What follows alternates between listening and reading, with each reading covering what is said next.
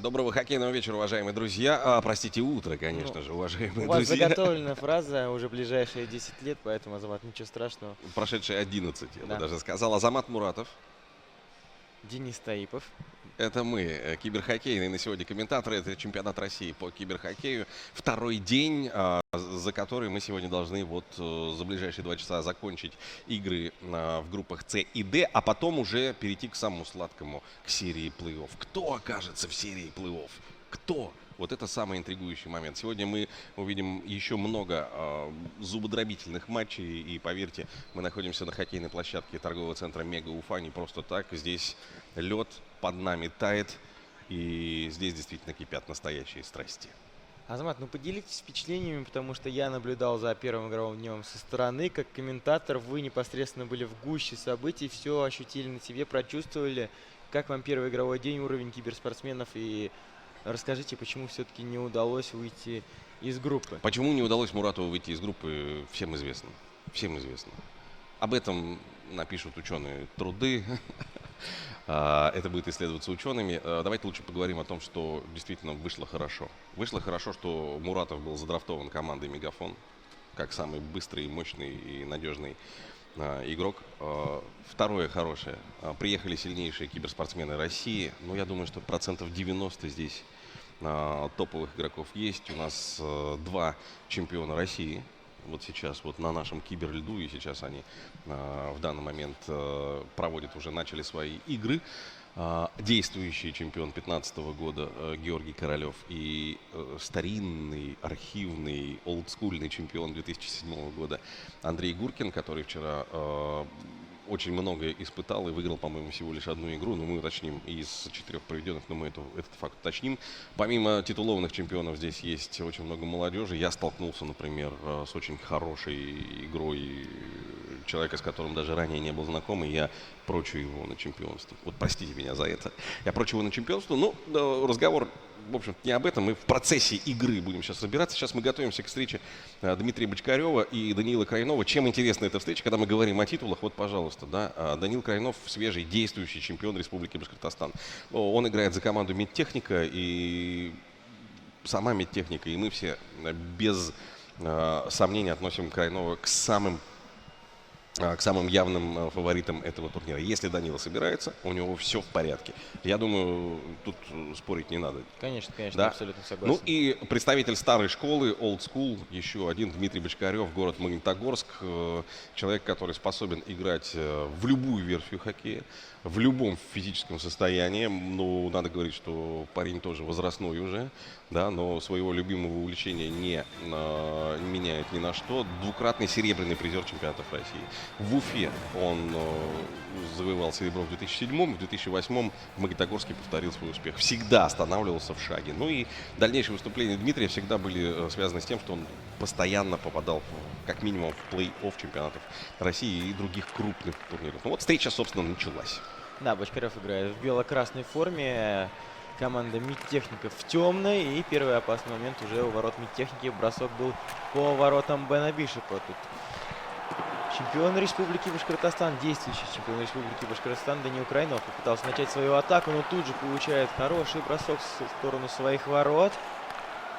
Журу подхватывает шайбу, Макдэвид. Хорошая атака, но посмотрите, опыт позволил Бочкареву положить защитника там, где шайба окажется через секунду. Собственно, и все, что вы должны знать об игре магнитогорского ветерана киберхоккея. И атаки уверенно держит шайбу в зоне чемпиона Республики Башкортостан и пытается диктовать свои условия. Понятно, что сейчас разыграются оба, и большие шансы на раскрытие своих способностей и показ этих способностей действительно у нашего игрока, у игрока Медтехники. И сейчас что Бочкарев будет играть в большинстве. Удалили Данилу Крайнова. Да, здесь вообще ничего не предвещало опасности. Крайнов сказал: у меня, вы прям видели. У нас на экран выведено было лицо Данила Крайнова, когда он так удивленно смотрел на судью, на Вячеслава Буланова, как мы его называем в киберхоккее. В таких случаях Вячеслава Буланова. Золотой свисток киберхоккея. Да, и смотрите, фол в атаке. фол в атаке, и, пожалуйста, сейчас Крайнов будет защищаться. Ну, мы все знаем, что для большого мастера нет разницы, как играть, в меньшинстве или в большинстве. Иной раз команда, которая, по идее, должна защищаться, больше времени проводит в зоне соперника. Так устроен этот мир, так устроен этот хоккей, и этим надо уметь пользоваться. Но очень уверенно сейчас в зоне Крайнова находятся хоккеисты Бочкарева. Ну, Крайнов ищет возможности либо пойти вперед аккуратненько, да, не оголяя тылы, не шашки наголо, либо подержать шайбу в средней зоне, чего он добился. Но 2 в 1 все-таки есть такой выход. И будет бросок. Нет, вот сейчас будет бросок в ближний угол после передачи практически с угла площадки. Ну, хорош Бочкарев. Хорош. Я вспомнил тот момент, когда вы сказали, что на опыте хоккеиста положил, когда Бочкарев, когда был опасный момент. А по-моему, в 19-й части вообще стараются не класть налет. Ну, потому что передачи, да. чреватое удаление. Но здесь это было так мастерски исполнено, и сразу виден большой опыт. Вот сейчас я хотел бы оценить вертикальнейшую передачу Бочкарева. Это был не бросок в сторону ворот, а попытка за спину защитника закинуть шайбу, которую уже готов был подхватывать нападающий прямо на пятачке у ворот. Это очень хороший прием, периодически это работает. Вчера у меня, кстати, один из голов подобного образа прошел, я очень радовался. От момент, но, к сожалению, для болельщиков медтехники сейчас хорошо сработал вратарь Магнитогорского Дмитрия Бочкарева. РЭД против МЕД. Интересная, да? Вот аббревиатура. Я уже говорил вчера, что на чемпионате Республики Башкортостан по киберхоккею местные болельщики, которые представляют команду медтехник, которые прям в компьютерной игре находятся, там темнокожий парень весь матч стоял с плакатом «Let's go медтехника». Нет, плакат звучал по-другому. «Let's go медтехника». Вот так звучал. Sorry. Вот так там было написано точно. Что, положение вне игры или опять в большинстве Бочкарев? А второй фол в атаке. Удивительное дело. Ну, надо как-то поддержать нашего друга, да, и действующего чемпиона. Давайте мы его вот так вот поддержим. Не видно, да, меня, к сожалению. А вот все. Let's go, медтехника, let's go. Спасибо. Опасный момент, Бочкарев бросает, но пока вот какого-то акцентированного броска ему все-таки не удалось ни одного нанести. Ну, везде успевает вратарь, везде слишком долго летит шайба, смещается вратарь, если мы говорим о таких пасшотах на дальнюю штангу. Контролирует шайбу Бочкарев уверенно, но не более того, потому что Крайнов еще более уверенно защищается. Но всегда есть возможность получить шайбу даже при самой уверенной игре. Ты можешь быть спокоен за то, как ты действуешь, но надо в голове держать, да, кривенькая и косенькая, не обязательная, она может в ворота забраться. Поэтому задача Крайнова на эту игру, мне кажется, просто забросить 3 шайбы, и все будет в порядке. У Бочкарева, кстати, ни одной победы пока, ни одной победы на этом турнире, не в лучшем состоянии он приехал сюда в плане готовности. И сейчас у него, по-моему, ну так врать не буду, 1 ничья и 3 поражения. Понятно, что для него это сейчас вот просто матч престижа. Взять и переиграть чемпиона республики и как бы показать, подтвердив свой класс. Вот так вот. Открывает счет. Даниил Крайнов. Публика аплодирует. Все радуются. Я думаю, повтор первой шайбы мы заслужили увидеть, если нам его покажут. А если будет следующий, конечно, начнем экономить время. Да. Но пока мы отмечаем, что ничего сверхъестественного делать не пришлось Крайнову. Просто дождаться момента, когда Макдэвид окажется перед воротами. И без обработки удар в касание. Вот, да, пожалуйста. Дождаться не только момента, когда Макдэвид откроется, но Крайнов дождался своего первого акцентированного шанса. Потому что до этого он играл в меньшинстве 4 минуты, пытался что-то в атаке нащупать, ничего не получалось. Но как только он закрепился в зоне, 3-4 удачных передачи, почувствовал уверенность, сразу же забросил первую шайбу. Это говорит о мастерстве и опыте хоккеиста. И вот снова Макдэвид в зеркальной ситуации, да, бросал, правда, в этот раз перед шайбой оказались 2 игрока команды Дмитрия Бочкарева. Я хотел бы обратить внимание, да, хорошо, что в этой позиции оказался именно Макдэвид, а не кто-нибудь другой, потому что вы видели по картинке, приходилось Макдэвиду подстраиваться под шайбу, под этот бросок. И он с этим справился, да, но оверолл Макдэвида позволяет. Если бы это был какой-нибудь более слабый или заметно более слабый хоккеист, не факт, далеко не факт, что мы увидели бы шайбу. Вот сейчас бросок, не стал сближаться Крайнов, использовал шанс бросить практически с кругов выбрасывания на въезде. Ну и, возможно, было добивание, если уже в ближний угол бросок не прошел. Статистика по броскам 4-4. А вот посмотрите, первая шайба у нас в матче, где встречаются Кирилл Иванов и Вадим Пономарев. 2 лидера своей группы. Пономарев идет и Иванов, оба идут без поражения. Пономарев — это челябинский действующий бронзовый призер чемпионата России. За него сейчас переживает весь хоккейный трактор, а за Кирилла Иванова сейчас переживает на самом деле вся Башкирия, потому что он первый чемпион, прошлогодний чемпион Башкирии, да, и он сейчас играет за команду Субару. Да, и нынешний бронзовый призер. Да, и нынешний тоже бронзовый. не То надо есть получается так, что в рамках республики самый титулованный спортсмен, у него больше всех медалей и больше высокого качества. Бросок! И вот 1-1, и пожалуйста. 1-1 стоило нам начать болеть за Субару, да? Кирилл Иванов. Кстати, сегодня в эфире давайте всем предложим прям в эфире разыграть замечательные автомобили Subaru. Вот они у нас здесь в студии. Давайте скажем так, автомобиль Subaru получит тот, кто угадает точное количество забитых Кириллом Ивановым шайб, ну, скажем так, вот в этой встрече.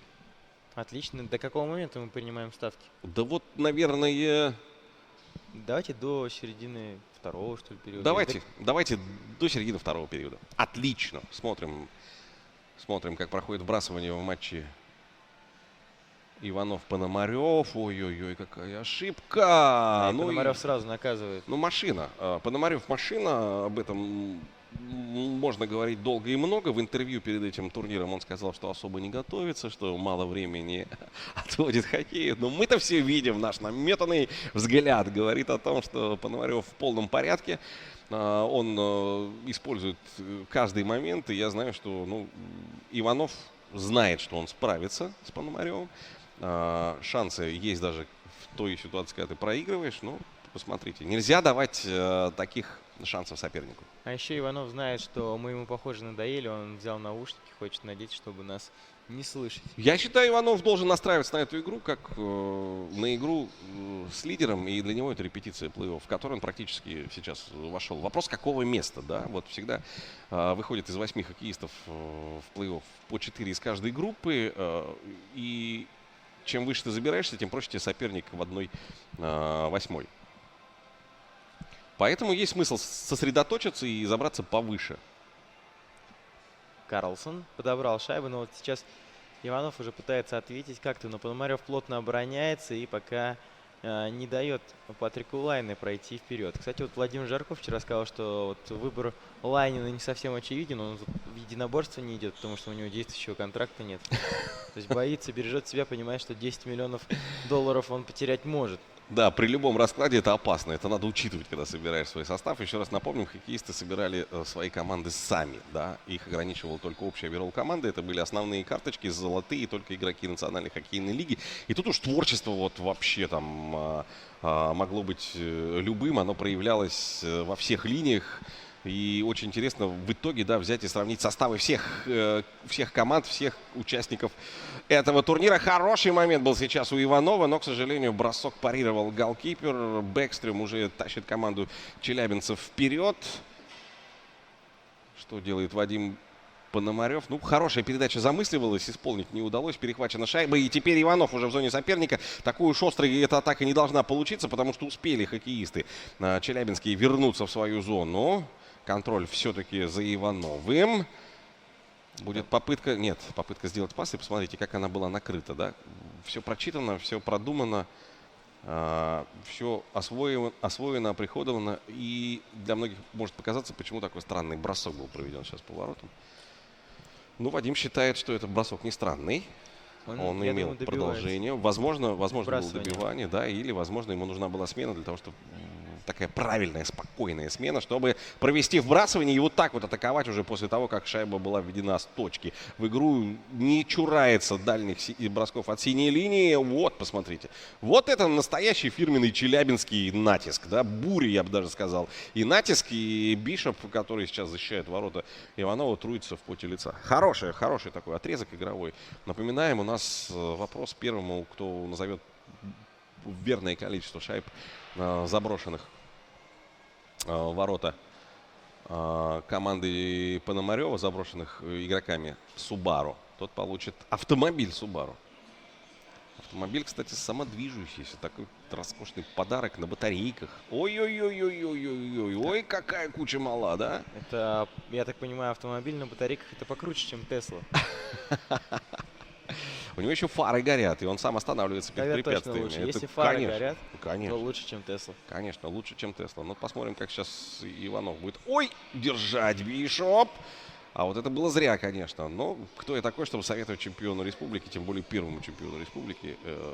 Кирилл знает, что он делает, и он, я уверен, более чем уверен, он справится. Переходим к матчу параллельному. Данил Крайнов против Дмитрия Бочкарева. Уфа против Магнитогорска. Ну что, по-прежнему 1-0, да? По-прежнему Уфа ведет. Медтехника. Я думаю, что период очень быстро прошел, потому что мало пауз и, скорее всего, не было даже удалений. Все-таки уже 2 минуты просто осталось играть. Да, как-то ровненько все идет. Вот в атаке Бочкарев дальнюю штангу высматривает, но нет. Бишоп его останавливает. Очень важно, вот в игре на таких турнирах очень важно играть так, как ты играешь. Вот как ты любишь, как ты чувствуешь, как ты сконцентрирован. Ты должен чувствовать, что у тебя вот просто мысль летает свободно, порхает как бабочка. И при этом ты действительно не связан такими скукоженными пальцами. И ты чувствуешь практически сердцем, как двигаются твои хоккеисты, и ты перемещаешь шайбу. Вот если Крайнов такое состояние поймает, то его будет не остановить. Но сейчас это, конечно, не преимущество. 0-1 в пользу медтехники для Крайнова это очень-очень мало. Мы помним о том, что это киберхоккей, и помним о том, каков уровень Дмитрия Бочкарева, который, вот, приехав из Магнитогорска и не выиграв еще ни одной игры на этом турнире, вот, он все-таки готов в любой игре показать. Он-то, кстати, сейчас расслаблен. Вот вообще, я думаю, не напрягается Бочкарев, а в это время дальний бросок. Дальний бросок приводит к тому, что медтехника удваивает преимущество. Многие говорили, что в этой версии режима худ, когда все ограничены оверолом 85, дальние броски не будут проходить, стоит поставить приличного вратаря. Нет, посмотрите, заходит. Я, кстати, сам пару дальних бросков очень неприятных от синей линии пропустил вчера на групповом этапе. И действительно этому даже не удивился, в отличие от некоторых. Ну, сейчас, по-моему, первое большинство. Второе в этом матче у Крайнова. Я так понимаю, что мы, наверное, во втором периоде пропустили как раз первое большинство в этой игре для Крайнова. Здесь опасный момент был передача на дальнюю штангу, но не удалось замкнуть Даниилу эту передачу. Снова Овечкин заходит в зону, за воротами, выкатывается, смотрит пята, как он Ларсен дубль. Как хорошо, да? Как хорошо все сделал Крайнов. Овечкина там попросил зафиксировать шайбу на крюке своей клюшки, развернулся, нашел диагональной передачи из ворот. Ну, я думаю, в этой игре уже все понятно. Я с большим уважением отношусь к Дмитрию Бочкареву, но я не думаю, что Крайнову сейчас можно отыграть 3 шайбы. Я думаю, что, исходя из той формы, в которой сейчас находится Крайнов, есть команда медтехника, ну, просто невозможно 3 шайбы отыграть, тем более за один период. Я тоже считаю, что здесь все решено, поэтому, возможно, мы переключимся на другой матч, где играет Кирилл Иванов. Давайте переключимся, да, на матч, где Субару играет с хоккейным клубом «Трактор», условно скажем так. Кстати, вы видели, да, какое посвящение хоккейный клуб «Трактор» сделал в адрес Вадима Пономарева? Что, 2-2, и вот, пожалуйста, Субару сравнивает счет, стоило нам переключиться. Как-то удачно мы переключаемся, да, Да, Денис? Да, удачно для Кирилла Иванова. Да, давайте посмотрим, как это было. О, хорошая разводочка, 1-0.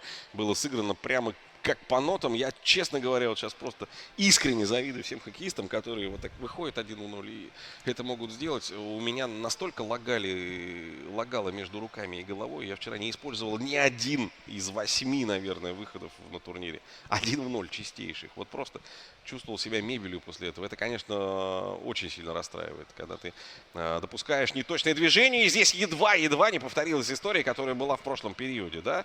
Иванов сравнивает счет, и Пономарев в первой же атаке снова вырывается вперед. Нет, сейчас желтенький голкипер Субару справился с этим опасным выпадом. Надо выигрывать вбрасывание, да, и аккуратно переводить игру в зону соперника. Ну, как вот это звучит, конечно, по-дилетантски, да, играя против Вадима Пономарева, говорить о том, чтобы перевести игру в его зону. Ну, не всем это возможно, по зубам. А здесь. Какая пауза. И ведь действительно был шанс, что противоходом в девятку в дальнюю шайбу зайдет. К сожалению, для нас этого не получилось. И как блестяще играет Кучеров. Кучеров из Челябинского Трактора, а? Да, Кучеров и там забивает. И это вообще, наверное, самый популярный игрок, которого выбирают игроки. Здесь ответная атака и попытка броска в одно касание, но Пономарев, конечно, классно обороняется. У него пока мало видно свободных зон. Где-то на индивидуальном мастерстве его проходит Иванов, но чтобы так как-то проваливался Пономарев, пока я еще ни одной атаки такой не видел. Очень плотненько играть в защите пытаются оба, но заметьте, никто не провалился, а Иванов-то нашел дорожку, да, и 1-0 практически. Ну, понятно, что соперники сидели на плечах, но он забросил при выходе 1-0. Практически там вчистую. Я бы хотел вот сказать о том, что у меня полное ощущение, глядя за игрой Вадима Пономарева, это первая игра, которую я наблюдаю в этом сезоне его, вот, так сказать, воочию, да. Хочу сказать, что действительно чувствуется такой сплав новинок, всего того нового, что дает новый хоккей, новое поколение игры и старой школы. Он не чурается бросать и очень много, мне кажется, по сравнению с другими соперниками бросает по воротам. Его не стесняет, вообще нисколько не волнует статистика, что там голкипер может чаще всего отбить шайбу, да. Вот сейчас Пономарев будет играть в меньшинстве, и у Субару есть хороший шанс. Вообще его это не волнует, его волнует другое. А может и не отбить. Мне кажется, вот это такая олдскульная позиция хорошего топового игрока. Что, будем смотреть, как Субару будет пытаться реализовать большинство. Да, 4:42 до конца третьего периода. Второго. Да. Второго периода, да. И вся борьба пожалуйста. здесь еще впереди. Счет 2-2, и здесь вообще ничего не понятно. Но это шанс для Иванова. Он неплохо реализует большинство на этом турнире. Статистику, Карлсон. конечно, мы не вели, но такое вот ощущение есть. И посмотрите, как вот кружит Карлсон, да, и никто на него не бросается. Ему позволяли кружить, выкруживать. Ошибка. Фатальная она не будет. И даже вот при том, что ошибается Пономарев в своей зоне, он тут же накрыл нападающих хоккеистов Субару. Такая зонная оборона, она типична, если в реальном спорте, для баскетбола, когда никто не выбрасывается на игроков, все стоят по зонам и знают, кто куда придет. Ну, вообще существуют такие настройки, при которых удержать соперника в зоне, медтехника 4-0 уже ведет, удержать соперника, удержать своих хоккеистов от выпадов в адрес соперника вот очень и очень трудно. Ты должен справляться с этим, когда вот управляешь командой. Ну и что? Там медтехника опять атакует. Что? Выход 1 на 1. Пропустил. Да, и Бочкарев первую шайбу забрасывает в матче. Подождите, самое интересное, что вот сейчас произошло в матче с Субару против мы классно разделились за матч. Мы я очень не смотрел. я смотрел наверх, да. То есть в медтехнике у нас за 6 минут до конца 4-1. Медтехника против Магнитогорского Бочкарева, да? Смотрите, 1-0. Как, мне вот интересно, как, ну да, все как положено. И здесь параллельно, вот, ну просто золотые времена компьютерного хоккея. Чемпионат России, 2 шайбы в одном экране. Ну, о таком мы могли только мечтать вообще. Да, одно только плохо, да, что пропустили уфимские хоккеисты. Вот. И на том экране врезанном, и на другом.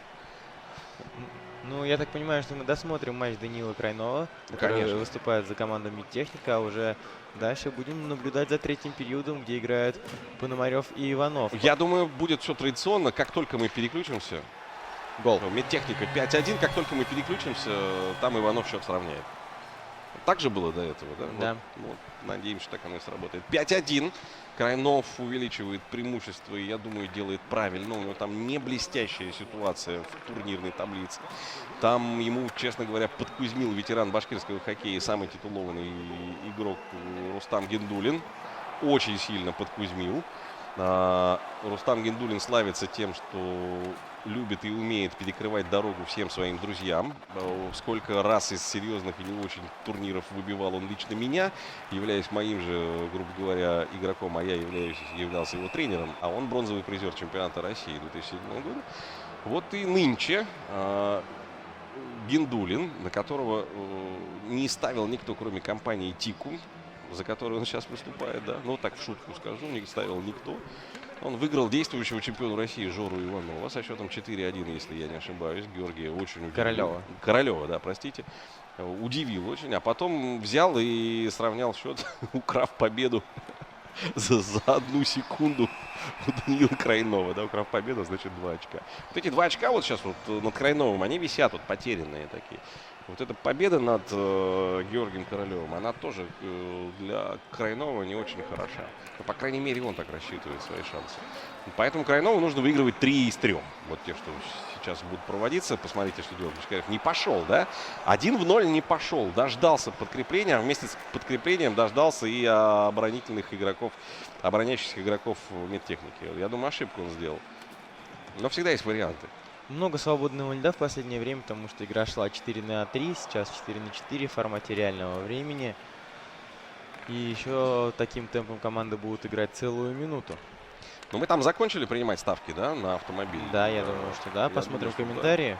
Да, я прошу сейчас арбитров посмотреть, что там происходит в комментариях. Естественно, комментарии должны быть в группе телекомпании БСТ, где вы смотрите трансляцию, либо в группе Федерации компьютерного спорта Башкортостана, ФКС Башкортостана. Вот такая у нас группа есть специально для этих случаев. Нас интересовали ваши ставки на то, сколько шайб забьет в своем матче Кирилл Иванов. Да, мы сейчас наблюдаем за другим матчем. Ну, давайте все-таки переключимся на Иванова, потому что здесь все понятно. Вот здесь действительно все понятно. Медтехника побеждает. Мы опять же возвращаемся к тому тезису, что отыграть 3 шайбы у Крайнова было просто нереально за оставшиеся секунды и минуты. Но вот сейчас мы увидели, что еще и увеличился разрыв в счете. Нам нужно сейчас переключение. Переключение на матч, где Субару играет против Магнитогорского вице-чемпиона двукратного. Затягивается у нас переподключение. Пока мы наблюдаем последние минуты матча Бочкарева и Крайнова. Ну, еще и в большинстве будет играть. А вот теперь Пономарев против Иванова. И большинство сразу у команды Субару, как только мы переключаемся. Не гол, но тоже интересно и тоже что-то в плюс для Кирилла Иванова. Мы должны по традиции увидеть гол. Хорошая передача, но там леворукий игрок стоял. Да, клюшка не в той руке. И сейчас нужно держать вот этот выпад. Очень хорошо, что справился Иванов с выходом в меньшинстве. 5-3 еще 5-3 будет играть. Вот здесь все время тонкий момент, да, отдавать ли шайбу побыстрее, либо попробовать использовать. Но вот для такого броска самое время. Кстати, бросочек мог войти, но такая вероятность, там, 10-15%, да. Но не вошла, так будем играть с двойным преимуществом. 5-3. Пономарев понимает, что такое преимущество уж Иванов должен реализовать. С другой стороны, да? С другой стороны. А если нет? Это же какой удар по психологии? Может быть. Если бы менее опытный игрок находился на площадке. Вот посмотрите, что на опыте делает Пономарев. Выбрасывает шайбу. Откатывается с 3 игроками назад. Посмотрите, он с центра Бержерона откатывает назад, чтобы тот не побежал вперед прессинговать. В кучу собирает, да. Это с Дэна Хара там стоит, 33-й, да? С длинной клюшкой. Нет, на дальней штанге? Нет, 33-й номер. Нет, это не он. Нет, это Дастин Баффлин. Да, Баффлин. Баффлин-то намного эффективней. Ары все вчетвером уже играют хоккеисты Челябинска. Так, пока Пономарев спокойно обороняется, знает, что он делает, знает, что будет делать соперник. Но Иванов уже 2 раза его серьезно удивил. Какое катание вы видели, да, сейчас, что происходило? Есть у нас 4 ставки, да? Есть 4 ставки, да. Сергей Карташов 3 шайбы забьет Иванов. Мы бы, кстати, не возражали. Вильнур Хаметов написал, что 7 шайб. Артем Степанов сказал, что игра закончится со счетом 2-2. Уже не отгадал. Лев Мирончев написал, что будет 3-3. Машины красивые, а ставки всего 4. Ну да ладно. Для разгона это хорошо. Он тут закатался немножко, сам себя в лед закатался сейчас Пономарев, но ему все хорошо. Все, что происходит в зоне соперника сейчас, для него это просто блестяще. Это просто удачно. Да, поздравляем Даниила Крайнова, он выиграл свой матч со счетом 5-1. Да, все как мы переключались, так оно и закончилось. Медтехника записывает 3 очка в турнирную таблицу. По-прежнему у Бочкарева из Магнитогорска нет побед, но уровень игры вы заметили, да, смог одолеть только в 3-м периоде. И очень, очень мне нравится, как играет сейчас наш челябинский друг, товарищ и партнер. Правда, он останется в меньшинстве в очередной раз. Но вы заметили, его это абсолютно не пугает. Ему все равно. Все едино. Втроем играть, вчетвером, в пятером. Вот шестером, наверное, не пробовал еще.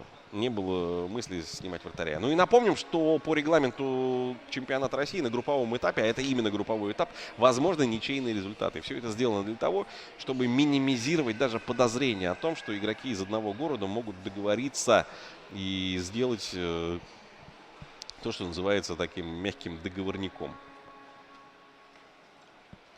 Ты знаешь, да, если катаешь ничейку, ты теряешь 2 очка, и это очень, очень серьезные потери. Тяжеловато пока в большинстве Иванову, мало что у него получается. И очень спокойно Пономарев просто выбрасывает шайбу из зоны, даже не смотрит в сторону атаки, понимает, что сейчас, наверное, лучше ближайшую минуту еще достоять, а уже потом пойти вперед. Да, и позволяет сопернику ошибаться в его зоне. Вот сейчас вы видели, как Субару неточную передачу хоккеисты Субару позволили себе. А это команда, за которую болеют все уфимцы сейчас, да. Неплохой момент на пятаке, там Макдэвид вылезал и мог как-то шайбу просунуть. Да, могло получиться все, но не получилось. Ну и посмотрите, острые контратаки. Вот иногда вот посмотришь за действиями хороших, классных хоккеистов, да, такое ощущение, что голова может кругом пойти. Куда отдаст, как отдаст, почему туда, ой-ой-ой-ой-ой. Вся надежда была на Бишопа, Бишоп справился и пошел вперед Кирилл Иванов. А кто у него там сейчас шайбой владеет? Ох, Овечкин. Овечкин это хорошо. Овечкин это гораздо лучше, чем кто-нибудь другой. А еще хороший Овечкин, когда он бросает. Бернс на Жиру. Жиру бросил с развороту. Тут же на подхвате отработал. И будет выходить на ударную позицию. Бросок. Добивание нужно было, но не подвинул джойстик. Не подвинул джойстик, насколько я понял, Кирилл Иванов.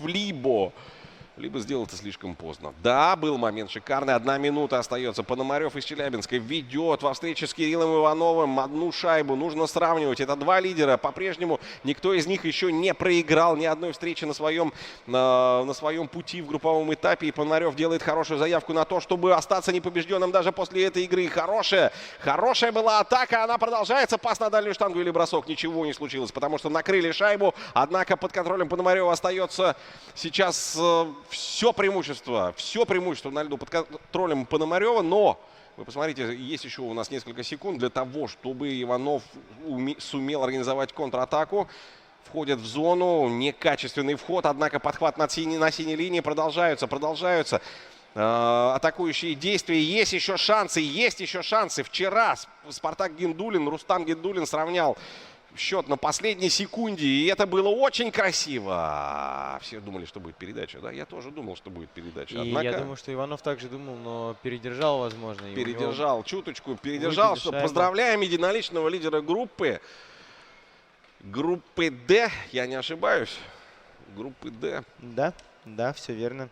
Вадим Пономарев. Вот наставление голкипера хоккейного клуба «Трактор» Василия Демченко все-таки сыграло свою роль. Видимо, именно сейчас Вася Демченко своим энергетическим посылом помог Вадиму Пономареву, или как его знают в хоккейной России, Вадяну, извините за выражение, выиграть в этом матче. С минимальным, но все-таки счетом, позволяющим говорить о том, что 3 очка будут за ним. 5 из 5. Вот это уровень, правда? И такие хоккеисты вчера у нас уже были замечены. Да? И сейчас Пономарев... Вот плохо, что вот у нас в Башкирии не всегда правильно пишут фамилии хоккеистов. Вот Вадим Пономарев на будущее. Я так чувствую, мы еще долго будем наблюдать за его матчами. Да? Его фамилия слово Пономарь. Да? Вторая гласная его фамилия это буква О. Спасибо большое. Сейчас, говорят, нам все поправят. Ну что, будем подводить итоги. Нам сейчас... Во-первых, мы говорим о том, что автомобиль Subaru, да, от всех тех, кто болел за Кирилла Иванова в этой встрече, мы отдаем Сергею, по-моему, Щепанов или Степанов, ну, могли тут ошибиться. Артем Щепанов. Или, ну, разберемся. Да, Артем, который поставил на счет 2-2. Автомобиль красивый. Я вот сейчас вот попытаюсь показать. Давайте на стол поставим, чтобы продемонстрировать. Нет, я не могу его сейчас. Дело в том, что батарейку... Ну, давайте вынем, да? Ну, а почему нет?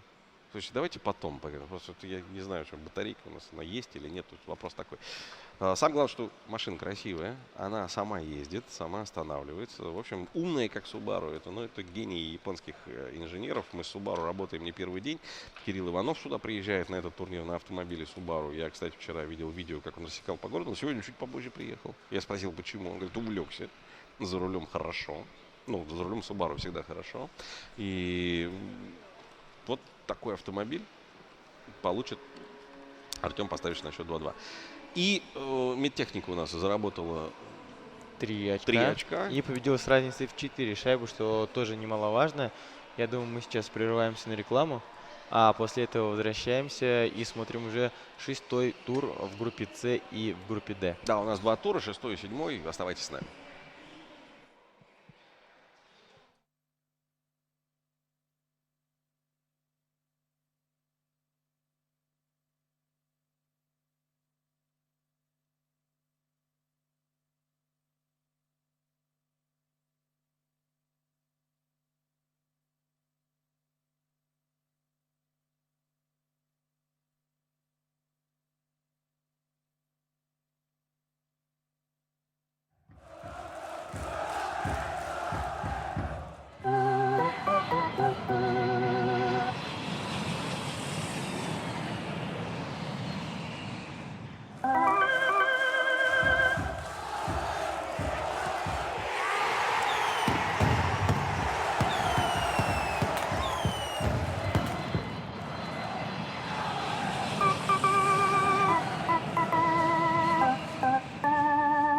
Sky Group.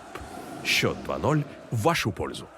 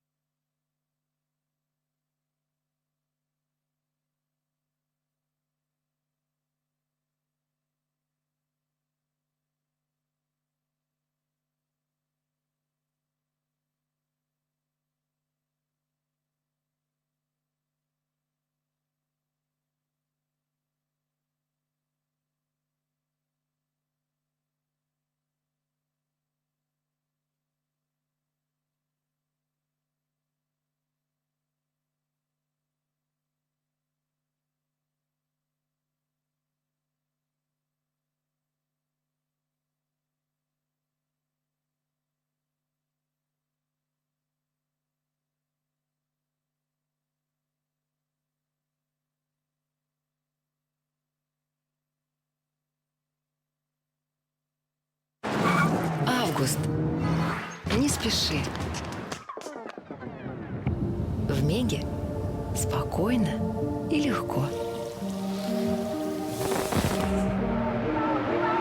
Легко и быстро все найдется.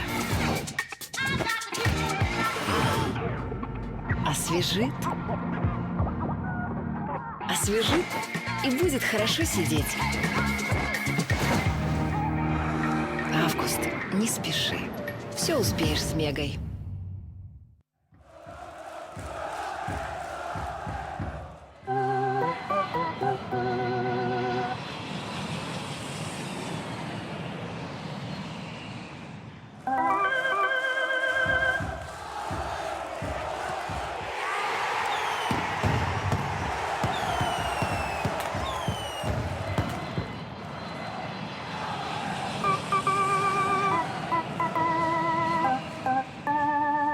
Sky Group. Счет 2-0 в вашу пользу.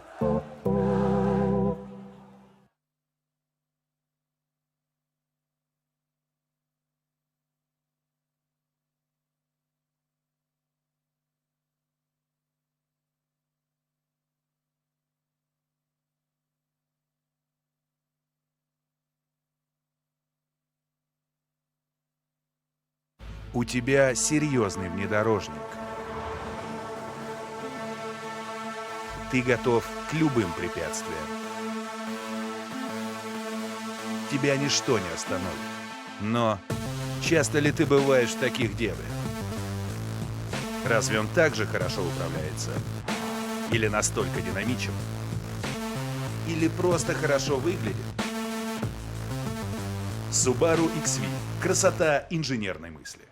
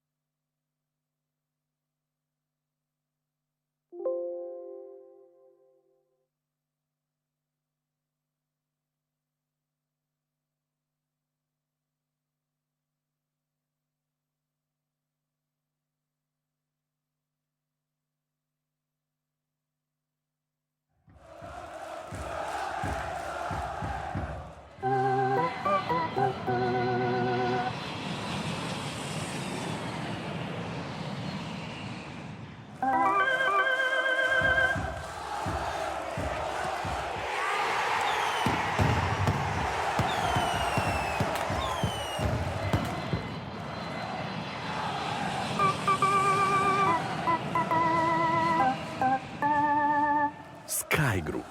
Счет 2-0 в вашу пользу.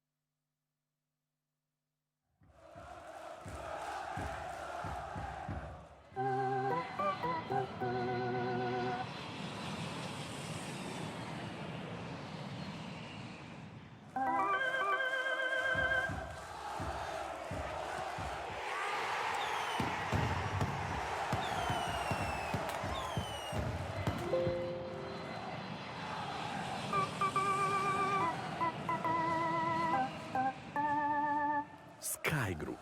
Счет 2-0 в вашу пользу. Еще в 1933 году Владимир Котельников предложил и доказал фундаментальную теорему цифровой обработки сигналов. Чтобы сегодня Ольга Николаевна могла увидеть первые шаги внука, несмотря на расстояние. Но ни она, ни большинство людей не понимают, как работают технологии. Да, людям нужны не технологии, а то, что они дают. Поэтому мы не подключаем людей к интернету. Мы даем возможность быть собой. Стать кем-то другим. Окунуться в воспоминания и заглянуть в будущее. Привет, дочурка. Привет. Как дела твои? Мы помогаем людям поддерживать связь друг с другом. С близкими, которые рядом и которые далеко. Мы не просто подключаем телевидение. Мы открываем миры. Мы хотим, чтобы бизнес рос и был уверен в своих возможностях. И делаем все, чтобы каждый предприниматель мог держать офис в своем кармане.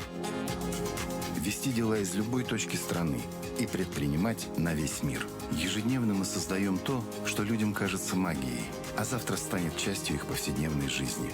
Устройте кинопремьеру дома. Запишите ребенка в детский сад.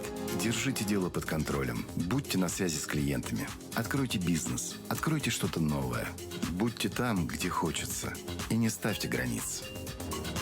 Мы работаем, чтобы вы стали ближе к своим желаниям и новым возможностям. Ростелеком. Цифровой доступ к тому, что нужно. Мы возвращаемся в прямой эфир. Стартует у нас 6-й тур в группе С и в группе Д.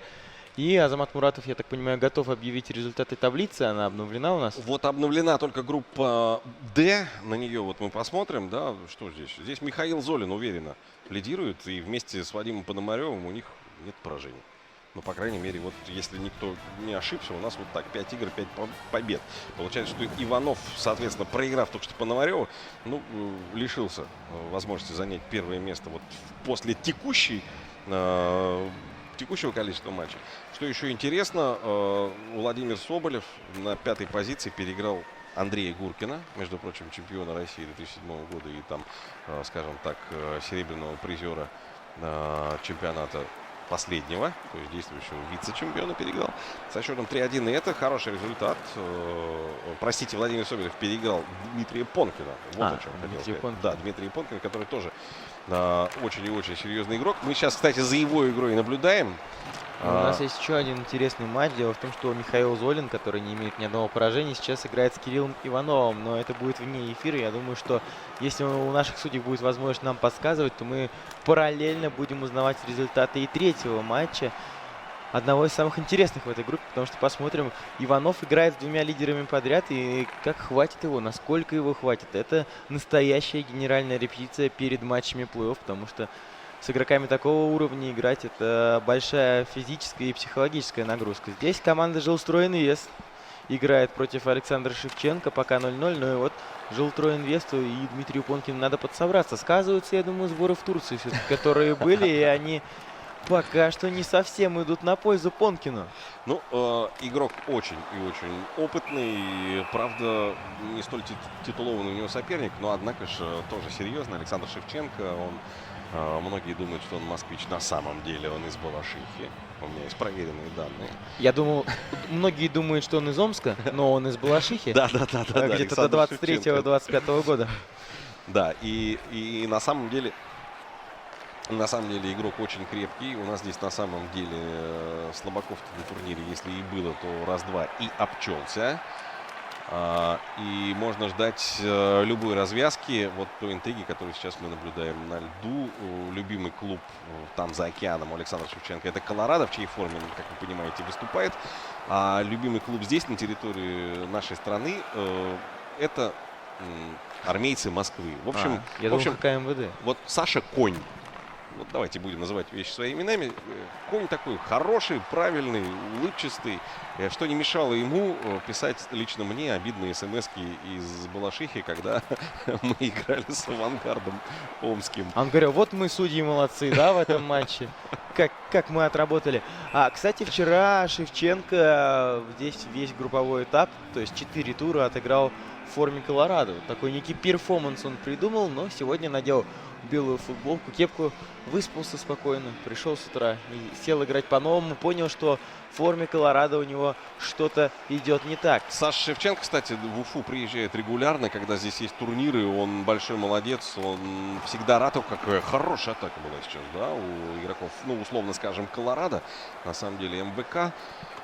И он, на самом деле, большой молодец, и он тот человек, который первым подал заявку на участие в этом турнире. Вот первым мы всегда особо благодарны, потому что, ну, если затевается какое-то большое дело, его нужно тут же поддержать. Вот, на самом деле, Саша Шевченко, которого все знают в киберхоккейном мире как Узник, таков его никнейм. Узник, вот, в этом плане красавец. Ему в Уфе нравится, и был он здесь на Кубке мира по киберхоккею во время чемпионата молодежного мирового первенства в Уфе. Здесь было много веселья. А сегодня он взял и приехал, вчера точнее, взял и приехал с женой. Тоже правильно. Мы взрослеем, мы растем. Иногда можно и жене показывать, чем мы здесь на самом деле занимаемся. Вот, я сам никогда ничего не скрываю от жены, да, и более того, жена привлекается к моему хобби и очень любит хоккей. В вашем и киберхоккей. случае невозможно скрыть, потому что она работает вместе с вами, у вас интервью Азамат берет. Да, вот Саша привез свою супругу, она тоже большая молодец. Спасибо ей за то, что она нас поддерживает тоже. И что, ну смотрим, да, Узник сейчас, он же Шевченко, он же лидер команды МВК, ну просто доминирует на площадке. У Димы Понкина, ну, прям скажем, не получается ничего. Я думаю, все началось с того, что его фамилию написали с маленькой буквы. Но пока она буковкой не вырастет, пока Понкин... Ой-ой-ой-ой-ой! И она вырастает на глазах, похоже. У нас на глазах эта буква. Ну, стандартная, хорошая, просто качественно изготовленная вот эта контратака. Да? Сидел в обороне, оборонялся.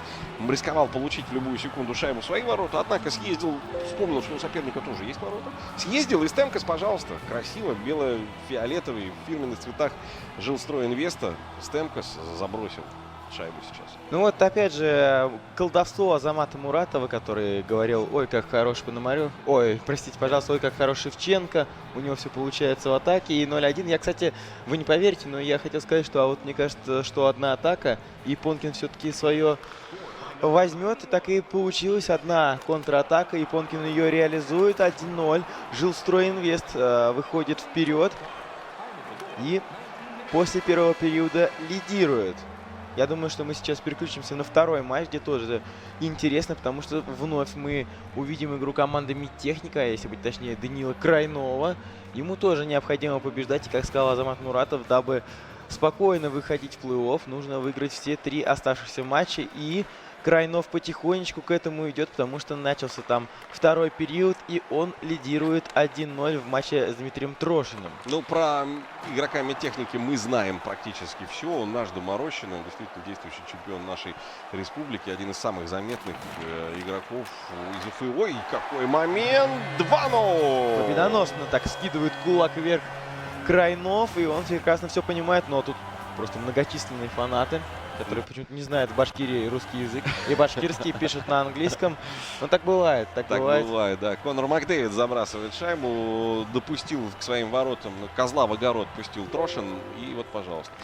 Дима Трошин тоже хороший, крепкий, насколько я лично с ним не встречался на площадке, на турнирах его не встречал, но хороший по отзывам нашего сообщества, хороший, крепкий игрок, что называется, из сети, да, сетевик.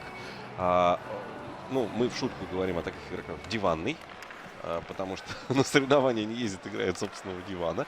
Диванный игрок. И что особенно приятно, да, вот за все время развития нашего киберхоккейного сообщества нам очень не хватало игроков из Казани. Вот нет у нас дерби зеленого, как минимум, да, мы его теряем. Как-то исторически сложилось. Я вот даже поднимал архивы всех чемпионатов России.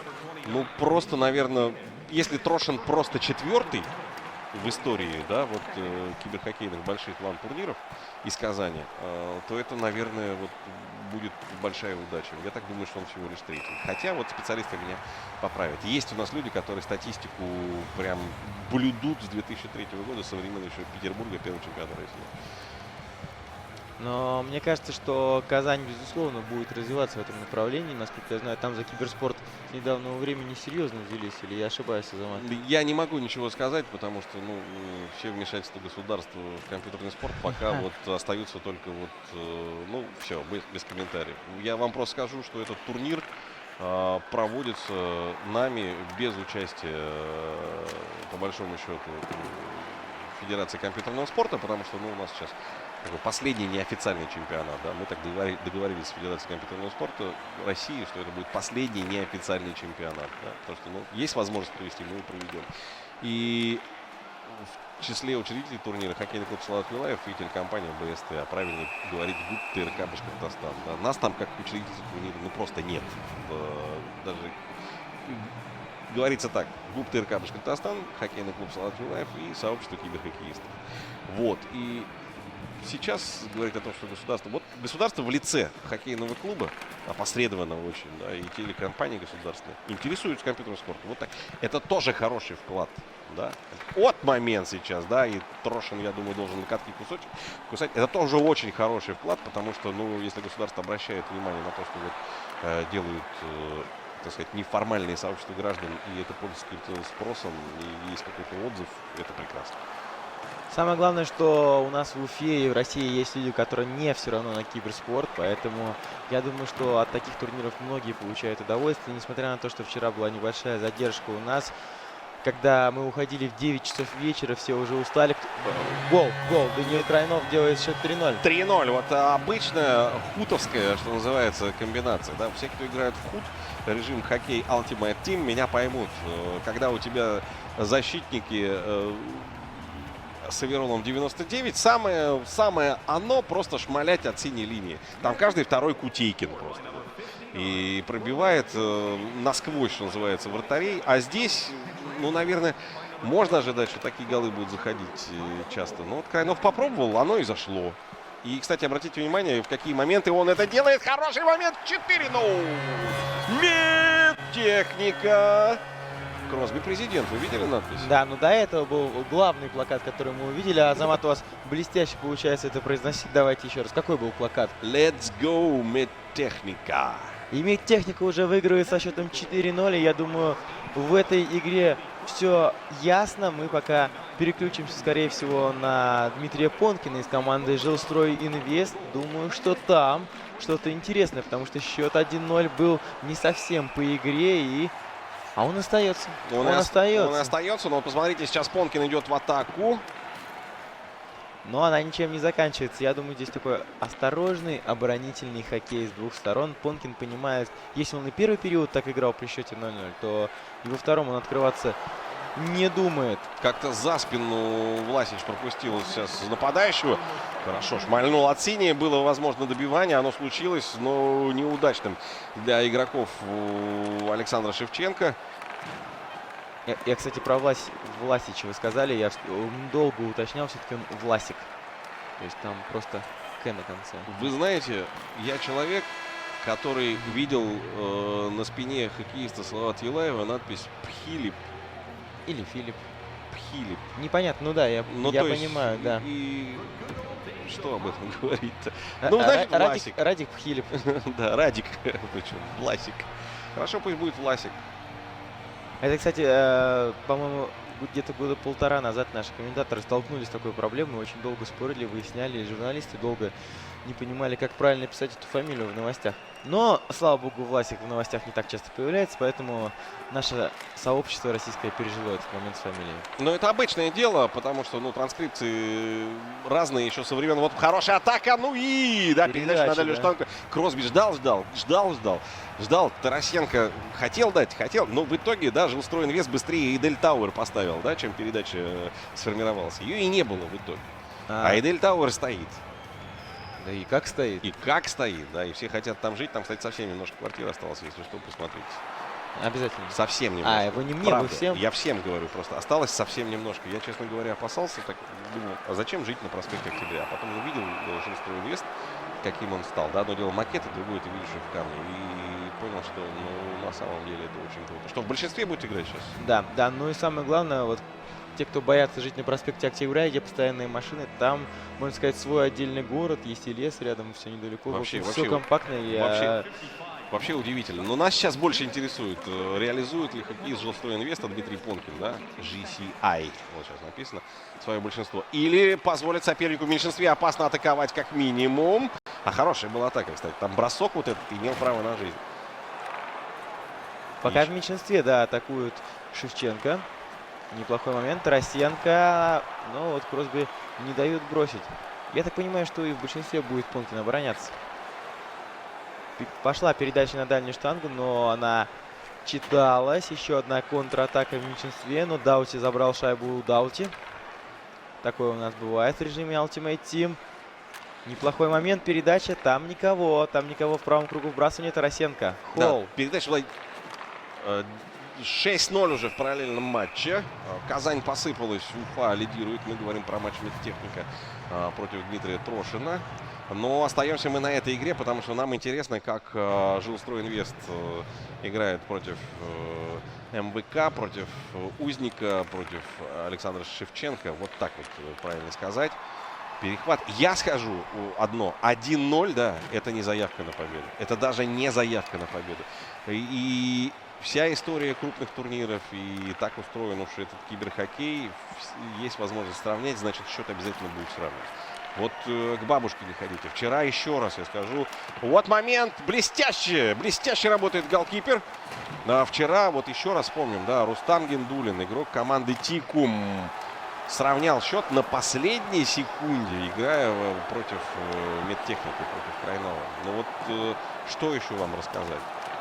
Понкин неплохо, кстати, зажал Шевченко в своей зоне. Несколько акцентированных атак он провел. И удивительно, что Дарлинг, я его впервые вижу в воротах Шевченко. То есть, значит, есть перекос в какую-то линию, скорее всего, в линию атаки. То есть, более мастеровитые нападающие в составе у Александра Шевченко. И логично, что он атакует, потому что, ставя в ворота вратаря с низким овероллом, ты имеешь возможность сделать 3 атакующих звена. А то и 4. Если с обороной не особо там густить, то есть ты сделаешь 4 звена, которые будут равномерно давить по твоей задумке на соперника. Но я вам скажу, что это возможность поставить вратаря послабее. Лично мной вчера не была ни разу хороший момент. Но сейчас просто повезло, я думаю, сейчас игроку команды Жилстройинвест Дмитрию Понкину. Не была реализована мной такая возможность, потому что, так вот хочется понадежнее все-таки сыграть в обороне, да, и защитная линия такая 85, 85, 84, 84, 83, 82, да, и на воротах Ринны 84, оверолл. Ну и понятно было, что... Опасный момент. Да, что было понятно, Азамат? Понятно было, что в некоторых матчах, допустим, в том матче, который я в 0-10 отлетел, там на воротах хоть Третьяка Владислава в лучшие годы, там звони по телефону, ну, ставь, там не вратарские голы были, ну, за исключением пары штук из 10. Ну, это всегда пару штук из 10 вратарских. Так бывает. Ну да. Но играть-то нужно нормально и не в своей зоне. Слушайте, я хочу сказать, что тут у Александра Шевченко вообще интересная тактика. Выходит, я так понимаю, первое звено. А знаете, кто играет в паре защитников? Анджи Копитер на позиции левого защитника. Не запрещено. Нападающий. Не запрещено, не да. запрещено, но интересно. Интересно. Я первый раз вижу. Почему? У Копитера хорошие данные.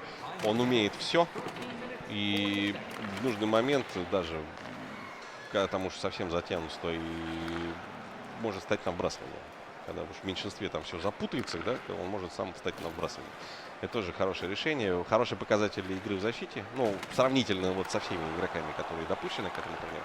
Потому что смотрим, как Медтехника играет. Да. Только что Медтехника была в меньшинстве, но снова Даниил Крайнов не пропустил по-прежнему. Счет 6-0, и Крайнов близок к тому, чтобы выйти в плей-офф. Ну, давайте не будем даже говорить. Нет, мы ничего не говорим, потому что он должен добиться всего сам. Потом мы можем просить только об одном, чтобы судьи поскорее внесли результаты прошедших туров, потому что нам хочется посмотреть на таблицу. Возвращаемся мы в матч Дмитрия Понкина с Александром Шевченко. Шевченко снова в атаке, привычно для себя. Игра 4 на 4 идет. Еще 15 секунд в режиме реального времени. Бросок от синей линии. Бишоп очень спокоен пока. Ну и вот, Азамат, согласны ли вы с тем, что Шевченко, да, владеет преимуществом, да, контролирует шайбу в чужой зоне, но вот каких-то акцентированных опасных бросков нет. То есть нет обострения. Слушайте, хоккей устроен так, что от синей линии залетает. Вы видели только что, Крайнов забросил шайбу от синей линии. Шевченко, который знает об этом хоккее все. Хоть он и не самый титулованный в лан-турнирах человек, он любому диванному герою в любом состоянии тоже дает бой. Он неоднократно выходил в четвертьфиналы и полуфиналы всероссийских онлайн-турниров, где играют лучшие, да, и как бы мы к ним не относились, там нужно показывать уровень игры, хочешь не хочешь. Узник, он же Саша, он же Шевченко, знает в этом хоккее все, но он просто играет против очень сильного соперника. И там вот, играя с Понкиным, он как удав. Он не дает тебе развернуться, да? И если Шевченко не будет находить... Посмотрите, какая передача. Ой-ой-ой-ой-ой, Дарлинг. Дорогой, дорогуша, Дарлинг. Сейчас говорит Саша Шевченко своему голкиперу. Хорошо, что ты поймал. И если Понкин, как удав, тебя окружает отовсюду, ты ничего не можешь сделать. Понкин, я напомню, в 2013 году добивался 4-го рейтинга, 4-й позиции в мировом рейтинге. Что вы хотите, чтобы этот человек там запросто вам проиграл? Да, кому-то он может там, не разобравшись, может там случайно слить. Случайно, возможно, слить, как мы до сих пор говорим, да. Но это старая школа, это большое мастерство. Ну и Понкина называют, наверное, главным тактиком и стратегом в Республике Башкортостан, потому что то, как он думает и видит игру, наверное, пока что у нас в республике не видит никто. Я не могу говорить про всероссийский уровень, но здесь, в Уфе, Понкин, конечно, главный стратег. Ну, в общем, Николай Цулыгин в своем роде. Я бы даже сказал Сергей Михалев. В большинстве будет играть сейчас Понкин. Жилстрой Инвест имеет шанс очередной на увеличение преимуществ. На самом деле, все, что надо сделать, сейчас вот 21 неполную секунду провести достойно, хорошо и спокойно, не позволяя сопернику сравнять счет. Вот это было, наверное, зря, потому что после этой его попытки броска получилось так, что Шевченко и пытается использовать возможность контратаки. И пустые его ворота. Что? Вторую. Да. Жилстрой Инвест. Устенко дубль, как я понимаю. Да, почему? Перешел в Уфу, в хорошую команду. На 30-м этаже Идель Тауэр выделили ему апартаменты. Живет, поживает, зажил Строй Инвест. Играет отлично. Да, посмотрите, с неудобной руки шайба медленно катилась. Мне это напомнило керлинг. Знаете, когда вот так вот девочки пускают диск, и вот он медленно начинает катиться. Слышал бы сейчас Стивен, что вы его сравнили с девочками, которые пускают. Да. Диск. 2-0 в этом матче. Уфимец Дмитрий Понкин переигрывает москвича Александра Шевченко. Ну, кто-то должен был выиграть в этой игре. Мы благодарим и того, и другого. Саше лучи поддержки. Он хорош на этом турнире, пусть не блестяще идет по дистанции. Уж я-то знаю, да, каково это, играя с лучшими, там пытаться зацепиться за каждую игру. Он старался, и это очень хорошо. Что, давайте сейчас мы обратимся к нашим арбитрам и спросим. У нас прошлые результаты туров все заполнены? Слышат ли нас? Но это не важно. Я думаю, что нас в торговом центре Мега, похоже, плохо слышно. Я буду удивлен, если нас плохо слышно. На самом деле здесь подтягиваются болельщики, и люди с удивлением наблюдают, что происходит. Что такое чемпионат России по компьютерному хоккею. Но вчера, кстати, да, вспомните, как у нас было красиво и интересно. У нас здесь, кто не знает, приходили настоящие. Сейчас же так... Ой, настоящие. Они, правда, настоящие. Да, они существуют, они настоящие. У нас были, давай загибать пальцы, защитник Станислав Гореев. Не, надо правильно говорить, Станислав Уралович Гореев. Да, у нас был Саша Бурмистров, у нас был Володя Жарков, который комментировал мой матч, да, я так и не посмотрел. Который дал вам 2 совета, и вы победили. Это, конечно, было просто невероятно. Я бы с удовольствием посмотрел, да, на этот матч. Ну, в общем-то, все записано, мы посмотрим. И еще мы как-то случайно зацепили в торговом центре Мега Уфа нашего голкипера, да, Андрея Кореева. Ну, я просто как Усейн Болт за ним бежал, чтобы его поймать. Но и Андрей на самом деле молодец. Шел он со своей девушкой с покупками, с большими пакетами, но уделил время, дал интервью Да. спокойно, улыбчиво. Так что хоккеисты Салавата уже в первый день 4 человека. Ну и еще скажем, что у нас был свой самый настоящий эксперт. Я не побоюсь этого слова, один из лучших экспертов России, потому что сейчас мы знаем, после Сергея Гимаева после его ухода есть такой небольшой провал в экспертной линии. Вот Рамиль Глебдинович Юлдашев к нам присоединился и просто нереально впечатлился от киберхоккея. Сказал, что до этого никогда он не видел и даже не представлял, что киберхоккей может быть настолько реалистичным. Так что, я думаю, пока все, кто здесь присутствовали, полностью довольны турниром. Жарков даже рассказывал, как он на Сеге или на Денде в свое время Там за играл в океаном. хоккей. Там за океаном играл. Технологии там за океаном, Да. конечно, оставляют желать лучшего. Нет, Не я то, что просто у к нас... тому, что и там за океаном была Сега, и там играли в хоккей. У нас пауза. У нас пауза, после которой мы к вам вернемся со всеми турнирными раскладами, потому что впереди последний тур в группах С и Д, и там самые интересные жаркие битвы. Сейчас мы определим, через некоторое время мы поймем, кто из игроков, из этих 16 игроков групп С и Д войдет в плей-офф. Это будет славная охота, не уходите далеко.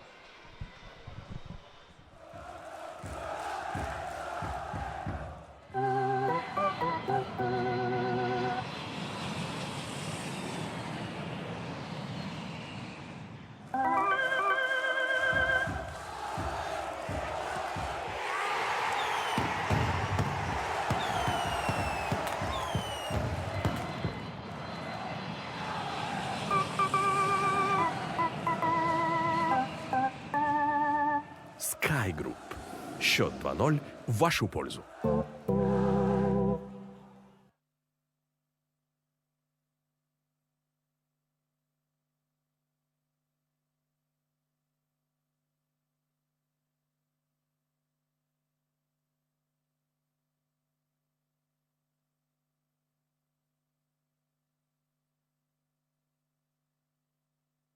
У тебя серьезный внедорожник. Ты готов к любым препятствиям. Тебя ничто не остановит. Но часто ли ты бываешь в таких дебрях? Разве он так же хорошо управляется? Или настолько динамичен? Или просто хорошо выглядит? Subaru XV. Красота инженерной мысли.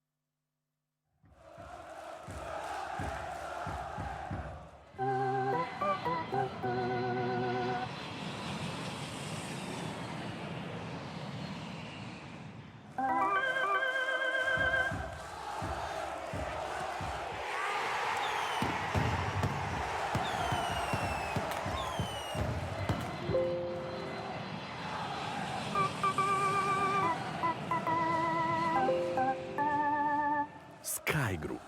Счет 2-0 в вашу пользу.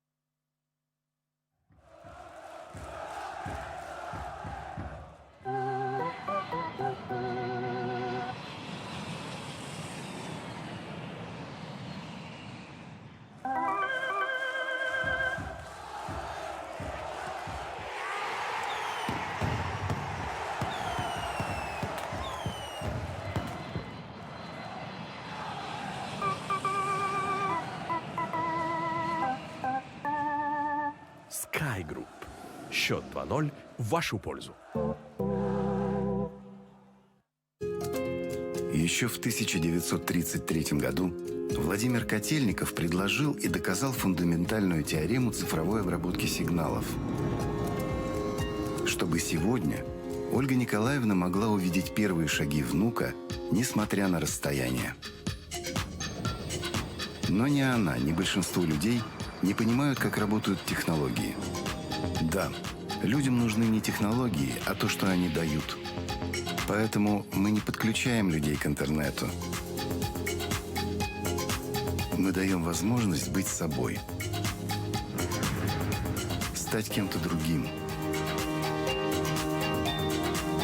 Окунуться в воспоминания и заглянуть в будущее. Привет, дочурка. Привет. Как дела твои? Мы помогаем людям поддерживать связь друг с другом. С близкими, которые рядом и которые далеко. Мы не просто подключаем телевидение. Мы открываем миры. Мы хотим, чтобы бизнес рос и был уверен в своих возможностях. И делаем все, чтобы каждый предприниматель мог держать офис в своем кармане. Вести дела из любой точки страны и предпринимать на весь мир. Ежедневно мы создаем то, что людям кажется магией, а завтра станет частью их повседневной жизни. Устройте кинопремьеру дома. Запишите ребенка в детский сад. Держите дело под контролем. Будьте на связи с клиентами. Откройте бизнес. Откройте что-то новое. Будьте там, где хочется. И не ставьте границ. Мы работаем, чтобы вы стали ближе к своим желаниям и новым возможностям. Ростелеком. Цифровой доступ к тому, что нужно. Август. Не спеши. В Меге спокойно и легко. Легко и быстро все найдется. Освежит. Освежит и будет хорошо сидеть. Август. Не спеши. Все успеешь с Мегой.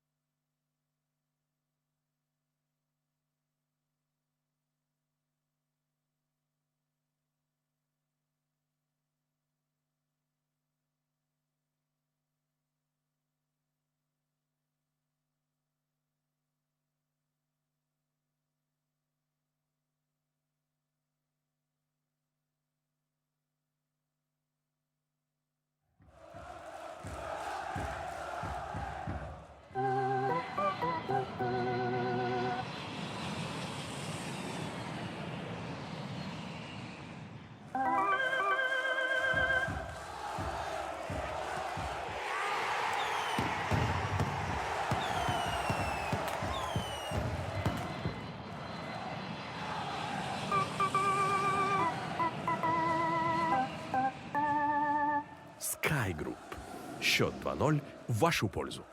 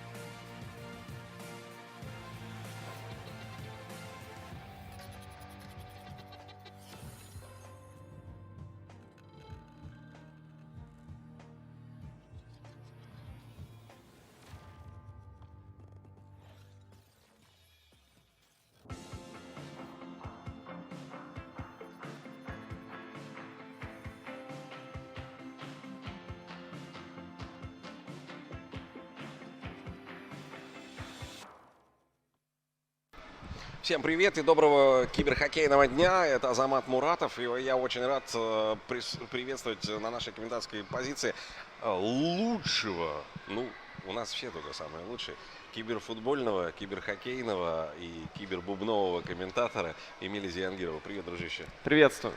Ты сегодня пойдешь еще на футбол? Сегодня пойду и на футбол. Ты сегодня пойдешь на футбол смотреть, как Уфа будет выигрывать петербургский «Зенит». Да, конечно. Мы, к сожалению, не могли тебя не пригласить на наш турнир и, к сожалению, узнали о том, что сегодня футбол. Ну, хорошо, что ты с нами, потому что мы помним все турниры, которые ты нам помогал проводить под эгидой Федерации компьютерного спорта Республики Башкортостан. И киберфутболисты, и киберхоккеисты любят, когда вместе с нами Эмиль. Ну что, Эмиль, у нас битва готовится. Битва готовится. Последний тур в группе С и Д. Ситуация очень интересная, очень напряженная. И, в общем, и у Дмитрия Понкина есть все шансы для того, чтобы из группы выходить. Для этого ему нужно выдержать конкуренцию с Андреем Гуркиным, такую заочную конкуренцию, потому что у них 6 очков. Столько же, кстати, у Александра Шевченко. Так что ситуация в группе D очень и очень запутанная. Кто же там выйдет победителем, вернее, кто попадет в плей-офф, а как мы помним, в плей-офф выходит 4 первых места 4 из 8. Из группы, да. Но здесь действительно собрались такие монстры, что даже занять 4-е место нужно очень постараться, попотеть и попыхтеть. Я вчера не смог в своей группе, Ну вот. но просто попадал под катки, не использовал собственные возможности. То есть весь спектр чувств испытал, и действительно соперники настолько хороши, что ты никогда не знаешь, чем закончится игра. Чаша весов может склониться в одну сторону и в другую. Вот сегодня себя очень хорошо чувствует на площадке Даниил Кайнов, который сейчас начинает встречу с Георгием Королевым. Это супер вывеска. Это супер битва. Да.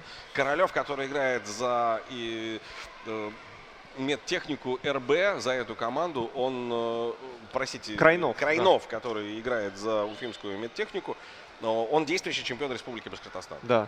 А напротив него, как минимум еще час времени, да, еще 1,5 тура, действующий чемпион России, обладатель Кубка мира 2013 года Георгий Королев. Супер игрок, да, у которого сегодня не все получается, мягко сказать. Да, пока в группе, в общем, дела у Георгия Королева идут неважно. Но мы начинаем нашу трансляцию и наше наблюдение за параллельным матчем, где Кирилл Иванов против Дмитрия Понкина. Такое уфимское дерби двух задрафтованных хоккеистов. Субару против Жилстройинвеста. Движимость против недвижимости. Отличная вывеска. Движимость против недвижимости. Японские инженеры, да, японская изобретательность против стиля и, как сказать, элегантности. Комфорта жилья в Республике Башкортостан. Лучшего застройщика республики. Интересно. Интересный матч, да, нас с вами ожидает. Ну и, в общем, если говорить о ситуации в группе, напоминаем, что у Дмитрия Понкина перед этим туром 6 очков, у Кирилла Иванова 12. И Кирилл Иванов выход из группы себе уже обеспечил. А вот Дмитрию Понкину нужно будет еще постараться. И вот сейчас очень неплохая атака. Мы видим, шайба в чужой зоне очень активно двигается, однако здесь удается с этой ситуацией справиться сейчас Дмитрию Понкину. И новая атака Кирилла Иванова. Давайте смотреть. Сидни Кросби врывается в зону. Нужен бросок. Нет, не стал Сидни Кросби бросать сразу, не стал упрощать игру. Ищет Кирилл Иванов варианты такие, чтобы уж прям наверняка все заходило. А вот момент. Мог быть вантаймер, но там и рука была неудобная. И, в общем, шайба так и не дошла до крайнего нападающего. Продолжаем смотреть наш матч. Напомним тем, кто только подключился, правила. Матч проходит в режиме хоккей Ultimate Team. И если говорить об ограничениях по карточкам, в карточке только золотые НХЛовские игроки. То есть мы все прекрасно знаем, как в хоккей Ultimate Team используются самые разные уже цветные карточки, там каких только нет, бриллиантовые. Но по регламенту турнира используются только простые золотые карточки игроков НХЛ. Ну, вот, например, Лайна сейчас вкатывается в зону. Давайте смотреть, что он придумает дальше. Ну, пытается сейчас выйти на вот такой бросок. Бишоп справляется с ним. Пытается, конечно же, сейчас и Дмитрий Понкин ответить, но ответ захлебнулся достаточно быстро. Да, интересная ситуация в этой группе. Самое забавное сейчас, что играют два уфимских хоккеиста. Кирилл Иванов уже не сдвинется ни вверх, ни вниз. Он третий в своей группе. Выше него Михаил Золин, который не знает поражений. И Вадим Пономарев. У них, кстати, эта встреча сейчас между собой. Они имеют по 18 очков из 18 возможных. И сейчас они играют между собой, выясняя, кто будет крутышкой из крутышек. Да? В их группе, да. А вот Понкину эта победа над Ивановым очень нужна. Если он выигрывает, тогда у него появляются шансы закрепиться на 4-й позиции. Ну, в любом случае, уже занять, наверное, 4-е место, потому что по дополнительным показателям сейчас он опережает своего соперника Андрея Гуркина и Александра Шевченко. Но вот если Понкин выигрывает, значит все, он 4-м будет. Останутся за кадром Шевченко, Соболев, который очень хорош на этом турнире, Губайдуллин. Я просто смотрю за уфимскими парнями, которые выступают. Ну, такой огромный рост показан. И действительно, за ребят не стыдно, за Уфу не стыдно. И даже если ты не выходишь в плей-офф, ты играешь на равных с лидерами российского уровня. Но как раз скилл-то поднимается, когда играешь с игроками мирового уровня. Российского, мирового. В любом случае, на этом турнире представлены суперскилловые игроки. Вот сейчас можно было в девятку бросать. Шайба проходит мимо. Но и здесь не удалось на пятачке тоже найти партнера Дмитрию Понкину. Ну и смотрим на ответ. Нет, ответ достаточно быстро захлебнулся, да. Атака, ну, скажем, что Понкин с большим трудом переиграл в прошедшем туре Узника Александра Шевченко, крепкого киберхоккеиста из Москвы. Минимальным долго оставался счет. Вот очень хороший момент. Мы знаем, бросок. как в НХЛ 19 заходят вот такие броски от синей линии. Я хочу сказать, что не ожидаю со стороны Дмитрия Понкина града заброшенных шайб. И я думаю, что такая вязкая борьба будет, опять же, до последней минуты. Понкин побеждал своих соперников исключительно забивая 2 шайбы. Да, ну вот, кстати, у Дмитрия Понкина статистика заброшенных пропущенных шайб 9-12. То есть он меньше всех, можно сказать, из претендующих на выход из группы киберхоккеистов забрасывает. Ну и пропускает тоже, конечно, немного. 12 шайб. Это 3-й показатель в группе после непобедимых там Золина и Пономарева. Полторушечка за матч. Вот так вот скажем о забитых в среднем шайбах Дмитрием Понкиным. А вот теперь мы переключаемся на матч чемпионов, на супервывеску чемпионов. И видим, как Королев обыгрывает. Да, чемпион республики пока проигрывает чемпиону России.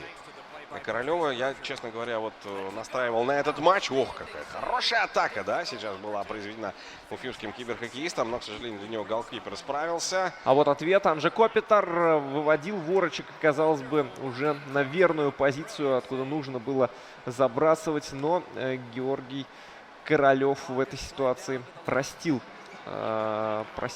киберхоккеистам медтехники. Но мы оценим, да, эту атаку. Там размашистые передачи в районе пятачка. Мэтьюс. Бержерон не удерживает клюшку после этой акцентированной передачи.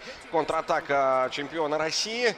Да, но здесь Шейн Гостибер отдал какую-то совсем уж рискованную передачу в соперника. Шансов там особо не было. Ну и завершается первый период. Вот по статистике давайте посмотрим. Огромное преимущество по броскам у Георгия Королева. Ну, видно, что ему победа в этом матче нужнее. Да, хороший матч. Хороший матч. Очень жаль, что мы не можем полностью за ним наблюдать. Так вот, включились и смотрим. Да. Ну, давайте второй период посмотрим. Сидни Кросби. Было бы неплохо, да, целиком увидеть второй период. Сейчас вбрасывание остается за медтехникой. И есть вход в зону даже, бросок, но достаточно уверенно там действует голкипер. Тем не менее, контратака мы видим от Георгия Королева. Ну, передача пошла совсем не туда, совсем не в ту сторону.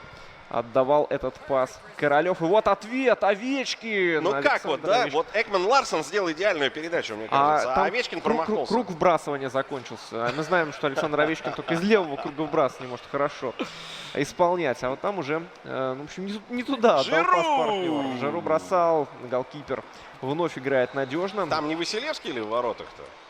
А сейчас мы проверим. Но надо для этого, чтобы медтехника заставила вратаря вступить в игру. Дрю Даутем дает вперед на Маккинона. Вот сейчас может быть как раз момент, когда вратарю придется попотеть, но положение вне игры. Да, не удержал Петранджело шайбы.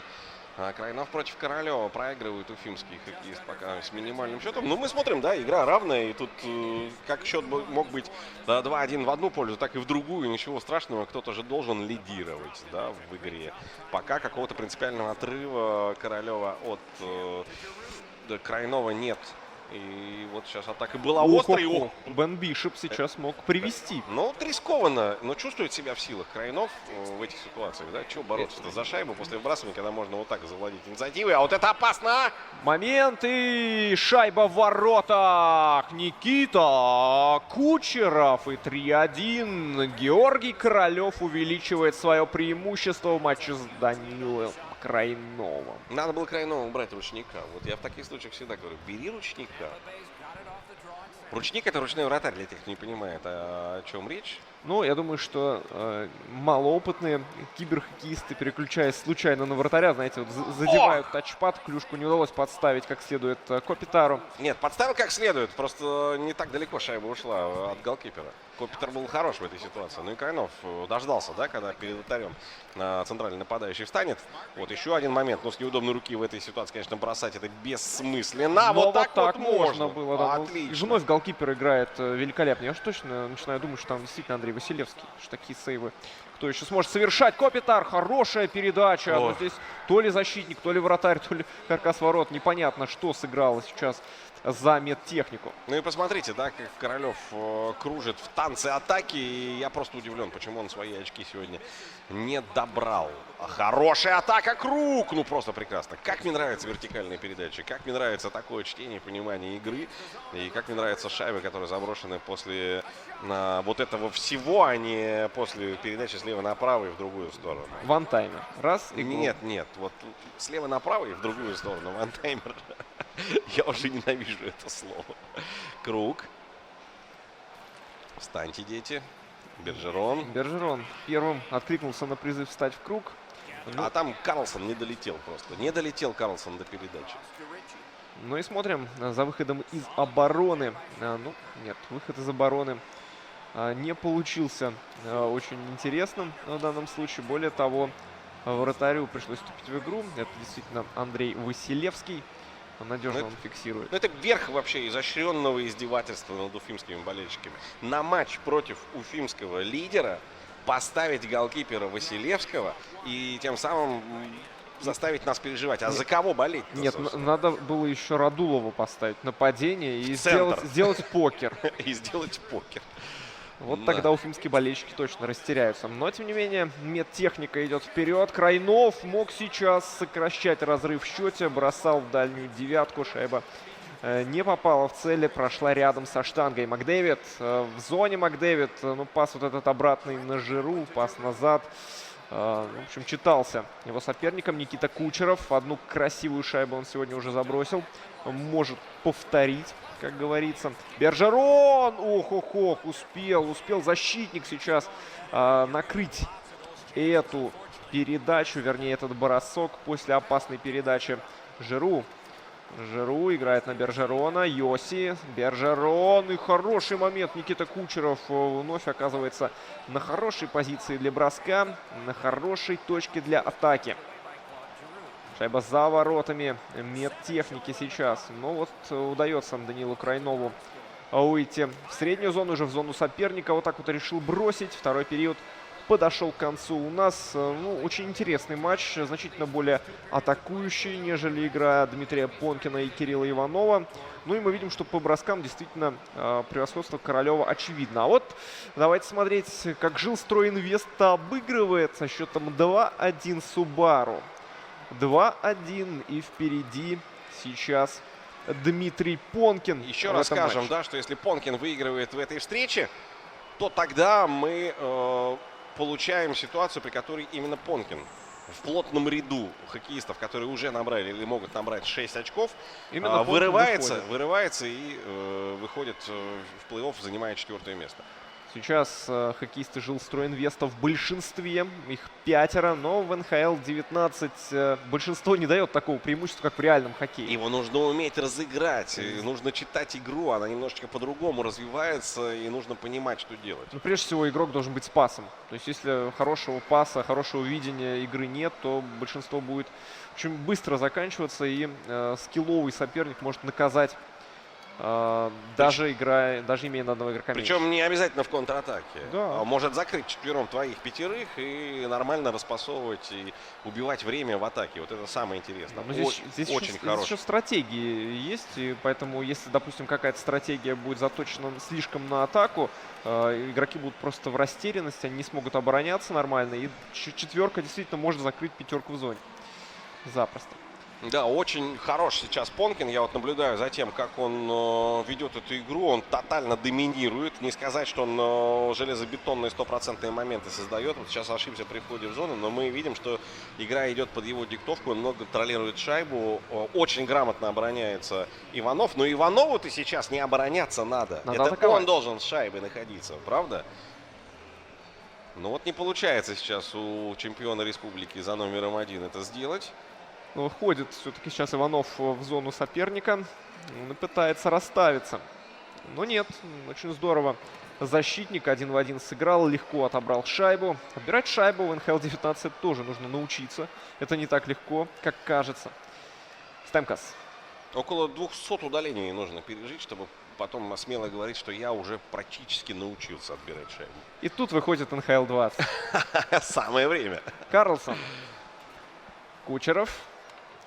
Хорошая передача. Маккинон бросает, но попадает в защитника. Здесь Макдона. И идет контратака Жилстройинвеста. Да, уходит Макдэвид. Его там, если он не хотел расстаться с шайбой, ему можно было только вот так в сторону уходить. А посмотрите. Да, Бэкстрем очень хорошо прошел. какой контроль шайбы, да, что делает Бэкстрем, как хорош Понкин, почему он с первого матча не выглядел так, почему он так не играл вот прямо с начала этого турнира, Но ведь откуда есть- эти обидные поражения, Есть посмотрите. ведь еще и соперники. Нет. А вот и большинство. Если ты играешь вот так, у тебя нет соперника. Вопрос, эпизодически ты показываешь такую игру или постоянно. Ну вот Ну, может быть, большинстве многие будет игроки играть. по ходу турнира набирают форму.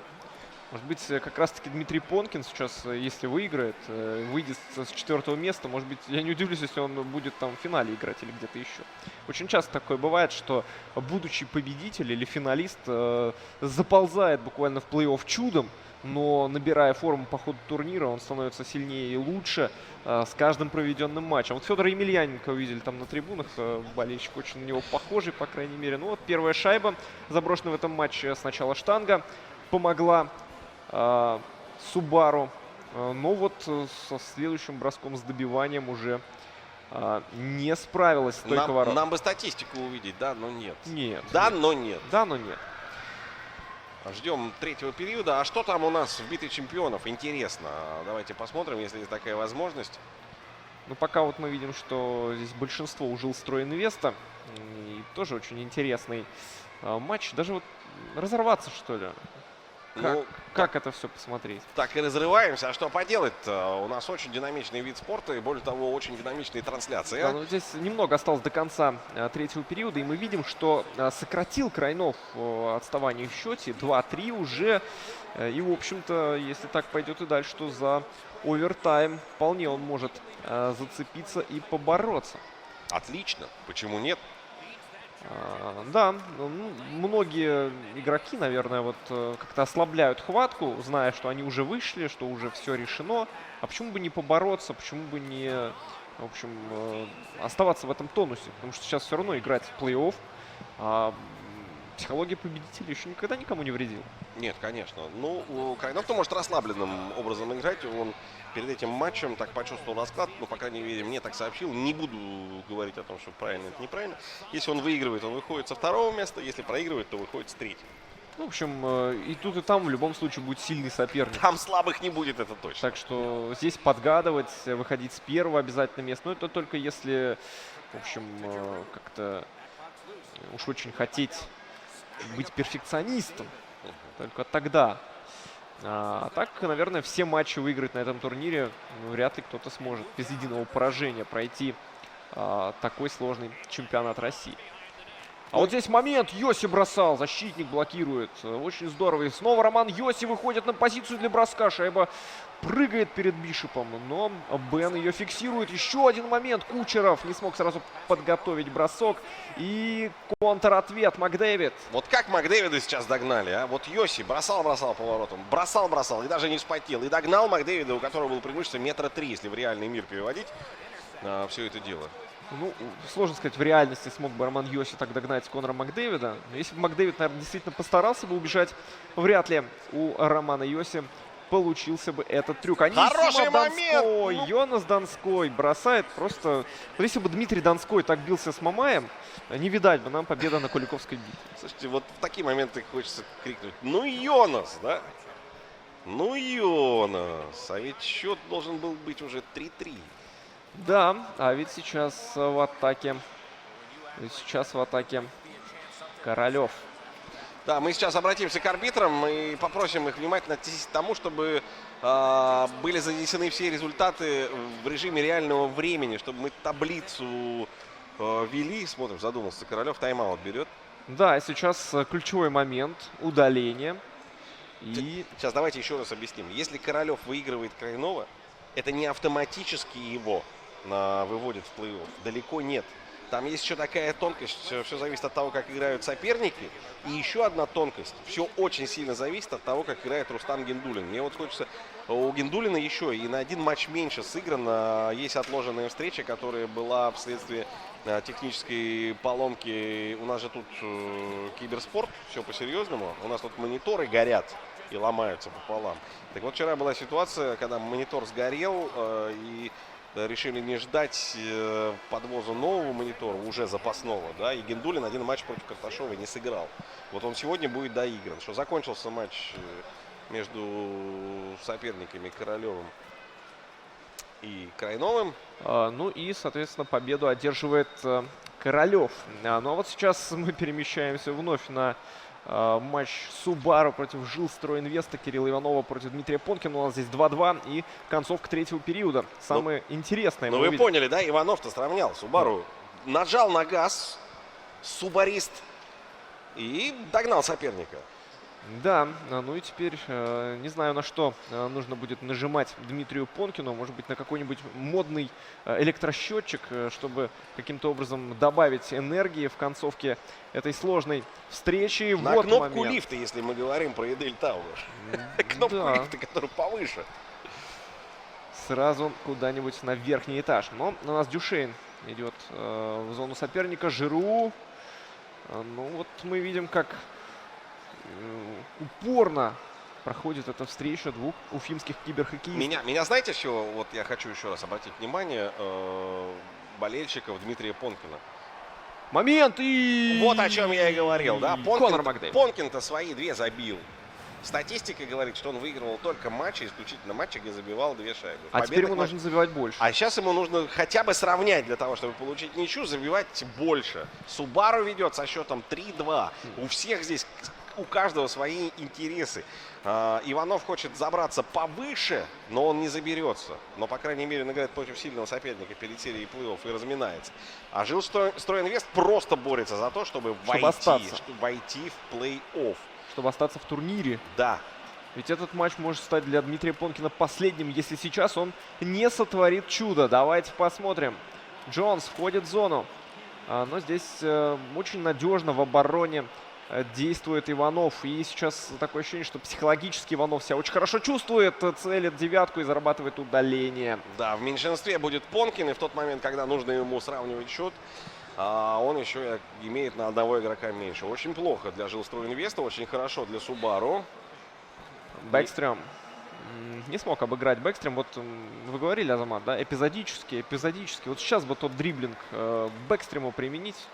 Но моментище, и здесь только вратарь выручает сейчас Дмитрия Понкина. Есть время на атаку, есть время на выход. Даути. Понкин идет, он будет бросать. Нет, передача. Ну, как все Морган красиво. Райли. Ну, единственный возможный вариант использовал Понкин, но он не проходит. И контратака теперь уже хоккеистов Субару. Ну, 17 секунд по киберхоккейным меркам это время. Это более чем достаточно для того, чтобы вот так вот на белом коне въехать в зону соперника. Нужно сделать передачу в центр, бросок. И кто будет добивать? Не хватило, да? Не хватило Пятого не хватило. И хоккеиста. там еще травмирован один из игроков Жилстройинвеста. Бэкстрём! Прощает. Прощает Бэкстрем, но до самого последнего момента боролся Дмитрий Понкин из Жилстройинвест, и честь ему и хвала. Это была битва гигантов, дорогие друзья. Хурматле Достар, Кунактар и Зуркеше Бату. Зуркеше. Большие пацаны бились. Понкин, один из лучших игроков в Республике Башкортостан за всю его историю. И новое поколение. Кирилл Иванов, играющий за Субару. Вот что нужно было Иванову в этой встрече? Да? Ну, уступи ты ветерану, пусти его в плей-офф. Но у нас не играют поддавки. Мы не играем в поддавки, мы ведем принципиальные встречи. Жилстройинвест, я так понимаю, ну сейчас протокол оформлен, остался вне серии плей-офф. Ну, может быть, наш турнир от этого только и выиграет, потому что иметь в числе экспертов такого специалиста, как Дмитрий Понкин, который поможет нам разбираться в тонкостях игры, да, это всегда хорошо. Для Димы, я думаю, турнир еще не закончился, мы его пригласим в студию, но, по крайней мере, там Алена Муратова с ним поговорит, это точно, и он будет у нас привлекаться к трансляциям. Кириллу Иванову, конечно, большой удачи дальше в серии плей-офф, и я напомню, что у нас еще не закончена групповая стадия. Дело в том, что не сыгран еще один матч, который сейчас, по-моему, уже идет. Сергей Карташов против Рустама Гендулина. И только после этого матча мы вернемся в эту студию. Это будет очень скоро, для того, чтобы огласить вам результаты группового этапа и провести здесь жеребьевку серии плей-офф. У нас тут такие тонкости. Но вообще, если вам интересно прямо сейчас наблюдать за тем, что происходит, Гейминг онлайн ТВ. Гейминг онлайн, в одно слово, .тв. Да, все таблицы там есть, все результаты. Таблицы, вот как мы кнопку нажимаем, там все сразу появляется, все выстраивается. Ну что, всем удачи. Эмиль Зиянгиров, Азамат Муратов. Не уходите, через 5-7 минут мы здесь появимся снова.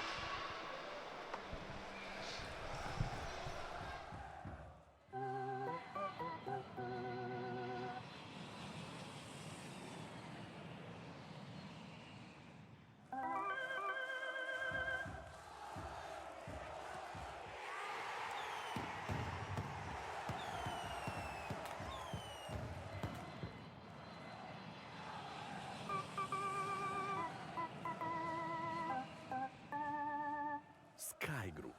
Счет 2-0 в вашу пользу.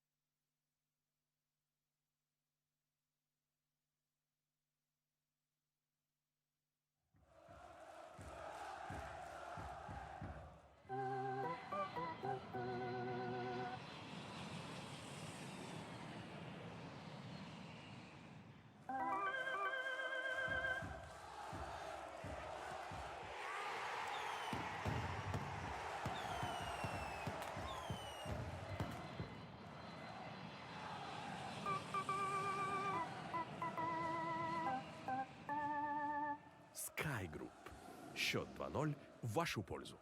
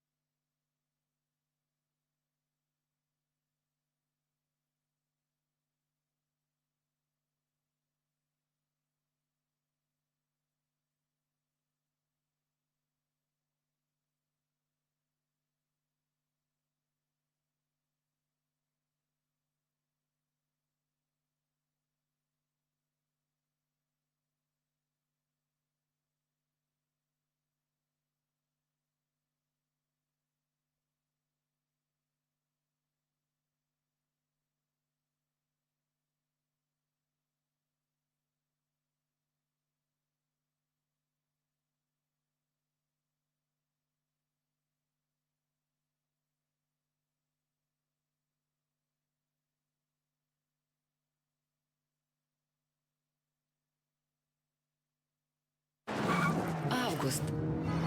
Не спеши. В Меге спокойно и легко. Легко и быстро все найдется. Освежит.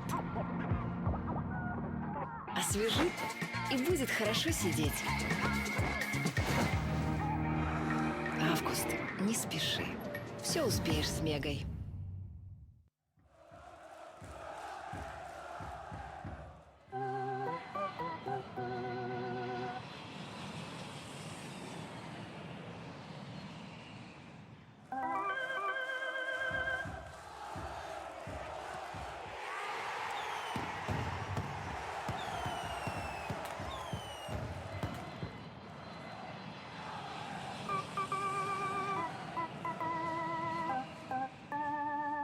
Sky Group. Счет 2-0 в вашу пользу.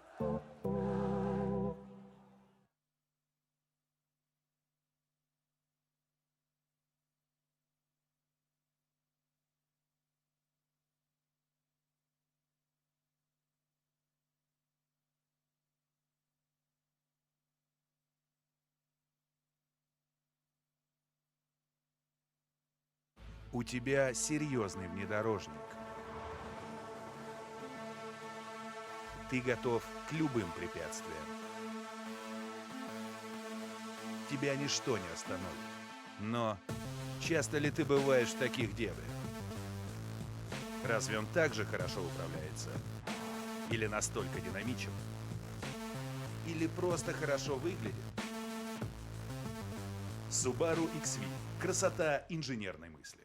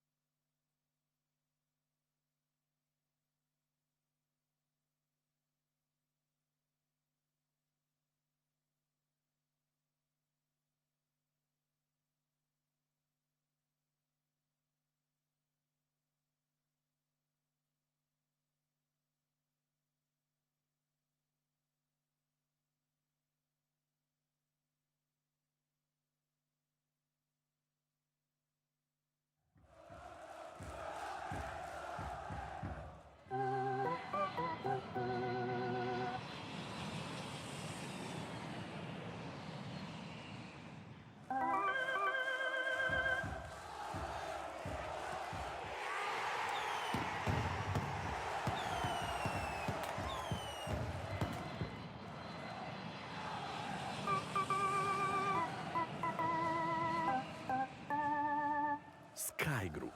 Счет 2-0 в вашу пользу.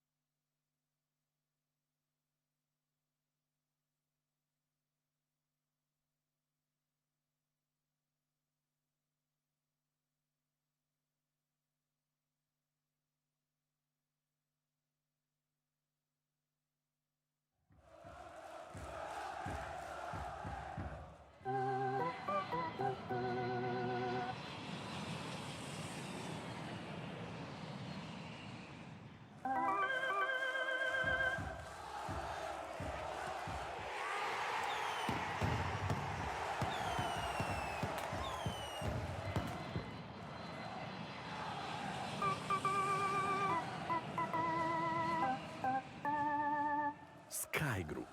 Счет 2-0 в вашу пользу. Еще в 1933 году Владимир Котельников предложил и доказал фундаментальную теорему цифровой обработки сигналов.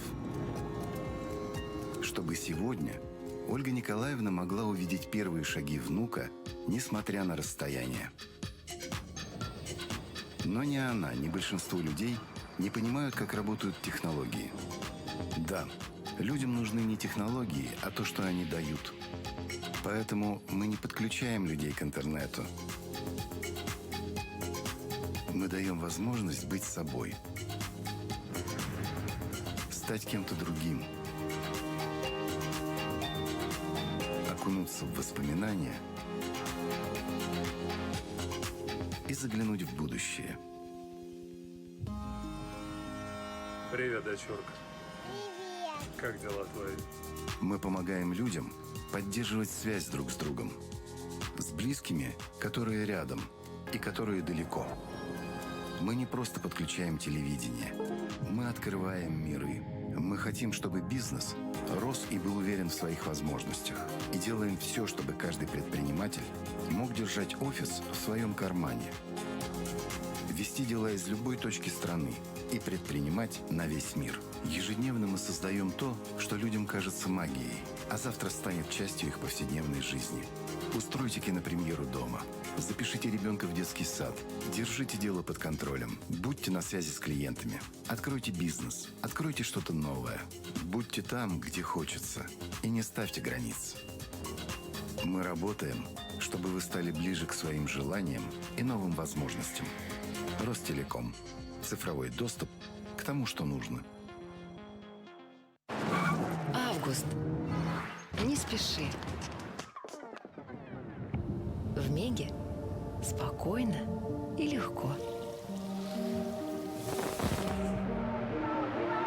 Легко и быстро все найдется. Освежит. Освежит и будет хорошо сидеть. Август. Не спеши. Все успеешь с Мегой.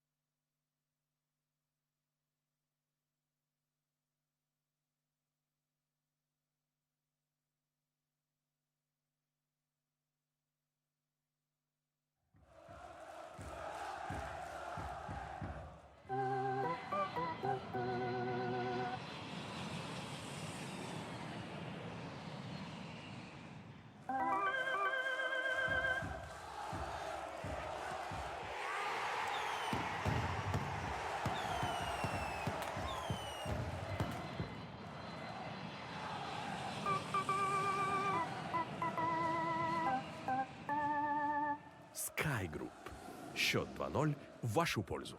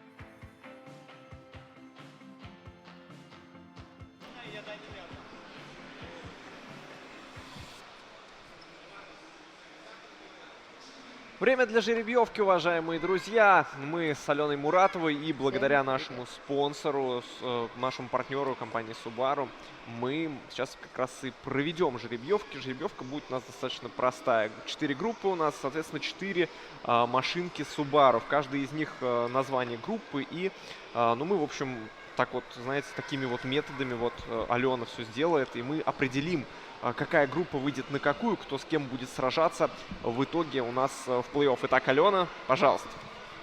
Так, у меня было много заказов сегодня. Да, вот на ваших экранах, кстати, группы. Группа А, вы видите. Первые 4 места выходят. Мы напоминаем, ну, соответственно, первое место будет играть с 4-м, второе с 3-м и так далее. Итак, вот здесь у нас вот, группа С. Группа С. Итак, первая машинка у нас группа Положу С. сюда. И с кем же будет у нас сражаться Вот группа с С? ним. Вот с ним. Итак, смотрим. С группой Очень напряженный момент. Итак, группа С, группа А.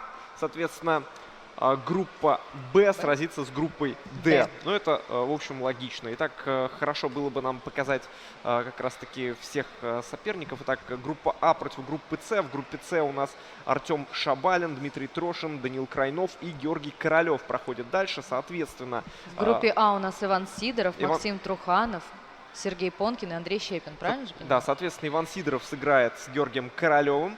Максим Труханов с Данилом Крайновым, Сергей Понкин с Дмитрием Трошиным и Артем Шабалин сыграет с Андреем Щепиным.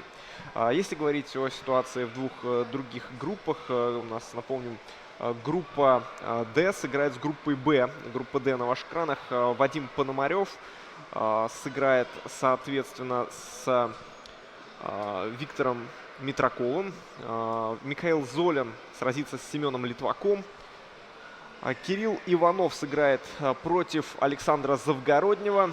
Ну и Андрей Гуркин сыграет против Станислава Антонова. Вот такие у нас расклады. Совсем скоро мы подготовим уже таблицу полноценную плей-офф. Вы сможете следить на нашем сайте за всем, что происходит. Пока мы прерываемся на небольшую рекламу и далее уже встретимся на плей-офф. Никуда не уходите.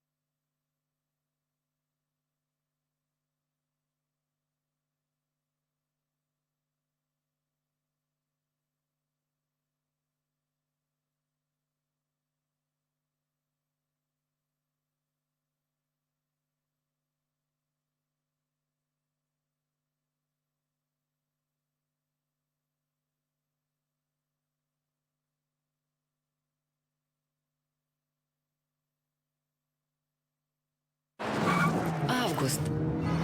Не спеши. В Меге спокойно и легко.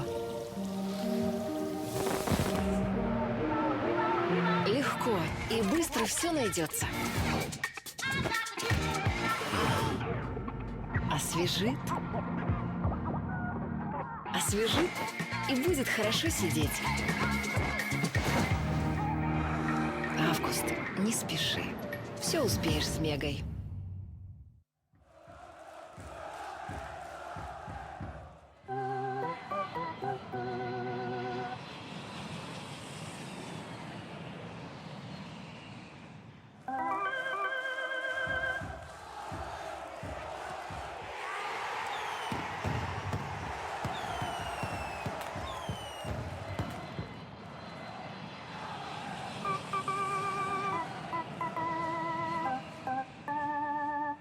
Sky Group. Счет 2-0 в вашу пользу.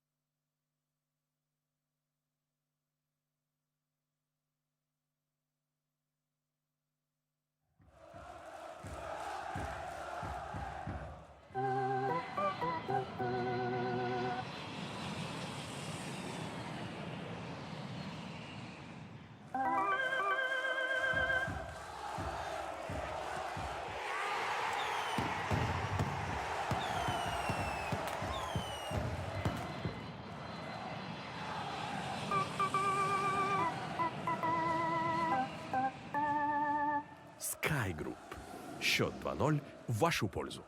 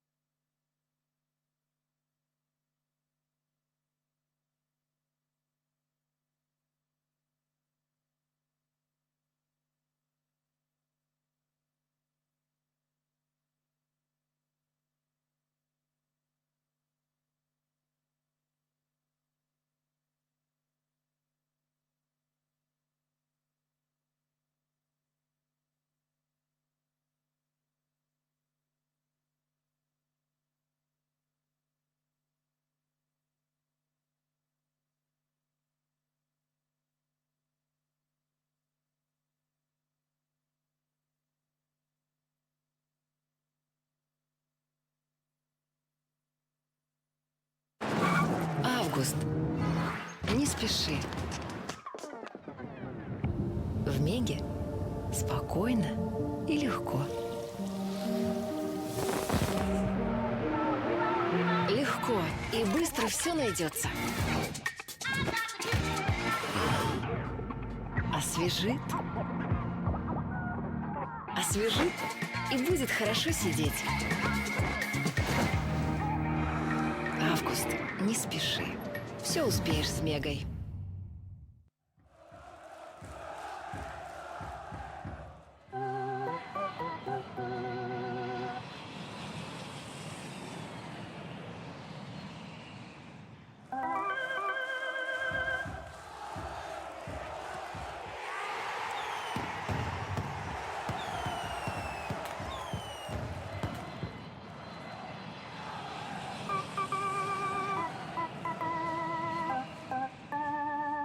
Sky Group. Счет 2-0 в вашу пользу.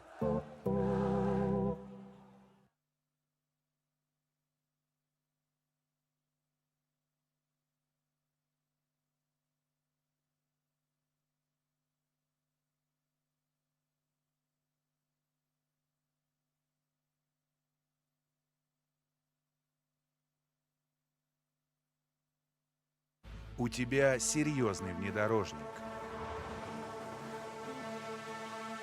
Ты готов к любым препятствиям.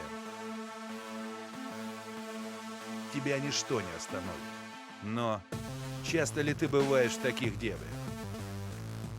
Разве он так же хорошо управляется? Или настолько динамичен? Или просто хорошо выглядит? Subaru XV. Красота инженерной мысли.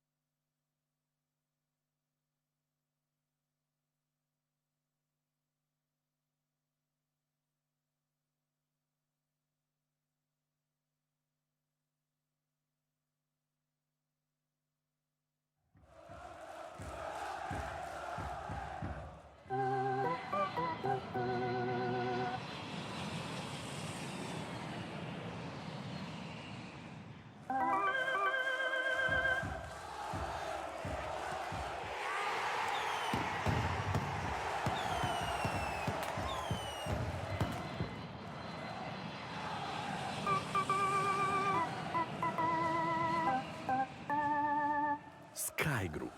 Счет 2-0 в вашу пользу.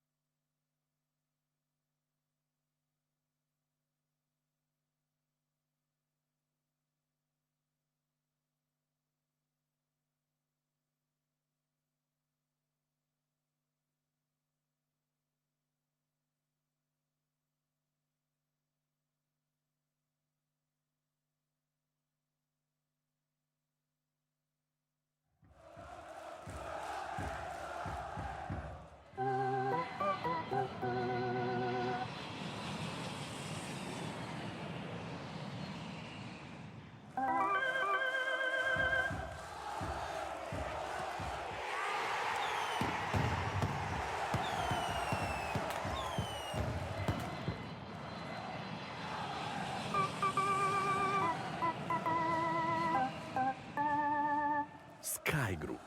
Счет 2-0 в вашу пользу. Еще в 1933 году Владимир Котельников предложил и доказал фундаментальную теорему цифровой обработки сигналов. Чтобы сегодня Ольга Николаевна могла увидеть первые шаги внука, несмотря на расстояние.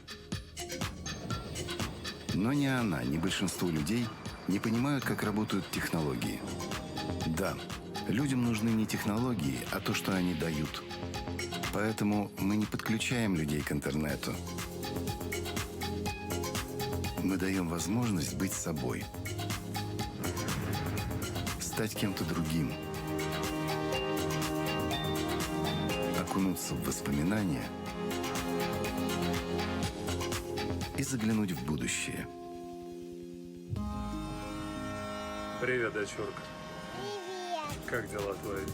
Мы помогаем людям поддерживать связь друг с другом. С близкими, которые рядом и которые далеко. Мы не просто подключаем телевидение. Мы открываем миры. Мы хотим, чтобы бизнес рос и был уверен в своих возможностях. И делаем все, чтобы каждый предприниматель мог держать офис в своем кармане. Вести дела из любой точки страны и предпринимать на весь мир. Ежедневно мы создаем то, что людям кажется магией, а завтра станет частью их повседневной жизни. Устройте кинопремьеру дома. Запишите ребенка в детский сад. Держите дело под контролем. Будьте на связи с клиентами. Откройте бизнес. Откройте что-то новое. Будьте там, где хочется. И не ставьте границ. Мы работаем, чтобы вы стали ближе к своим желаниям и новым возможностям. Ростелеком. Цифровой доступ к тому, что нужно. Август. Не спеши. В Меге спокойно и легко. Легко и быстро все найдется. Освежит. Освежит и будет хорошо сидеть. Август. Не спеши. Все успеешь с Мегой.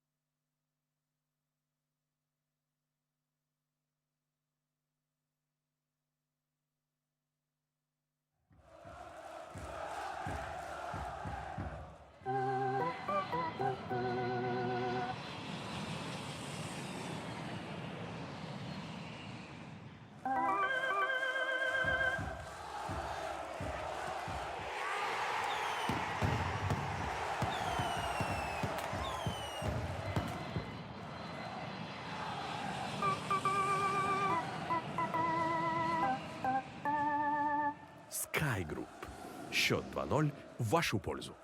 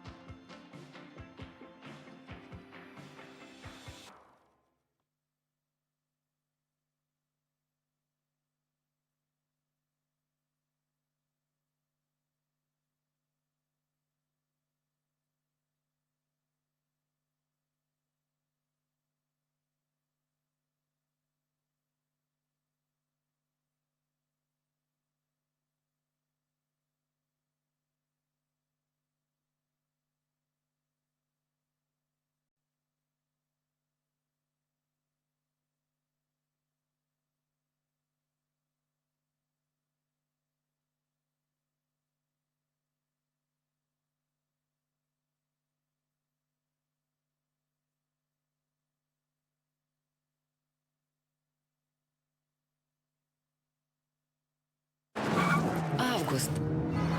Не спеши. В Меге спокойно и легко.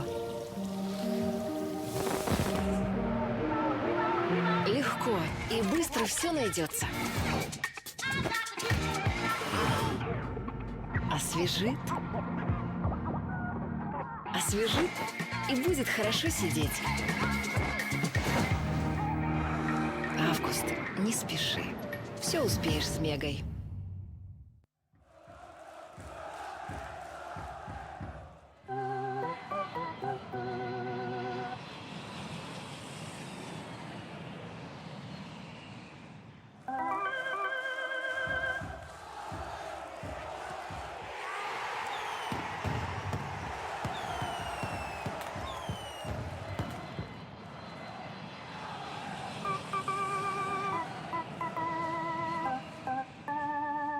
Sky Group. Счет 2-0 в вашу пользу.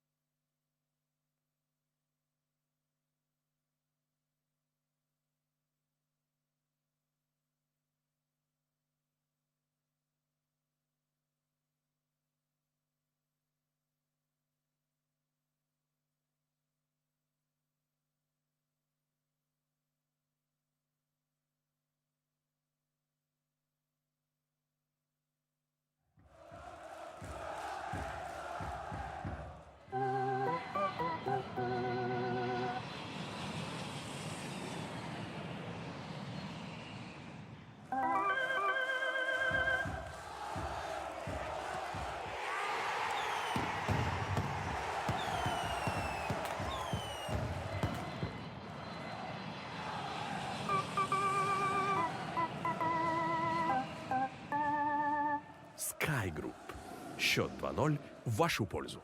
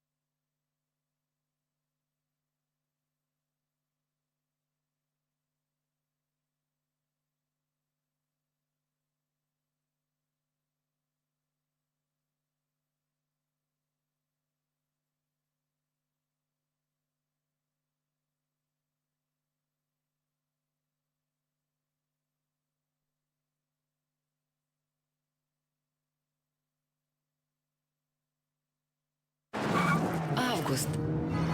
Не спеши. В Меге спокойно и легко.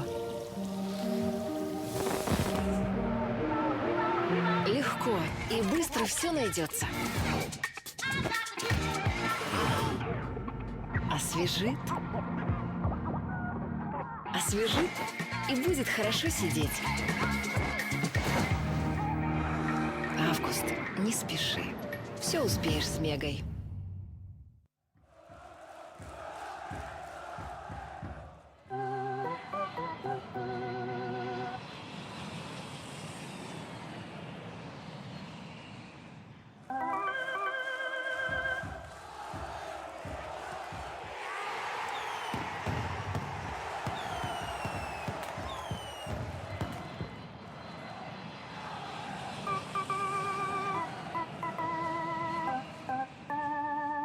Sky Group.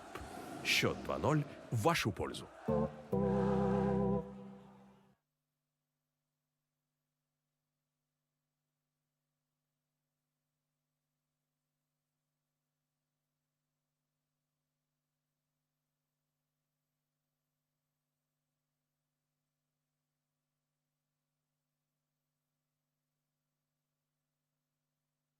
У тебя серьезный внедорожник. Ты готов к любым препятствиям. Тебя ничто не остановит. Но часто ли ты бываешь в таких дебрях? Разве он так же хорошо управляется? Или настолько динамичен? Или просто хорошо выглядит? Subaru XV. Красота инженерной мысли.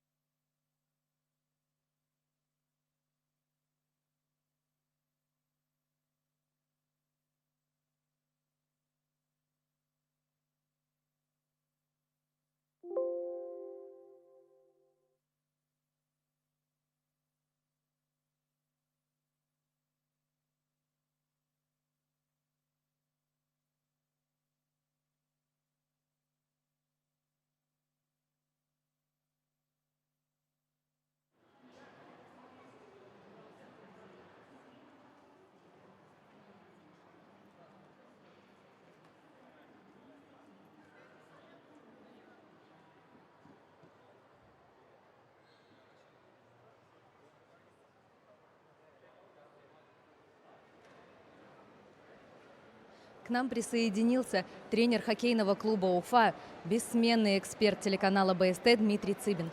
Дмитрий, вы видите, какой нерв среди участников. В меня летит все, что возможно. Джойстики, тапочки, все, что можно. Всех не устраивают соперники. В реальном хоккее так же бывает? Так же нервничают?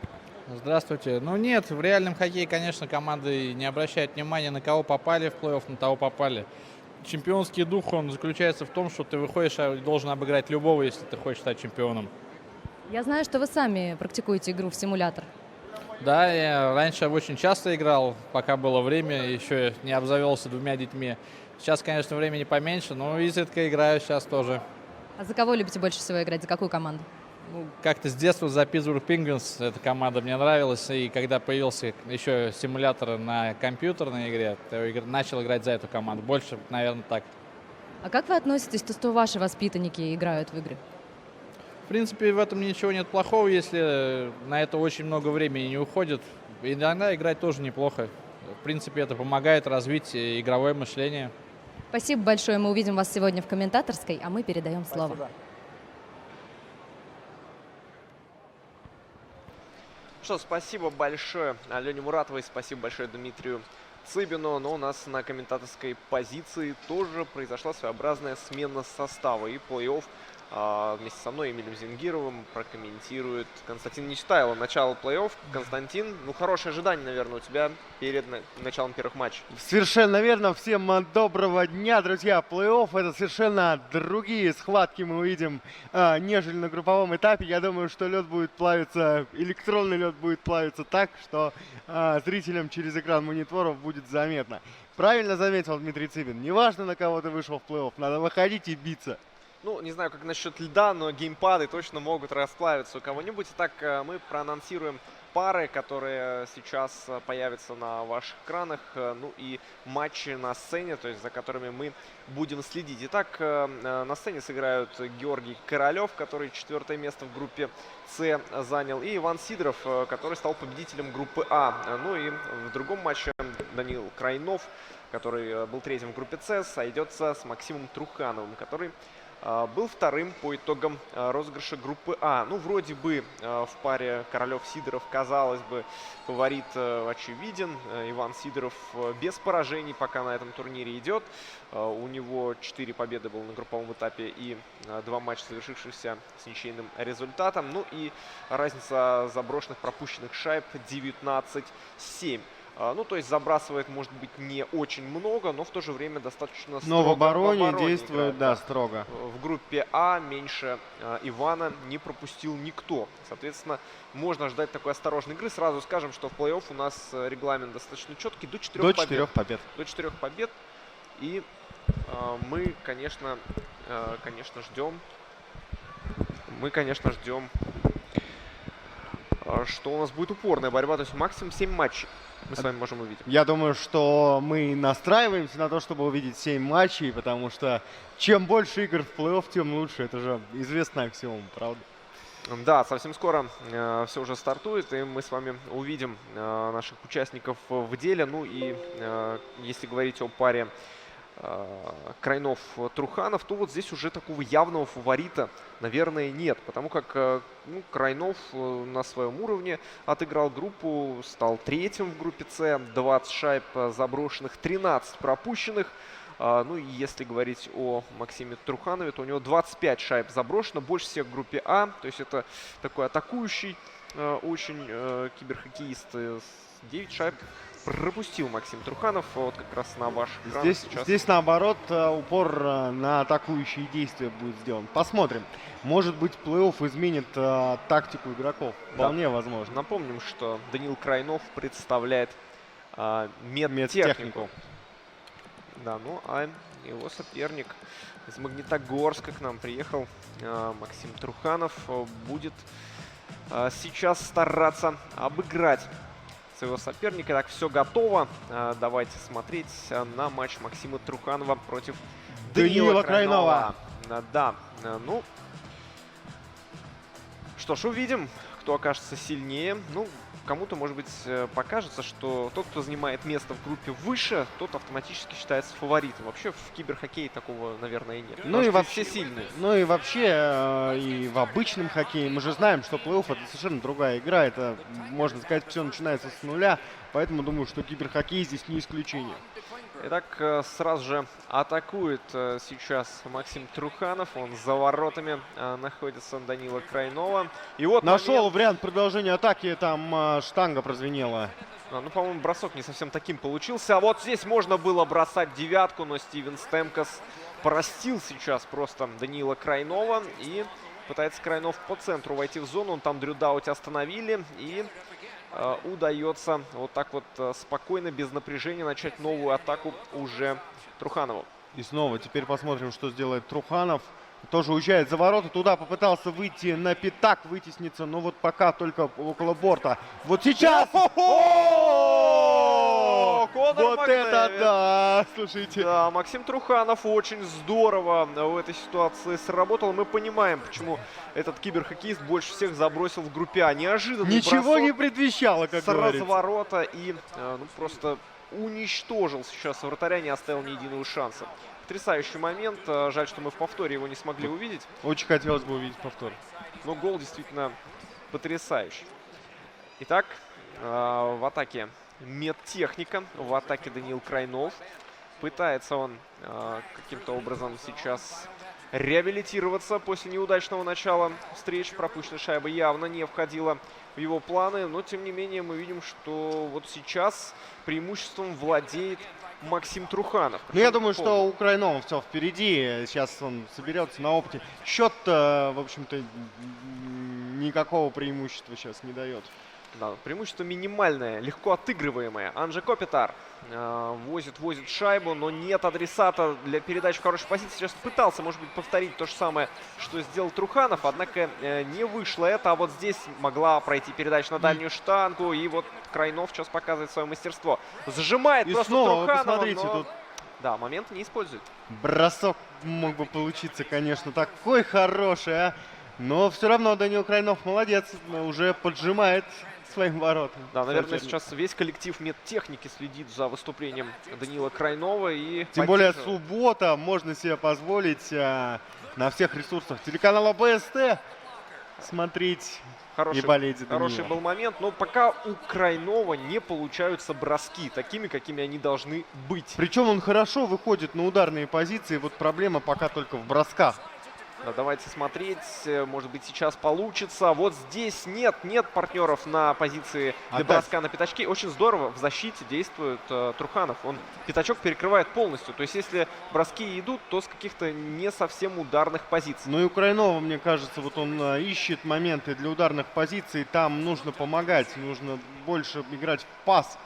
В атаке Максим Труханов. И вот здесь не стал делать передачу. Зацепил Крайнов. И будет удаление. В большинстве Максим Труханов сейчас попробует себя показать. Ну, Патрис Бержерон на точке выбрасывания. У него очень высокий этот параметр. И видите, что Бержерон сейчас выиграл. Бафлин сыграл на Овечкина. Овечкин снова в Дастин Бафлин, но офсайд. Выпускает защитник шайбу за синюю линию. Хотя позиционно неплохо вставали в розыгрыш большинства. Вот офсайд помешался. Ну, вот такое бывает, и очень многие игроки в НХЛ 19 всегда бесятся именно из-за того, что это происходит без контроля. 5-3, минута 26. Втроем против пятерых будет пытаться отстоять Даниил Крайнов. И вот сейчас очень хороший шанс для розыгрыша большинства у Максима Труханова. Проворов, Макдэвид. Макдэвид разворачивается, передача Овечкин, бросок на И хорошо сейчас выбросить ее туда подальше. Не получается далеко для того, чтобы убить свое меньшинство. Ну, вот сейчас очень здорово Максим Труханов в чужой зоне шайбу контролирует. У него будут возможности, и возможностей этих будет достаточно, потому что втроем против пятерых намного сложнее играть, чем... Вот, хорошо, сейчас по борту была попытка, опять не совсем удачно. Но, тем не менее, отмечаем мы умелые действия Крайнова на данный момент.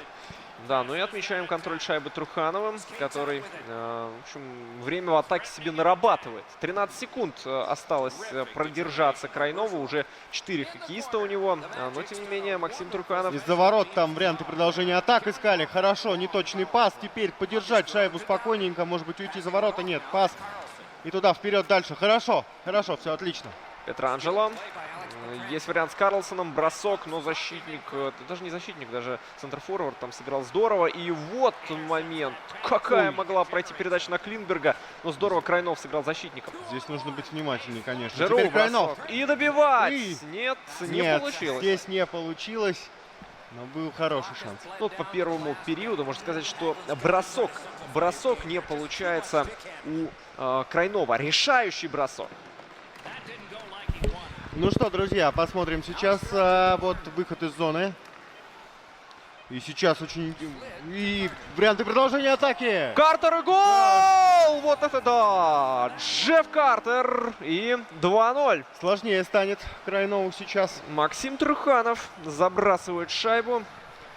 И 2-0 в концовке, в самой концовке, на последних секундах первого периода пропускает Даниил Крайнов. Ну да, в плей-офф много матчей, но начинать, наверное, с поражения не хочет никто. Вот вы видите статистику, мы видим, что бросков действительно больше у Крайнова. Но вот эти броски не представляют только опасности. Это не девятки, это не вантаймеры. Ну, либо можно было бы бросать с более таких опасных позиций, что ли. Поэтому, я говорю, нужно искать партнеров. Получается, что пока бросок ради броска чаще всего. Ну, были, тем не менее, хорошие моменты. Безусловно. Было добивание, но там была возможность, скажем так, для добивания, но там чуть-чуть не хватило Даниилу Крайнову, чтобы переправить шайбу в ворота. Ну а сейчас Макдэвид и Стемкас разгоняют очередную атаку Максима Труханова. Ну, действительно, надо отметить, что первый период Труханов провел очень мощно. Ну и теперь, мне кажется, Даниил Крайнов будет внимательнее в обороне действовать и на контратаке уходить. Пока время так играть позволяет, а горять тылы свои, мне кажется, не стоит. Передачный пятачок. Снова грузит пятак Труханов. И вот здесь здорово. Макдэвид. Здесь есть возможность. Хорошо, у Крайнова сейчас. Назад. Жиру. Ну, мы видим, что Труханов в обороне тоже здорово отрабатывает. Не предоставляет Крайнову много возможностей. И вот здесь вот за счет укрытия шайбы корпусом продвигает ее вглубь зоны соперника Труханов. И бросок сейчас. Бросок такой больше в расчете на подставление, наверное. Не стал Крайнов фиксировать шайбу. Очень здорово отработал защитником Крайнов. Видел эту возможность на дальней штанге подключения соперника. Обращаем ваше внимание, что количество бросков, которые доходят до вратаря, мне показалось, увеличилось по сравнению с первым игровым отрезком. Даути. И переходит в атаку уже Даниил Крайнов. Нет, здесь очень легко удается Максиму Труханову эти атаки Крайнова перемалывать просто. По-другому и не скажешь. Потому что Пытается Крайнов однотипно по центру входить в зону соперника. И там его сразу ждут двое, а то и трое соперников, которые коллективными усилиями шайбу достаточно легко отбирают. Может быть, как-то по флангу стоит попробовать. Правда, такая эшелонированная оборона. Может быть, стоит попробовать забрасывать туда шайбу и гнать уже своих хоккеистов в зону соперника. Ну, какое решение примет Данил Крайнов, мы совсем скоро увидим. Будем следить за тем, как он будет конструировать свои атаки. Но пока вбрасывание в нейтральной зоне ближе к воротам Данила Крайнова. А потому об атаке ему, наверное, как-то еще пока думать рано. А вот сейчас Роман Йоси. Ну, вот видите, передача по центру, снова вход в зону по центру. И это все очень легко удается Максиму Труханову предотвращать. Просто, ну, тактически видно. Вот и более того, осторожнее, добивание. бросок. Там из такой кучи малы бросок этот вылетал. Хорошо, что голкипер был на чеку.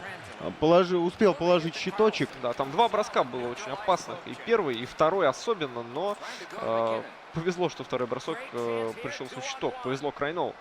Ну вот сейчас давайте посмотрим, как на этот раз попробует войти в зону соперника. Вот, по флангам. И сейчас, да, вот по флангам было интересно. Если бы там с фланга продолжение эта атака имела, можно было врываться. Удаление у нас.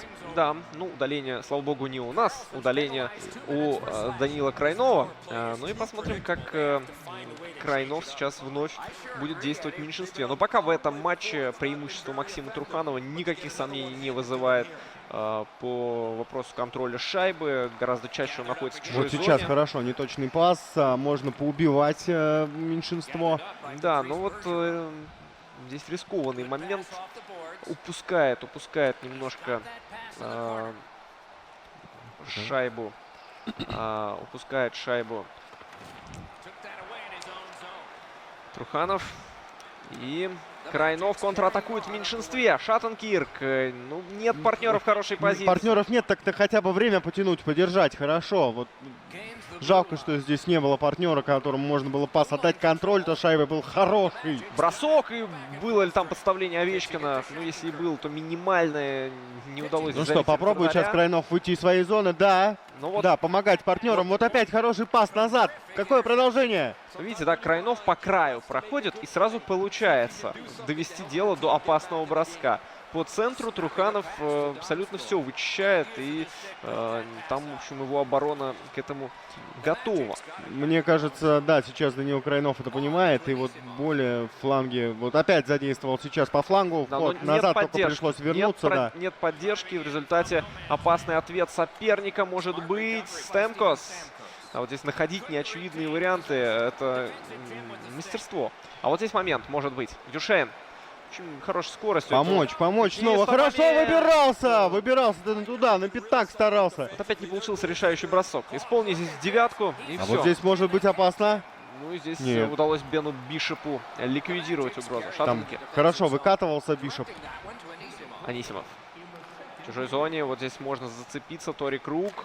Ох, подбросок Донскому, но бросок у Донского не получается очень хорошим. Может быть, был бы там какой-то более бросающий хоккеист. А там мог бы быть и рикошет, мне кажется. Там такое скопление игроков было, что... Ну, в расчете на добивание, во всяком случае, всегда можно было действовать. Итак, у нас завершается второй период. И ну, счет 2-0. И мы видим, что бросков-то больше по-прежнему у Данила Крайнова. Но эти броски не отличаются таким качеством, как у его соперника. Максим Труханов все-таки старается доводить свои броски до верного.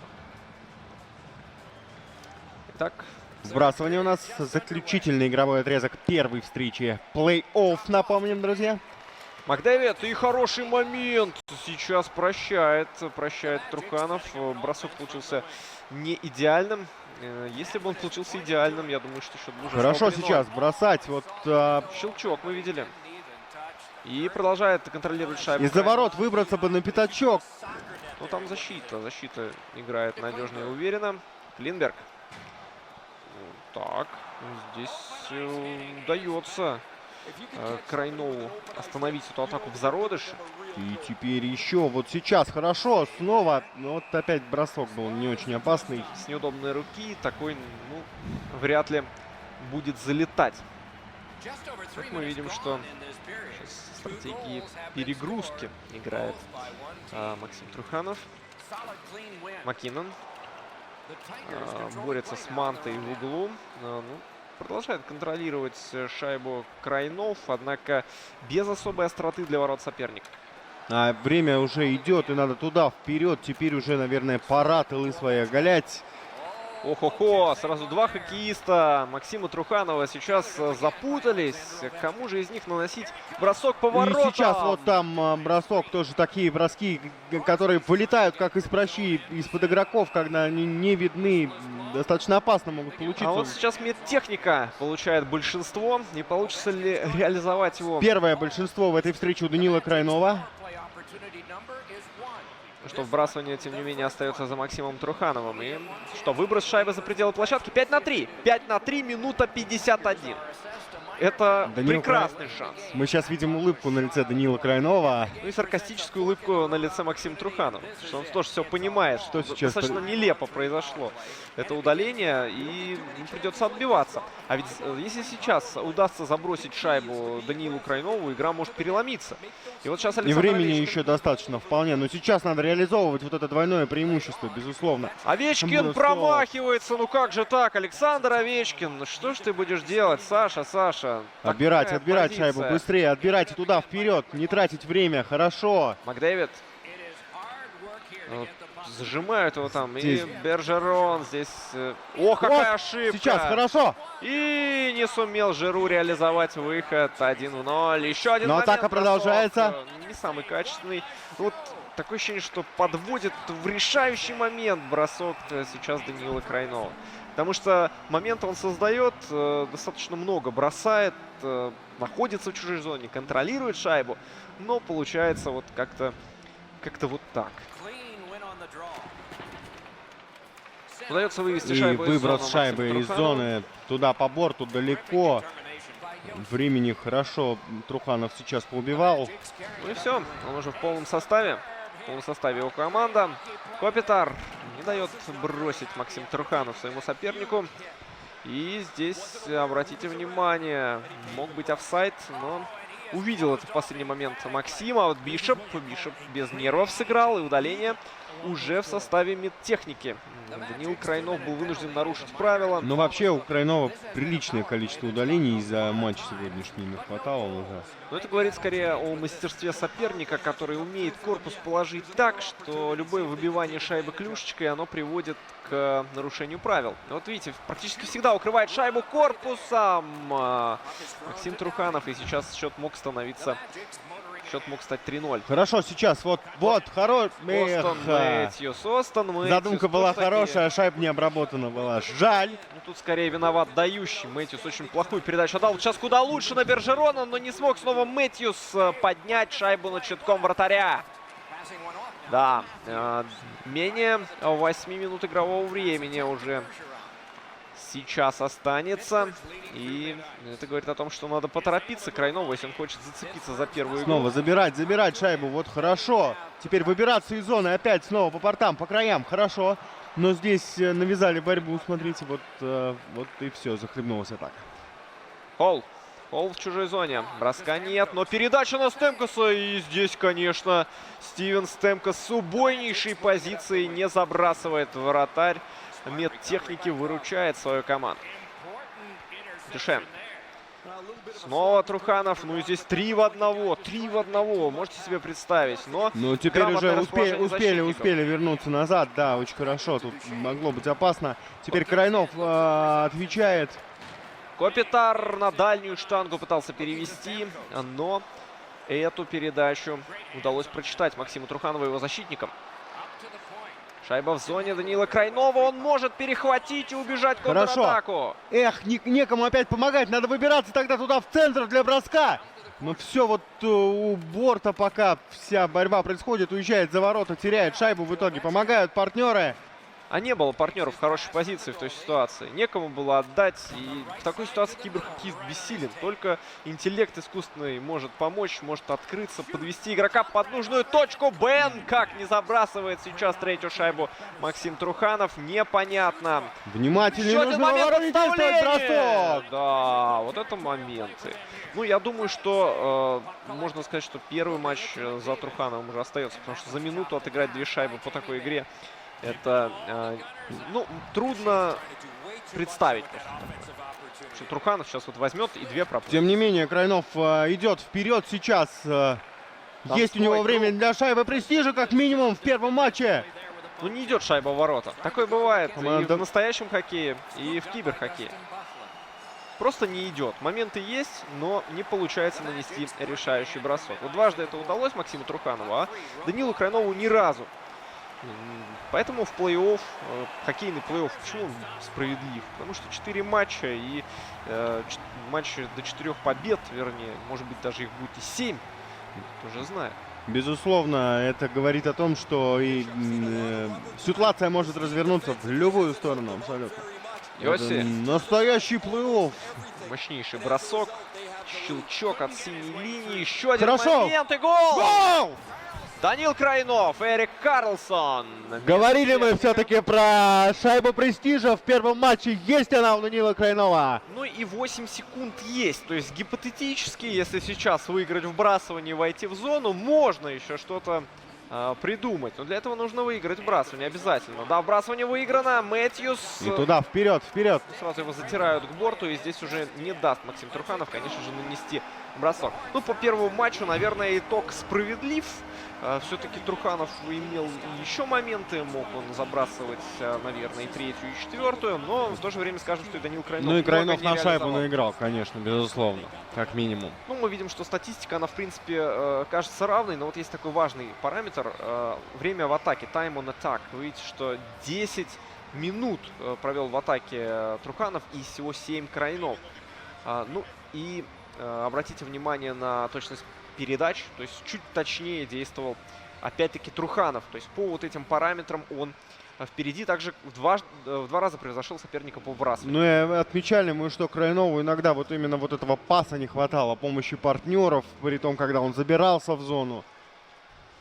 Да, действительно так. Но здесь вопрос может быть и выбранной стратегии, потому как в НХЛ многое решает то, какая стратегия выбрана у тебя против защитной стратегии твоего соперника. То есть если тактика у атакующей команды, то есть как камень, ножницы, бумага, защитные тактики, атакующие. Если они подходят друг под друга, атакующему киберхоккеисту проще. Потому что совершенно верно. Его игроки, управляемые искусственным интеллектом, они будут открываться в нужных позициях, им можно будет доставить передачу в нужную точку. Соответственно, и там уже обострять игру, совершенно верно. Да, что будет во втором матче, мы совсем скоро увидим. И вот здесь, что интересно, удастся ли Крайнову как-то поработать именно над завершением? Ведь создавать он создавал. Создавал он приличное количество моментов. Проблема была в бросках и в завершении. Вот это, если эту проблему Крайнов снимет, нас ждет еще более ожесточенный матч. Причем бывает так, что броски не идут по независящим от самого киберспортсмена причинам. То есть здесь даже, если брать сравнение между НХЛ 19, да, и той же самой FIFA 19, FIFA, ну, тоже есть такие тонкости, когда мяч не идет в ворота, но там забить все-таки проще. То есть есть определенные позиции, с которых, ну, с которых просто шансов, бей да. и бей. Да. В киберхоккее есть возможность переключаться на вратарей, и если, ну, кто-то из наших зрителей играл против там лучших киберспортсменов там в первом дивизионе, в каких-то серьезных турнирах, они знают, что большие профи, они умеют переключаться на вратарей, тащить броски из девяток, и все это делать буквально за доли секунды. Поэтому здесь даже подготовленный бросок, тот, что зайдет против новичка, против суперпрофессионала, уже не зайдет. Ну, а прямо сейчас давайте перейдем на небольшую рекламу, а затем вновь увидимся на матчах плей-офф. На втором матче.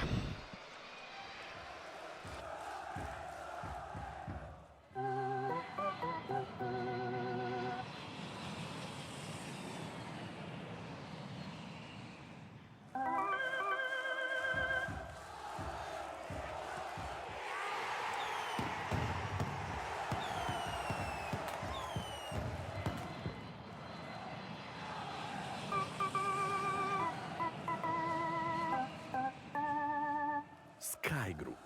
Счет 2-0 в вашу пользу.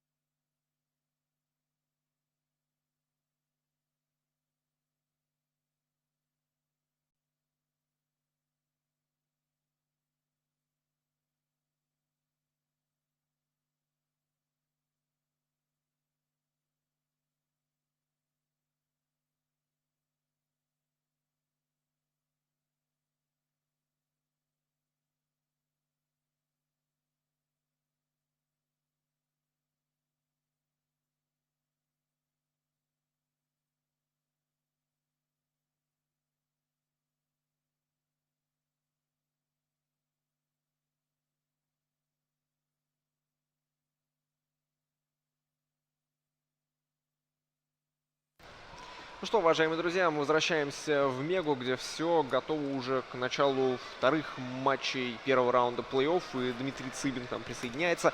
Ну что, Дмитрий, нас сейчас ждет второй матч вообще в плей-офф. Часто такое бывает, что первый матч игрок выигрывает, да, команда выигрывает первый матч, а вот во втором уже совсем другой результат. Ну, такое нередко бывает, да.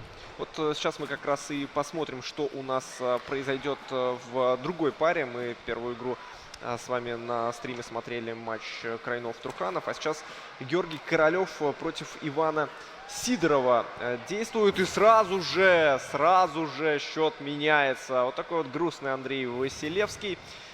И шайба в сетке. Итак, напомню, что первую встречу Иван Сидоров выиграл со счетом 2-0. Ну и прямо сейчас удается ему выйти вперед и во второй игре. Так, что-то здесь какая-то техническая, видимо, заминка у игроков. Так, происходит какая-то настройка. Видимо, звук не устроил наших киберспортсменов. Ну, такое бывает. Может быть, вот без звука играть неудобно. Не слышно, как шайба попадает в штангу. Может быть, такой овертайм хитрый. Может Немножко быть. Сбить этот атакующий порыв. Да, если такой нелегальный тайм-аут. Нелегальный тайм-аут. Ну почему? Легально же, можно же. Да, почему нет? Ну что, вбрасывание в средней зоне. И здесь в итоге шайба вновь достается Иванову. И он достаточно легко вкатывается в зону, наносит еще один бросок. Да, не позавидуешь, прошу прощения, Ивану Сидорову, конечно же. И чем ответит сейчас Королев, мы увидели. Ну, ответ был не самым внушительным. Продолжает атаковать Сидоров. Очень здорово он держит шайбу в зоне соперников, здорово закрывает ее корпусом, вы видите. Хороший контроль. Не упускает за синюю линию, то есть не дает сопернику передышку в виде положения игры. И сколько бросков наносит просто сейчас Сидоров по воротам Королева. Ну, Сидоров в своей группе занял первое место, Королев четвертое. И, в общем, эта разница, она видна. Шайба за воротами сейчас. Сидоров готовит новую атаку. Уже закатывается в зону. Вообще достаточно быстро все это происходит. И гол! 2-0. Давид Пастерняк сейчас В ближнюю девятку засовывает ее вратарю. Кто там? Андрей Василевский. На воротах у Королева. Андрею Василевскому не позавидуешь. Но, в общем-то, трудно винить голкипера в такой ситуации, когда защитники дают вылезать на пятачок. Ну да, без сопротивления бросал. Шейн Гостибер получает балл за голевую передачу. Ну и прекрасная шайба в исполнении Давида Пастерняка. Закрыл он корпусом шайбу и не позволил соперникам ее выбить. Но если говорить о показателях Георгия Королева, то 15 шайб на групповом этапе он забросил, 11 пропустил. Плюс 4, плюс-минус. Да, Иван Сидоров 19 шайб забросил, пропустил всего 7. То есть игра в защите — это один из козырей Ивана Сидорова. Более того, он вообще ни одного поражения пока на турнире не потерпел. И продолжает победное свое шествие в плей-офф. Как говорят в профессиональном хоккее, кубки берут защиту и вратари. И посмотрите, что происходит. Здорово, здорово. Когда у защиты и вратарей есть еще и вот такая атака. Владимир Тарасенко делает счет 3-0. Ну и кажется, что в этой паре не случайен был счет 2-0 в первом матче. Сейчас он 3-0. И какое-то вот такое мощное преимущество. Разница в классе между Сидоровым и Королевым, она заметна. Ну, на данный момент, да. Пока ничего абсолютно не может предпринять Королев и по части обороны. Просто проваливается один в один, позволяет себя обходить. И сейчас Владимир Тарасенко без каких-либо проблем прошел к воротам, бросил и бросил неотразимо. На вбрасываниях тоже очень хорош сейчас Сидоров. Ну, посмотрим на контратаку Королева. Достаточно редко он оказывается с шайбой. Трудно как-то его даже оценить в этом матче. Ну, может быть, вот такой вот бросок достаточно неприятный для вратаря соперника. Но все обошлось для Сидорова. И здесь... Вне игры. Да, положение вне игры было. Хотя, казалось бы, на какой-то момент, что успеет игрок без шайбы покинуть зону атаки, но, видимо, все-таки задержался он там, и судья зафиксировал положение игры. Видите, по броскам 1-6 в пользу Сидорова. У Королева, ну вот тот вот бросок последний, который мы видели, оказывается пока единственным вообще в этом матче. Ну вот попытки атаковать достаточно робкие. И скорее здесь контратак Сидорова стоит опасаться больше. И момент очень неплохой. Опасный момент, да. Успел Василевский. Четвертую забить. Сидоров Иван. Проброс фиксируется, и выбрасывание перенесется сейчас в зону Георгия Королева. Да, пока абсолютно ничего Королев Сидорову противопоставить не может. Вот выигранное вбрасывание, казалось бы, попытка перейти в контратаку, но защитник впереди, и на одного сразу 4 трое, игрока а то и обороны, четверо, да. четверо, да. Здесь, конечно, как-то очень сложно что-то придумать. Вот тем не неплохой менее, момент был для взятия. опасность Бросок был. была, да. Но контратвет здесь без нарушения правил удалось. И 4-0. Да. Ну, один игрок на пятаке, пас в одно касание, бросок, гол. Павелский не промахнулся. Снова никаких претензий к Василевскому. Здесь оборона зевнула. Потому что на пятачке так оставлять соперника, наверное, все-таки нельзя. И мы видим, что сейчас будет тайм-аут. И мы видим, что Королев Сидорову о чем-то говорит. Не слышим, к сожалению, в чем предмет их спора заключается. Но мы переключаемся уже на матч Максима Труханова и Данила Крайнова. Мы видим, что Труханов впереди 1-0, так же, как и в первом матче, ведет Труханов. И сейчас он мог удвоить преимущество свое. В большинстве играет Труханов. Ну а представитель медтехники Данил Крайнов сейчас уступает и еще находится в меньшинстве. В первом матче очень много удалений было у Крайнова. А вот сейчас еще и 5-3 остается Данил. Тяжело будет уфимскому игроку. Максим Труханов показывает себя хорошим мастером атаки. Очень много забросил на групповом этапе. И вот сейчас он получает очередную хорошую возможность для этого. Шайба отправляется за ворота. И здесь уже вратаря пытается заиграть. Он еще не забивал. Шайба могла в свои ворота сейчас залететь. Такие курьезы тоже бывают. Да, расслабляться ни в коем случае не стоит, играя в большинстве. Ох, какой момент и какая шайба! Что творит Даниил Крайнов? Наказал сейчас Даниил Крайнов.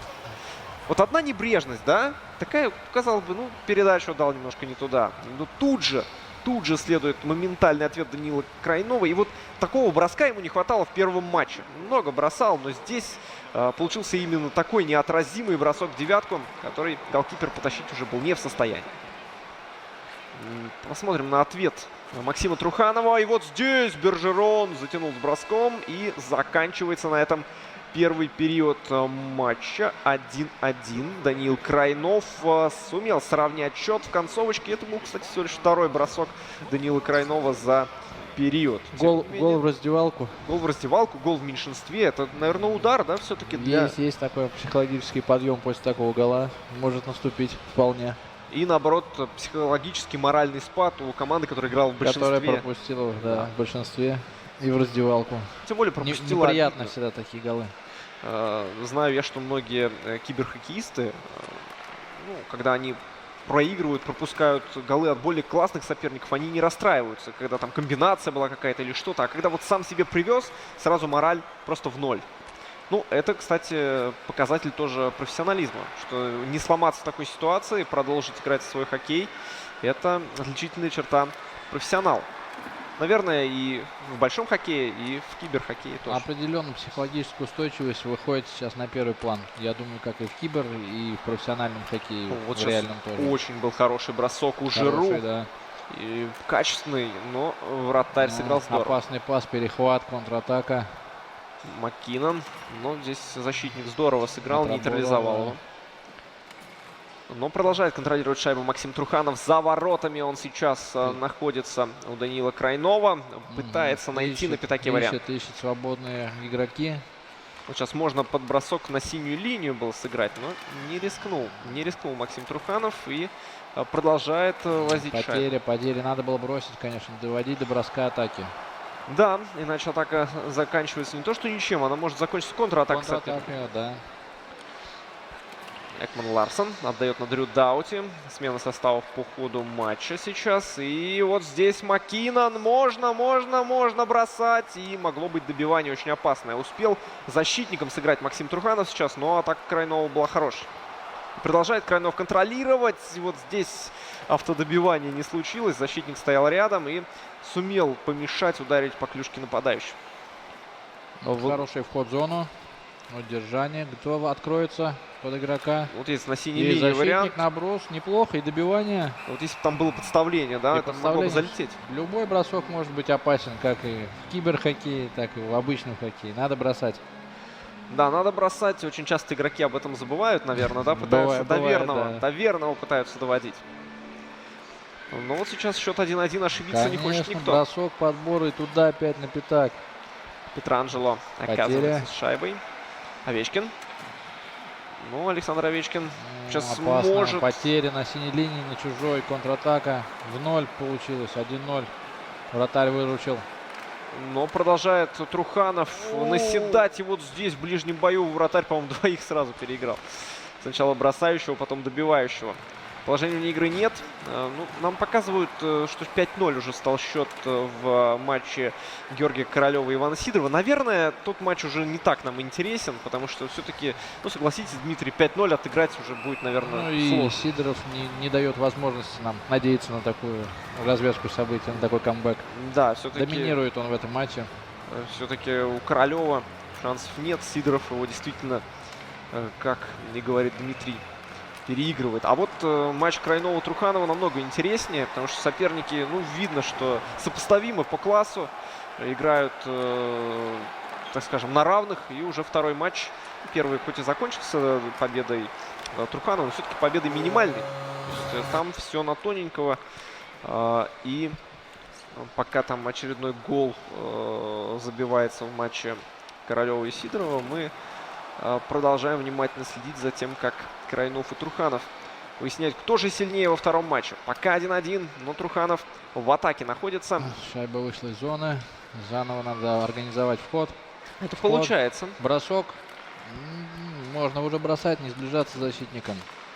А вот здесь не удается вновь сохранить шайбу в зоне. Как-то неудачно со скамейки выскакивает защитник сейчас. И, в общем, был бы офсайд. И вот сейчас вновь положение игры. Это поздно судьи зафиксировали. Уже на усах был Макдэвид. Да. Только свистнули. Я думаю, что были бы споры в реальном хоккее. Сразу бы подъехал Макдэвид на правах капитана и сказал: ну что свистишь-то, родной? Так, а вот здесь снова положение игры. Да, много работы у лайнсменов в этом матче. Офсайда они фиксируют. Хорошо, что нет пока драк. Да, но может быть и дойдет. Кстати, в НХЛ 19, если 2 раза нажать на треугольник, завяжется драка. Так что, если вдруг оживить немножко игру, да? Да, встряхнуть. Ну, может быть, вот, кстати, Георгию Королеву в матче с Иваном Сидоровым можно попробовать таким образом завести команду. Почему нет? Все варианты надо пробовать. Пытаться до последнего выжимать победный результат. Кросби.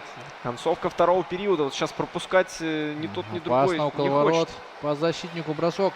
Нет. Передержал. Контратака. А ведь мог отдавать на синюю линию, да? Мог сбросить и спокойно бы бросили по воротам. Тем более, что была уже концовка периода, да, все равно время заканчивается. Трафик перед воротами хороший. Было бы опасно это продолжение. Ну и мы видим статистику по броскам. 7-6. Ну, кстати, одну шайбу Королев, вторую шайбу Королев забрасывал. Посмотрите, неужели подрался, пока мы там смотрели другой матч? Становится поинтереснее, концовка второго периода. Ну, конечно, все равно разница в 3 шайбы, но... Ну, еще голиком можно вернуться в игру уже, где-то там в конце 6-го выпускать. Еще 3-й надо забить, конечно, чтобы вернуться в игру. Да, но времени-то еще достаточно. Достаточно, почти пол-игры еще. Конечно, чуть меньше, но все-таки время есть. Вот сейчас здорово в ближнем бою Конор Макдэвид переиграл вратаря. Посмотрите, как оп, под неудобную руку. По классике, да? Как в настоящем хоккее он это делает. Да, такое очень сложно исполнить, особенно не скилловым игрокам. Но вот уже видно, что определенный уровень-то у Георгия Королева есть. И, возможно, вот это вот тот факт, что он 0-5 проигрывал в начале встречи, это говорит о том, что он просто морально, может быть, не подготовился. А может быть, сейчас Иван Сидоров расслабился. Да, как сказал Александр Радулов, булки расслаблять нельзя. Да. Здесь ни булки, ни батоны, ничего расслаблять не стоит. Все-таки до конца еще очень много времени. И смотрите, Королев-то оживился, Королев-то бросает. И, в общем... Перехватил инициативу сейчас. Да, и если не получится шестую шайбу провести у Иванова, у Ивана Сидорова, то там может... Интересный третий период быть. Да, так вот казалось, что у нас... Потери в своей зоне, да. И моменты 3-5! Георгий Королев! Даешь камбэк. Очень неплохо сейчас. Гол в раздевалку за 76 секунд. Это здорово, здорово. На самом деле интересный матч. И перед третьим периодом-то, а? Ну вот, мне кажется, сейчас очень много будет зависеть от того, кто следующую шайбу забросит. Если будет шестая шайба, может остыть уже Королев и пойти по нисходящей окончательно. Но если сейчас Георгию удастся провести четвертую шайбу, то там уже на кураже вполне можно постараться и до овертайма, а чем черт не шутит, и до победы в основное время матч довести. 3-5. Вот такой вот сюрприз. Ну, в общем, это очень опасный бросок момент. Сидору. Здорово. Королев вернулся в игру. И это приятно, что у нас будет интересный третий период. Приятно, что у нас два матча, теперь, за которыми можно следить. Да. И мы видим, что по броскам там даже, по-моему, Королев уже опережает Сидорова на 1. Ну и будем внимательно смотреть за третьим периодом. Здесь, конечно, может быть огонь настоящий. Если Королев отыграется. Представляете, Дмитрий, да? Какой камбэк? 0-5 это фантастика. Ну, как говорится, ничего не бывает невозможного. Главное верить и играть. Главное верить и работать, да.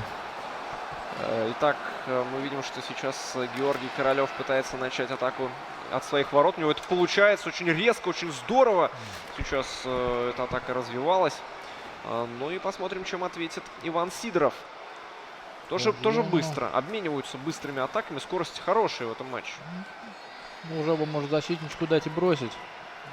Вылез неплохо вылез на ближнюю. Неожиданный бросок пытался провести. А у нас 2-2 уже в параллельном матче. Да как же все это интересно да. происходит. И сейчас там был впереди Крайнов, но Труханов сравнял счет. И мы видим, что там третий период, там уже концовка третьего периода. И, наверное, было бы логично сейчас досмотреть, наверное, игру Труханова и Крайнова, а потом переключиться на матч Королева и Сидорова. Ну вот пока обращает на себя внимание то, что в большинстве сейчас окажется Сидоров. Ну а если говорить об игре Крайнова и Труханова, то там пока в равных составах команды. Давайте посмотрим на это. Выиграно вбрасывание. Расставляемся в зоне у Сидорова игроки. Так. Найти продолжение. Ну там на синей линии сразу два защитника. И можно бы на них сыграть, но Сидоров другое продолжение выбирает. Вроде отняли, но не смогли вывести из зоны. Снова вот это не вот получается. Самые опасные моменты всегда возникают именно в момент перехода шайбы. Да? То есть можно подловить соперника.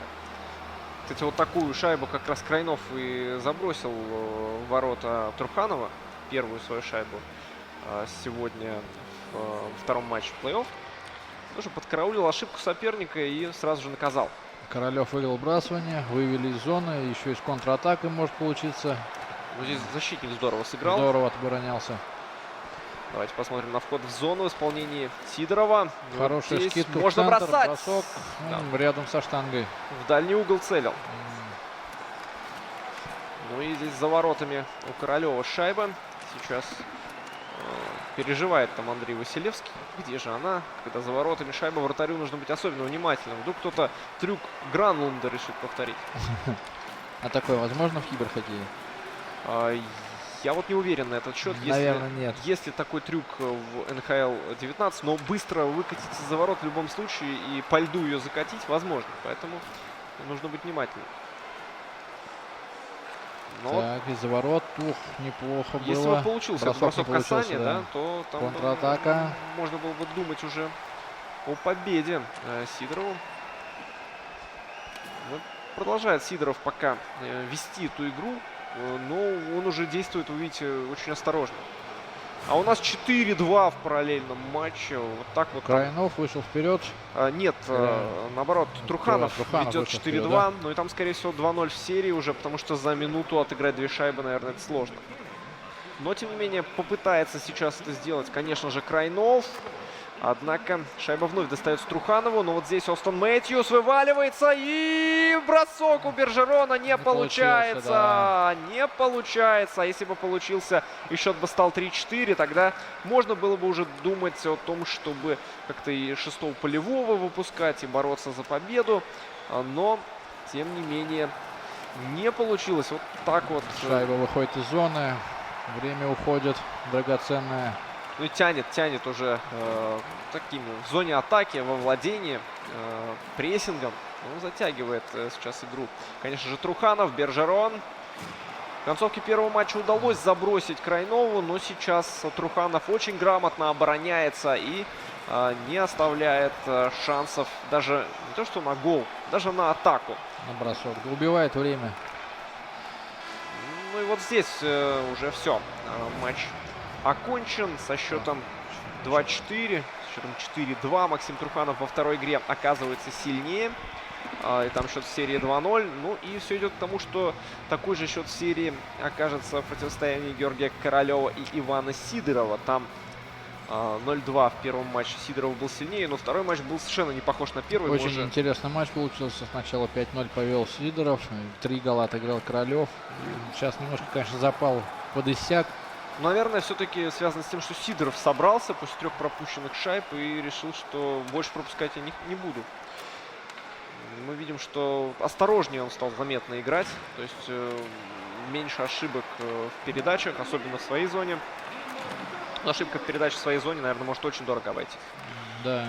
Вход в зону. Королев атакует. Позиционная атака. Уже меньше минуты остается. Если забрасывать, то только вот сейчас.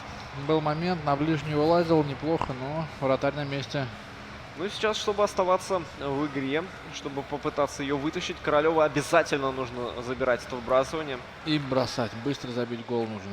Ну здесь защитника накрыли. Это предвидели моментище. Здорово разыграли. Ну, здесь вратарь, конечно, блеснул и... Нашли свободного игрока на дальних усах. Праворукий сходу бросил. Но вратарь, да, действительно, супер сейв. Ну, мы отметим, что атака, конечно, была отличная у Королева. Именно такая сейчас ему и нужна. Но все. Шайбу выиграл Сидоров. Да. И продолжает Иван Сидоров контролировать шайбу. Ух ты, опасно тоже было. Мимо ворот шайба пролетела. Да, прощает сейчас Сидоров Королева. И можно сейчас снова выдавать. Но ни защитник, ни крайний нападающий, по-моему, не разобрались, кому идет эта передача. Или просто передача шла между ними. Да, ну, говорят, что виноват дающий в таких случаях. Меньше 10 секунд уже остается. Ну, я думаю, что в этом матче тоже все ясно. И тем более, что 6-я шайба. Логическое завершение. И, наверное, Иван Сидоров уже своего не упустит. 3-6. Ну, такое преимущество уже достаточно солидное, двукратное. 3-6 за 6,9 до конца матча, наверное, счет уже здесь не изменится. Патрик Лайне подводит, наверное, черту под итогом второй встречи первого раунда плей-офф между Иваном Сидоровым и Георгием Королевым. 6-3. Очень уверенно второй матч проводит Сидоров. Но вот если первый матч он играл от обороны, победил за счет грамотных оборонительных действий 2-0, то во втором показал, что и в атаке он своего соперника тоже превосходит. Просто перестрелял. И 6-3 во второй игре Иван Сидоров также берет верх. Так же, как и в паре Данила Крайнова и Максима Труханова. Здесь счет в серии становится 2-0. Иван Сидоров впереди. Ну и прямо сейчас, наверное, мы с вами посмотрим не только голы. Вот этот замечательный гол мы видели. Выход 1-0 реализован. Ну и обратимся к к статистическим показателям, которые тоже достаточно интересны, потому как после второго периода Королев был впереди по броскам в этом матче. То есть опережал Сидорова, несмотря на то, что Сидоров 5 шайб к тому моменту уже забросил. Думаю, что сейчас нам статистику продемонстрируют. А пока видим только счет. Ну, 3-6, игра действительно результативная. Для болельщиков, наверное, такое интересно всегда. Ну да, это интереснее, чем 1-0. И вязкая борьба в средней зоне. Голы всегда интересны болельщикам.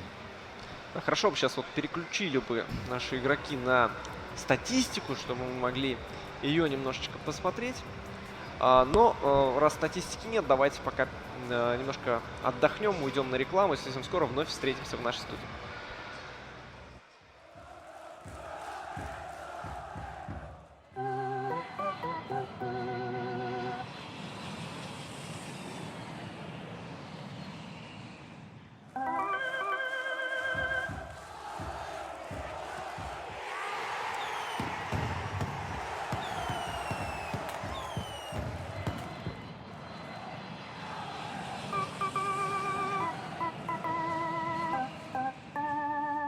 Sky Group. Счет 2-0 в вашу пользу.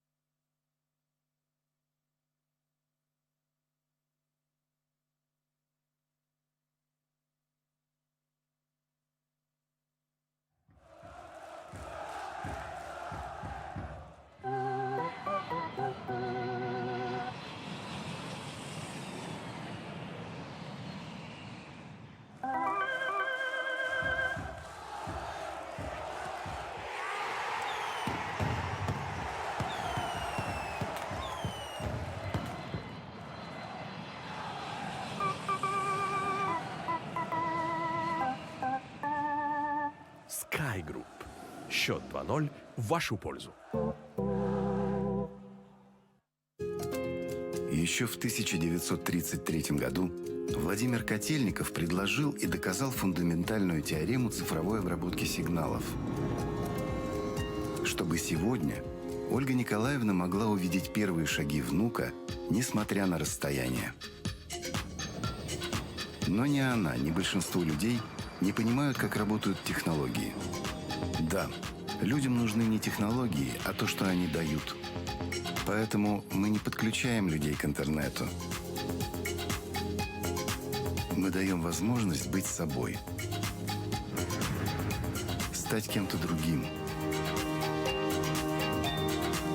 Окунуться в воспоминания и заглянуть в будущее. Привет, дочурка. Привет. Как дела твои? Мы помогаем людям поддерживать связь друг с другом. С близкими, которые рядом и которые далеко. Мы не просто подключаем телевидение. Мы открываем миры. Мы хотим, чтобы бизнес рос и был уверен в своих возможностях. И делаем все, чтобы каждый предприниматель мог держать офис в своем кармане. Вести дела из любой точки страны и предпринимать на весь мир. Ежедневно мы создаем то, что людям кажется магией, а завтра станет частью их повседневной жизни. Устройте кинопремьеру дома. Запишите ребенка в детский сад. Держите дело под контролем. Будьте на связи с клиентами. Откройте бизнес. Откройте что-то новое. Будьте там, где хочется. И не ставьте границ. Мы работаем, чтобы вы стали ближе к своим желаниям и новым возможностям. Ростелеком. Цифровой доступ к тому, что нужно. Август. Не спеши. В Меге спокойно и легко. Легко и быстро все найдется. Освежит. Освежит и будет хорошо сидеть. Август. Не спеши. Все успеешь с Мегой.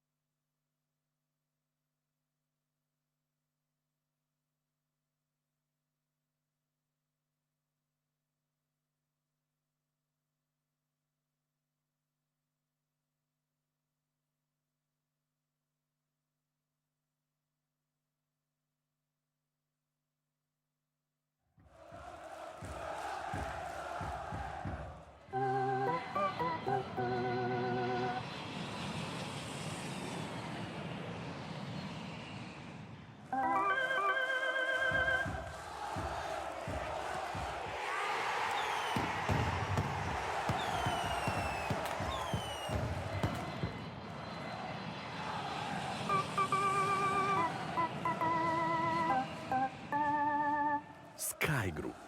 Счет 2-0 в вашу пользу.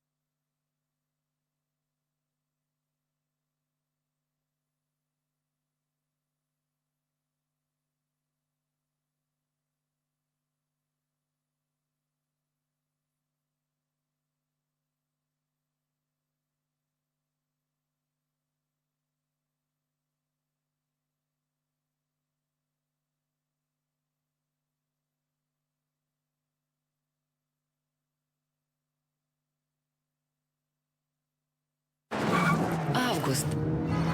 Не спеши. В Меге спокойно и легко.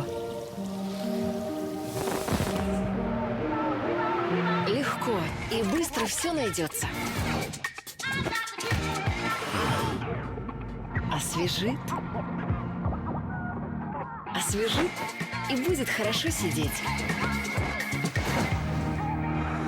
Август, не спеши. Все успеешь с Мегой.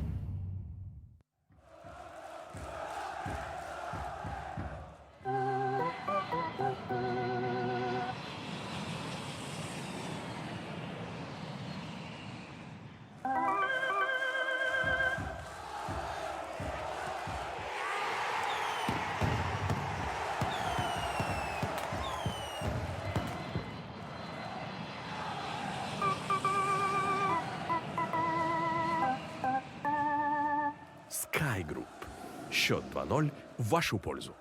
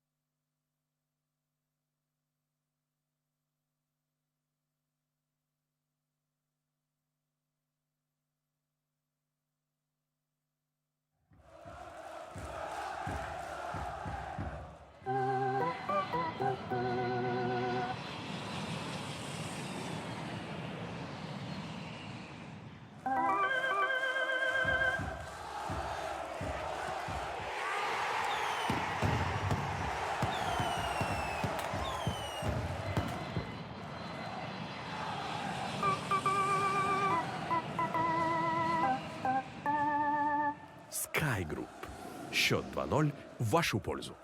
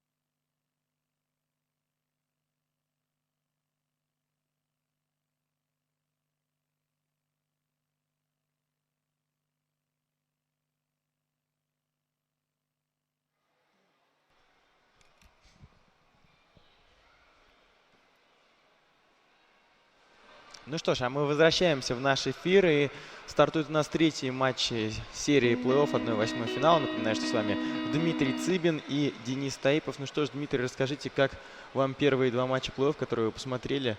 Очень интересно. В одном матче у нас Королев-Сидоров. Сначала вроде было все предсказуемо, 5-0. Но хороший камбэк получился такой. Начало камбэка 3-5. Интересно.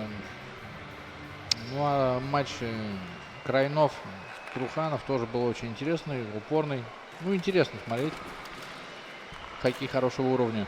Ну а сейчас мы смотрим матч Сити-Линка, который представляет Сергей Понкин и Дмитрий Трошин. И пока Понкин проигрывает в серии со счетом 0-2, но оба матча получились очень интересные. В первой игре Понкин, к сожалению, уступил, но вел в счете, как я помню. Но сейчас и во второй игре у Понкина не все хорошо. В перерыве Азамат Муратов провел конкурс от Сити-Линка и поспрашивал наших болельщиков, кто же одержит победу в третьем матче. И вот они сказали, что выиграет Понкин практически единогласно. И других решений там нет. Вот нам сейчас даже поднесут блокнот с подсказкой от Сити-Линка.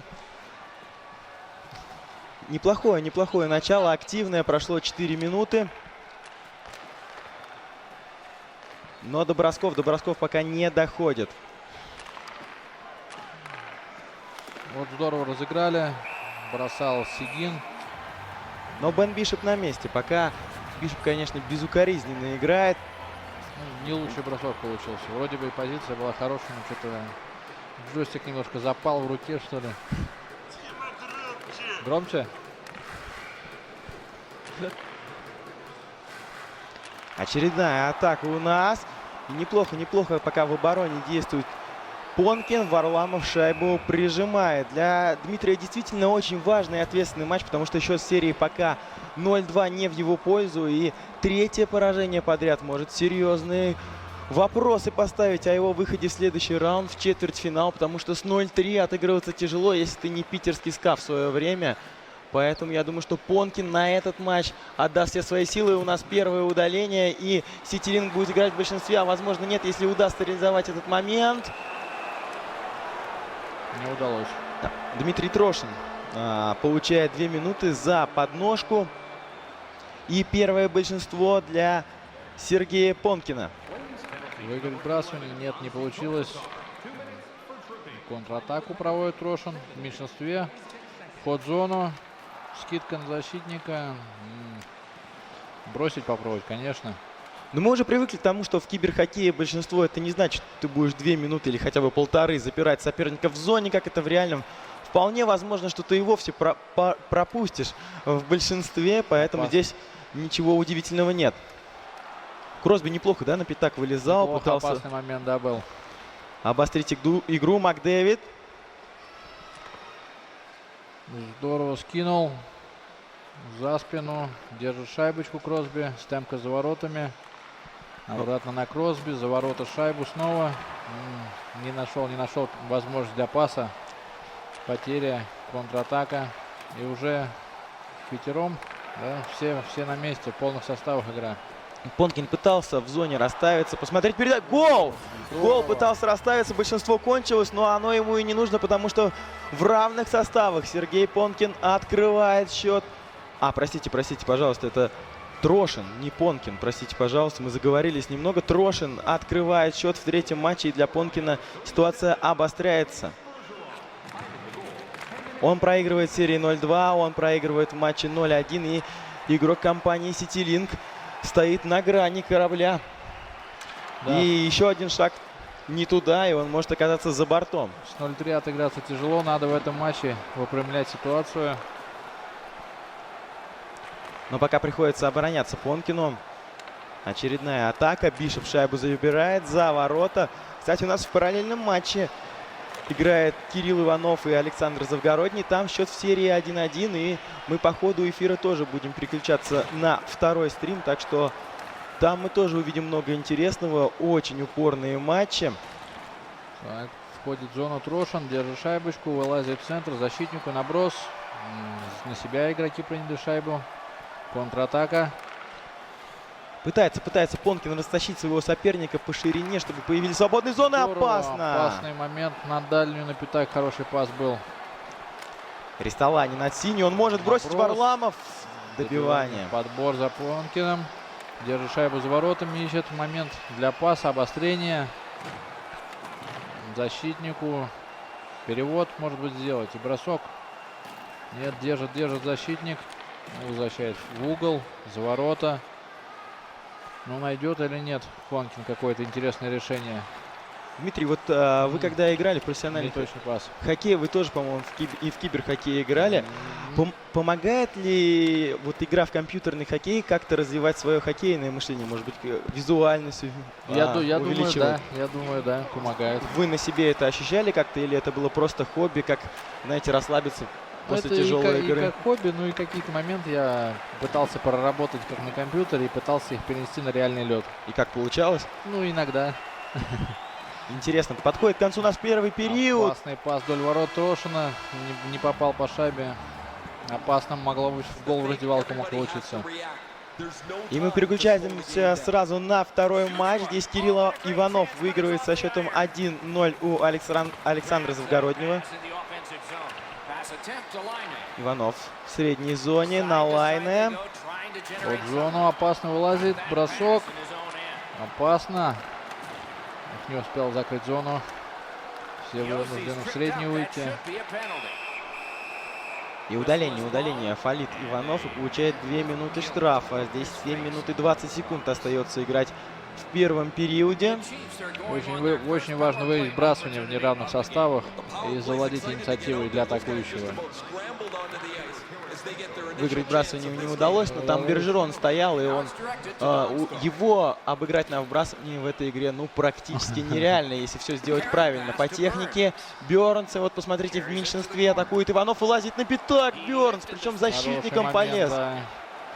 Да, Иванов, конечно, смело действует в меньшинстве. Мы смотрели матч группового этапа, когда Вадим Пономарев просто в меньшинстве спокойно отбрасывал шайбу из своей зоны. А здесь вот Иванов взял защитником вперед, полез, и продолжает он защитниками атаковать. Это Карлсон. Ну, его здесь накрывают. 20 секунд осталось в большинстве играть Завгороднему, и как будто этого большинства и вовсе не было. Вход в зону, Кросби оставляет назад. Еще одна передача на синюю линию, наброс, но нет, здесь голкипер на месте. Ну, сразу скажем, что у двух киберспортсменов Бен Бишоп в воротах это самый популярный выбор. Атака Иванова. Опасно. Мимо ворот. Был голевой момент хороший у Иванова. Я думаю, что сейчас опасный момент Донской, как он не забил. Как вытащил вратарь. Да, ну что ж, давайте попросим, чтобы нас переключили на другую игру, где играет Сергей Понкин. Там матч для него, по сути, жизни и смерти. А что чувствует команда, когда проигрывает в серии со счетом 0-2? И вот этот третий, по сути, решающий матч. Какой настрой вообще? Тяжело психологически играть в таких ситуациях профессиональным хоккеистам? Вообще не просто, да, не просто. Ты понимаешь, что еще одно поражение, оно может быть практически тебя вывести из борьбы. И это, конечно, дополнительный груз ответственности. Часто бывает такое, что там игроки помоложе не справляются. Как раз такие нелепо идут удаления, ошибки, подскальзываются игроки. Это, ну, все психологическое давление играет роль большую в такие моменты. То есть Понкину сейчас невероятно, да, тяжело из-за вот этого вот груза ответственности, что проигрывать нельзя. Да, да, и в такие моменты вроде иногда ты можешь то, что хорошо делал легко в обычной ситуации, под этим давлением что-то может простой элемент не получиться. А как себя переключить в таких ситуациях? Как отвлечься, чтобы максимально сконцентрироваться на игре и не думать о том, что поражение неприемлемо? Ну, наверное, это все индивидуально, у каждого какие-то свои методы, насколько они работают у каждого. Кому-то один метод может подойти, кому-то ничего не поможет, просто его трясет и все. Я бывало встречал таких игроков, которых и в 30 лет трясло на площадке хоккейной, хотя вроде матч, скажем так, обычный рядовой. Поэтому кто-то с этим не справляется никогда. Трошин по-прежнему в атаке, пока он мало что дает Понкину. В перерыве удалось с ним поговорить. Он говорит, что пока тяжело вскрывать оборону своего соперника. Не просто зайти в зону Трошина и что-то там создать. Атакует Трошин, ближний 2-0. бросок, гол, да, здорово попал. Барков Александр. Поверил, что пойдет передача. Сергей Понкин, лег он под нее, чтобы шайба не прошла низом, но в этот момент в ближнюю девятку отправил шайбу Дмитрий Трошин и повел со счетом 2-0. Такой же счет у них и в серии, кстати.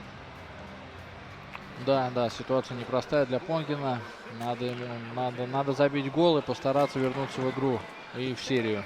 Можно сказать, что за 2,5 матча, потому что уже экватор этой игры пройден. Понкин забросил всего лишь одну шайбу. Вот гол! Вот вам, пожалуйста! Гол, здорово. Без подставления Расмус Ристоланин в правый от вратаря угол с щелчком отправляет шайбу в ворота. Ну, в таких ситуациях, наверное, хоккеисты говорят, ну вот одна зайдет и дальше должна пойти. Зайдет, и дальше открывается, может быть, второе дыхание. Появляется дополнительный психологический импульс. Да, посмотрим, как будет развиваться этот матч. Но он им стал явно интереснее, когда счет в одну шайбу разрыв составил. Для Сергея Понкина, наверное, вот после этого гола груз психологической ответственности немного с плеч упал, потому что наконец-то он забил. Для него это была проблема. И вот теперь надо спокойно идти за второй шайбой, никуда не торопиться, потому что времени вагон и маленькая тележка. Харатини неплохо. Но Здена Хара в этой игре сделан так, что он бросает сильно, но чаще всего не точно. И в девяточку ему попасть — это большая проблема. Поэтому шайба прилетела прямо в грудь Бену Бишопу. Вбрасывание в зоне Сергея Понкина. Он его выигрывает, кстати. Ристоланин, автор единственного. Подбор, сделали хороший подбор. В зонке, в центр, бросок. Здорово. Надо бросать, подставлять, когда особенно есть игроки перед вратарем. Это всегда опасно. Хороший перехват. Бросок и Бишоп. Бросок, да. Здорово вратарь сыграл. Контратака Понкина. Ну, Гудро тяжело здесь с помощью физики по борту пройти. Он более такой... Продавили его. Да, техничный игрок. Надо дриблинг использовать. Хара, он вообще не меняется. А в его-то годы, 41 год, по-моему, Здена Хара, если я не ошибаюсь. Ну, из компьютерных игроков можно выжимать все, что угодно. Да, здесь, к сожалению, для Понкина будет двухминутное удаление за подножку. Вот так вот он на линии ворот фалил. Смотрим мы еще раз повтор этого эпизода. Вот. Нет, это в круге вбрасывания. В круге вбрасывания произошло. Бержерону поставили подножку. И Бержерон против Бержерона на точке вбрасывания выиграет, конечно же, Бержерон. А тут других вариантов и не было. Ну и расставляется Трошин, никуда он не торопится, понимает, что время-то работает на него. Попал, по-моему, своего игрока защитник. Ну, посмотрите, 3 раза подряд Понкин не может выйти из своей зоны, и это большая проблема. Еще один наброс в сторону ворот. Постоянно Трошин угрожает, постоянно держит в напряжении своего соперника. Мэтьюс. Бросок неплохо. Атака Понкина, да, неплохо было. Вратарю не легко было поймать этот бросок. Тарасенко входит в зону. Идет за ворота. По защитнику. Вернул обратно. Активно подключает защитников в своей атаке Трошин. Вот именно весь, наверное, такой трафик разгоночной атаки через бросок. них идет. Ну, это эффективная тактика подключать защитника, потому что внизу обычно скученность хоккеистов, и защитники часто остаются свободными на синей линии. Опасная контратака. Понкин. 1-0 выход. Нет, вратарь оказался сильнее. И Сирена, да, у Понкина Хороший был момент. отличный момент. Мне Прекрасный кажется, он момент. переволновался, когда выходил 1 на 1. Хотел сделать совершенно другое, но не удалось обыграть. Мы снова переключаемся, и у нас матч Кирилла Иванова и Александра Завгороднего. По-прежнему Иванов выигрывает 1-0 за 30 секунд до конца второго периода. Иванов в атаке. Входит в зону. Потеря в углу. Контратака Завгороднего. Не успеет Да, он, уже потому всё. что Сирена 1-0. Кирилл Иванов выигрывает. Такой вязкий матч, видимо, получается. Интересно бы статистику по броскам посмотреть. Я надеюсь, что киберспортсмены нас услышат и переключат. Так, броски в ворота 7-13. За 2 периода не очень много. Такой вязкий матч. Ну и посмотрите, одинаковый процент передач. Да, то и есть... хитов у Иванова почти нету. Но и отметим, что в 2 раза больше в атаке времени провел Кирилл Иванов. Ну а у нас третий период матча. Атакует Понкин. Да. Бросок от синей. Добивание. Не будет добивания, передачи на пятак. Тарасенко, конечно, здорово, да, придумал. Не стал добивать. Нашел Разворота, передачи да. соперника. Так, потери в средней зоне. Тарасенко. Трошин входит в зону. Поглубже туда. Здорово вошел. Ищет продолжение. По синей прокатился. Скидка на защитника. Наброс, наверное, сделать. Да, опасно было. И добивание. Контролирует игру в зоне Трошин. Позиционная атака продолжается. Бросок. Опасно. Мимо ворот. Много бросков он наносит. Постоянное давление. Вот о чем мы и говорим. Вот Поэтому перехват, Понкину... контратака. Да, Понкину поэтому и не просто, что он находится под постоянным давлением соперника. Причем Трошин играет по такой тактике: лучшая оборона — это нападение. Логично. Он контролирует шайбу в чужой зоне. Это не пассивно, он постоянно угрожает и пытается взять подбор. Это очень важно в современном хоккее. Кто берет подборе, тот и владеет инициативой и снова имеет возможность бросать. Иванов вот был в атаке, потеря. Да, мы переключились на другой матч. Кирилл Снова Иванов. Потеря. Тут череда потерь. Сейчас посмотрим, кто будет интересные действия проводить. Входит в зону Иванов. Ну, поглубже. Там какой сильный силовой прием, силовой да, от Малкина. Да, вкатил Женя. Как говорится, расколол. Никита Кучерову досталось. Снова Кучеров. Опасный момент, неплохо. Чей подбор? Подбор Завгороднего. Активная игра у нас в плей-офф, и это радует, потому что темп игры очень обыграл высокий. Кучеров. Дальше не получилось бросить. А вот несмотря на то, что шайб пока у нас на трансляции не так много, здесь одна, в другом матче 3, тем не менее каждый момент таит в себе угрозу какую-то, и мы никогда не знаем, чем закончится та или иная атака. А здесь от положения вне игры. Ну, вратари, видимо, пока хорошо действуют. Да, Бен и Бишоп Потому в что порядке. моменты есть, опасные моменты есть у всех 4 игроков. Бросание в средней зоне. Подбор выиграл Завгородний.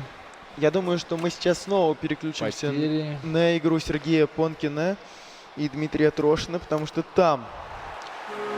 Ну вот мы как раз гол посмотрели Кирилла Иванова, счет 2-0, переключаемся, а здесь уже Понкин проигрывает 3-1.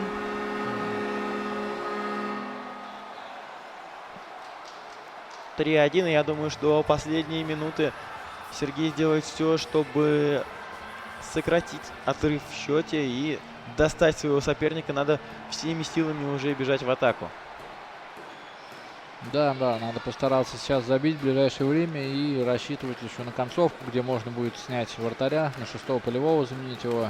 Входит в зону Трошин, пока он контролирует шайбу. Чара, пас между ног назад, без адреса. Снова потери в зоне. Опасно. Надо исключать свои потери в зоне, исключать свои ошибки. Заметили, да, как тяжело выходит Понкин из зоны, постоянные перехваты делает Дмитрий Трошин. Вот она, контратака Понкина. Вошел в зону, наброс. Подбор проигрывает. Трошин забрал шайбу. Хара заблокировал этот бросок, да, вовремя. Он свое тело подставил под шайбу. Большой. А вообще сложно бросить шайбу мимо Дэна Хара, не только в реальном хоккее, но и в компьютерном. Жиру. Здесь снова Хара.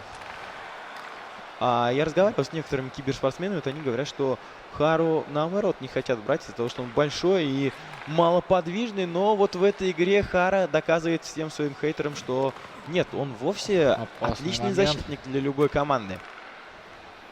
Главное правильно его использовать. Атака Понкина под зону. Пока нет, пока в средней игра. 2 Ну минуты, вот удаление, наверное. да, и это шанс для Сергея Понкина сравнять. 1,5 минуты остается, а если быть точнее, минута 21 и 2 минуты большинства. Может, имеет смысл сразу 6-го поставить. Попробовать активно взять подбор. Время-то остается минуту 20. Но пока 5-4. Проигрывает бросание Понкин. Параллельно у нас идет игра, где играет Даниил Крайнов, и он тоже в третьем матче уступает со счетом 1-3. У нас 2 задрафтованных игрока могут проигрывать в серии после этого тура со счетом 0-3. И интересно, как они будут выбираться из этой ситуации. Потому что мастерства у них предостаточно. 5-4 еще есть время. Немножко надо забить, чтобы вернуться в эту игру. Неточный пас и контратака Трошина. Ну, здорово полез на пятак. Это именно такие действия требуют игроки в реальном хоккее от своих подопечных. Тренеры требуют от своих подопечных, чтобы лезли на пятак, создавали опасные моменты. А в это время Александр Завгородний отквитал одну шайбу в игре с Кириллом Ивановым. Там счет 1-2.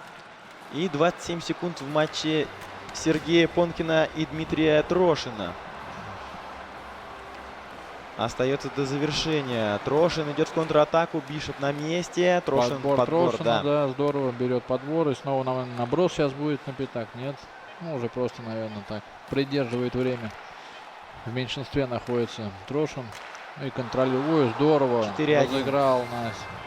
Кто это у нас? Тарасенко. Да, здорово бросил в одно касание. Барков и Тарасенко здесь сделали комбинацию возле борта. И таким образом мы констатируем, что Сергей Понкин из компании CityLink в 1/8 финала проигрывает в серии со счетом 0-3 Дмитрию Трошину. Остается у них матч номер 4, возможно, номер 5, 6 и 7. Тут как дальше пойдет. 39 секунд в матче Иванов-Завгородний. 1-2 счет в пользу Иванова. Да, и он в большинстве. Но вот здесь передача назад.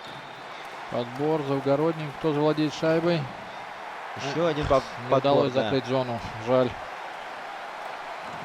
Но еще есть время на атаку.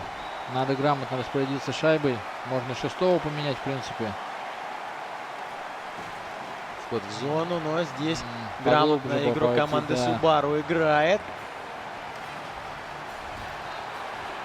5 секунд до конца. В зону входит Завгородний, но ничего не дает ему сделать Иванов. И наверное, на этом все. На этом все. Кирилл Иванов выигрывает в матче номер 3 и ведет в серии со счетом 2-1. Поздравляем мы команду Subaru и лично Кирилла Иванова с победой. Настоящая заруба у нас во всех встречах, и ничего не понятно.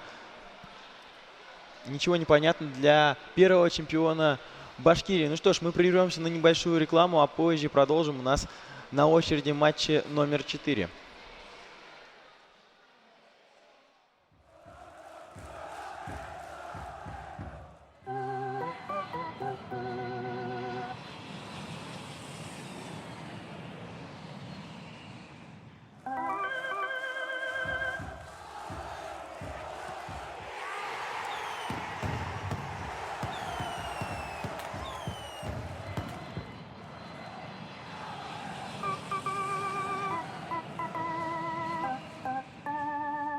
Sky Group.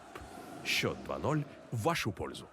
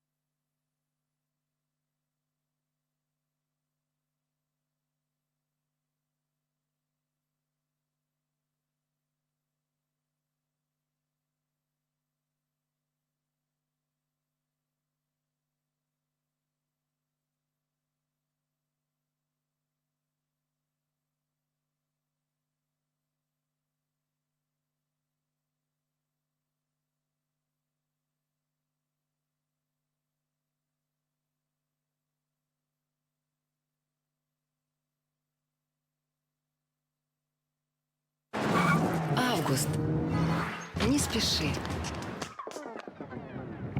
В Меге спокойно и легко. Легко и быстро все найдется. Освежит. Освежит и будет хорошо сидеть. Август, не спеши. Все успеешь с Мегой.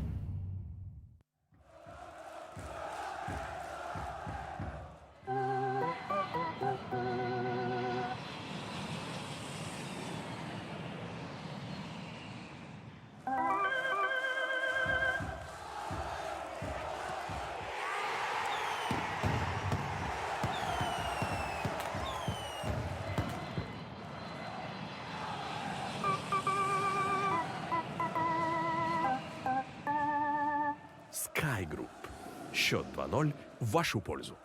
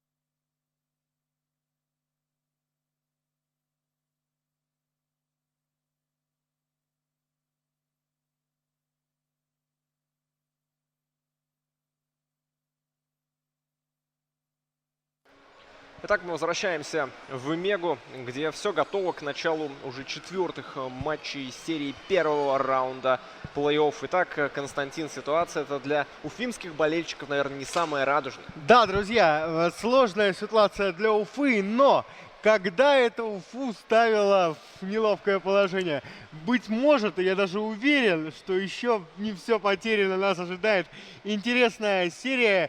Сергей Понкин сейчас соберет всю свою волю в кулак и обязательно даст бой. Я думаю, что можно быть в этом уверенным. А кулаки у Сергея Понкина очень-очень мощные, поэтому если он даст волю, соберет ее в кулак, то, конечно, очень сложно будет Дмитрию Трошину. Но я бы на его месте боялся обыгрывать Сергея в 4 матчах, потому что результат может быть непредсказуем. И, ну, все-таки дома, я думаю, что Сергей Понкин сейчас соберется и покажет свое мастерство. Я думаю, сейчас все у экранов своих компьютеров и здесь, в торговом центре Мега, должны посылать лучи такого позитива Понкину, чтобы он собрался с силами и дал бой. Да, ну и прямо сейчас, конечно, мы видим первое вбрасывание. Итак, напоминаем, что Сергей Понкин, его команда CityLink в оранжевой форме, ну и в белой форме выступает Дмитрий Трошин. Противостояние Казани и Уфы, пока впереди Казань, но Уфа, я думаю, что не сдастся. Так и хочется сказать, Николай Цулугин против Дмитрия Квартального. Итак, смотрим. Пока что начало за Казанью, но очень здорово перехватывает сейчас шайбу и инициативу вместе с ней Сергей Понкин. К сожалению, фиксирует лайнсмены положение вне игры. Но поскольку у Понкина нет права на ошибку, мне кажется, что он будет действовать на контратаках. Посмотрим. Это чисто интуитивные вещи. Да, пока за серию всего 2 шайбы забросил Сергей Понкин. Конечно, нужно исправляться. Конечно, нужно сейчас показывать все, на что способен. Будучи, ну, скажем так, припертым уже к стене, когда отступать некуда, нужно биться за каждый момент. Но Дмитрий Трошин пока в атаке владеет шайбой. Здорово, здорово сейчас Сергей Понкин и его защитники играют на пятачке. Нужно выводить из-за ворот. Да, но пока продолжает контролировать Дмитрий шайбу в зоне Сергея. Но отмечаем, что в этой ситуации главное не выбрасываться. Прекрасный сейв Бена Биша. Хорошо, сейв отличный, игра остановлена. Сейчас тут будет переведен. Ну и, конечно же, вбрасывание. Важно не отдавать сопернику в своей зоне. Важно забирать шайбу себе. Но какой момент! Предоставленный штанга, по-моему, сейчас играет за Сергея Понкина.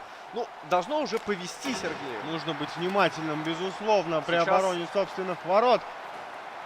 Да, здесь осторожно, из-за ворот вылазили на пятак. Ну, хорошо, тут без последствий обошлось. Ну и теперь Понкин пошел в контратаку. Пока безуспешно, но еще все впереди.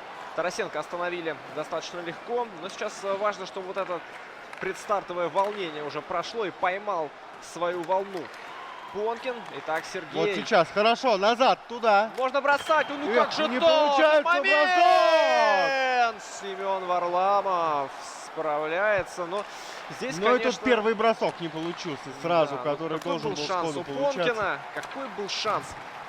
Конечно, атака была очень мощная, и там Дмитрий Трошин бы уже ничего не смог поделать, если бы это все зашло в створ. Ну и очередная быстрая атака в исполнении Сергея Понкина. Понкин достаточно быстро разгоняет атаки. Обратите внимание, сразу туда, в зону соперника. Да, и сейчас здорово начинает новое наступление от своих ворот. Мэтьюс в чужой зоне. Нужна поддержка партнеров. Один в поле не воин. А вот это уже неплохо. Вот, хорошо. Но удалось защитникам очень грамотно сыграть Дмитрию Трошину. И он не позволил сейчас Сергею Понкину бросить. А вот здесь было очень опасно. Едва Барков не добрался до шайбы. Это огромный Сдена Хара наносит щелчок. Сила что-то богатырская. Понкин тут первый на шайбе забирает подбор. Но вот, к сожалению, не удалось атаку продолжить. Из своей зоны выйти пока не получается. Холл. За воротами сейчас Дмитрий Трошин. Очень любит Дмитрий Трошин вот таким вот образом контролировать шайбу в чужой зоне. Контролирует шайбу, не дает сопернику в общем, активно прессинговать. То есть не дает выбрасываться. Стоит тебе выброситься, как тут же следует передача открывшемуся партнеру. Это очень опасный момент. Справляется сейчас. И теперь Понкин быструю атаку попробует организовать. Могучий силовой прием с Данахара мешает. Еще один момент. Ну, Трошин пока смотрится здорово, но Сергею в такой ситуации важно держать удар. Это как раз-таки качество бойца. Даже когда соперник напирает, даже когда кажется, что уже шансов нет. Вот сейчас хорошо бросок.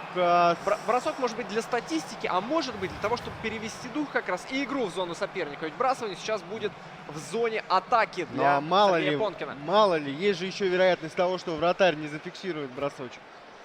Поэтому любой бросок, нам Дмитрий Цыбин сказал, любой бросок всегда таит в себе опасность. Я думаю, Понкин это слышал. Экман Ларсен, бросок, очень хороший бросок, но мимо цели проходит шайба. Ах, как здорово сейчас бросал Понкин. И если бы эта шайба пошла в створ, то опять-таки ничего бы не смог поделать ни Дмитрий Трошин, ни вратарь. Но прямо сейчас удаление. Подводит дисциплина команду Ситилинк сейчас и будет пытаться реализовать лишнего Дмитрий Трошин. Ну а, соответственно, Сергей Понкин будет стараться у Сергея Понкина все. есть возможность забросить в меньшинстве. Почему нет? Реализовать меньшинство. Да. Ну, посмотрим. Вот здесь, если бы передача прошла сейчас на накатывавшегося Макдэвида на дальнюю штангу, конечно, вероятность гола была бы высока. Но то ли Дмитрий Трошин не смог отдать эту передачу, то ли Сергей Понкин так здорово защищался, что, в общем, лишил соперника этой возможности. Удалось, казалось бы, выиграть вбрасывание, толкнуть соперника с точки, но подхватил ее все равно лишний игрок, как раз тот самый, который сейчас есть у Трошина, и расставляется. Трошин расставляется сейчас в зоне, да, тут позиционная атака уже принимает позиционный характер. И не давать бросать. Хорошо. Здесь чистокол такой, клюшек игроков. Да, и заканчивается у нас первый период. А прямо сейчас мы переключаемся на матч, где Кирилл Иванов, еще один уфимский игрок, который представляет команду Subaru, уступает в своем матче Александру Завгороднему. У них в серии 2-1 впереди Иванов, но в матче 2-0. И Завгородний, вы видите, впереди. Давайте понаблюдаем здесь, какой у нас расклад сил. Вот конкретно в матче, если не смотреть на табло. Да, ну вот пока мы видим, что в контратаку переходит Завгородний. И Алексей сейчас пытался на дальнюю штангу перевести, бросить касание наверняка, но не суждено было этому случиться. В атаке Иванов. Иванов сейчас в большинстве. У Иванова на одного игрока больше. Концовка периода. Ну, хорошо бы Кириллу, конечно, снова в раздевалку забросить. И снова, обратите внимание, Завгородний тут пытался хорошо выйти из зоны. Так быстро, скоростно не получилось. Вот еще одна. Вот, обратите внимание, снова дальний пас туда. Опасный момент. Тарасенко бросок. И повезло сейчас, что шайба не в ворота юркнула от вратаря, а полетела выше. Овечкин. Ощущение, что даже момент броска был потерян, но шайбочка действительно выше уходила. Но сейчас до Александра Овечкина шайба не добирается и пытается Александр Завгородний добраться до ворот Кирилла Иванова. Видим мы сейчас картинку наших киберспортсменов. Обратите внимание на выражение лица Завгороднего. Вот буквально там пару секунд назад максимальная концентрация. Да, ну и со счетом 2-0 в пользу Завгороднего у нас первый период закончился, а Сергей Понкин открывает счет в своем матче. 1-0. Сергей Понкин повел. Слушайте, друзья, если мы так всегда будем переключаться, я предлагаю нас почаще переключать, правда. Вдруг это сработает. Вот так, на добивании. Очень здорово. Ну, трудовая шайба. И в таких, наверное, матчах, в матчах плей-офф, большая часть шайб, особенно там, столица Башкортостана лиги, ведет. Да, забрасывают именно вот так. С пятака в борьбе, с добиваний, с подставлений. Такая трудовая шайба, безусловно. Тут здесь не дают разыгрывать красивые комбинации. Здесь не до этого. Здесь главное эту шайбу в ворота отправить. И вот сейчас посмотрим. Дмитрий Трошин. Сдастся ли Казань? Видимо, нет, потому что в атаке Дмитрий Трошин находится. Тут же бросок очень опасный, но удается Сергею Понкину законтролировать сейчас защитником и не позволить шайбе отправиться в ворота. А вот это очень неудачная передача от Анжи Копитара в средней зоне. Однако не получается сейчас у Трошина организовать контратаку быструю. Вот сейчас Дмитрий попробует войти в зону Понкина. Барков, бросок, неплохо. Несмотря на то, что у Понкина там сзади было большое количество игроков, а бросок все равно получилось нанести. Очень опасный внимание, вот бросок. Ну вот здесь читалась эта передача от Экмана Ларсона. Махрисо выходит 1 на 1 практически. 1-0. Но вратарь И здесь щиток справляется. хорошо был положен. Вовремя вратарь игру контролировал. Это очень хорошо. Арвидсон идет вперед. Паризе. Понкин шайбу сохраняет. Да, в чужой зоне. Сейчас Сергей Понкин. Здесь не было нарушения правил, считает судья. Ну, силовой прием такой. Чистый, видимо, по мнению арбитра. Дмитрий Трошин. Какая передача вдоль ворот. И сейчас, конечно, неточным оказался бросок. Будь он чуть точнее, вратарю было бы крайне сложно выручить в такой ситуации. У нас экватор матча позади. 1-0 впереди Сергей Понкин. Сергей Понкин. Но Ну и что, давайте, Сергей начинает атаку сейчас свою. Хорошо. Жиру. Какой момент? Отлично. Выбирался туда, к воротам, уже на опасную, такую бросковую позицию. Да, очень и очень опасно, очень и очень серьезно. Конечно, сейчас цена любой ошибки высока невероятно. Потому как при счете 1-0 счет минимальный. Вот удаление не кстати сейчас очень для Сергея Понкина. Но 4 на 5 в реальной жизни, как мы уже говорили, в реальном хоккее, это куда опаснее, чем 4 на 5 в игре. Но, правда, когда тебе противостоит такой серьезный соперник, как Трошин, конечно, не стоит оставаться в меньшинстве. И вот здесь могло быть добивание, но вратарь. Как же хорошо сыграл сейчас голкипер Сергея Понкина. Еще, смотрите, один момент. еще одно спасение такое. Да, ну вот сейчас очень здорово давит Трошин, и нужно собраться, нужно стоять, но нет. Здесь уже много бросков позволил Сергей Понкин нанести Дмитрию Трошину. И, Реализовано большинство. ну, признаем, заслуженный гол, который серьезный соперник, коим без сомнения для Сергея Понкина является Дмитрий Трошин. Заслуженный гол. Поскольку с первых минут большинства очень Трошин активно вел себя в зоне Понкина, то действительно заслуженно восстановил статус-кво сейчас. Но вот сейчас чем ответит Понкин? Жиру сыграл на Йоси. Джонс. Бросок был блокирован. И с шайбой завладевают хоккеисты. Но Дмитрия Трошина. обратите внимание, Понкин начинает прессинг такой. То есть там за ворота игрок Трошин уходил, а Понкин приближался буквально. Не давал ему за ворот разыграть шайбу нормально.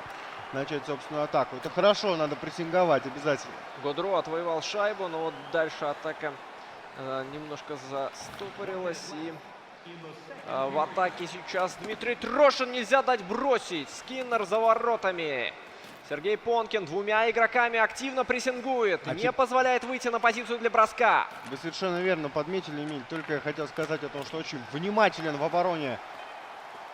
Очень хорошо сейчас на подборе первый. И очень важно, что во втором периоде в концовке не позволил сопернику еще раз отличиться Сергей Понкин.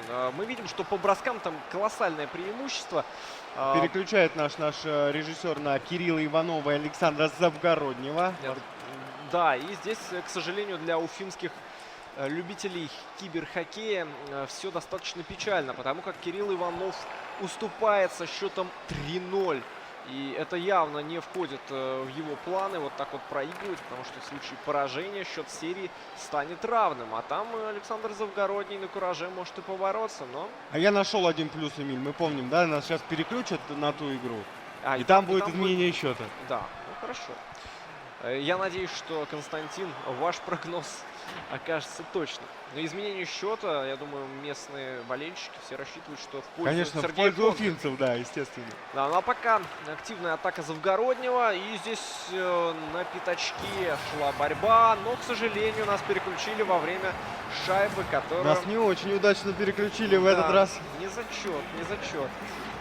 Выходит вперед Дмитрий Трошин. И для Уфы пока все очень и очень печально складывается. Слушайте, ну это прям настоящее уфимско-казанское дерби. Ноздря в ноздрю, напряжение возрастает. Тем временем еще и Кирилл Иванов пропускает четвертую шайбу. Да, вы знаете, уфимские любители киберхоккея вообще приуныли, наверное. Вы сейчас не видите, а я открою небольшую тайну. Как переживает Азамат Муратов. Просто гримаса эмоций на его лице.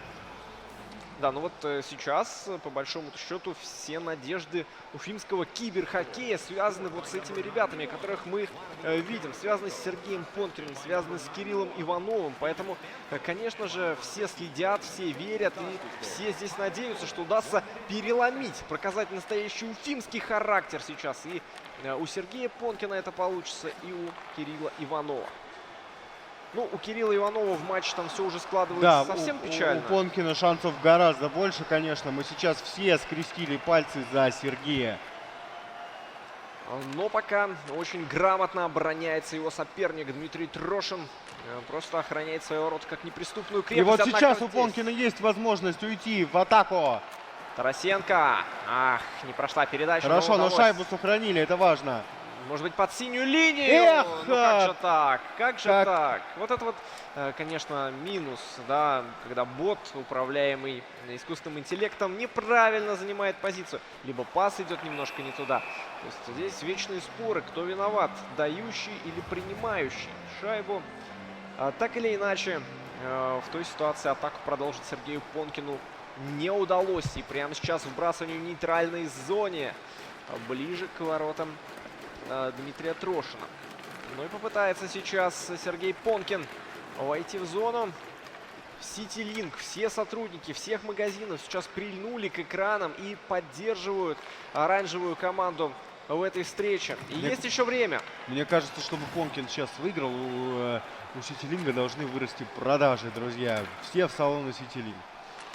А вот момент очень опасный. Бержерон пытался вылезти из ворот, но очень здорово Копитаром законтролировал этот момент. И сейчас опасно было, хорошо, бросок такой в молоко, но было очень опасно. Так близко игроков соперника, конечно, нельзя подпускать. Сейчас офсайд, но в предыдущей ситуации действительно момент был убойнейший у Дмитрия Трошина. И если так и дальше будет Сергей Понкин позволять сопернику со своего пятака атаковать, то, конечно, шансов на итоговую победу у него будет немного.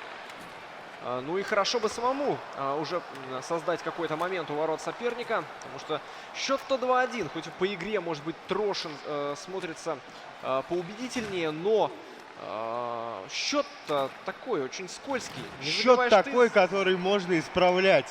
И нужно исправлять, конечно же. А вот момент. Вот, и здесь вот хорошо, как вы посмотрите. Бишоп играет очень рискованно, но этот риск оправдывается, потому как не удалось сопернику забросить. И сейчас происходит проброс. Вбрасывание перенесено в зону Сергея Понкина.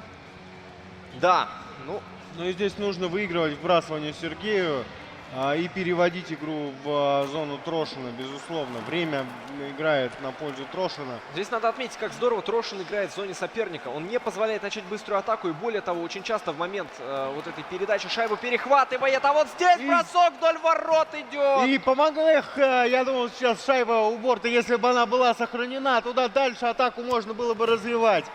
Но вот это был очень хороший момент сейчас у Сергея Понкина. Угол был острый, но в НХЛ 19 такие шайбы заходят. И прямо сейчас удаление у нас будет у Дмитрия Трошина. Я все правильно понимаю? Да. Да, свисток раздался. И у Понкина реальный шанс абсолютно снова сделать счет равным. Менее 5 минут игрового времени остается до конца в третьем периоде. Менее 5 минут у Сергея Понкина на то, чтобы отыграться и вернуться в серию. Бросание, к сожалению, проиграно, но здесь нужно возвращаться назад. Хорошо сейчас. Вот, к сожалению, будет удаление сейчас у Сергея Понкина. Да, неаккуратен он был в отборе. Состав сейчас будет подравнен. Да, и минуту 13 игрового времени. Я хотел команда пройдет в формате 4-4. Вот я хотел было похвалить за отбор. Оказалось, что оно с нарушением правил. Давайте посмотрим еще. Ну да, клюшечка да, была в ногах. И Оливер Экман Ларсон отправился отбывать двухминутный штраф. Ну и самое это печальное сейчас для Сергея Понкина, что времени остается совсем-совсем немного. И нужно как-то стараться забрасывать. А в формате 4-4, ну больше простора с одной стороны. На площадке для вот быстрых и резких атак, потому как соперников меньше. Вот сейчас Гудро против Джонса. Давайте смотреть борьбу. Кто первый на шайбе окажется? Игрок Дмитрия Трошина оказался первый на шайбе. А Смотрите, здесь- игроки Понкина снова в таком высоком прессинге. Да, этим пользуется Трошин, и выходит он, находит это оперативное пространство и оттуда атакует. На это, конечно, мы обращаем внимание. И вбрасывание в зоне сейчас Сергея Понкина. Ему нужно чудо. Сейчас нужно чудо Сергею Понкину. И бросок. Возможно, Сейчас нужно Понкину идти вперед, безусловно. уфимским болельщикам, всем здесь, в Меге и Бросок в чате, мимо. конечно, нужно сейчас поддержать, наверное, Сергея Понкина. Поддержать уфимского киберхоккеиста. Момент у его ворот, конечно, очень-очень серьезный. Сейчас Понкин еще и снова мячик идет в атаку. выходит. Хорошо! Момент! Решать! Гол! 2-2! Это гол! 2-2! Настоящее дерби! Не все так просто. Не все так просто, уважаемые друзья. Мы об этом чуде и говорили. В меньшинстве Сергей Понкин усилиями Анжи Копитара сейчас реализует выход 1-0. Слышали бы, Разобрался. слышали бы вы, друзья, что происходит сейчас здесь, в Меге? Как возрадовались зрители. 2-2! 2-2 и не намерен Сергей Понкин так легко отпускать своего соперника. Скажите теперь, что киберспорт отличается от настоящего хоккея. Ну, настоящее ведь дерби. По эмоциям точно мало чем отличается. Но еще 45 секунд Дмитрий Трошин будет иметь на одного игрока больше. Однако мы видели уже, что может в меньшинстве даже забросить ворот своего соперника Понкин. Нужно быть аккуратным, Но конечно. сейчас, конечно, не нужно допускать При обороне ошибок. собственных ворот. Бросок дальний, Бишоп справляется, но вот здесь, ой-ой-ой, какой шанс! И 3-2. Показывает скилл Дмитрий Трошин, и Сидни Кросби отправляет шайбу в ворота, реализует лишнего. Ассистирует ему Александр Овечкин. Где мы еще увидим, как Кросби забивает с передачи Александра Овечкина, уважаемые друзья? Только на нашем турнире. Ну и, конечно, отмечаем реализацию большинства моментально в ответ на реализацию меньшинства, если можно так выразиться. Ну а теперь еще 2 с небольшим минуты остаются. Мы не будем списывать со счетов Сергея Понкина. Все еще возможно, конечно. Мы буквально только что, вот буквально несколько минут, может быть, назад были в эмоциях от заброшенной шайбы, поэтому все еще возможно. Остон Мэтьюс подхватывает шайбу, и Сергей Понкин переходит в наступление. Мэтьюс обыгрывает Понкину здорово, отдать удаление. Удаление, 2 минуты. Матч будет завершаться при численном преимуществе Сергея Понкина, если он, конечно, раньше не отправит шайбу в ворот соперника. На что, конечно, болельщики здесь в Меге очень-очень рассчитывают. Болельщики Уфы, которые поддерживают Сергея Понкина, уфимца, в противостоянии с соперником из Казани. Давайте Джонс. посмотрим за розыгрышем. Позиция неудобная для броска. Надо отдать кому-нибудь. Некому, Ищет пока партнеров, некому. он кружит. Да, главное здесь не перестараться. Момент. И вот здесь Гудро тоже был в неудачной позиции. Неудобно было бросать. И вот сейчас будет тянуть время. Трошин. Ему не нужно сейчас бежать вперед. Понкину нужно, конечно, сразу туда, в зону, в атаку. И вот здесь есть хороший разворот. Хорошо. Но Пятак туда прорывался, мне кажется, сам пытался без передачи. Не получилось, к сожалению. Тарасенко под управлением Трошина врывается в зону Понкина. Бросок исправляется здесь Джонс. И Гудро чем ответит? 30 секунд остается у Сергея Понкина. 30 секунд на то, чтобы спастись. Джонс! Бросать! Ну что ж такое. Последний бросок не получился. А вот здесь Экман Ларсон приложится. Еще Да раз, что ж бросок не такое-то? получается, к сожалению. Экман ты, Ларсон, что же у тебя с клюшкой? Это был бы вот Филипп Ларсон из Салавата Юлаева. Наверняка он бы сумел забросить шайбу в ворота Казани. А вот Экман Ларсон не смог разобраться, то ли Экманом, то ли Ларсон. А вот здесь момент может быть! И гол! Это гол, друзья! 3-3! Снова 3-3! И Оливер Экман... Слушайте, друзья, ну это такой накал эмоций! Да, это Уфа, уважаемые друзья. Чемпионат страны по киберхоккею, Уфа Казань 3-3! Буквально там на ленточке, по-моему, сколько у нас оставалось до окончания основного времени? Совсем немного, там секунды 3 оставалось. И за это время Сергею Понкину удалось проявить невероятный характер. Отправляет он шайбу в ворота и вновь сравнивает счет. И, скорее всего, нас с вами будет ждать овертайм, потому что за 2 секунды добраться до чужих ворот, но если только прямо из круга вбрасывания не бросить. Да, все, игра переходит в овертайм, но посмотрите, это, наверное, за вот 2 дня чемпионата страны по киберхоккею самый напряженный матч. Огненная игра по-настоящему с обилием заброшенных шайб, с увлекательнейшим сюжетом, и это действительно борьба борьба психологическая. Вот за что мы любим киберхоккей. Да. За непредсказуемость абсолютную, как и реальный. Ну и здесь овертайм пройдет в формате 3-3. Ну а потом, потом если... серия после матча штрафных бросков. Ну, буллиты увидеть по такому напряженному сценарию, конечно, было бы особенно интересно, особенно нервно.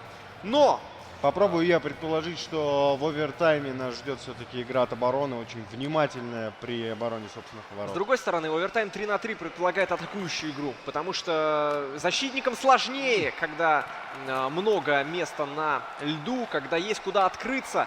И вот здесь преимущество получит тот, кто лучше воспользуется своими моментами. Моменты будут обязательно, потому что это и теперь овертайм. Хорошо сейчас Понкин там. Ну это, конечно... А задумано было хорошо. Очень нелепая ошибка, оплошность. Джонс упустил шайбу за синюю линию. И в результате вбрасывание переносится в среднюю зону. По броскам 31-10 в пользу Казани. Но по счету-то 3-3. По счету равенства. Макдэвид. У борта Макдэвид. Выбирается. Ищет Бержерона передачей. Не совсем нужно быть внимательным, давать минимальное количество свободного льда. Да, вообще, если обороняющийся при формате 3-3, он только после ошибки атакующего игрока может, ну скажем так, завладеть шайбой. Потому что на таком уровне в формате 3-3, если кто-то завладел, то вот он и победил. Ну что, Дмитрий Трошин одержит абсолютно заслуженную победу. Слушайте, ну это достойнейшее противостояние Уфы и Казани, безусловно. Мы такой накал эмоций получили. Да, это, конечно, невероятный матч, невероятная борьба. Спасибо нашим киберспортсменам за то, что вы подарили нам этот букет эмоций просто даже самим комментаторам, да, не говоря уже о зрителях. Да, и, конечно, потрясающая игра, потрясающие эмоции. Ну, а прямо сейчас у нас готовится интервью, и совсем скоро мы готовы будем передать слово Алене Муратовой, и мы это делаем.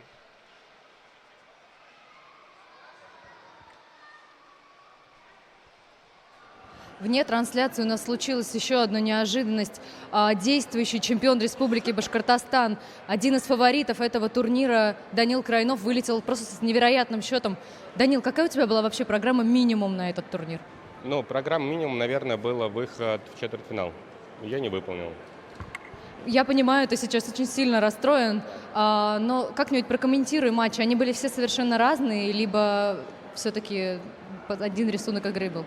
Нет, на самом деле матчи, они шли у меня по нарастающей. Первый матч был 2-1, потому что я отыгрывался с 2-0, но там шансов мало было. Потом я играл лучше от игры к игре. Но у нас каждый матч заканчивался с разницей в одну шайбу. То есть я в 2 или 3 матчах вел в счете, он отыгрывался. Игры были абсолютно равные, как бы соперник это признает. Но он оказался сильнее, просто сильнее. То есть реализовывал моменты лучше, чем я, вот и все. Все-таки ты считаешь, что это не ты не доработал, что это просто очень сильный соперник тебе попался? Да, это один из лучших вторых мест, которые могли бы мне попасть, то есть самый сильный из вторых мест, я его считаю. Ну, не то, что не повезло даже, не то, что ничего, он просто оказался сильнее в некоторых моментах, вот и все. На кого ставишь? Как ты думаешь, кто возьмет? Что, чемпионат? Чемпионат России. Я на финал поставлю. Будет...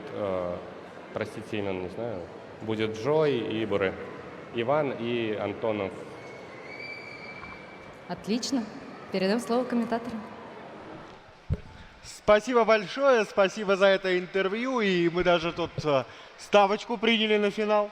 Да, вот такая вот интересная у нас интересное предположение, да. Ну и с вылетом Крайнова у нас в турнире остается только один представитель Уфы. И это это значит, что мы должны болеть за него еще больше. Да, у Кирилла Иванова очень сложная ситуация в серии. Там сейчас счет 2-2. И, ну, вполне возможно, мы и 7 матчей увидим в этом раунде и в этом противостоянии. Еще один прогноз, теперь уже от Эмиля Зингирова. Ну а мы, друзья, давайте, наверное, после такого напряженного матча перед... Да, сейчас у нас И еще одно интервью нам подсказывают. будет готовиться интервью с Сергеем Понкиным, еще одним уфимцем, который в напряженной борьбе. Который подарил нам столько эмоций, вы посмотрите, ну улыбается он. Да, совсем скоро вы его увидите на своих экранах, и мы готовы передать слово Алене Муратовой.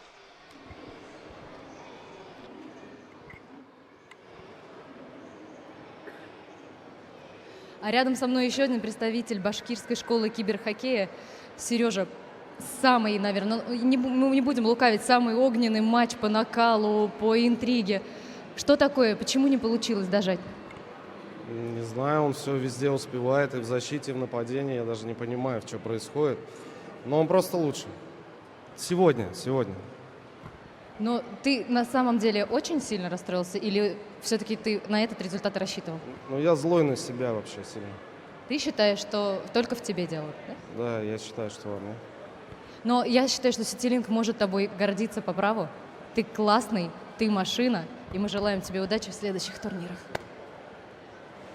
Спасибо большое Алене Муратовой за это интервью. И тут была фраза «я злой на себя очень сильно». Это же так классно, когда киберспортсмены выходят вот после игры с бурей вот этих эмоций. Да, безусловно, игра действительно была очень эмоциональная, была очень эмоциональная серия. Хоть и закончилась, казалось бы, за счетом 4-0. Что может быть интересного-то в серии, которая заканчивается 4-0? А если отдельно посмотреть эти матчи, то там действительно понимаешь, что серия была огненной. Каждый матч в отдельности подарил нам эмоции. Ну вот, конечно, вот этот вот последний матч, когда ноздря в ноздрю и счет сравнивался. Это, конечно, буря эмоций. Даже подсели у нас, мне кажется, голоса немножко. Да, но впереди, я думаю, будет все еще интереснее, поэтому оставайтесь с нами. Мы сейчас ненадолго прервемся. И оставайтесь с нами, никуда не уходите.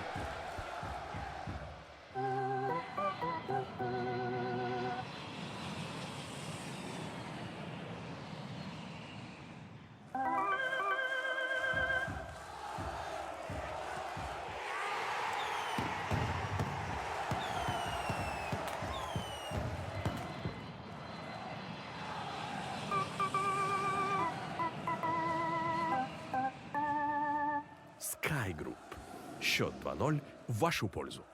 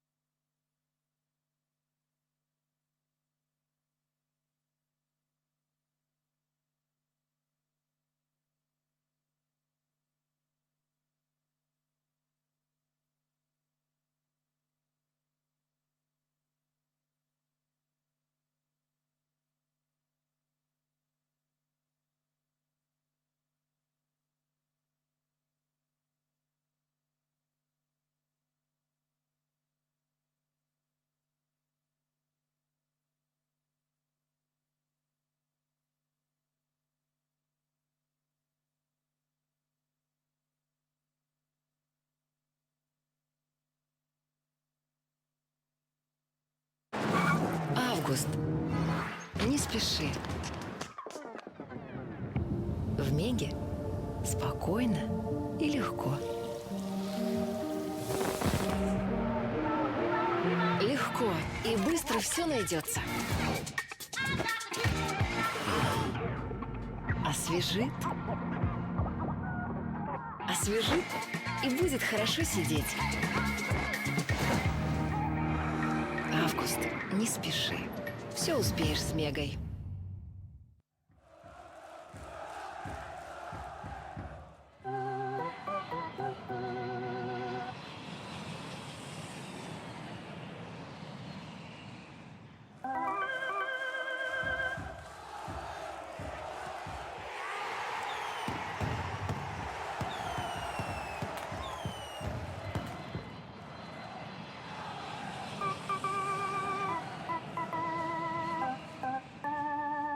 Sky Group. Счет 2-0 в вашу пользу.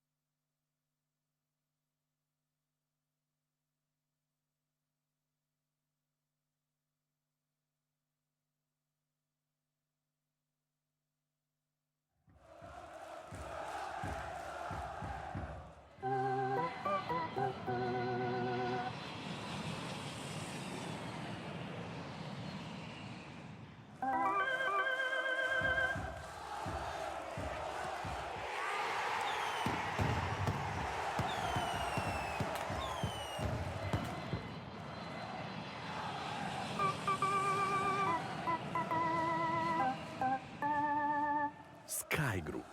Счет 2-0 в вашу пользу.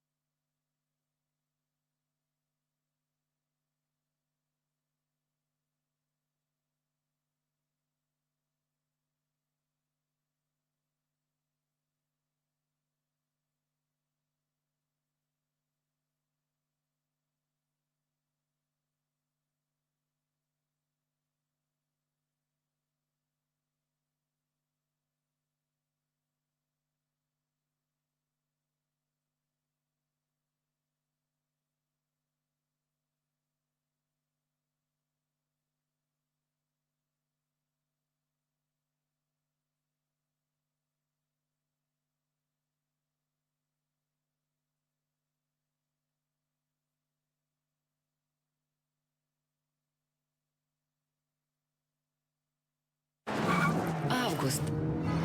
Не спеши. В Меге спокойно и легко. Легко и быстро все найдется. Освежит.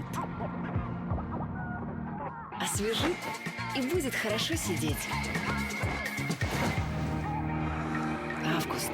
Не спеши. Все успеешь с Мегой.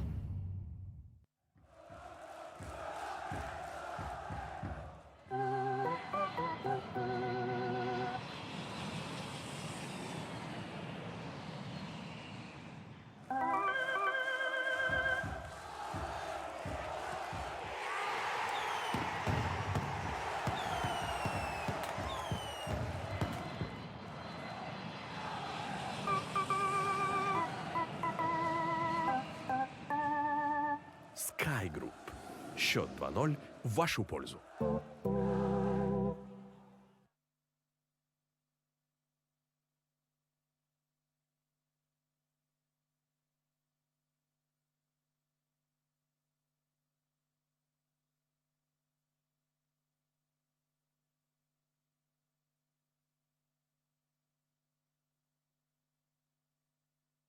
У тебя серьезный внедорожник. Ты готов к любым препятствиям. Тебя ничто не остановит. Но часто ли ты бываешь в таких дебрях? Разве он так же хорошо управляется? Или настолько динамичен? Или просто хорошо выглядит? Subaru XV. Красота инженерной мысли.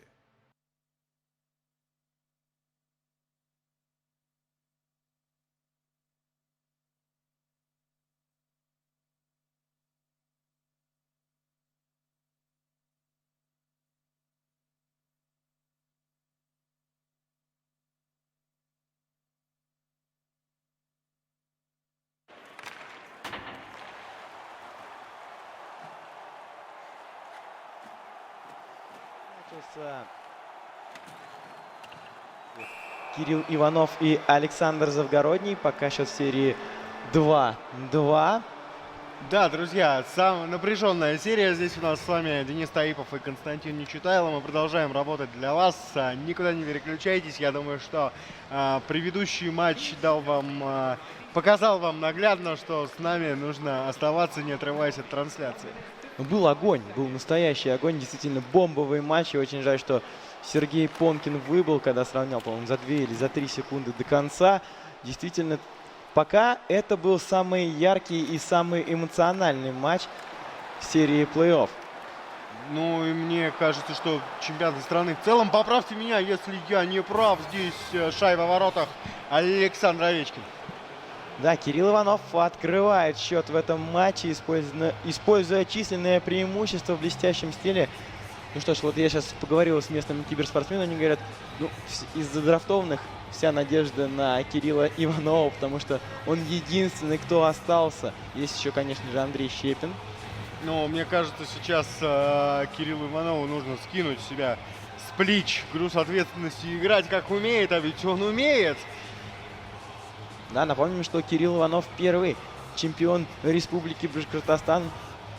Поэтому он должен достойно представить. Ну и мы сразу скажем, что Сергей Понкин у нас вылетел с розыгрыша со счетом 0-4. Даниил Крайнов тоже обидно проиграл в последнем матче со счетом 3-2. Пропустил в самом конце и тоже 0-4 в 1/8 финала получил. Так что 2 башкирских киберспортсмена выбывают, в том числе и чемпион республики. Давайте возвращаться на площадку, посмотрим, что здесь происходит. Иванов заходит в зону, неплохо расставляется, и там подключается защитник, но Кросби пока контролирует шайбу. Здесь отдать бы кому-то. Вот хорошая была задумка по передаче, но там не прошла она. Кучеров, хорошо ему Кросби шайбу оставил. Кучеров, еще один момент. Из-за ворот туда варианты передач ищет. Как сохранил шайбу. Хорошо, вы посмотрите, выбирался уже туда, ближе к пятаку. Неплохая улитка, и 2 минуты получает Кирилл Иванов. Александр Завгородний.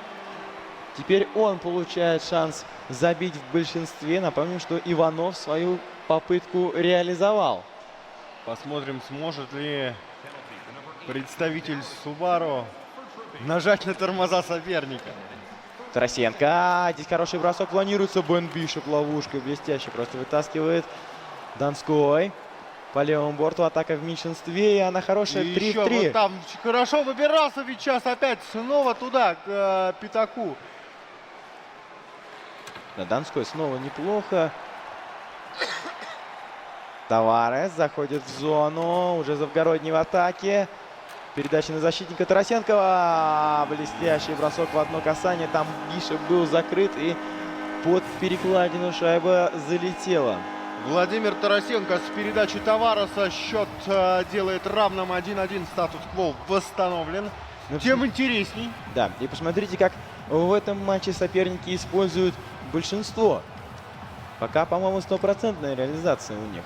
Одна попытка, 1 гол с той и с другой стороны. Вот смотрим мы еще раз на повторе, был ли закрыт Бишоп. Да, своим же защитником его закрыл, по-моему, Бернс. Если я не ошибаюсь. Вбрасывание в центре площадки. Снова Завгородний получает шайбу, заходит в чужую зону, но ему здесь не дает развернуться Иванов. Он начинает свою атаку. Овечкин. Нельзя было. Замешкался, нельзя было в зону входить, поэтому пришлось назад вернуться чуть-чуть. И уже запал атаки был потерян. Бэкстрем показал ложную улитку и отдал на Джордана. Тарасенко. Неплохо, но вот сейчас Иванов плотно так обороняется. Не дает зайти в свою зону. Хедман. Снова Иванов идет в прессинг. Хорошо. Наброс. И Бишоп, по-моему, потерял, да, шайбу из виду? Была потеряна шайба. И обращаем ваше внимание, правильно Денис сказал, очень хорошо прессингует, такой высокий прессинг.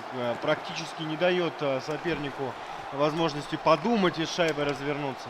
Да, Иванов пока на каждом углу площадки. Это очень хорошо. Давайте посмотрим теперь в атаке. Овечкин отдавал на Бержерона, но там не получилось шайбу обработать. 2 минуты штрафа. Иванов первый на подборе. 2 минуты штрафа, задержка соперника клюшкой. И Виктор Хедман отправляется на 2 минуты на скамейку штрафников.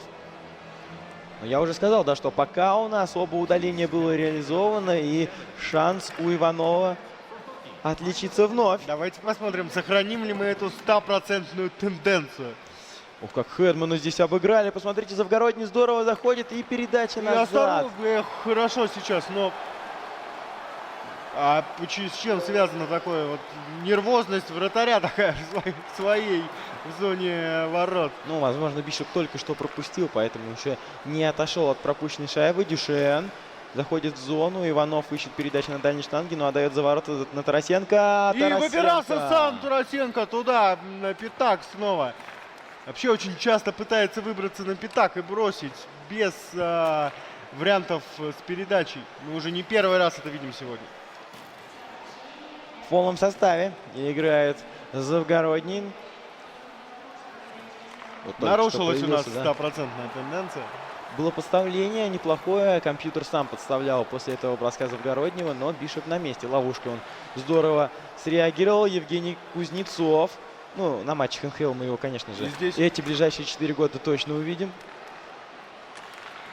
Кузнецов. А вот теперь посмотрите, неплохо смотрите, атака как, может как по белому льду он скользит, а. И теперь снова Кирилл Иванов отправляется в атаку.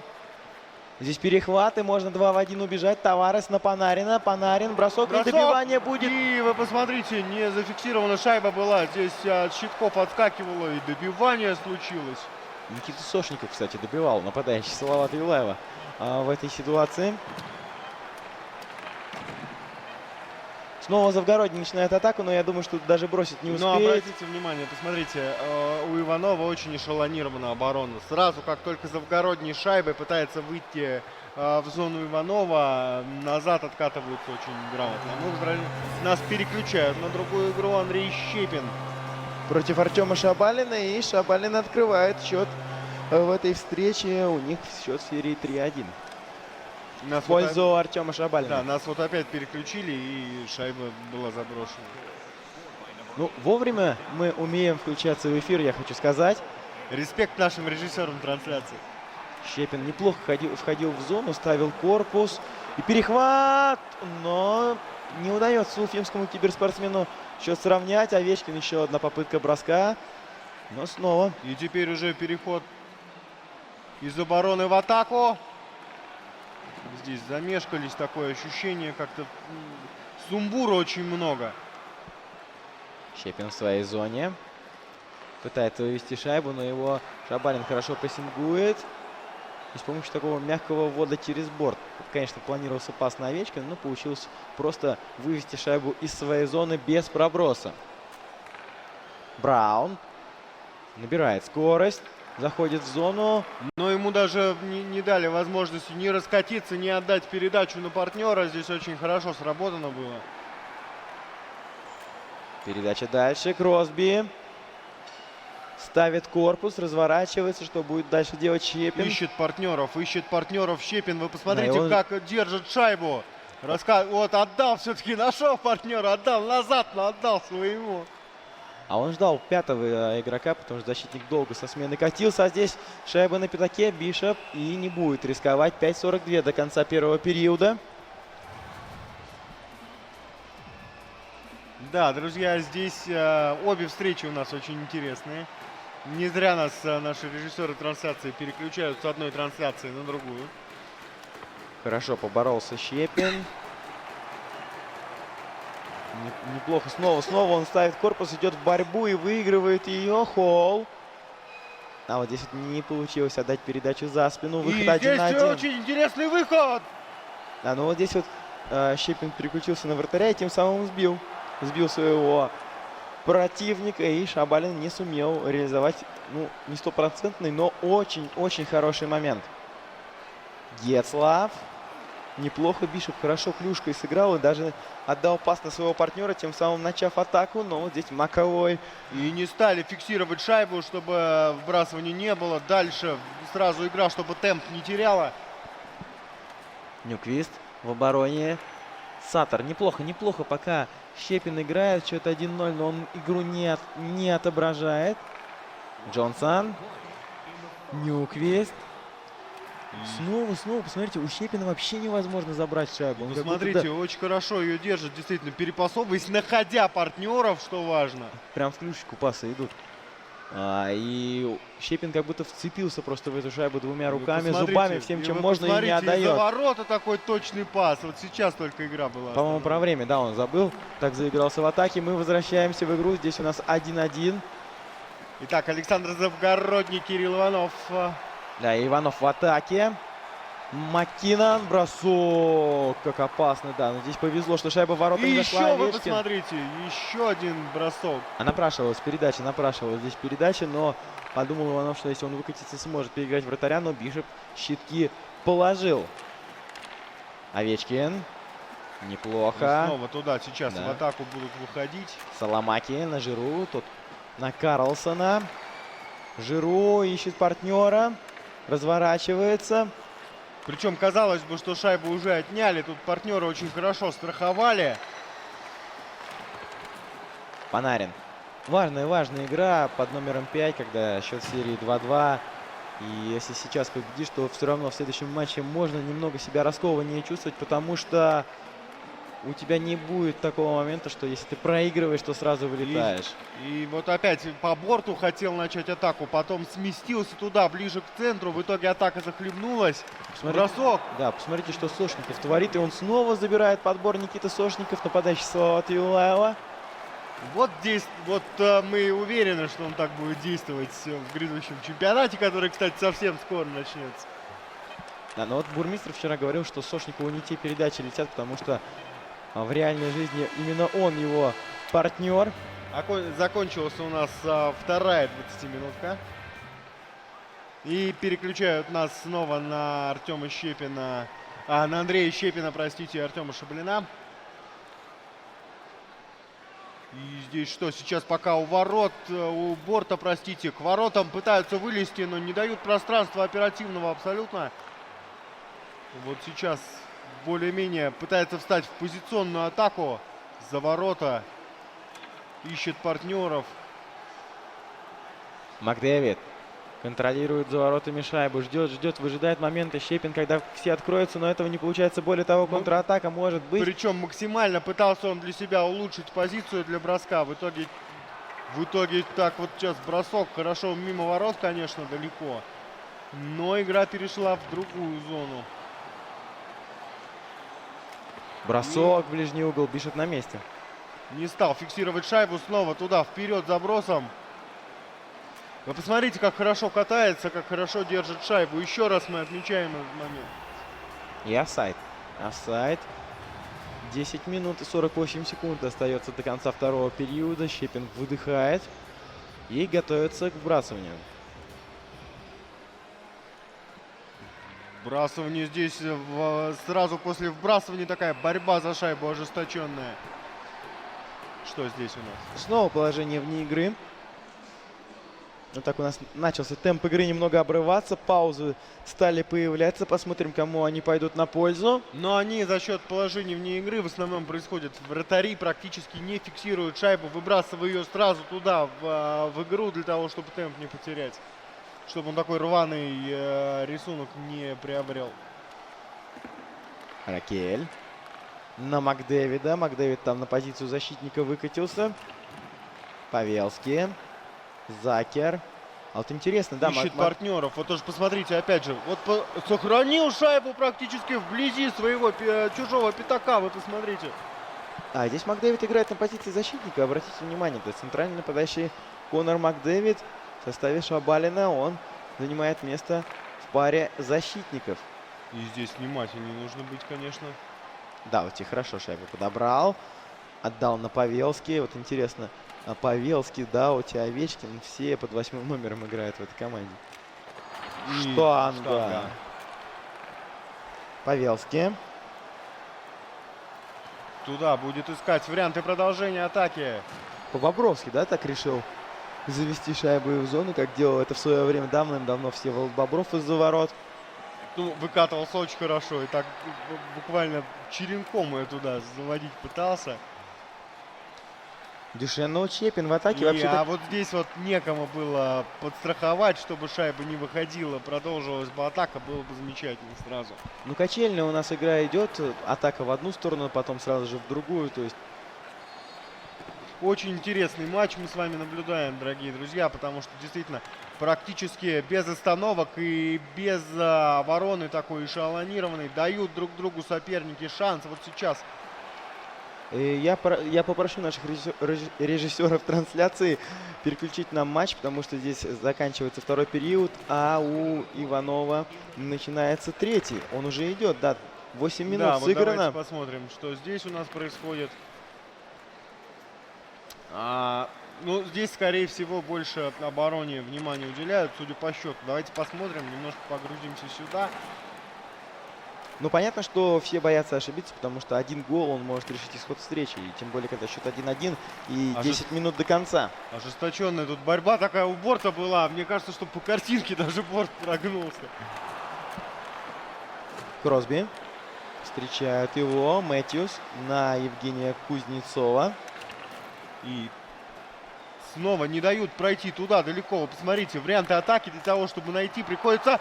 Вот сейчас, конечно, было опасно. Панарин бросал поворотом, и Кузнецов шел на пятак, чтобы добить, но в расслабленном состоянии каком-то был Кузнецов, поэтому не забросил. А вот сейчас, интересно, тут вылазит практически один, нет, щитком. Очень хорошо действует, но практически один вылазил к воротам. Бросок все-таки сумел совершить, но там щиток уже на льду. А здесь Мэтьюс находился. Пытался обыграть Никита Сошников. Наброс, подставление, и Бен Бишоп закрывает домик. Посмотрите на реакцию Александра Завгороднего. Так он откинулся назад на кресле, понимал, что шайба где-то близко, где-то она рядом, но пока в ворота не заходит. Пауза у нас. Даже полотенце достал Александр Завгородний. Да, с тем, что, наверное, Александр Завгородний хочет передохнуть. Тайм-аут взял, кстати, Кирилл Иванов, потому что нам показали его тренера, который что-то объяснял своим подопечным. 6:22 вбрасывание. И в атаку Макдэвид, но его здесь встречает очень плотная оборона у Завгороднего в третьем периоде. Уже Иванов не так комфортно Давайте себя в атаке посмотрим. чувствует. Иванов тоже, он даже раскатиться не дает. Сразу просто туда в борт впечатывает. Сандалил, я хотел сказать. Ну, я думаю, что после... Да, и повтора мы не дождемся, но здесь такой спорный эпизод. Не знаю, было ли удаление. С другой стороны, в опасной зоне от борта находился Кросби, поэтому Хедман мог нанести ему травму 2 минуты. Но, опять же, несмотря на то, что обе шайбы были заброшены в большинстве, но сейчас уже ничего не надо говорить. 3-2. Вы посмотрите, Ой, разорвали оборону просто. Снова в большинстве, и Иванов сам ошибся, когда последним начал финтить. И там просто такой разрыв был. 4:32 у нас остается. Я думаю, что мы этот матч до конца досмотрим и потом сразу же переключимся на концовку матча Щепина и Шабалина. Вбрасывание в центральной зоне. Карлсон заходит в зону. Вот интересно, что сейчас придумает Иванов. Карлсон, надо отыгрываться ему. Хедман, бросай! Ну, нужно бросать, конечно, сразу. А теперь назад, очень аккуратно, сзади отбирать шайбу сразу. И туда, вперед, конечно, уходить Овечкин. Овечкин входит в зону. Бросок! Гол! Да, друзья, Александр Овечкин! От штанги блестящая шайба, и Азамат Муратов рвет голос и кричит «Уфа», максимально поддерживая Кирилла Иванова. Он один из 2 киберспортсменов из Республики Башкортостан, который еще остался в этом розыгрыше плей-офф. Ну, классный гол. И самое главное, что Иванов, несмотря на ту потерю обидную в меньшинстве, он не расстроился. Собрался и сравнял счет, вошел в зону, и буквально минута реального времени ему. Сразу бросок, такой хороший бросок, он в притирочку входил, очень хорошо. 2-2, и очень интересно, как будет дальше. Иванов сразу же идет защитником в атаку. И хорошо сохраняет шайбу. В любом случае, даже если приходится откатываться, Иванов максимально сохраняет шайбу своими игроками. Маккинон чуть не потерял шайбу возле борта. Даути идет вперед. Маккинон на позиции защитника уже. Кучеров. Вброс на Тарасенко. Даути. Кросби. И сейчас что? Варианты для продолжения атаки. Какие они? Ну, пока вот захлебнулась атака, нужно возвращаться. Ну, посмотрите, прессинг достаточно высокий. Очень мало вариантов для продолжения атаки. Ну, это очень хорошо. Иванов молодец при обороне собственных ворот. Вот опять прессингует, выкатываясь туда за синюю линию. Дальше практически назад приходится возвращаться. Вот сейчас только вход в зону произошел. Ой-ой-ой, бросок Кучерова из-под защитника, но Бен Бишев. Посмотрите, сколько Завгородний выжидал момента для того, чтобы открыться по флангу. Понимал, что центр перекрыт, и, наверное, 30 секунд реального времени на это потратил. А это полминуты, и это очень много по нашим меркам. Последняя минута, она проходит в режиме реального времени. Тарасенко, Лайне, а вот этот момент мог быть опасный, если бы Лайне выбрал позицию для броска. Карлсон. И здесь сразу, да, у борта очень хорошо. Более того, атака развивается у Иванова. Тарасенко будет бороться. Нет, не получилось. Секунда, и все. Евгений Кузнецов не успел бросить по воротам. Он на ваших экранах. А мы переключаемся на концовочку. Здесь 2-0, но нам надо, я думаю, досмотреть овертайм. Шабалин впереди. Нам, безусловно, нужно к овертайму вернуться. Да, 3-3. Спасибо большое, что мы увидели результат. Но вот Щепин в атаке. Бросок. Нет, вратарь на месте. И я думаю, мы переключаем трансляцию, потому что у нас самая вкусная и самая интересная. По броскам 15-9 в пользу Завгороднего, но это ни о чем не говорит. Вот точность пасов у него тоже выше, но время в атаке. Время в атаке, да. На 1 минуту и 11 секунд у Иванова больше. Вот посмотрите, да, киберспортсмены действительно устали, у них как будто вот даже одышка после кросса. Да, вот посмотрите, столько эмоций выдыхают. Мне кажется, разговаривают сами с собой, что-то там. Игра 3-3. 5 минут киберхоккейного времени. И это всегда тяжело. Одна ошибка, один момент, где ты чуть-чуть запоздал. И это, ну вот этот момент, эта деталь может стать фатальной. Да-да, вы что-то теперь давайте добавить? Не, я хотел сказать, что с вами согласен. Теперь давайте посмотрим, как овертайм будет у нас проходить. Теперь нам 3-0. 3-0. Шабалин забивает Щепину. И здесь тоже вратарь-то не стал фиксировать шайбу, сразу выбросил ее туда в игру. А у нас овертайм продолжается. 2 минуты. Сейчас последние пойдут. И, как я понимаю, да, не в режиме реального времени. У нас идут.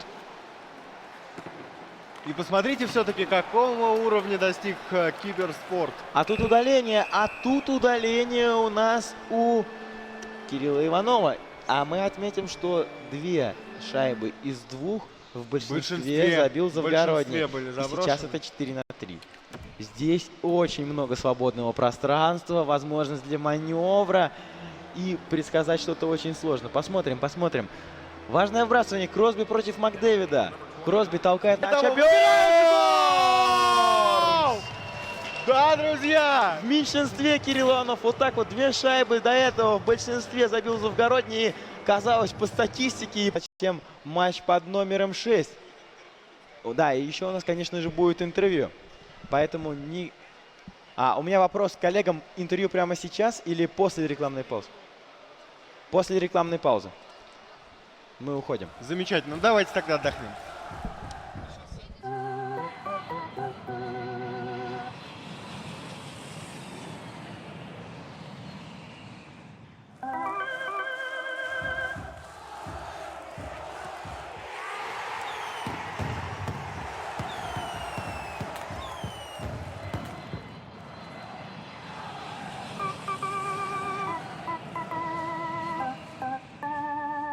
Sky Group.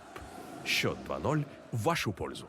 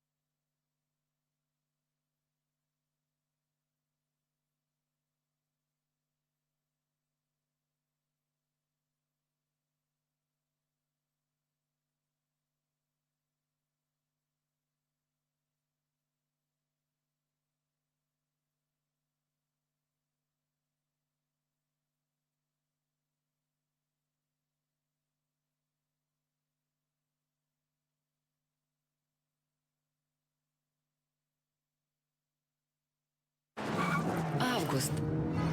Не спеши. В Меге спокойно и легко. Легко и быстро все найдется. Освежит. Освежит и будет хорошо сидеть.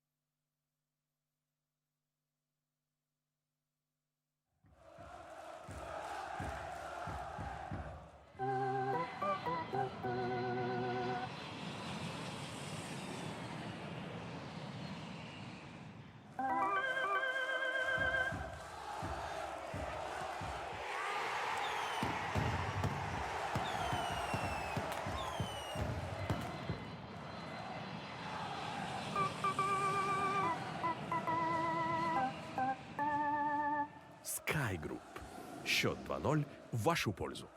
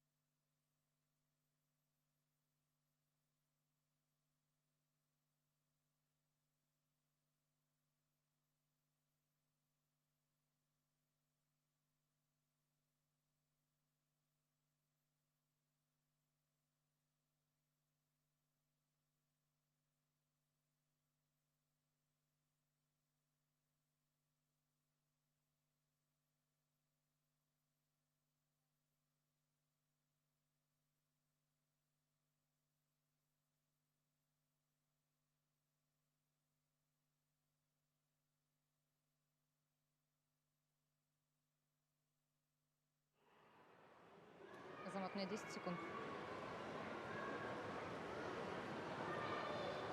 А рядом со мной уже стопроцентный участник четвертьфинала Стас Антонов. Стас, как так получилось, что ты выбил с довольно неприличным счетом 4-1 одного из самых титулованных игроков турнира Андрея Гуркина?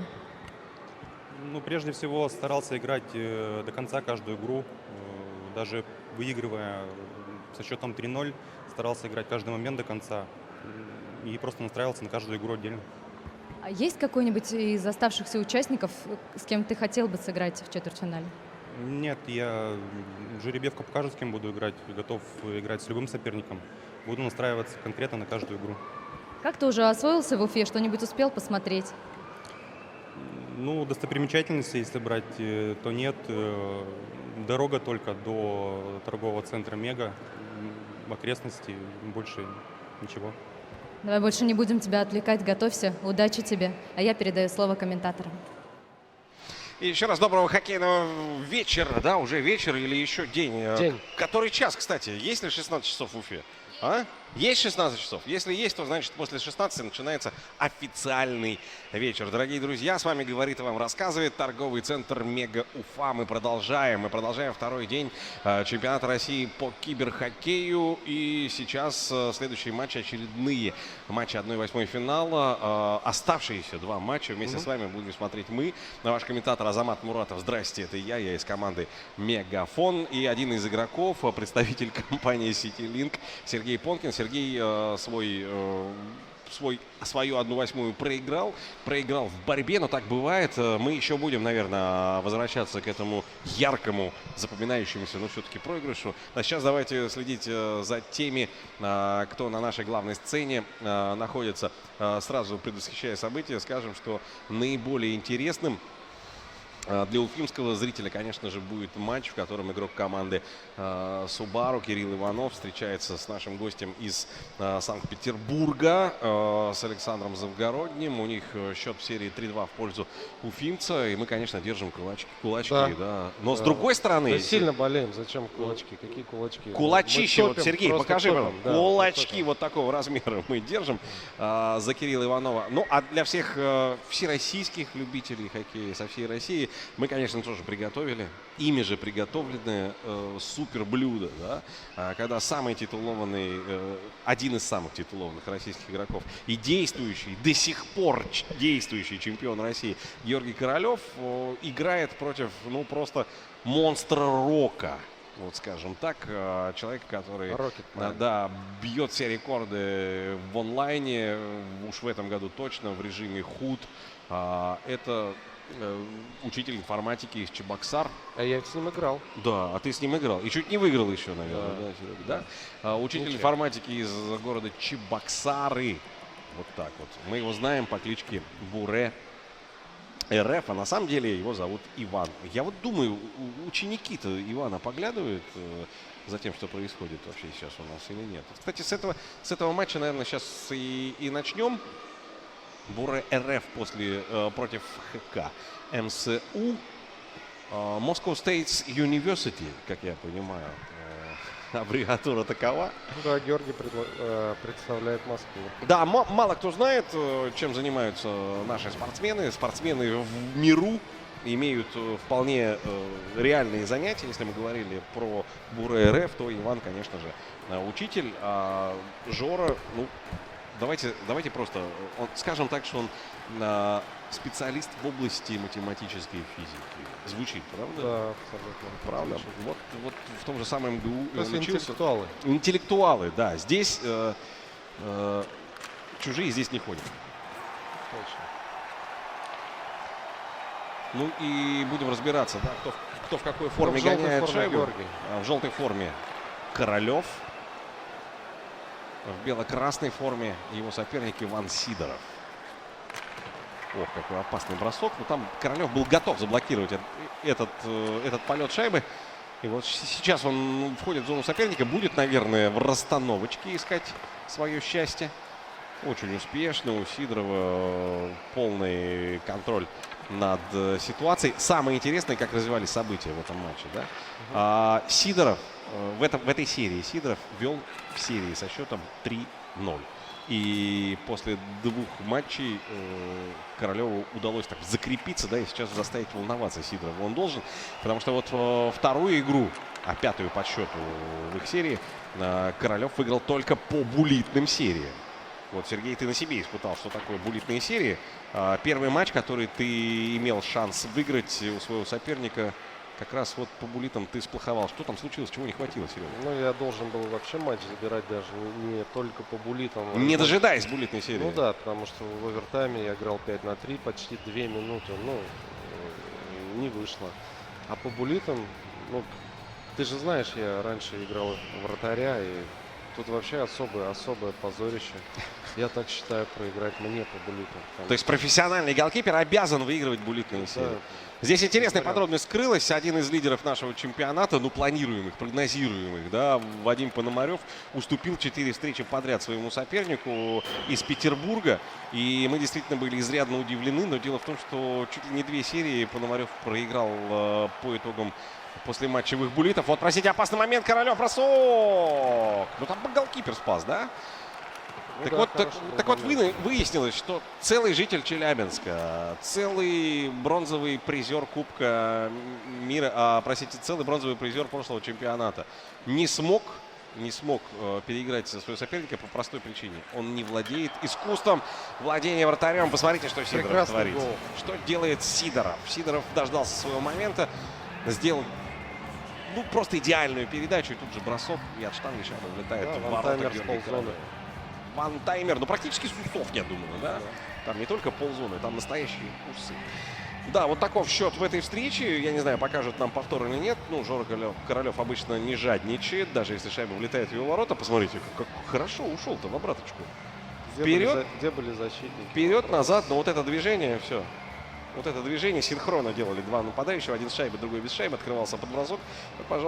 Вот, пожалуйста, вот так вот. Буре и Реф, Иван Сидоров под лайны забивает, да, с передачи Тарасенко. Кстати, у многих игроков лайны в составе. Лайны в У меня составе, не было. вот, наверное, его и не хватило. Я лично взял его по очень простым соображениям. 86 точных броска. То есть он лидер среди всех. Вот, хороший момент. И могла шайба отскочить от Бишопа. Но вот на удачу Сидорова и на неудачу Королева. Ну, это был кистевой бросок, был бы щелчок, наверное, отскочил. Да. Ну, в любом случае, вбрасывание в зоне Ивана Сидорова. Бура РФ ведет в счете, но понятно, что это еще всего лишь заявка на победу, а совсем не победа. Есть подозрение, что этот матч тоже закончится в притирку. Ноздря в ноздрю играют у нас Иван очень киберхоккеисты. хорошо владеет шайбой. Испытал я это на себе, но я вынужден был отбиваться. Ну вот, посмотри, да, как сейчас Королев в прессинге сработал. Что будет? Передача? Ну, она читалась передача, да. Может быть, стоило идти 1-0, но как теперь? Ну, 1-0 с такого угла, и не чистый один, и совсем не в ноль. А как теперь узнаешь? Как теперь узнаешь? Момент Знать бы. заигран. Да, знать бы. Литанг делает первый пас. Пошел вперед Королев. Пришлось притормозить у синей. Вот хорошая передача. Будет обыгрыш. Соло какое. Какая передача себе за спину. И попытка броска. И там действительно боты Сидорова разобрались с тем, чтобы заблокировать этот опасный бросок. Напомню, в этой серии счет 3-2 для Королева Георгия, для действующего чемпиона России. Этот матч может оказаться последним, но он делает все для того, чтобы сравнять счет и продолжить серию 1-1. Георгий Королев. Я почему-то сомневаюсь, да, что Георгий Королев сыграл столько же матчей, ну хотя бы приблизительно, как Иван Сидоров в этом сезоне. Говорят, у Сидорова ужасающая статистика. Говорят, он Больше сыграл 1000 матчей. больше 1500, говорят, он сыграл матчей. К этому моменту именно в режиме худ, правда... Где же время-то находится? Где? Ну, человек учит детей, потом заполняют... Самые бездельники в нашей стране это учителя, вы же знаете. Они чем занимаются? Они просто машут указкой и чертят мелом. Все. Да. Им делать нечего. Ну, Королев где-то время, соответственно, и находит. Да, вот так саркастически мы пошутили. Более того, учителя в нашей стране во всех проблемах виноваты. Где-то школа не дорабатывает. А почему школа не дорабатывает? Потому что Королев в киберхоккей, Сидоров в киберхоккей играет. День-деньской. Вот какой момент. Ну и кто добьет? Да, никто не добил. Бишев прижал шайбу. Здесь весьма рискованный ввод шайбы вратарем. Но оказалось, что Сидоров прав. Ну, пока равная игра. Пока равная игра, да, не за что зацепиться, да, некого ни в чем обвинить. Были такие моменты, ну, парни свои моменты и реализовали. По ходу пьесы здесь согласованная смена. Вот посмотрите, как играет Королев. Мало кто себя так ведет. Вот под конец последним защитником держал шайбу, устроил смену нападающих, но так организовать первый пас длинный не смог. По статистике, если посмотреть, у Королева больше бросков поворотов. Сидоров дважды всего лишь бросил, один раз попал. Мы переключились сейчас на матч, в котором с Завгородним из Санкт-Петербурга играет наш уфимский Иванов. Пока 0-0. Иванов ведет в серии 3-2. Это была очень с психологической стороны важная победа, да. Ну и сейчас бы... Нет, не надо. Этого не надо было, да. Сейчас бы в обороне хорошо сыграть. Вот теперь нужно забивать, да. Я говорю, сейчас бы хорошо сыграть в обороне Иванову, это получилось. Иванов в темной форме, кто не разобрался, но имейте в виду, что САП — это вот Subaru. Суб. Это его счет, да? Это его цвета, это его форма, это наш уфимский Иванов Кирилл. Кстати, первый чемпион республики в нынешнем розыгрыше этого года, еще раз напомню, он стал бронзовым призером. Очень серьезная напряженная борьба была за титул. Но, к сожалению, наш действующий чемпион уже выбыл из соревнования, проиграв магнитогорскому игроку под никнеймом Хазей. Но Максим действительно силен, говорят. Посмотрите, как хорошо. Контроль шайбы блестящий, да, был сейчас? Да. Такой на тоненького, да? И понимаете, почему Завгородний сейчас ладошки-то протирает? Потому что, ну, припотеешь там в любом случае. Ну, Александр дает пространство, и этим пользуется Кирилл. Это прям видно. Чего не было у меня в игре. Да, излишне прижимается к воротам, да. Александр. Играет у ворот, да. Ну, заставит судьба вот так себя вести. Но, с другой стороны, посмотрите, очередной бросок опасный. И он снова заблокирован.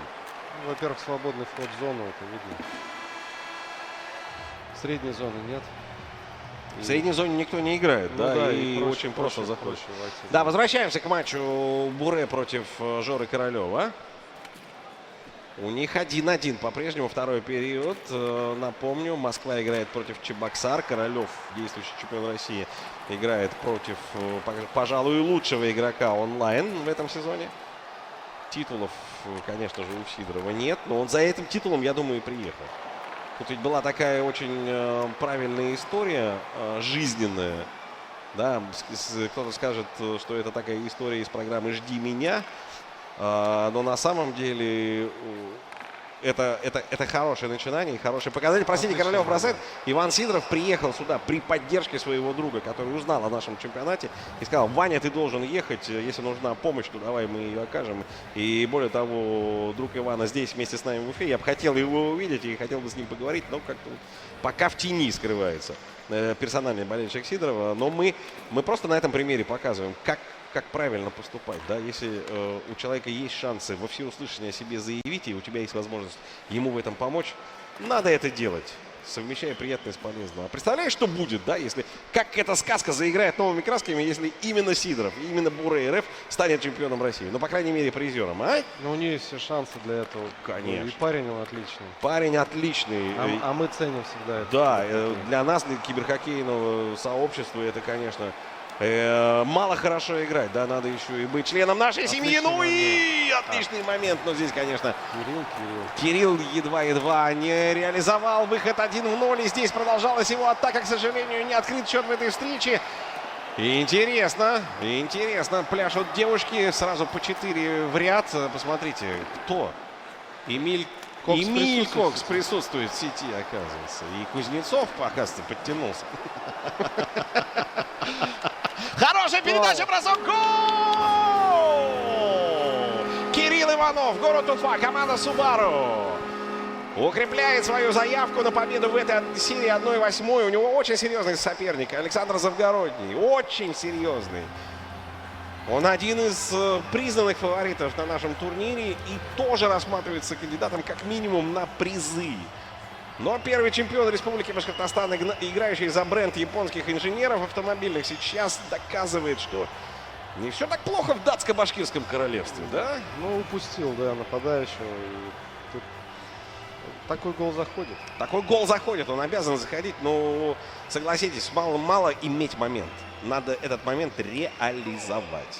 Говорю вам как человек, который вчера из 8 выходов 1-0 не реализовал ни единого, вот сейчас сижу, комментирую. Забивать нужно 1-0. Конечно, нужно туда просто их заводить, как домой. Ну и смотрим, чем закончится эта неразбериха. Передача назад на Бишопа. Это Иванов сейчас владеет шайбой. Это Уфа сейчас лидирует. Ну вот средней зоны практически нету, да? Да, слишком большой откат, да, на первый взгляд. Это плюс или минус? Ну, это минус. Это Завгородний. Это минус. В игре против Иванова, да, ему нельзя разрешать многого. 1-1 по-прежнему во встрече, в которой встречаются Чебоксары и Москва. А вот, кстати, на кого ты бы сделал ставку? Что? Сравнял счет? Счет сравняли. Завгородний. Петербург не дает Уфе оторваться. 1-1. Но здесь, конечно, борьба нервов, да. Для Завгороднего это может быть последней встречей. В той игре то же самое можно сказать о завершении 1/8 финала для Жоры Королева. Но я вам, ребят, скажу, я вот с большим уважением к Александру Завгороднему отношусь. Но я вам расскажу про Жору Королева. В 2013 году в Уфе Королев, не проявляя ни единой эмоции, выиграл Кубок мира, финал в огнях Уфы, 500 болельщиков, в присутствии 500 болельщиков, дичайшее напряжение. Но он играл как машина и забил там ровно 3 гола, которые позволили ей стать чемпионом. 1-1, 1-0, 1-0 и что-то там 0-1. Тут такие счета были минимальные. Так что сейчас многие сейчас болеют именно за Жору Королева. И он не разочаровывает своих поклонников. Ну и вот еще один момент. Хорошо подкрадывался, да, и с угла подкрадывался на ближнюю штангу Кирилл Иванов. Не так просто пробить Бишопа. Да, там низом, верхом, как его пробивать-то? Он огромный, да. Он большой. Двухметровый. Ой-ой-ой, Шиньки. Петербург сейчас будет играть в большинстве. Но Александр перехватил инициативу, судя по всему. Ну, мы говорим о качестве Слегка. игры. Качестве игры. И мы говорим о том, что это действительно не просто компьютерное развлечение, а действительно спорт. Здесь выигрывает тот, кто умеет держать концентрацию на протяжении всех турниров. У нас еще щадящий режим. Ой-ой-ой, ушла шайба, да, успел нажать на кнопку раньше, чем произошло событие, которое могло нас порадовать. У нас еще щадящий режим. Дело в том, что максимум матчей, которые сегодня смогут играть киберспортсмены, это 14, но 7-то это уже много, да? Конечно, концентрация теряется. Это усталость. Это непросто. Да, и на фоне усталости что начинает работать? Автоматизм, везение, напористость, характер. Я просто не представляю, какие еще компоненты могут быть. Иванов пытался бросить, заблокировали этот бросок в момент его рождения, да, по большому счету и клюшки. От клюшки даже шайба не оторвалась. И вот теперь фланговый прорыв мы ожидаем от Завгороднего. Дриблинг неплох, но уже было положение вне игры. По-прежнему 1-1 в этой встрече. Давайте посмотрим, что у нас там в битве титанов Москвы и Чебоксар. А здесь 2-1. Ведет Георгий Королев. Подсобрался Георгий. Он пытается сравнять эту игру. Правда, сейчас опасный момент. Не в той руке держал клюшку. 91 номер его команды. Контратака Сидорова. Ой-ой-ой. Вот все хорошо, да. И вывел на усы практически. И дал передачу роскошную. Ну чего не хватило Сидорову? Подскажи, Сереж. Скорости принятия решения. Быстрее, конечно, нужно действовать. С такими мастерами. С такими мастерами, да, опаздывать нельзя. То есть вот лопухнулся разочек, да? Расслабился, получай. Не стал бросать сходу. Хотя вот такая позиция была, которая позволяла бросить. С другой стороны, можно было рискнуть и улучшить эту позицию. Мы же говорим по поводу концентрации. Тут все зависит от того, как ты играешь. Если ты играешь от обороны, концентрация очень важна. Автоматизм, он имеет место быть, но в нападении. В обороне, к сожалению, этого автоматизма не присутствует. Надо мышей ловить, да, по ситуации. Да. Потому как они бегают, и там одного автоматизма может не хватить. Да, действительно, там расслабляться нельзя. Еще раз скажем, что Сидоров проигрывает изначально, введя в этой встрече со счетом 1-2. Он просто рискует выигранную, казалось бы, серию пустить, так поставить над ней жирный знак вопроса. Если сейчас выигрывает Королев, хотя эта игра еще не закончилась, счет-то в серии будет 3-3. Это будет действительно феноменальный камбэк. И тут запахнет не просто жареным, а запахнет чем-то ядреным. Ну, Георгий, возможно, нашел свою игру. И его, возможно, уже не остановить. Ну, ох, какой момент! Наболтал я. Наболтал немножечко, да. Мой товарищ по эфиру. И Патрик Кейн завел эту шайбу в ворота. Завел. Разрешили сблизиться с воротами? Вынимайте и посмотрите, да. Ни один мускул не дрожит на лице Ивана Сидорова. А? Посмотрите, как он выглядит сейчас. Сконцентрирован. Но волнуется. Ну, как не волноваться-то? Оп, и все.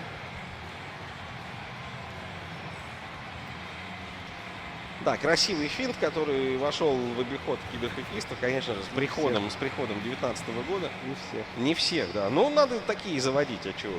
Просто довел ты до автоматизма или не довел? Здесь вопрос же очень простой. Можно было и по-другому пытаться обыгрывать голкипера, но, по-моему, в данной ситуации это был самый верный способ. И вот им и воспользовался Сидоров как опытный онлайн-борец. 2-2 в этой игре. А покажите нам, что там у Кирилла Иванова. А? 2-1. Субару ведет. И это есть хорошо. По крайней мере, для уфимских болельщиков. Хороший заход в зону. Хорошая попытка сделать прострельную передачу на дальнюю штангу. Подхват, борьба. Нет, борьба за шайбу в зоне соперника оказалась за соперником. Хорошо двигается Кирилл. Мне нравится. Он играет. Да, он понимает, что он здесь хозяин ситуации, и не у него должны дрожать поджилки. Хороший бросок, это штанга была. Ушла шайба в сторону от ворот. И сейчас Завгородний входит в зону. Так и хочется сказать, входит в нашу зону. Мы же уфимские комментаторы. Да, чего стесняться. Он входил в нашу зону. А теперь игроки команды Субару, уфимцы атакуют. Можно сделать передачу, бросок, подставление. Не дошла шайба. Заблокирован был бросок самим хоккеистом команды Субару, самим хоккеистом Иванова. И он потом, подобрав же шайбу, уже бросал поворотом. Эти, кстати, броски очень опасны. Опасны, конечно, много чистокол. Да. И голкипер, реагируя на один бросок, может просто не успеть отреагировать на повторный. На тот, который действительно таил под собой угрозу. Ну, с некоторыми играть по-другому невозможно. Невозможно, соглашусь. Хорошо, осталась шайба на синей линии под контролем Иванова. Блестящая передача. Нет, спасает голкипер Завгороднего его. И тот действительно может сейчас ставить ему где-то памятник на родине героя. Опаснейшая была ситуация, да? Перехватил шайбу на чужой синей линии и дал в глубину 2 передачи. Ну, просто сейчас доминирует, рвет и мечет сейчас Иванов. И что тут? Вау! Буре повел в этой встрече. Вот это качели. 1,5 минуты неполных до конца. А Буре повел во встрече с Королевым. И все наши разговоры о том, что этот счет в этой серии может сравняться, пошли прахом. Потому что у Георгия Королева осталось всего ничего. Минута 25. Если он не сравняет счет в этой серии и не переведет хотя бы в овертайм, все, для него турнир закончится, и он сложит в себя полномочия действующего чемпиона России. Невероятно. Unbelievable. Ну, давайте за этой встречей смотреть. Останется ли в деле чемпион или Россия будет ждать этого нового чемпиона уже с этого момента. Да, вот это накал страстей, вот это Буре, вот это диванный боец, да, мы часто говорим и смеемся, что люди играют не выходя из дома, а в лан-турнирах толком никогда не участвовали. Вот вам, пожалуйста, мастерство и умение, более того, сейчас мы видим, диктуют условия в этой встрече, кстати, и убивает время в зоне соперника именно Буре. Ну и Кирилл Иванов укрепил свою заявку за 2,5 минуты. За 2,5 минуты до конца этой встречи он повел в игре. Верните нам, пожалуйста, как там дела? Как там дела в Москве и в Чебоксарах? 22 секунды, 21, 20... Да, конечно, Буре не будет отдавать шайбу. Хотя посмотрите, что делает Королев. Есть еще время на атаку. Можно снять вратаря. Есть. Сергей, ты забивал на последних секундах. Ты знаешь, что это такое. Королев упускает верный шанс. Верный. Ну какой же он верный-то, если он даже не случился. И мы поздравляем Ивана Сидорова, который заставил сложить полномочия выиграл у Георгия Королева и оставил его. Теперь в истории. Теперь Жора Королев. Бывший чемпион России. А завтра мы здесь, в торговом центре Мега Уфа, узнаем имя человека, который будет новым чемпионом. Я думаю, сейчас мы и Жору Королева подтянем на интервью и нам расскажет всю правду, от чего, зачем, почему. Очень интересно понять, за счет чего Иван Сидоров показывает такой сумасшедший результат и блестящий уровень игры. Наблюдаем за последними секундами встречи между Ивановым, уфимцем, и петербуржцем Завгородним. 25 секунд у Петербурга. Понятно, что 2 шайбы отыграть практически нереально. Но я вам скажу так. Если сейчас Завгородний за оставшиеся 25 секунд хотя бы за 15 одну шайбу забьет, то 10 после вбрасывания Хватит. ему теоретически хватает даже на 2 шайбы. Посмотрим, как справится Петербург. Проиграно вбрасывание, но еще не проигранная игра. Как держат шайбу сейчас, посмотрим в атаке. Кирилл, передача, бросок, и это было бы слишком красиво, но нам достаточно и такой красоты. Впрочем, давайте посмотрим, успеет ли за оставшиеся 10 секунд, забить хотя бы одну шайбу, хлопнуть дверью громко. Имелись шансы. Правда, вы согласны со мной? Да, были шансы, но счет остается неизменным. 3-1, Subaru чемпион, и Кирилл Иванов выходит в 1/4 финала. Он попадает в 8 лучших киберхоккеистов России. И он первый чемпион Башкирии, которого мы приветствуем. Игрок команды Subaru, который единственным от нашей республики вошел в 8 лучших. Ну что, Сергей, то, что не смогли сделать мы с тобой, то, что не смогли сделать команды Мегафон и команды Ситилинк, более того, то, что не смогли сделать представители команды Жилстройинвест и Медтехника, команды Тикум, Рустам,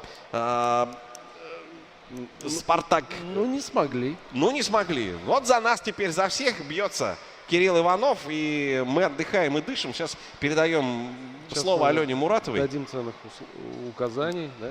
Да, у Алены Муратовой должен быть в эфире Жора Георгий Королев.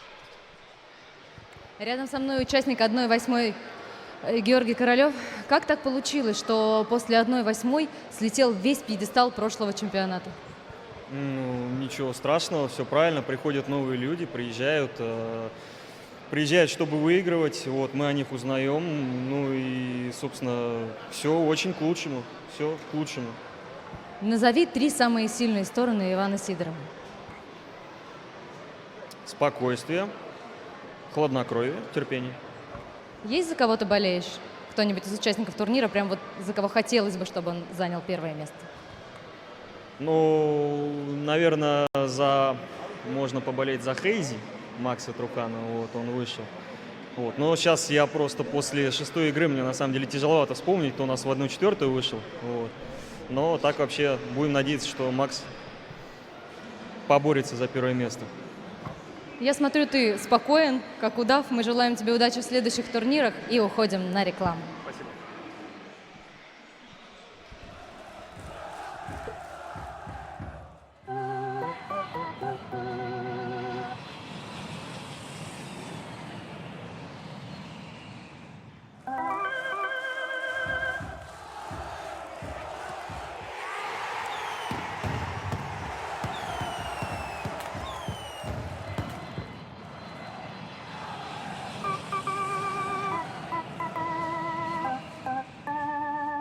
Sky Group. Счет 2-0 в вашу пользу.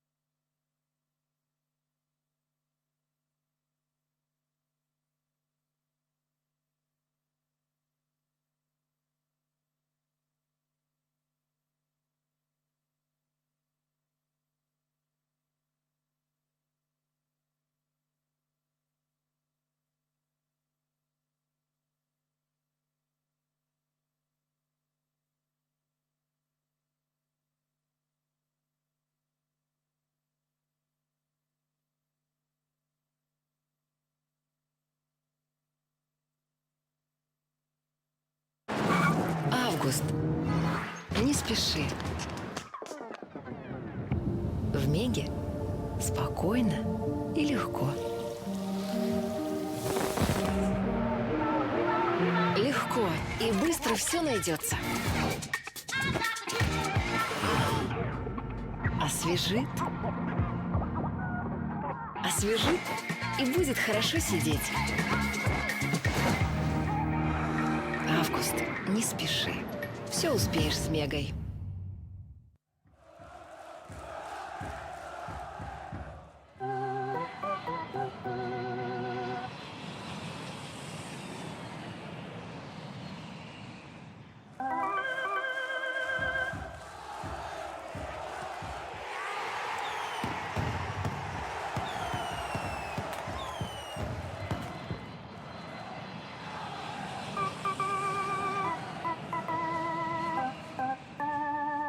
Sky Group.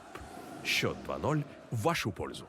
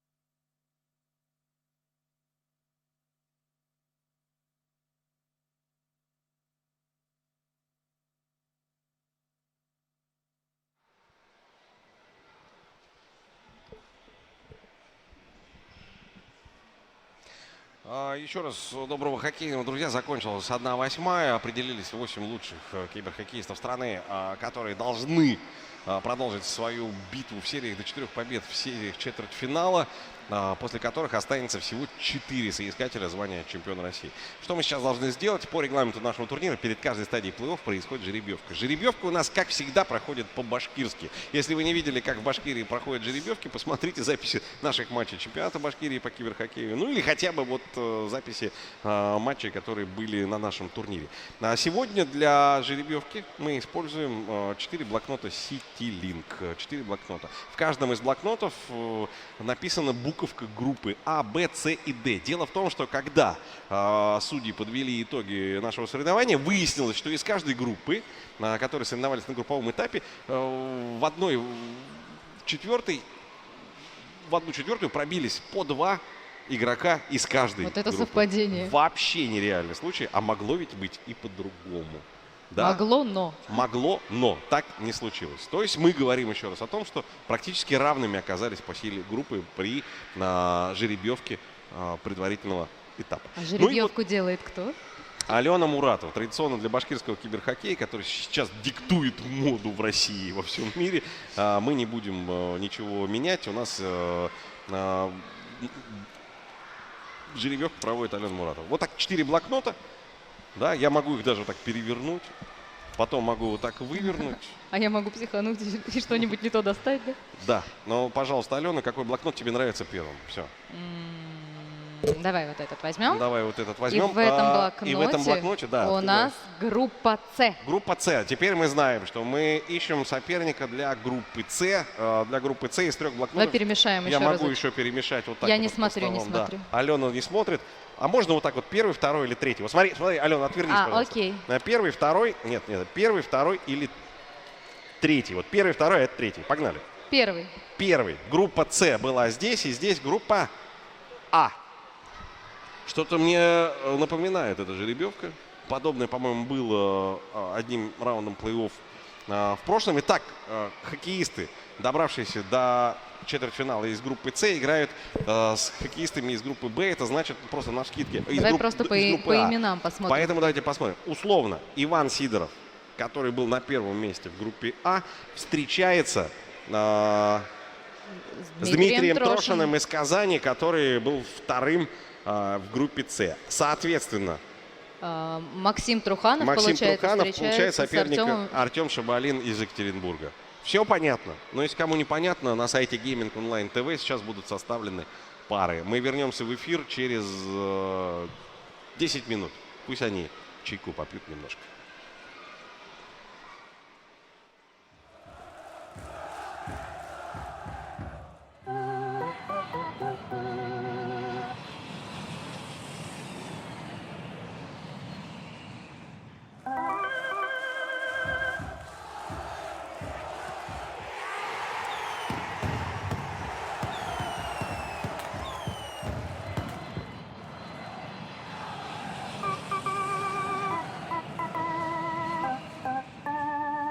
Sky Group. Счет 2-0 в вашу пользу.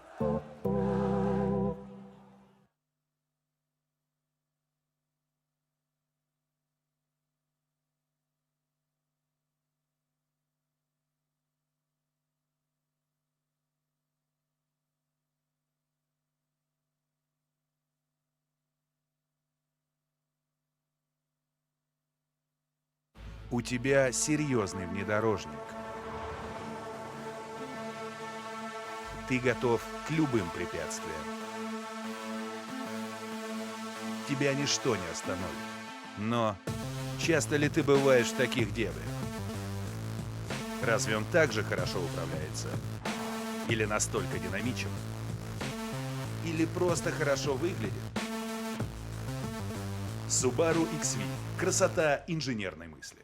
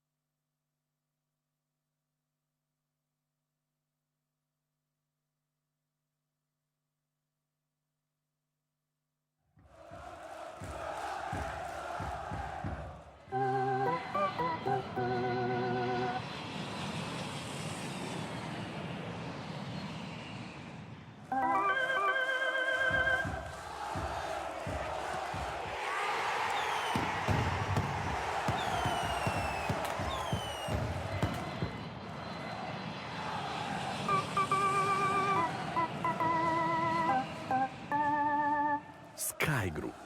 Счет 2-0 в вашу пользу.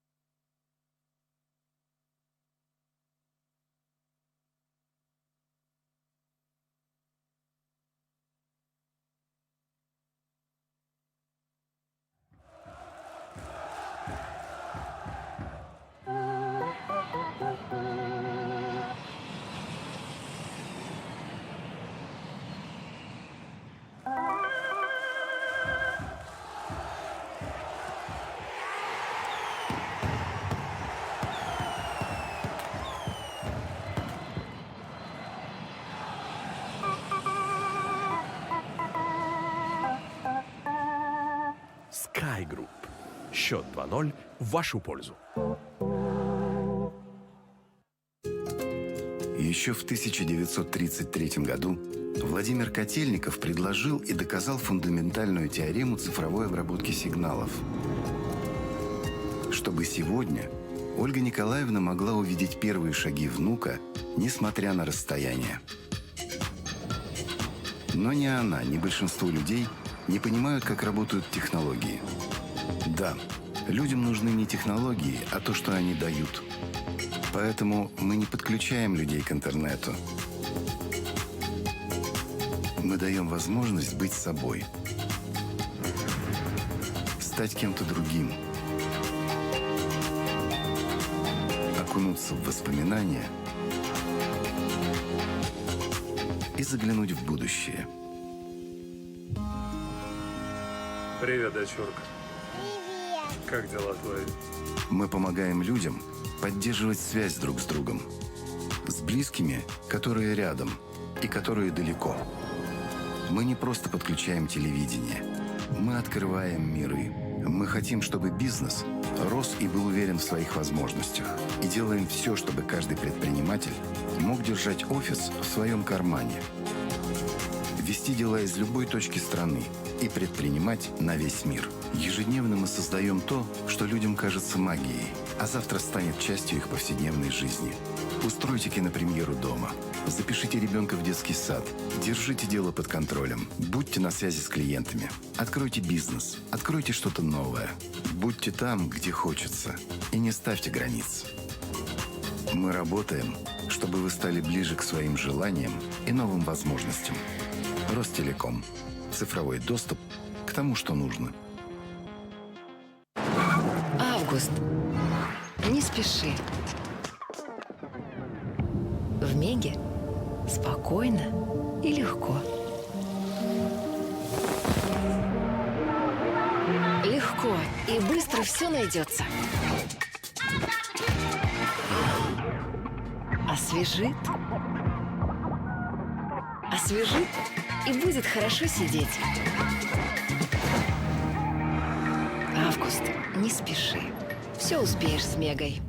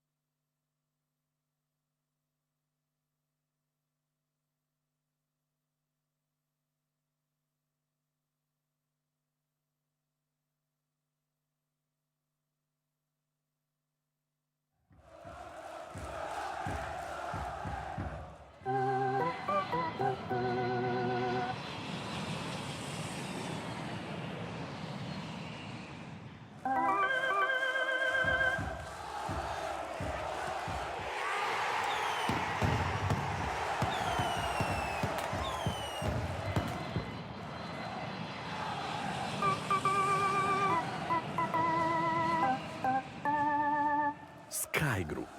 Счет 2-0 в вашу пользу.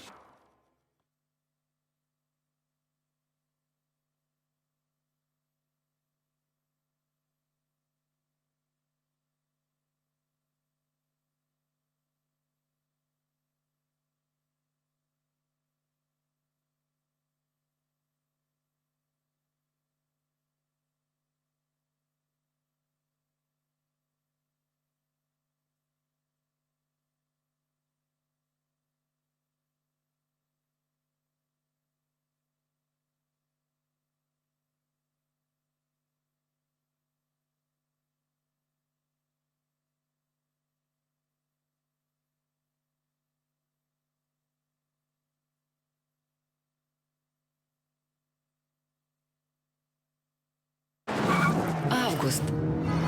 Не спеши. В Меге спокойно и легко. Легко и быстро все найдется. Освежит. Освежит и будет хорошо сидеть. Август, не спеши. Все успеешь с Мегой.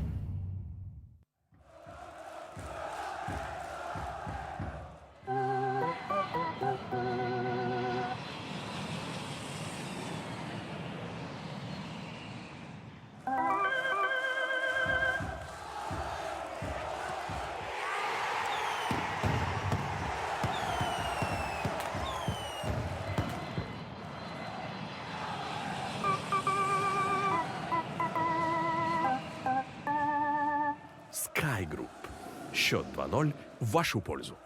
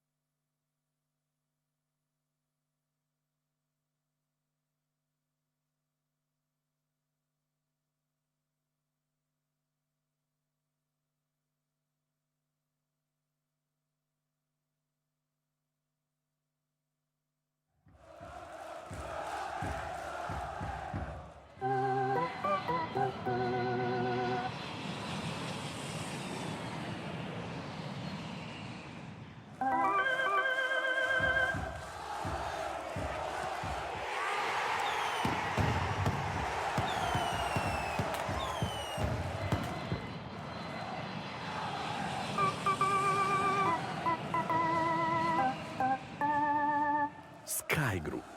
Счет 2-0 в вашу пользу.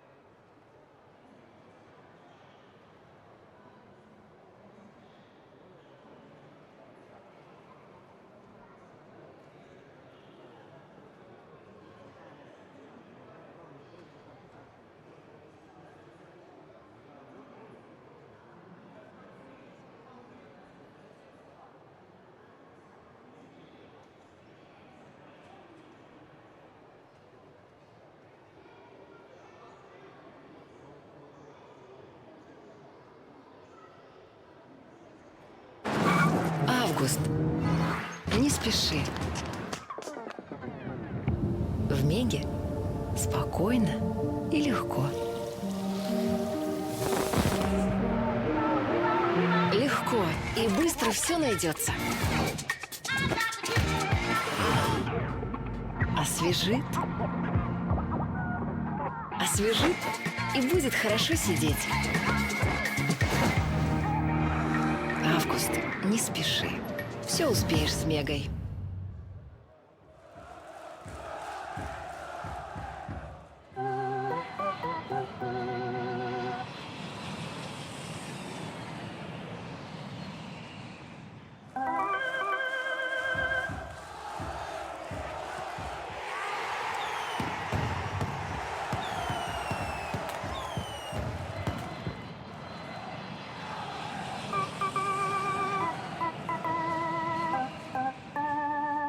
Sky Group.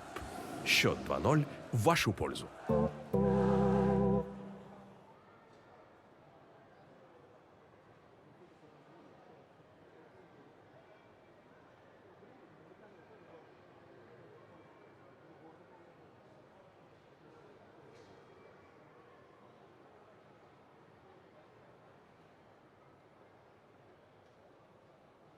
У тебя серьезный внедорожник.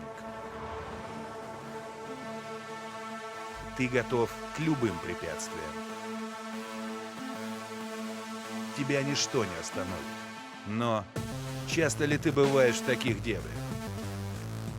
Разве он так же хорошо управляется? Или настолько динамичен? Или просто хорошо выглядит? Subaru XV. Красота инженерной мысли.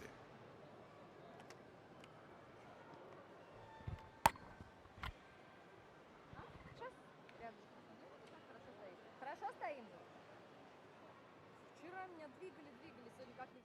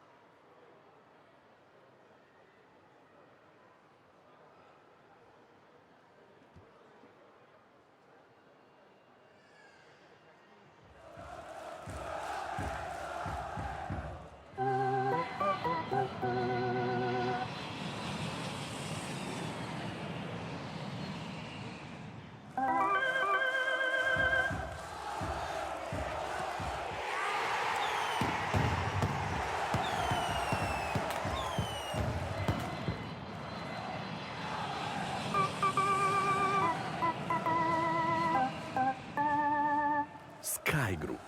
Счет 2-0 в вашу пользу.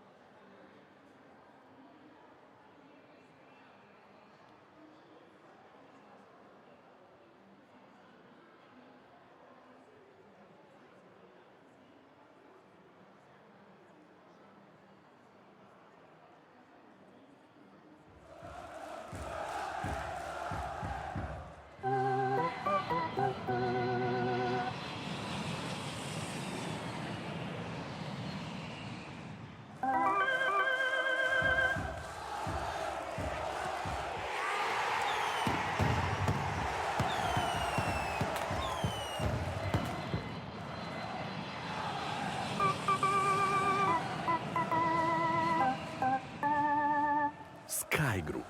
Счет 2-0 в вашу пользу.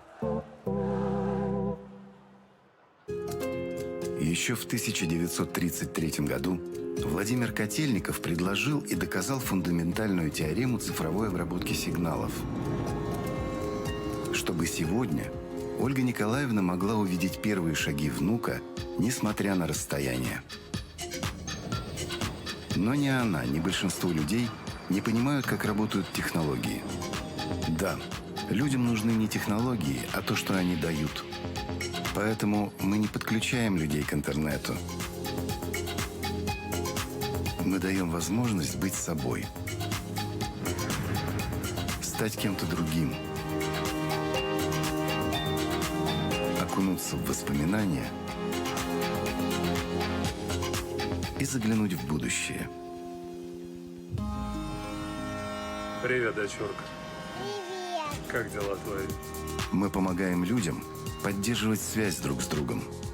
С близкими, которые рядом и которые далеко. Мы не просто подключаем телевидение. Мы открываем миры. Мы хотим, чтобы бизнес рос и был уверен в своих возможностях. И делаем все, чтобы каждый предприниматель мог держать офис в своем кармане. Вести дела из любой точки страны и предпринимать на весь мир. Ежедневно мы создаем то, что людям кажется магией, а завтра станет частью их повседневной жизни.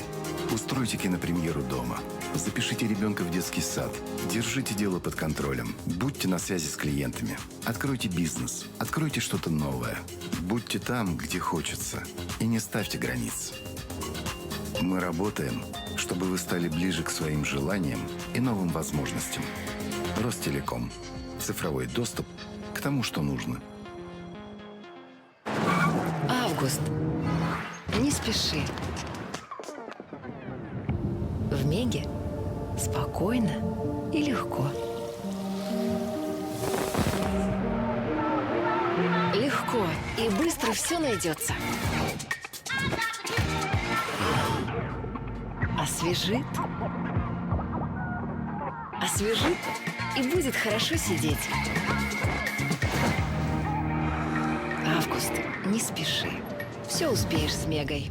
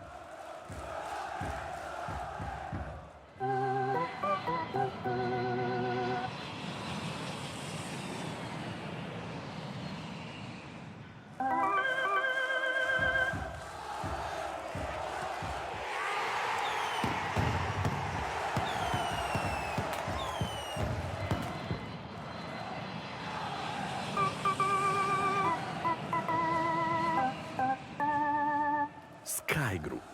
Счет 2-0 в вашу пользу.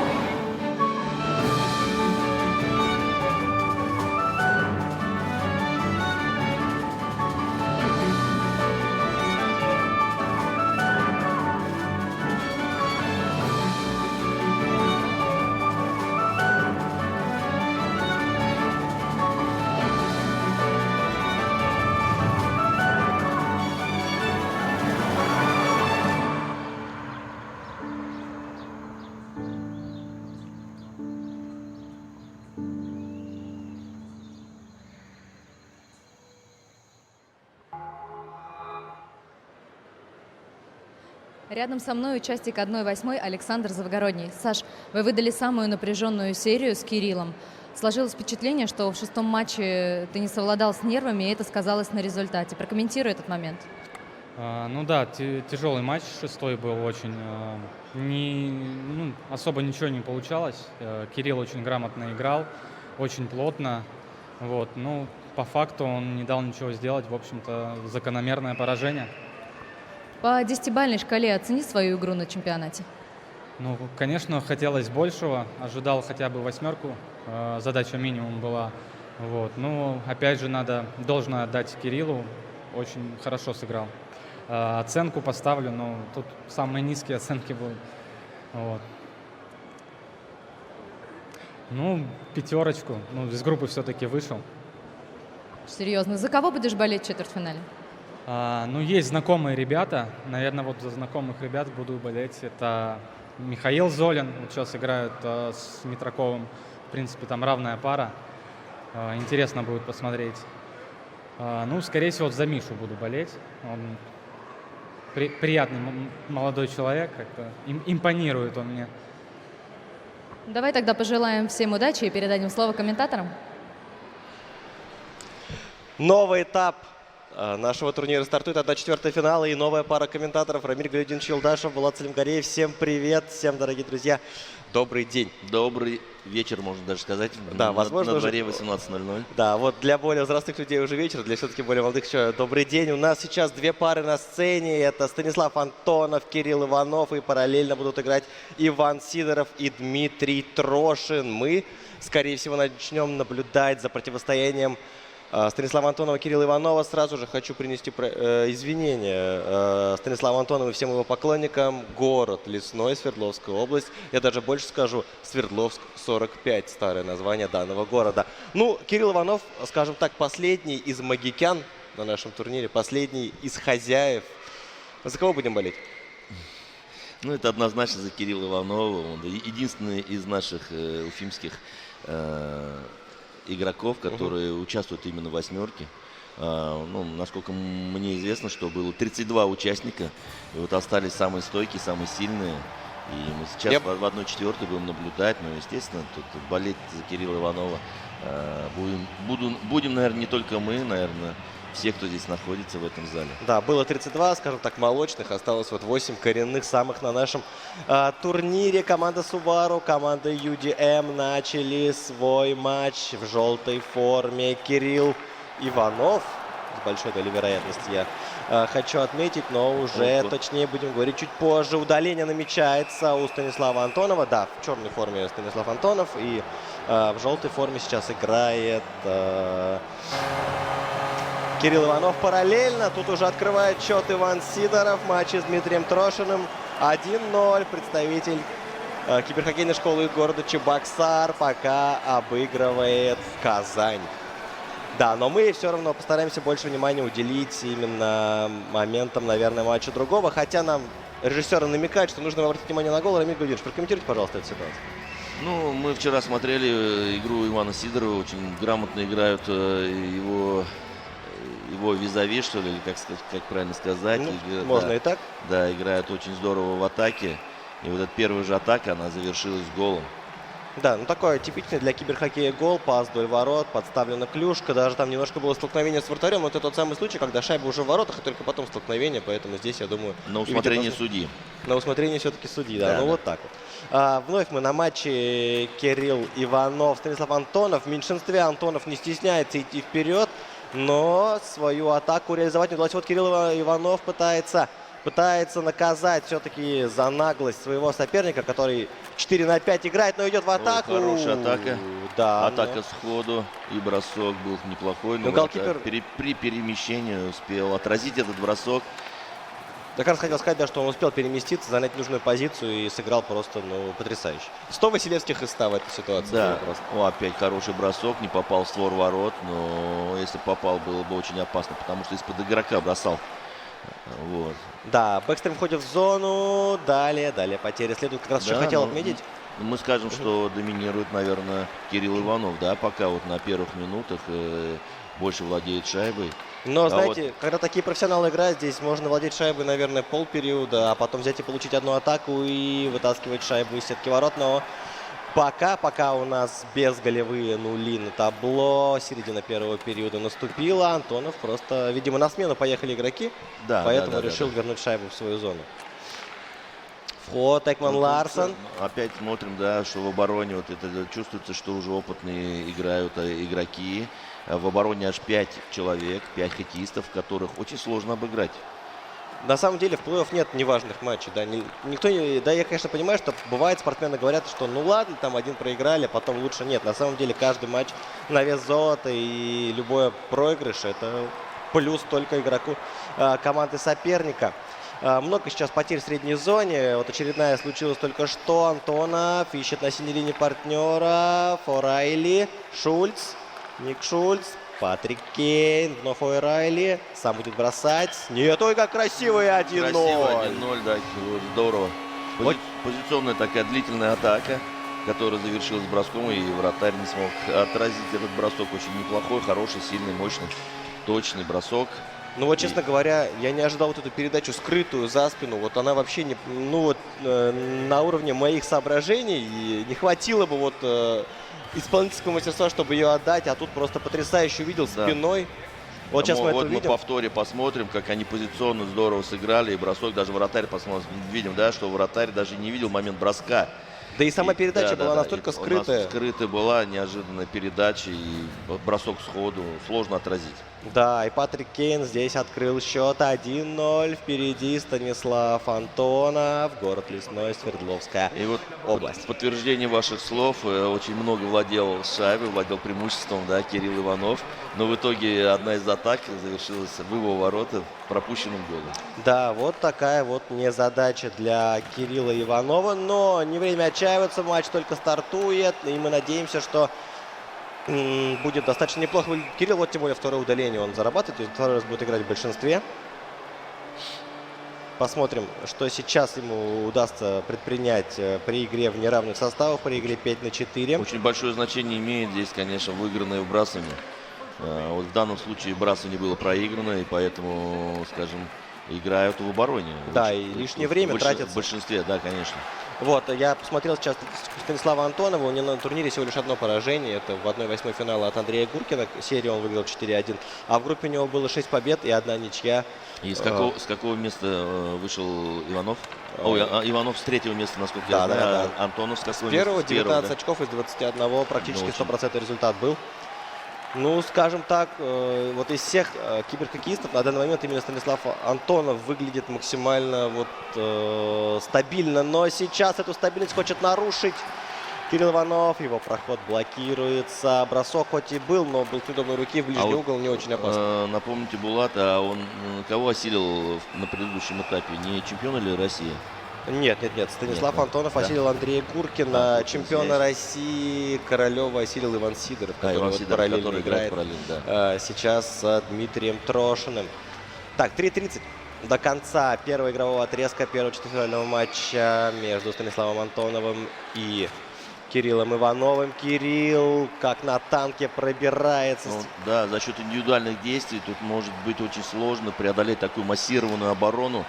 Все же надо где-то искать свободного игрока, да, чтобы открываться, и тогда лишь можно такого сильного игрока обыграть, как Антонов. Да, но вот как раз вчера мы еще об этом говорили. Стадия плей-офф. Очень мало бросков. Вот очень мало бросков. Буквально около 3-4 я вот видел, насчитал 2 команды. Но при этом третье удаление, и защитник грамотно сыграл, клюшку поставил. Здорово, да, конечно, здесь очень плотно играют. Здесь надо как-то освобождаться от опеки, тогда будет где-то опасно. Если ты стоишь очень плотно с игроком, то, наверное, возможности бросить поворотом, наверное, не будет. Да, третье удаление. Вот мы посмотрим сейчас, как вбрасывание будет. Если вбрасывание выиграет, то владеет преимуществом, да. Нет, вот потеря, подарочек небольшой, да. При выбросе шайбы из зоны. Ой, как хорошо! Здорово. В аналогичной ситуации Антонов открыл счет, да, мы видим. Смотрите, 1-0, выходит в меньшинстве. Вообще не боится ничего. И без броска. То есть игрок выкатился против вратаря и не сбросил поворотом. Укатился в угол. Ну, значит, он понимал, что по киберхоккейному сложно реализовать этот момент, поэтому решил шайбу приберечь. Звучит сирена, первый период завершен, впереди Станислав Антонов, но при этом игра очень даже неплохая. Вот обратите внимание, ключевая статистика здесь — это время в атаке. 3:42 играл в атаке Иванов, 3:02 играл в атаке его оппонент, но это, скорее всего, за счет того, что 3 удаления было у Антонова, да. Да, в параллельной игре счет уже 2:0. Да, и там середина второго игрового Иван отрезка. Сидоров, да, выигрывает. Ну, есть такое ощущение, что вот Сидоров, скажем так, прошел сквозь огонь, воду, медные трубы в 1/8 финала. Сейчас его просто никого, он просто никого не боится, ему ничего не страшно. Поэтому он сейчас играет достаточно спокойно. Бросок синей линии, там по своему подстрелили коленку, если я не ошибаюсь. Но, надеемся, обойдется без травм. Шайба за воротами команды как раз-таки Ивана Сидорова. Но навязывает здесь борьбу Трошин вдоль борта. Попытка зацепиться, но нет, не удается. Дальние скамейки в эту секунду, да, и вот, похоже, сил не хватило, а поменяться не успели. Да, по Ивану Сидорову мы вчера очень много говорили, да, мы помним, что в группе у него, в общем-то, из первых 3 игр были 2 ничьих.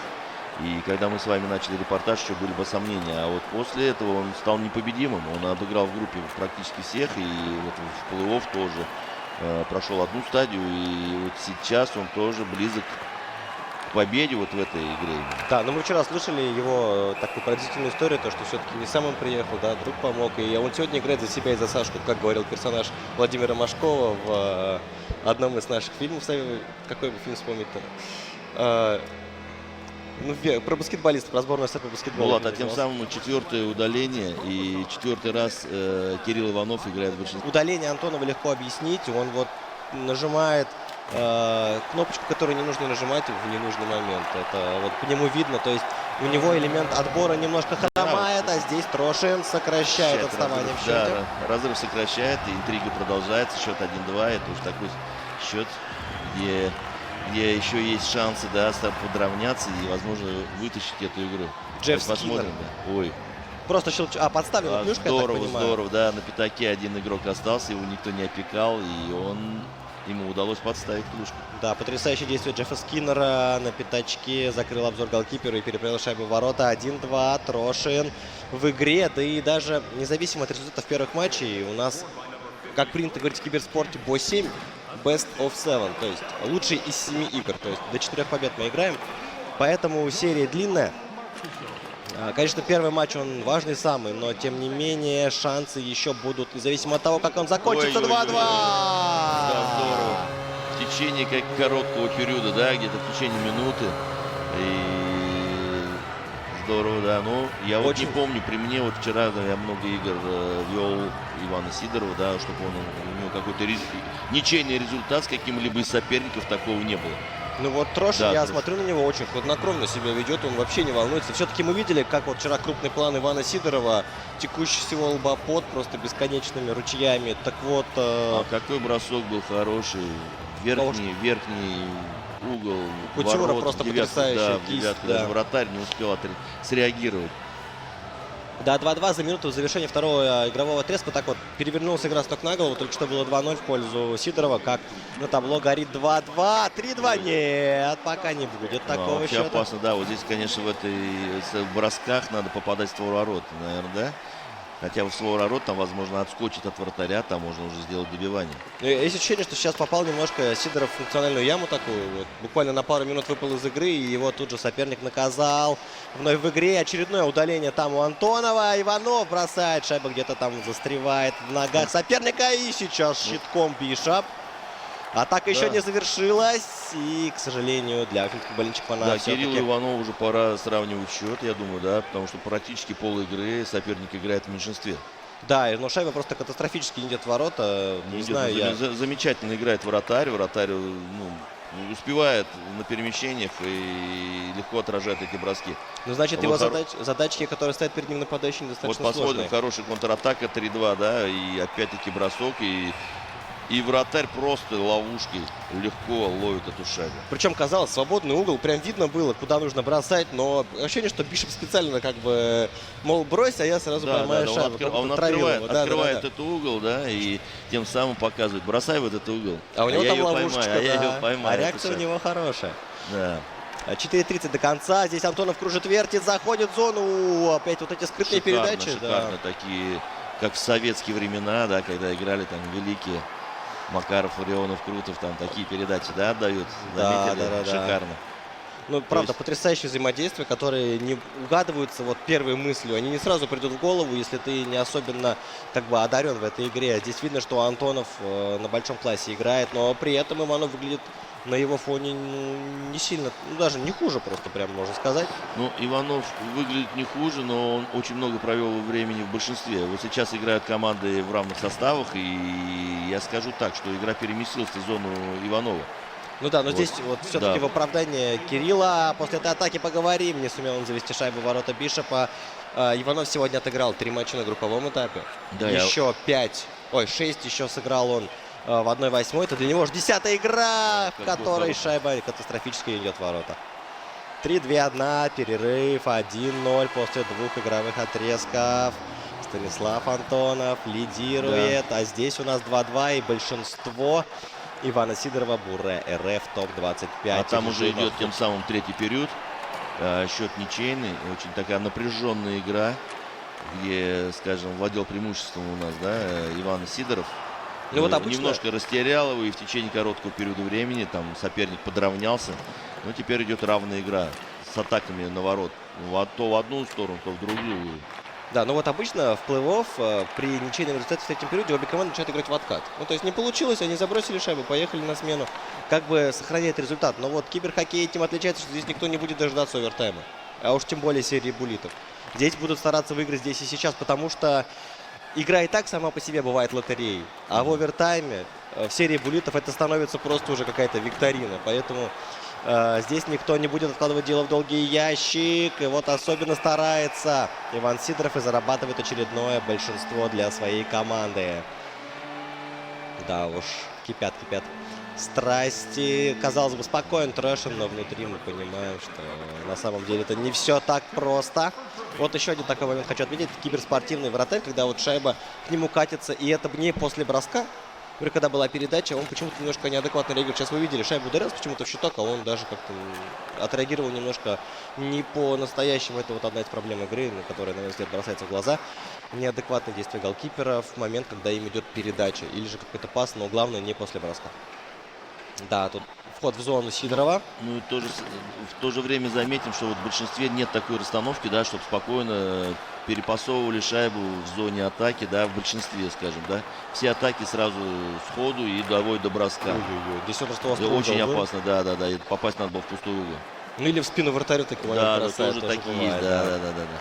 Вот, ой, здорово, такой бросок, ну как успевает вратарь, да, как в футболе, скажем, как Лев Яшин в свое время бросается из одного угла в другой. Да, уж в параллельном матче до сих пор Иванову не удалось распечатать ворота Станислава Антонова. И вот сейчас очередная потеря в чужой зоне. Антонов по правому борту продирается, ставит спину, чтобы его там срубили, не получилось. Вот вход, бросок, и ощущение, что не потащил бы вратарь, да, если бы попал в ворота. Сейчас Станислав. Второй темп атаки, вторая волна. Защитник потрясающе сыграл. Вот у Кирилла Иванова больше акцент делается на индивидуальные действия. То есть не на командные, не на действия звеньев, да, вот, в отличие от Станислава Антонова. Ну, возможно, вот именно заставляет его Антонов так играть. Такое тоже мы можем не исключать, потому что... Вот мы сейчас опять видим, что за счет своего дриблинга пытался войти в зону как можно глубже, но соперник играет очень плотно и не дает возможности. Да, здесь у нас гол, это гол Дмитрия Трошина, как я понимаю. 3-2, с 0-2 вышел уже Дмитрий на текущую победу. Счет становится 3-2. Там середина третьего периода, как и в матче Антонов. Иванов, Станислав по правому борту, бросок мимо. А ведь мы знаем, что Иван Сидоров-то проигрывать-то не любит. Да мы его и не видели, да, как он проигрывает.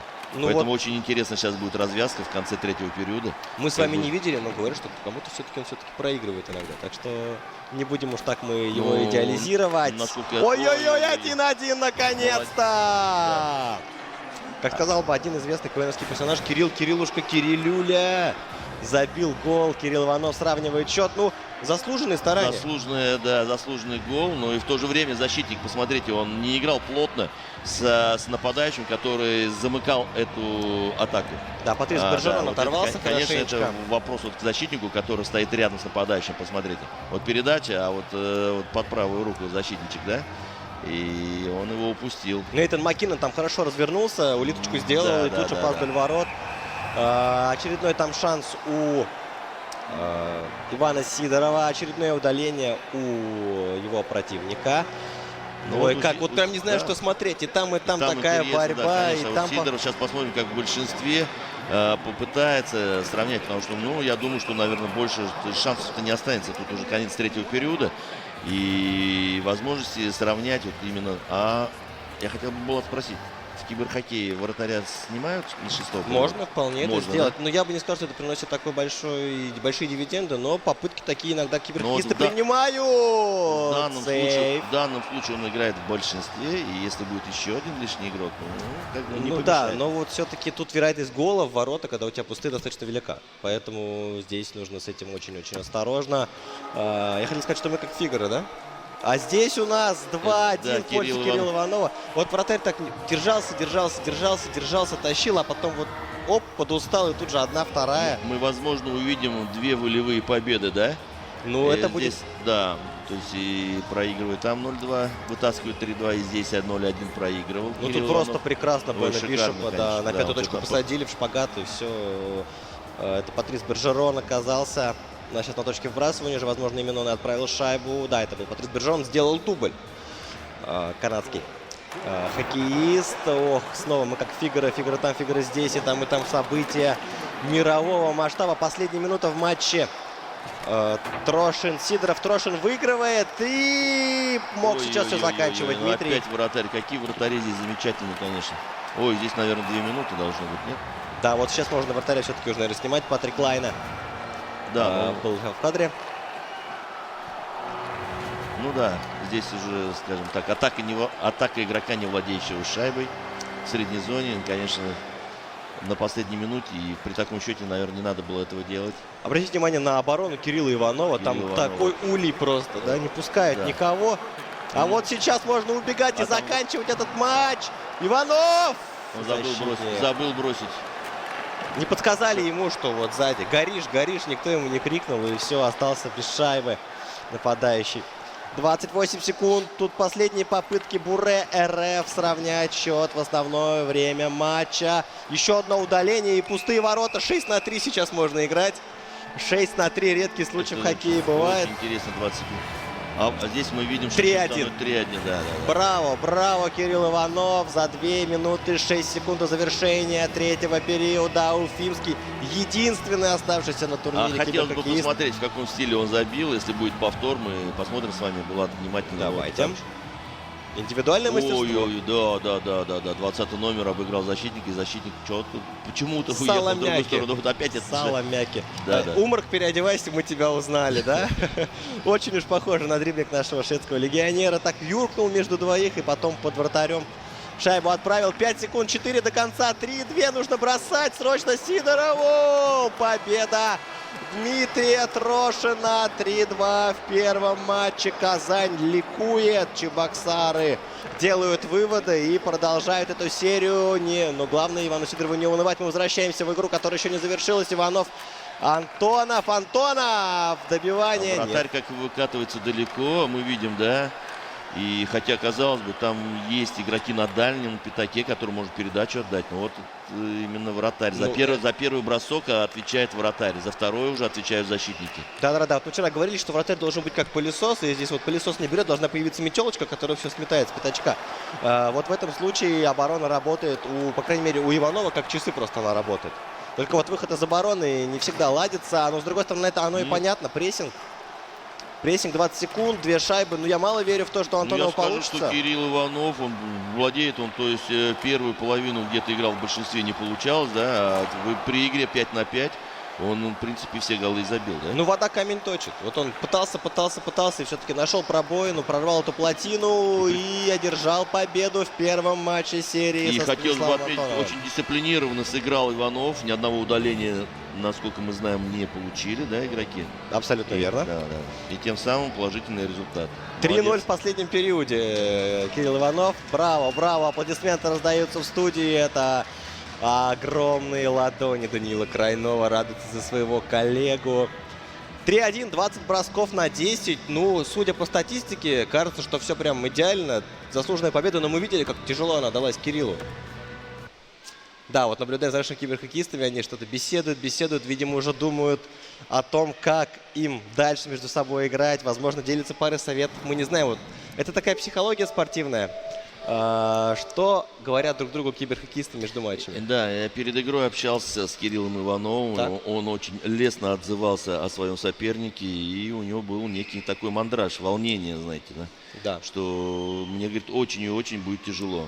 И тем самым вот интересно посмотреть, как у него будет складываться дальше. Ну, я думаю, что здесь никому сегодня не будет легко, в том числе и комментаторам, которые с вами на весь вечер задержатся. Влад Салимгареев, Рамиль Ильдин-Челдашев. Уходим на рекламу, затем вторые матчи серии 1/4 финала.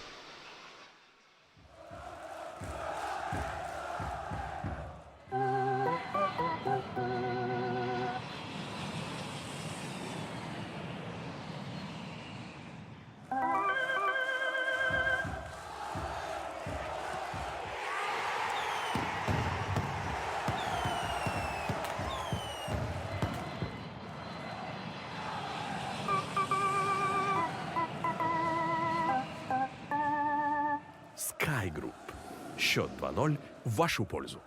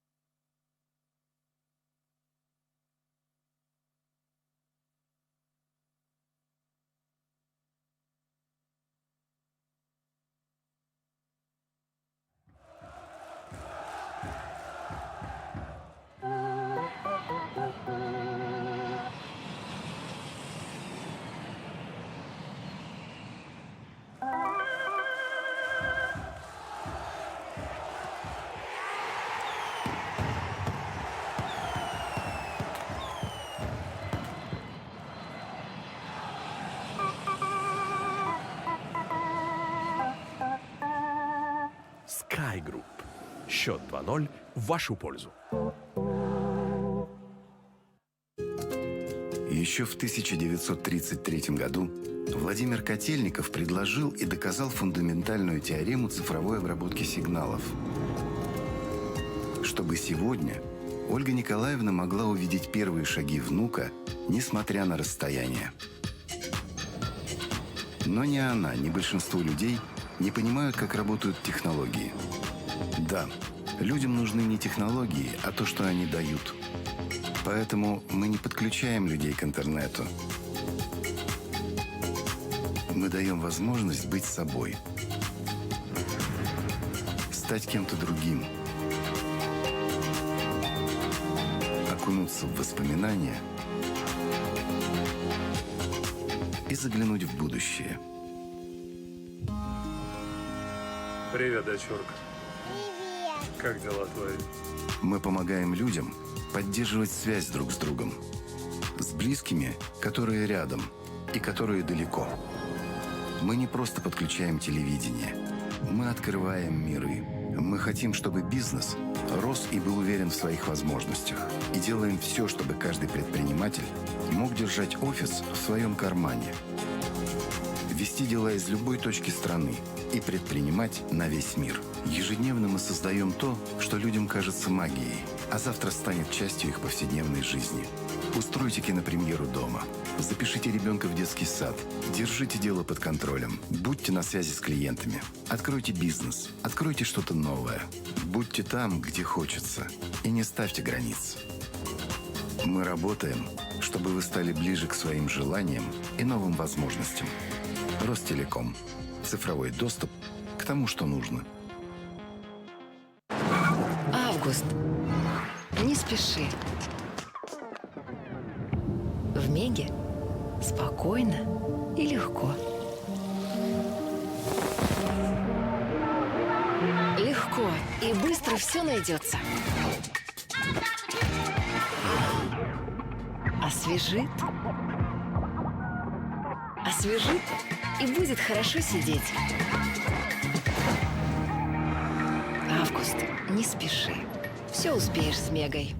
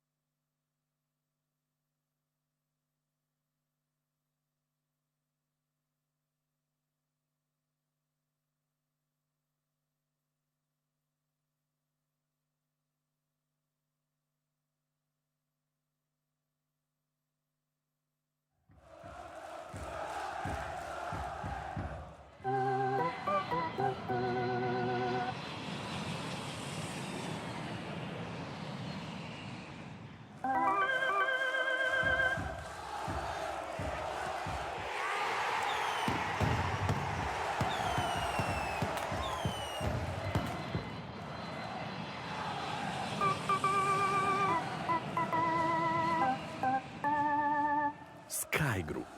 Счет 2-0 в вашу пользу.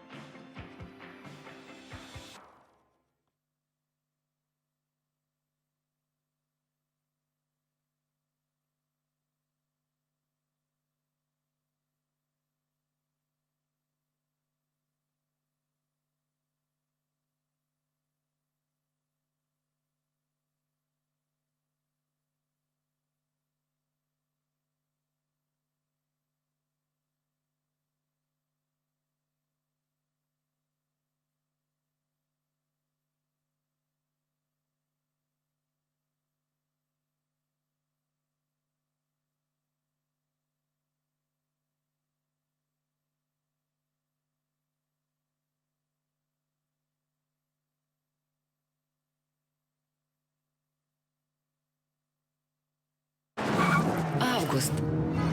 Не спеши. В Меге спокойно и легко. Легко и быстро все найдется. Освежит. Освежит и будет хорошо сидеть. Август, не спеши. Все успеешь с Мегой.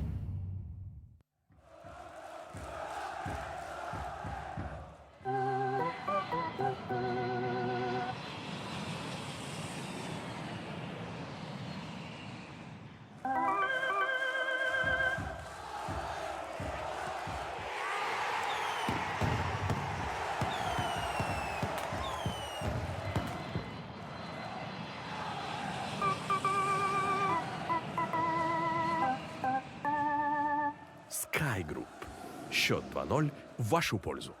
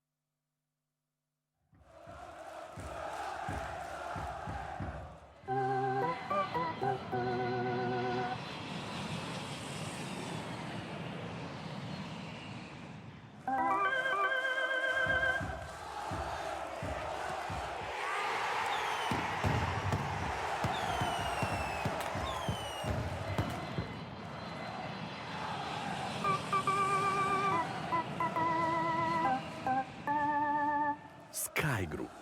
Счет 2-0 в вашу пользу. Булат Слемгареев, Рамиль Юлдашев снова с вами в преддверии вторых матчей в каждой из пар. Рамиль Галиудинович, первые впечатления по стартовым поединкам? Но чувствуются, соперники равны, и очень такое напряжение чувствуется, да, и именно вот две волевые мы победы увидели, проигрывая 0-2, у нас соперник вытащил эту игру. Да, это Трошин обыграл Сидорова. Да, Трошин, Сидоров, да, ну такого сильного соперника со счетом 0-2. Но также Кирилл Иванов, проигрывая после двух периодов 0-1, в третьем периоде он забил 3. Да, безответно, учитывая то, что он первые два периода играл практически в большинстве, не смог реализовать, а вот при игре 5-5 он забил 3 гола и тем самым победил. Я все-таки считаю, что вот именно Иванов проигрывал-то незаслуженно все это время. Он столько атаковал, а вот момент реализовать у него не получалось. Ну, заслуженно, незаслуженно. Мы знаем о том, что Станислав Иванов очень уверенно прошел групповой этап, и также он предыдущую серию плей-офф он также уверенно выиграл, поэтому соперник очень мощный, сильный. И Кирилл Иванов, вот единственный, который из наших уфимских, да? Как мы его прозвали, да, последний из магикянов. Да, который представляет Республику Башкортостан. И вот он в первой игре плей-офф, 1/4 финала, победил со счетом 3-1. Да, при этом Кирилл только бронзовый призер прошедшего чемпионата Республики Башкортостан по киберхоккею. А вот золотой медалист и серебряный уже выбыли на стадии 1/8 финала. Друзья, пока загружаются наши матчи, еще пару слов о параллельных парах в серии. Виктор Митраков, Михаил Золин. Виктор Митраков из Санкт-Петербурга первый матч выиграл 2-1 и повел серию 1-0 в паре. Артем Шабалин, Максим Труханов по булитам в первой встрече выиграл общий счет матча 2-1. И там идут вторые матчи. Сидоров, Трошин уже на льду. Тарасенко, Кросби. Тарасенко здесь грамотно сыграл, и тут же вбрасывание осталось за Буре РФ. Попытка сразу закрепиться в зоне. Ну, сложно здесь было, конечно, шайбу сохранить. А вот это неплохой перехват. И много потерь так на единицу времени сейчас мы видим. Кросби, пас на Тарасенко. Тарасенко и там в обеих командах. Карлсон, подставлена там клюшечка. Но это не смутило Бобровского, 70 номер. Да, вратарь уверенно, да, несмотря на то, что перед ним стоят несколько игроков, да, и он, скажем, уверенно так это зафиксировал шайбу в ловушке. Вот. И вратари вообще здорово играют. И таких, скажем, вратарей, которые там, слабых вратарей, которые пропускают какие-то нелепые голы, таких практически нет. Ну да, но на то и уровень суперзвезда. Самый сложный уровень в этой игре. В параллельной встрече Иванов по традиции играет в большинстве в матче с Антоновым. И по традиции ездит без шайбы все это время. Антонов просто грамотно убивает время. За это, конечно, стоит ему поаплодировать. А вот и, да, уже не удалось реализовать большинство теперь точно. Здесь у нас атака неплохая. Трошина, смещение. Накрыли защитники. Вторая волна атаки, возможно, разразится. Готовит он бросок, но почему-то вот сегодня его не совершает. Как-то непривычно смотреть, да, Иван Сидоров играет в обороне. Ну вот. Мы предыдущие игры и на группового этапа мы видели, что он практически все игры проводил в атаке. И вот соперник Трошин, который нашел противоядие против его игроков и знает, как это расположиться. Причем играют 5-5. Да, играют 5-5. Очень классно разыгрывает шайбу. Очень классно, да, доводит до вратаря. И вот здесь голевой был момент, и вратарь уверенно зафиксировал. Ну, вообще, я хотел сказать такую вот интересную вещь, что очень позиционная атака. Сейчас очень напомнила реальный хоккей. То есть такого мы редко видим в киберхоккее. Прямо расставились.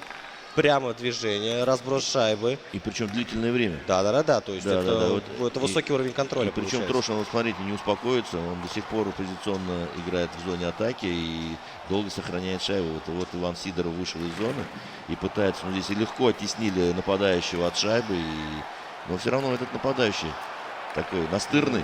Настырный, скажем, да. Он все равно завладел этой шайбой. Но, вот Трошин, хороший перевод и бросок. Смотрите, они трехходовки, это вот такие, скажем, в компьютерном хоккее, это нормально. Но это нет, на самом деле редкость, вот именно такие, когда красивые. Потому что все привыкли пас-бросок, а тут пас-бросок. И это уже немножко другой уровень мысли. Райан Гетцлов входит в зону, петляет Власик, бросок Линдберга, выше ворот. Да, вот ответ, опять коротенький ответ Сидорова и снова в оборону встречать атаку Дмитрия Трошина. Хотя, вот мы можем такое не исключать, есть вариант, что Сидоров умышленно играет эту оборону. Такое тоже возможно. Да не знаю, если он, в принципе, счастье нужно искать у чужих ворот, если играть в обороне, ну, я не знаю, в компьютерном хоккее как, но, наверное, не так легко. Ну, конечно, да, здесь все-таки вероятность гола повыше. Да. Что здесь есть небольшой крен в сторону атаки. Атака здесь, 1-0 Антонов. Мэтт Дюшен. Ну, вот ощущение было, что сейчас Дюшен потеряет шайбу, но каким-то чудом он ее сохранил. Сейчас, надеюсь, на повторе мы это увидим. Джонатан Друин и Коптар у него в ассистентах. Сейчас повторчик бы нам. Его не будет. Прожали. Там кнопочку нажали, повтор пропустили. Надеемся, что ни Антонов, ни Иванов этого больше делать не будут. Но так как мы смотрим, вот сейчас гол забил Антонов, значит, пропустил повтор Антонов. Потому что это инициатива того, кто забил мы шайбу. помним примерно по сценарию предыдущей игры, когда примерно же в этом же время, в этом же периоде пропустил Кирилл Иванов. И здесь тоже счет открыт. И открывает его Иван Сидоров. Иван Сидоров. Мы это тоже видели, это как будто мы смотрим. Нет, друзья, это не запись первых матчей, да, здесь уже вторые встречи, но сценарии пока похожи. Да, Эрик Карлсон с передачи Гастевера и Макдэвида открывает счет во встрече. Ну, ничего сложного. Ворот, бросок, подставлена клюшка. И мы вот в предыдущий момент хвалили вратаря вот за такой отраженный бросок из такой ситуации, когда защитник бросал, он через чистокол клюшек все равно увидел момент броска вратаря и смог отразить. Да, но вот вот сейчас не получилось, да. Возможно, там все-таки вот... Помеха была, может быть, возможно, рикошет. Да, вот либо трафик, либо касание все-таки какое-то изменило направление шайбы. Иванов в большинстве и по традиции не реализовывает пока он его. Кирилл продолжает натиск. И здесь потеря шайбы. Да. Булат, мы смотрим продолжение предыдущей игры. Ну, прям один в один, да. Дальше также играет в большинстве. Он же дважды в этом периоде. Все смотрели замечательный фильм с Робином Уильямсом, или, по-моему, с ним «День сурка». Да. Да, вот каждый день одно и то же с утра. Видимо, мы что-то делаем не так с Равилем Галиудиновичем. Надо нам как-то менять наш образ в комментировании. Не знаю, возможно, из-за нас, возможно, не из-за нас, но сценарии прямо под копирку пока разбиваются, и там один и тот же сценарий. Главное, чтобы, конечно, результат был такой же, какой в предыдущей игре, наверное. Это думаю, для наших местных болельщиков, я думаю, очень важно. Да, последние секунды первого периода. Ой, хорошая атака, но опять вратарь успевает. Ну, казалось бы, голевой момент, да? Да, вот кинжально прям просто прошел в атаку, два паса. Булат, а вот такого, да, нет в компьютерном хоккее, как в реальном, да? То есть, принимая шайбу, можно убрать на неудобную. Нет, можно убрать. Но... То есть, это, опять-таки, это мог сделать Кирилл, да, Иванов? Конечно, но просто Кирилл думал, что он уже сейчас это отправит шайбу в ворота, а видите, вот не хватило ему нынешней ситуации, вратарь успел переместиться. То есть, обманные движения тоже есть, да? Конечно, показал бросок, сам убрал, да, здорово. Здесь специально все тут очень удобно. Вот если вы наблюдали за джойстиком, да, есть вот эти две такие кнопочки стика. Вот их можно отклонять как бросочек, а потом уводить на кистевой. То есть это все вполне реально. Просто желание забить как можно быстрее возобладало над Кириллом Ивановым, поэтому он не воспользовался моментом. Атака. Как неплохо разыграно. Трошин здесь впечатляет. А меня впечатляет не Трошин, меня впечатляет вратарь. Да, вот отразил бросок. Ну, казалось бы, вот пустые ворота. Как он успевает переместиться? Ну, чтение игры. Читает игру, да, мышление игровое тоже у вратаря очень развито. У всех вратарей, причем, которые здесь участвуют. Но все-таки, если бы здесь вратари вот давали бы оплошности часто, было бы не очень интересно смотреть. Удаление там сейчас у Ивана Сидорова. Трошин будет в большинстве, а здесь у нас атакует Антона, вертушечка и сохраняет шайбу игрок. Но все-таки, нет, фол все-таки с шайбы Гастебьер. И Овечкин здесь его выжимает из зоны, будет положение вне игры, если он в него войдет раньше времени. Провал в обороне Антонова, удаление по традиции, конечно, как без него. Ну да. Опять играет у нас Кирилл Иванов в большинстве. Он, наверное, сам не рад, потому что у него в большинстве не совсем получается. У него 5 на 5 лучше играет, чем в большинстве. Ему всегда нужно 2 периода, чтобы побросать, и в третьем забивать шайбы. Здесь большинство Трошина. Катание отлично демонстрирует игрок. Овечкин. Бросок. Ловит шайбу на себя. Да, здорово, защитник. Один из игроков пожертвовал собой. Клод Жиру. Ну нет, тут уже тяжеловато. В меньшинстве отыграли смену. Надо бы, конечно, поменяться игрокам. Но вместо этого получает контратаку. Но прекрасно клюшечки Даути играет. Вот уже в равных составах коллективы. Карлсон, пас на Тарасенко, на третьего. Ой-ой-ой, тоже неплохо, но там сблокировал клюшку защитник. Опять хороший бросок. Ну, похоже, тоже не дошел до ворот, там где защитники, Да, а здесь 2-0. Тем самым 2-0, здесь уже Станислав Иванов. Ну, все-таки вот наказывает он Кирилла Иванова. Все, что не сделал Антонов в первом матче, делает это сейчас во втором. Да, сейчас, конечно, сложнее будет отыгрываться. Еще и в меньшинстве. Еще и в меньшинстве эта шайба, видите, как да. получилось. Да, уж Кириллу сейчас очень и очень нелегко, но он, по сути, играет против одного из самых Была главных большая пауза, и Станислав Антонов, наверное, поработал над ошибками, сделал анализ, да, игры предыдущей. И решил в меньшинстве голы забивать. Ну да, ну и на самом деле в первой встрече не раз он в меньшинстве мог отличиться. Как бы это странно не звучало, Иванов шанс. Нет, шайба не доходит до Шанс партнера. был очень хороший, они вываливались два игрока против вратаря, но не получилось вратаря пробить. Да, ну там даже броска не состоялось, там защитник хорошо играл, клюшку поставил и даже не дал шайбе добраться до нападающего. Бёрнс, Брэд Бёрнс входит в зону. Вновь передача обратно. Нет, Кросби сам попытался обыграть Бишопа, не получилось. Вот попытка обыграть, это было здорово, но опять там щиток вратаря. Значит, ну, вратарь хорошо, мало того, что перемещается и играет, скажем, в шпагате. В шпагате, скажем, неплохо тоже. Но он при этом еще даже если в шпагате сохраняет подвижность. Сохраняет подвижность, да. Да, это очень тяжело на самом деле сделать, но вот удается голкиперам здесь просто проявлять. Ну как в плей-офф голкиперы играют. Там мы редко видим ошибки голкиперов. Голкиперы там играют просто на 115%, наверное, от всех своих возможностей. Да. Кирилл в атаке. Как он там проехал, как будто вот... Ой-ой-ой, это красота! Это... Вот о чем мы с вами говорили. Вот он показал бросок и убрал на неудобный, и закатил шайбу воротам. Давайте скажем, это лучший гол турнира да. на данную секунду. Но это просто потрясающее индивидуальное действие Брента Бёрнса. Сокращает отставание в счете Кирилл Иванов. Давайте насладимся замечательным повтором. Тут уже просто, мне кажется, не протирает пот Антонов, а просто рвет полотенце. Вот, да. Но мы уже отмечали в предыдущей игре, когда Кирилл Иванов очень много внимания уделяет индивидуальным действиям своих игроков, да. И в данном случае тоже за счет индивидуальных действий он обыграл защитника и в том числе и вратаря. Да, причем вроде казалось, Бишоп успел щиток положить, но вот шайба все равно юркнула под щитком, то есть вот на долю секунды Брент Бёрнс оказался быстрее. 1-2. Да, сократил счет, и счет становится 1-2, и сейчас тем самым будет очень интересно окончание вот этой игры. Ну, еще продолжение, да. Еще много времени впереди. И там что-то там и там преимущество в одну шайбу. Здесь Иванов мог уже сравнивать счет, не получилось. Контратака Антонова. Раск. Райли. Как хорошо выкатывается бросок. Шульц. Молодец, вратарь. Здорово. Хотя, казалось бы, да, выкатывался и пустой угол был, да, и вратарь сумел отразить. Очень важный такой момент. Если бы счет был 1-3, уже было бы, конечно, не совсем красиво, а счет 1-2, и поэтому еще шансы. Не то чтобы некрасиво, но было бы-то красиво. Гол-то, наоборот, было бы прям потрясающе, но вот досадно было бы нашим болельщикам. Да. Но при этом мне хочется отметить, что вот в серии Иванов-Антонов как-то раскрывается атакующий потенциал, да, то есть вот прямо острее и острее действует оба киберхоккеиста, немножко вот это у них хладнокровие пропадает, про оборону они стают чуть меньше думать и стараются бежать в атаку. Иванов! Бросок не получился, но шайба остается в нападении. Спокойненько, как будто между фишечек. Ой, здорово, да, как будто стоячие игроки, и он их обкатывает один за одним, причем он, находясь на синей линии, да, там, в зоне такой, где можно потерять шайбу и нарваться на контратаку.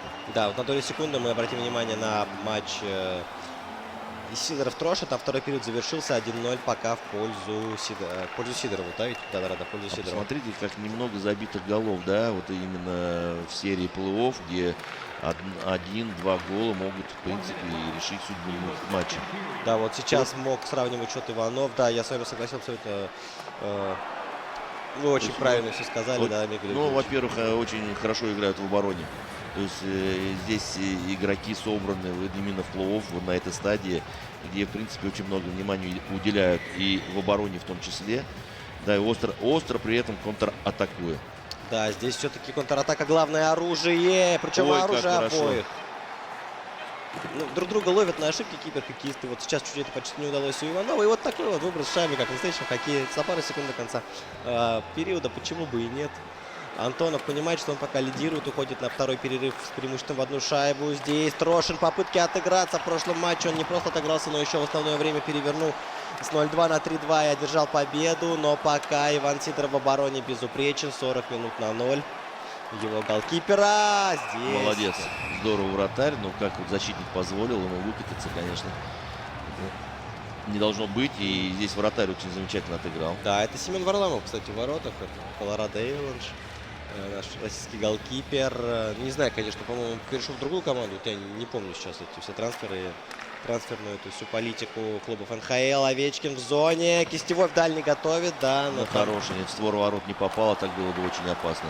Да, ну голкипер вот то, что через клюшечка отбивать шайбу, это такое 50 на 50, да? Легко? Клюшкой, да, они владеют. Вот именно черенком. Вот, то есть вверх. Вот там же просто как раз шлангом плечом. То есть он как раз пытался отбить ее черенком, и вот там уже как-то 50 на 50 все получается. Карлсон, Дрю Даути. Круги. Ой-ой-ой-ой-ой-ой-ой-ой-ой. А какой гол, как остался один игрок, да, один игрок на пятаке, счет 1-1 стал, ну это хороший. Там посмотрите, как он, сколько улиток наделал за воротами, и в это время настолько, наверное, закружилась голова у соперника, что они забыли даже игрока на пятаке. Никто никогда не видел такую быструю улитку, и вот она. Ой-ой-ой, а видите, кульбит какой. Силовой прием от Семена Варламова. Сейчас вы увидели, редко такое бывает в хоккее, когда голкипер просто через плечо отправляет своего соперника. Ну, мельница, да, как называемую, да? Да. Вот у нас уже ничейный счет вновь. Трошин вернулся в игру и сейчас, мне кажется, сильно очень волнуется. Да, Трошин молодец на выжидании, да, играет, то есть он не рискует, ждет своего момента. Есть момент, он реализовывает и опять-таки ждет своего такого момента, где можно где-то что-то решить, игру в свою пользу. Мало дождаться, он еще им пользуется всегда. Молодец, да, это очень важно. Здесь у нас Иванов пытается сравнять счет в матче и не позволит сравнять счет в серии Станиславу Антонову. Кирилл на пятак. Нет, здесь накрыли бросок. Да, очень интересные игры, конечно, мы смотрим, наблюдаем. И вот очень интересная развязка вот сейчас нас ожидает, конечно, в канале вот этого третьего периода. Потому что очень важно, да, то ли общий счет будет то в серии 2-0 или счет 1-1, это две большие разницы. Да, 2-0, это, мне кажется, будет уже, учитывая еще сценарий этого матча текущего, для Антонова тяжело будет. Учитывая то, что судья помогает Кириллу Иванову. Засланный казачок там сейчас со свистком ездит, да, у него под полосатой формой, судейской формы команды Subaru, обязательно, без нее никак. Здесь Трошин вновь в зоне. Не получилось бросить. И теперь уже Сидоров в атаке. Можно этот момент использовать. О, какая красота! Иван Сидоров. Ну и Тарасенко. Это просто шедевр. Гол, конечно, одной рукой. Показал бросок и завел шайбу правой рукой в ворота в пустые. Практически это просто красота. Но при этом ни одной эмоции на лице Ивана Сидорова нет. Вообще просто. Он как будто бы не он забил. Как будто он пропустил. Да. То есть он абсолютно спокоен. Да, уж, ну это просто красиво было. Владимир Тарасенко, индивидуальное действие с передачи Патрика Лайна. Сейчас повторчик перед нашими глазами. Можно долго любоваться этим. Просто оставил ее, до дома довел и оставил ее спокойненько лежать в воротах. Ой-ой-ой, да, но здесь, конечно, ошибка вратаря, то есть броска как такового не было. Ну, конечно, он должен был среагировать на этот бросок, ногу выставить, но этого не удалось сделать. Да, и возвращаемся к матчу Иванова против Антонова. 5 минут до конца третьего периода. Антонов в одной из редких контратак в третьем игровом отрезке. Такая же шайба, просто 1 в 1.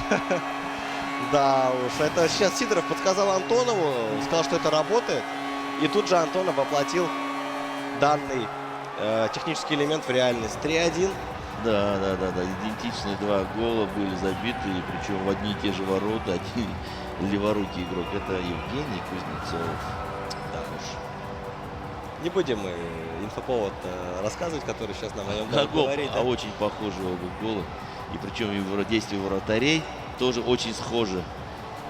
Да, он немножко заставляет, как бы показывает, что будет бросать, выкатиться вратаря. И в этот момент уходит уже на именно совершение этого финта. 4-24 до конца третьего периода. Антонов очень вескую заявочку сейчас оставляет на то, чтобы сравнять счет в серии. Ну да. Иванов, чтобы Антонов с этого счета, ну, наверное, вряд ли упустит это преимущество, ну, это на мой взгляд. Да, я думаю, Иванов сейчас может просто немножко поберечь свои силы, как бы оставить на следующий матч. Все-таки 11-я встреча. Да, очень большая нагрузка легла на Кирилла Иванова, и очень тяжело, конечно, в этой серии. Ну вот сейчас штанга только спасла Антонова. Кирилл продолжает наседать на оборону команды UDM. Субару совершает наезд на Бена Бишопа, но Бишоп справляется. Да, вот как раз бы сейчас и нужен гол, если вот Иванов хочет победить или добиться хотя бы ничейного результата, конечно, нужен. А в параллельной встрече у нас лишь 25 секунд до конца третьего периода. Я думаю, что мы сейчас обратимся именно к этому матчу. И в меньшинстве будет Трошин, которому нужно отыгрываться. Но мы сегодня замечали, что в меньшинстве это можно. Да. Мы замечали, что в меньшинстве можно и атаковать, и даже забивать голы, да? Мы видели это сегодня. Да, вот тайм-аут взял как раз-таки, я так понимаю, Трошин, но вбрасывание в его осталось 24 зоне. секунды, ему надо сейчас... Как в баскетболе, время на атаку 24 секунды. Да, переводить игру в зону и менять вратаря, я так понимаю, да? Правильно было или как? Ну, я не знаю, насколько поможет смена вратаря, но вот она все-таки состоялась. Да, вратаря уже в воротах нет, но сейчас будет вбрасывание в средней зоне, поэтому все-таки лучше будет вратаря вернуть. Ну, а тут какая разница-то в плей-офф? 1-2 или 1-3? Может быть, без вратаря и стоит поиграть? А вот они, кстати, не вернули вратаря. Да, уже ва-банк просто идет Трошин. Сейчас нужно Сидорову перевести шайбу в чужую зону и не отдавать ее сопернику. Игры здесь нету, хотя игрок почему все это время в зоне. Непонятная ситуация. 2-1. Трошин успеет ли бросить? Да. Нет, все-таки форму выигрывают. Ой, мы видим, там гол забивает Кирилл Иванов. Иванов еще в игре за 20 секунд до конца. Да, мы сейчас также посмотрим, наверное, смену вратаря. Да, и мы пока констатируем победу 1-0, да, у нас Сидоров выиграл, или 2-0? 1-0. Сейчас выиграл Сидоров, по-моему. Ну, мы еще уточним, вот что-то мы так внимания не обратили, то ли 2-1, то ли 1-0. Второй матч Сидоров выиграл, вот бывает с нами, мы туда и сюда смотрим и пускаем такие, вроде бы видели сами только что счет, а в итоге уже с головы вылетело. Кирилл Иванов за 20 секунд до конца встречи, основного времени матча, все-таки здесь могут быть сейчас важно выиграть сбрасывание и перевести игру, перевести игру туда в зону атаки и поменять успеть. Нет, вбрасывание было проиграно. Поэтому они сейчас будут сохранять. Антонов будет сохранять шайбу. А вот он уже ее потерял. Ой, какая передача в конек своему. Мне кажется, это роковая ошибка для Кирилла Иванова в этом матче. Все, уже просто времени не хватит. Здесь еще Антонов хотел такой вот... Есть же фраза «Глушаков — это похороны». Вот сейчас тоже могло быть что-то подобное. Победа Станислава Антонова. 3-2. Реванш.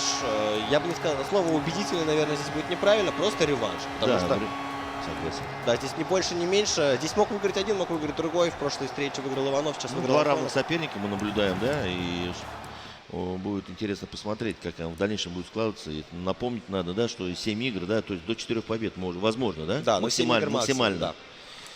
Да, вновь мы вернулись в студию. Иван Сидоров сравнял счет в серии с Дмитрием Трошиным. Станислав Антипов сравнял счет в серии... Антонов, прошу прощения, с Кириллом Ивановым. Настало время уйти на рекламу. Затем уже третий матч. И вновь под комментарии Рамиль Илдаш и Влад Салимгареева. Реклама.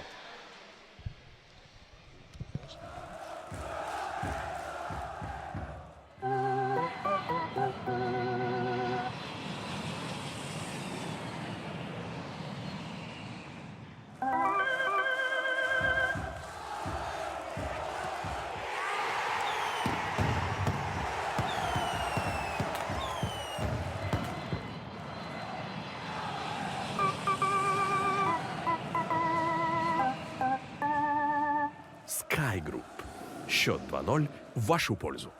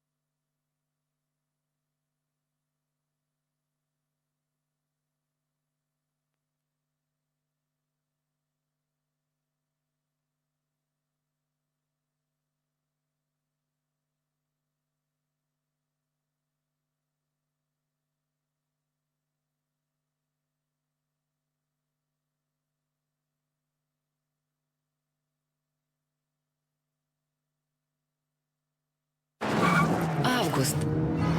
Не спеши. В Меге спокойно и легко. Легко и быстро все найдется. Освежит. Освежит и будет хорошо сидеть.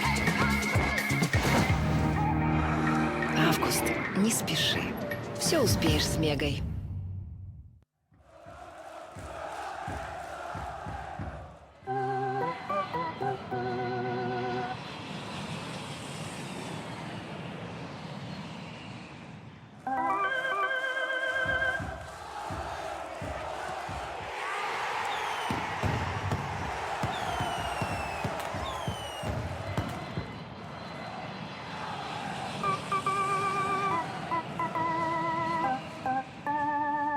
Sky Group. Счет 2-0 в вашу пользу.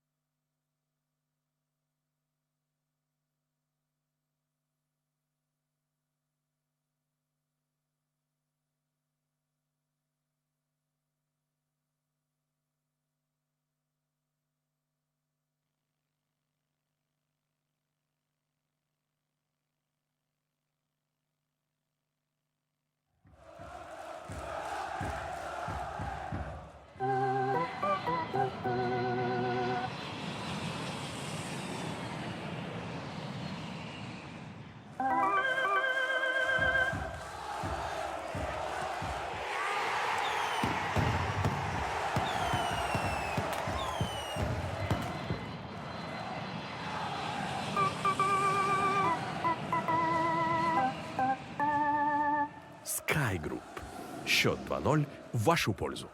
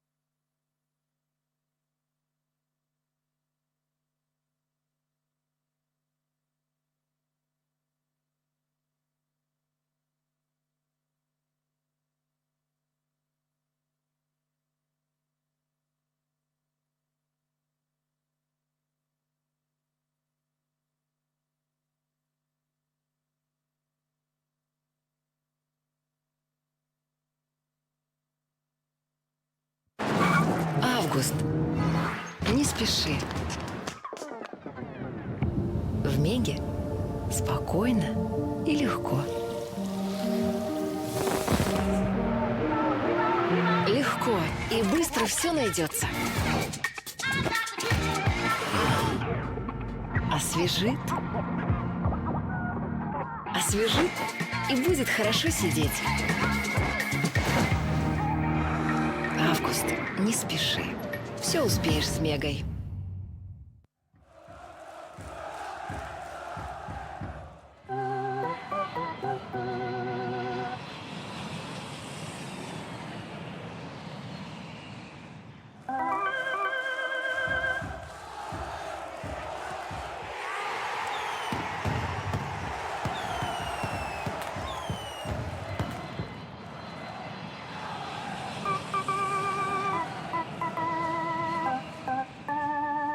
Sky Group.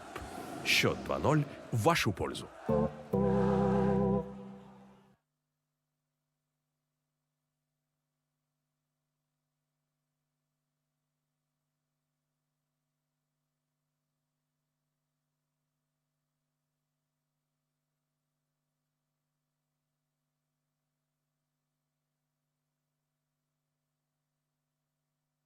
У тебя серьезный внедорожник.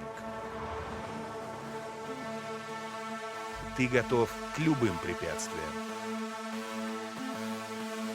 Тебя ничто не остановит. Но часто ли ты бываешь в таких дебрях?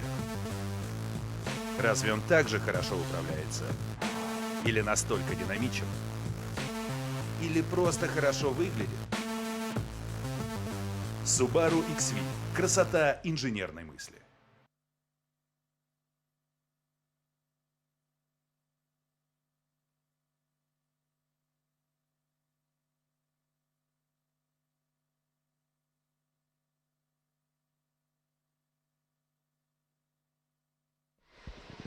Ирик, ты что ли? Ой. Доброго хоккейного вечера, уважаемые друзья. Продолжается трансляция плей-офф чемпионата России по компьютерному хоккею. В студии с вами в ожидании очередных матчей 1/4 финала. Азамат Муратов — это я ваш комментатор, игрок команды Мегафон и игрок команды Жилстройинвест Дмитрий Понкин. Вот два величайших башкирских специалистов Добрый день, друзья. В области компьютерного хоккея. Ну что, Дмитрий, как ощущение от собственного выступления? Подожди, пожалуйста, я тебе поправлю микрофончик. Вот так. Как ощущение от собственного выступления? Очень коротко на турнире. Что получилось, что не очень, чем доволен, чем нет? Выступление оценю как все-таки отрицательное, потому что я надеялся немного на большее, но не получилось, потому что, видимо, не так подготовился, как остальные ребята, и немножечко провалил начальную стадию, и в итоге не хватило немножечко, буквально одного очка для выхода в плей-офф. Одного очка. А вот глядя на то, как играют серии плей-офф твои возможные соперники, как бы выглядел ты и как бы твоя игра, искусство сенсея, насколько велико было бы? Ну, ребята все остались только грамотные, то есть не осталось здесь никаких случайных ребят, потому что невозможно в такой стадии плей-офф уже быть просто. Ну, говорят, что вот сейчас общее мнение, что это сильнейший чемпионат России за всю его историю. Это 9-й чемпионат России. Здесь действительно трудно предугадать, кто будет его победителем. Ты согласен с этим утверждением или нет? Я согласен с тем, что большое количество городов приехало, и один из самых сильных составов, да, действительно, в истории чемпионатов. Но оценить, например, что было там 10 лет назад и сейчас, достаточно сложно в силу того, что все-таки не молодеют те ребята, которые были в свое время на вершине, и сейчас уже показывают немного другой хоккей. Поэтому... Но в целом, конечно, это наиболее сильнейший состав из всех, которые, я сейчас могу вспомнить, потому что все основные претенденты сейчас собрались здесь, в Уфе. Я вам расскажу вкратце, что было 10 лет назад. В любом состоянии приезжал замутчик и забирал золото. Совершенно Мы верно. сейчас говорим о трехкратном обладателе титула чемпиона России Артеме Дуплинском, который нынче работает, трудится в Нидерландах. Он очень хотел приехать на этот турнир, но не смог. Жаль, пожалуй, это главная потеря нашего турнира, который и без замутчика получился и получается очень-очень хорошим. Сейчас мы будем смотреть за третьей встречей, как минимум матч серии между Максимом Трухановым из Магнитогорска и Артемом Шабалиным из Екатеринбурга. У них, как и во всех других сериях, счет равный 1-1. Давайте посмотрим, что получится. Дмитрий, есть какие-то предпочтения, какие-то замечания по поводу этих хоккеистов? Еще раз я хочу сказать, что Труханов и Шабалин — это парни, которые выиграли друг друга 2-1 в предыдущих матчах серии. Абсолютно равные хоккеисты. Я даже, честно говоря, положа руку на сердце, не могу на кого-то конкретно поставить. Всех ребят лично знаю отлично. То есть, все хорошие, все молодцы, и все способны и претендуют на победу. Поэтому кому-то конкретно отдать предпочтение не могу. Более красная, скажем так, основным тоном красная форма у Артема Шабалина. Хейр его никнейм. Хоккеисты подписываются никнейм Хейрчик. Я лично так расшифровываю то, что написано на него. И вот сейчас Хейр находится в обороне, а мы смотрим за этим матчем от лица Максима Труханова, который со счетом 4-0 выбил действующего чемпиона Республики Башкортостан. Вот неделю назад стал чемпионом Даниил Крайнов, и вот сейчас потерпел такой сокрушительный фиаско в начале своего пути в плей-офф. Дмитрий, какие замечания будут по этому поводу? Я думаю, немножко... Данил, конечно, знаком с этим игроком. Он играл с ним и не раз, насколько я знаю, в онлайне, например. То есть, он, в принципе, знает все его движения, что он будет делать и так далее, но не справился. Не справился с чем? С управлением, с волнением, не хватило мастерства. Мастерства-то там у него вагон, но просто немножечко он, ну, не, честно говоря, вот, ну, пусть не в обиду ему будет сказано, но не турнирный он немножко. Он вот как плей-офф попадает, у него начинается какая-то именно психологическая вот эта вот проблема. Но однако чемпионат Башкирии последний он затащил и сделал это в хорошем стиле. Вот в этом плане он молодец, но здесь немножечко не справился с волнением, видимо. И именно вот я считаю, что у него именно психологические проблемы. Не хватает зрелости, что называется, игровой. Даниил Крайнов, ну, думаю, к 47 годам он покажет свой лучший хоккей. Все, теперь плотно давайте смотреть за матчем между Трухановым и Шабалиным. Иногда Артема я называю с другим ударением Шабалин. Ну, не знаю, как правильно, 8 раз уточнял. Я думаю, он не обидится. Не обижается, и это главное. Самое главное, Екатеринбург, да, один из известнейших мастеров российского киберхоккея Артем Шабалин. И его визави молодой, подающий надежды и уже конкретно заявивший о себе Максим Труханов из Магнитогорска. Ну, в некотором роде продолжатель традиций отцов, да, Магнитогорского киберхоккея. Да-да-да, это сейчас самая главная надежда Магнитогорской школы киберхоккея. Кучеров входит в зону. Это, кстати, Магнитогорск атакует. И передача, такая выверенная передача, должна была быть. Неплохой подбор. И на Дюшейна пас. Дюшейн на дальней шланге стоял, а за спиной прошла шайба. Так тоже бывает, да?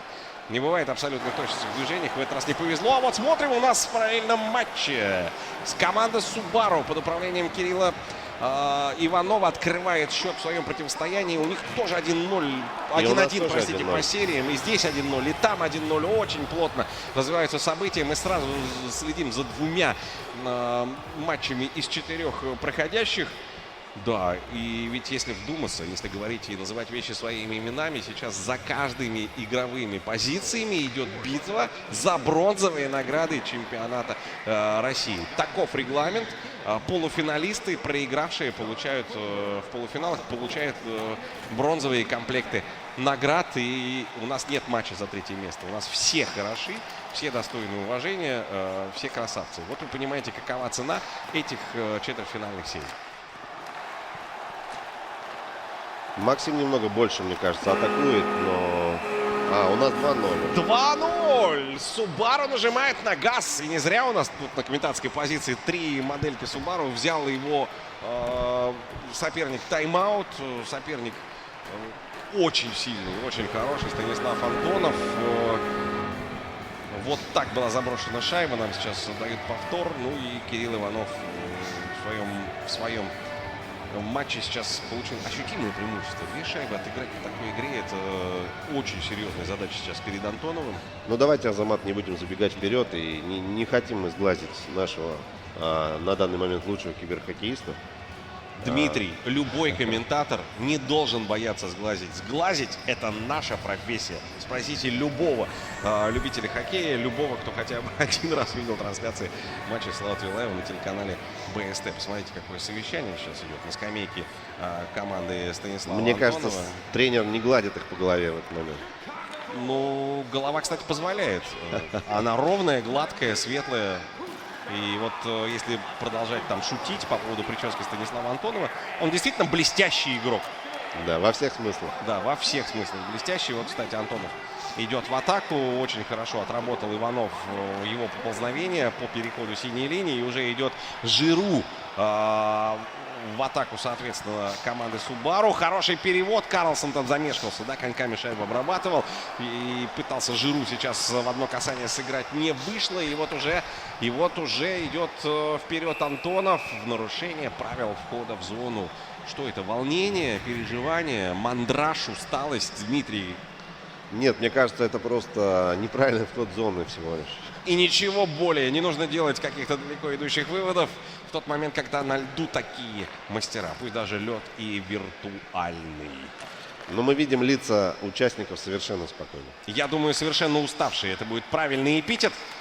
Спокойствие — это следствие отсутствия эмоций, потому что сегодня эти матчи, эти парни сыграли такое количество сверхнапряженных матчей, что нам даже трудно представить, что они переживают. Но посмотрите, Дмитрий, вы сглазили, Антонов забросил шайбу. 1-2.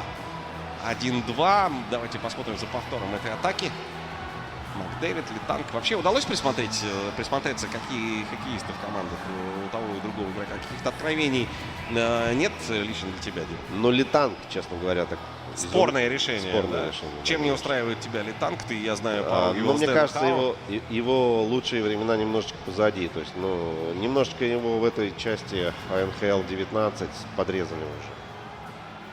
Ну, может быть, в угоду Аверолу 85 за старые заслуги взят Литанг. Возможно, но он медленно немножечко. Меня лично не устраивает. Я бы не поставил. Но вот мы видим, что... Он не просто в составе, он еще и забивает. Еще и забивает, да. Еще и забивает, да. Снизу у нас сейчас игра. Ну, нет, там заброшенной шайбы не было. Выбирайте матч, за которым вы хотите следить. Заканчивается первый период уже в игре екатеринбуржца и магнитогорца. А вот сейчас переходим, да, полностью доигрываем первый период в матче, где Кирилл Иванов из Уфы играет против Станислава Антонова. У Кирилла отличная комбинация, но немножечко не получилось завершить ее точным броском. Мы видим, идет обоюдоострая игра, но в средней зоне в основном. Потери, перехваты. Хороший перехват в средней зоне.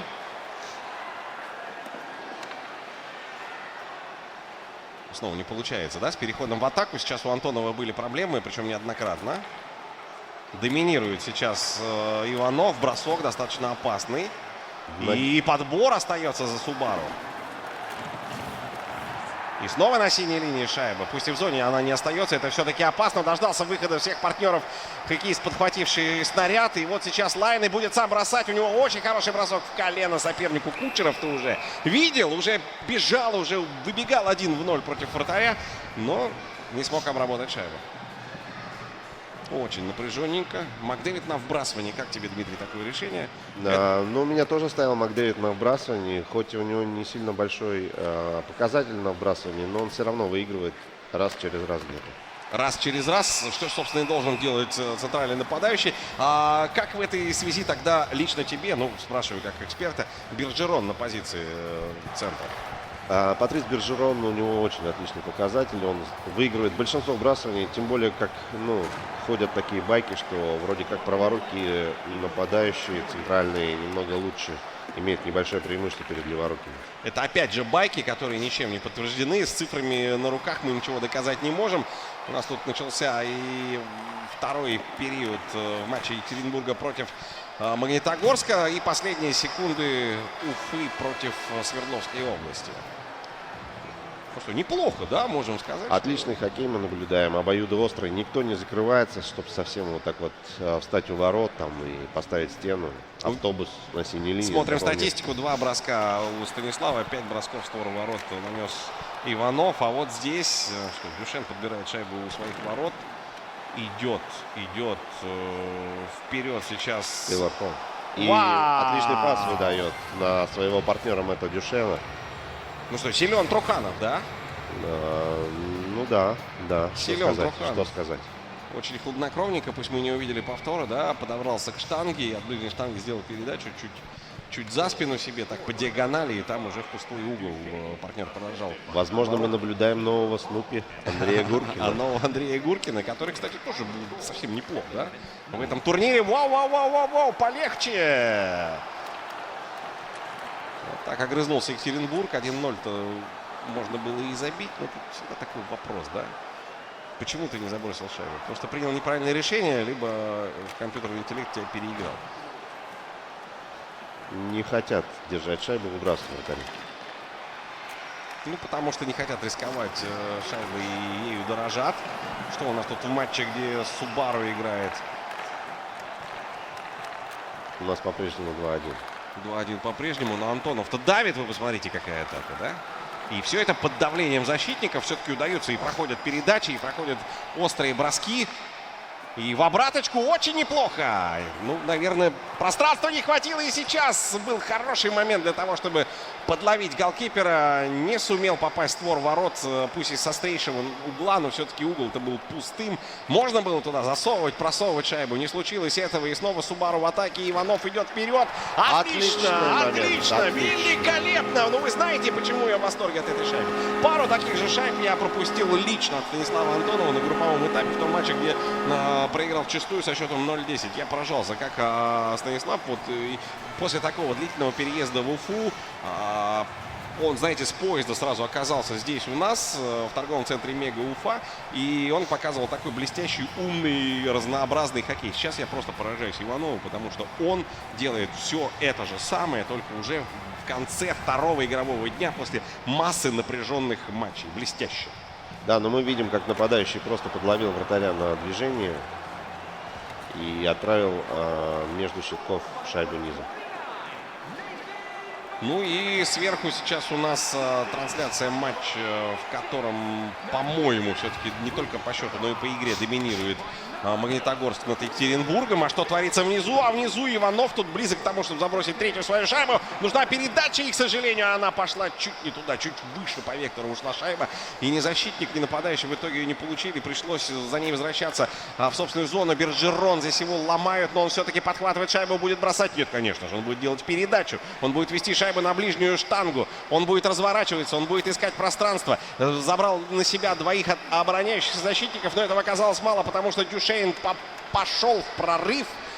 И все-таки вторым темпом сумел совладать с собой, с шайбой, с коньками, со льдом. И вот сейчас по-прежнему мы смотрим, как Станислав Антонов искал, как говорится, да, заштамповано по комментаторской части у чужих ворот, но его не нашел. И снова Субару впереди. Куда будет передача? Нет, будет бросок.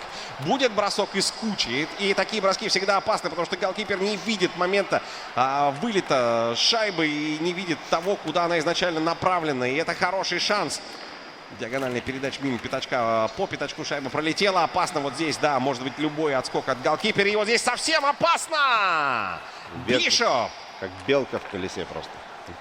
Вот теперь уже Дюшейн, играющий за Субару, Дюшейн, играющий за Уфу, идет вперед. Здесь его толкают, никому не дают пощаду, много силовой борьбы. Но просто стальные заборы выстраивают на синей линии соперники друг перед другом. И войти в зону так, чтобы перед тобой минимум два не было соперника, такого просто не бывает. Кросби сейчас был убит где-то под Ржевом и лежит на льду. А в это время Антонов атакует, делает передачу обостряющую на центр. Она не проходит и можно выскочить. Хватит ли? Хватит ли скорости и умения? Ну и... Нет, к сожалению, Кросби не смог переиграть голкипера, потому что находился под давлением. И тут же острейшая контратака идет на ворота именно нашей команды. Отбивается без броска. Атака Антонова. И вот уже Иванов идет вперед. Блестящий хоккей. Что будет делать дальше? Да, в ближний угол попытка бросить. После попытки раскачать голкипера Бишоп не поддается. И вот уже голкипер с той же фамилией, с тем же именем, с теми же показателями под управлением... Вау! Под управлением Кирилла Иванова спасает ворота команды Субару. Ну что, Дмитрий, кто забьет? Ну вы видите, какая перестрелка идет. Но здесь невозможно предугадать, потому что идет прямо атака на атаку. И у каждого есть вот шанс. Здесь давайте попробуем угадать. Нет! Ну, мне очень нравится игра нашего киберхоккеиста. То есть он прям расцвел в плей-офф даже. Он добавил, он освоился, он прижился на этой площадке. Ну что, пока все хорошо для Уфы в матче между Антоновым и Ивановым. А вот сейчас мы смотрим за тем, как начался период в матче между Максимом Трухановым из Магнитогорска и Шабалиным Артемом из Екатеринбурга. Пока счет не изменен. Шабалин проигрывает со счетом 0-2. Ну, интересно, да, замечено, что много шайб на этой стадии уже не забивается. Все умеют играть в обороне. И вскрыть оборону — это нужен либо хороший случай, либо очень сверхудачные действия. Но, опять же, без хорошего отскока тоже никуда, да? Да, тут уже невозможно предсказать, если пойдет какой-то отскок, тут уже на удачу.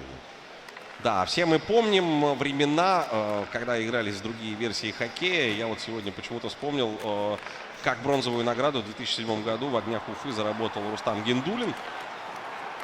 Он сделал это в овертайме, и итоговый счет противостояния с новосибирцем Евгением Подковыровым, да, с Фатой. Был 10-9, представляете, за бронзу играли. Ой, какой момент. Да, конечно, Антонов уступать не хочет. Это мы говорим про матч, который сверху сейчас вы наблюдаете. А дайте нам полную картинку. Дайте нам, пожалуйста, полную картинку при всем к уважению соперников. Давайте посмотрим, как все-таки играет Уфа. Больший акцент будем делать на уфимский матч.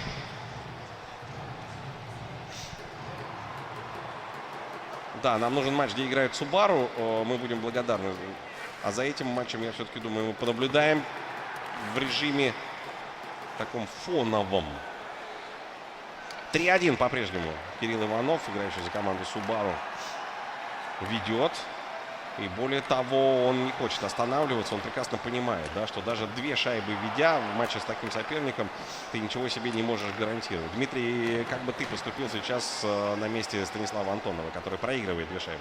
Но ему не остается ничего делать, как форсировать события, открываться, немножечко идти, не немножечко, а ставить более агрессивную атаку, и надо ему сравнивать счет, причем не 1, а 2 шайбы. Но при этом шайбу держит Кирилл Иванов. Ему приходится раскрываться, для этим будет пользоваться Кирилл Иванов, поэтому тут уже идет игра нервов.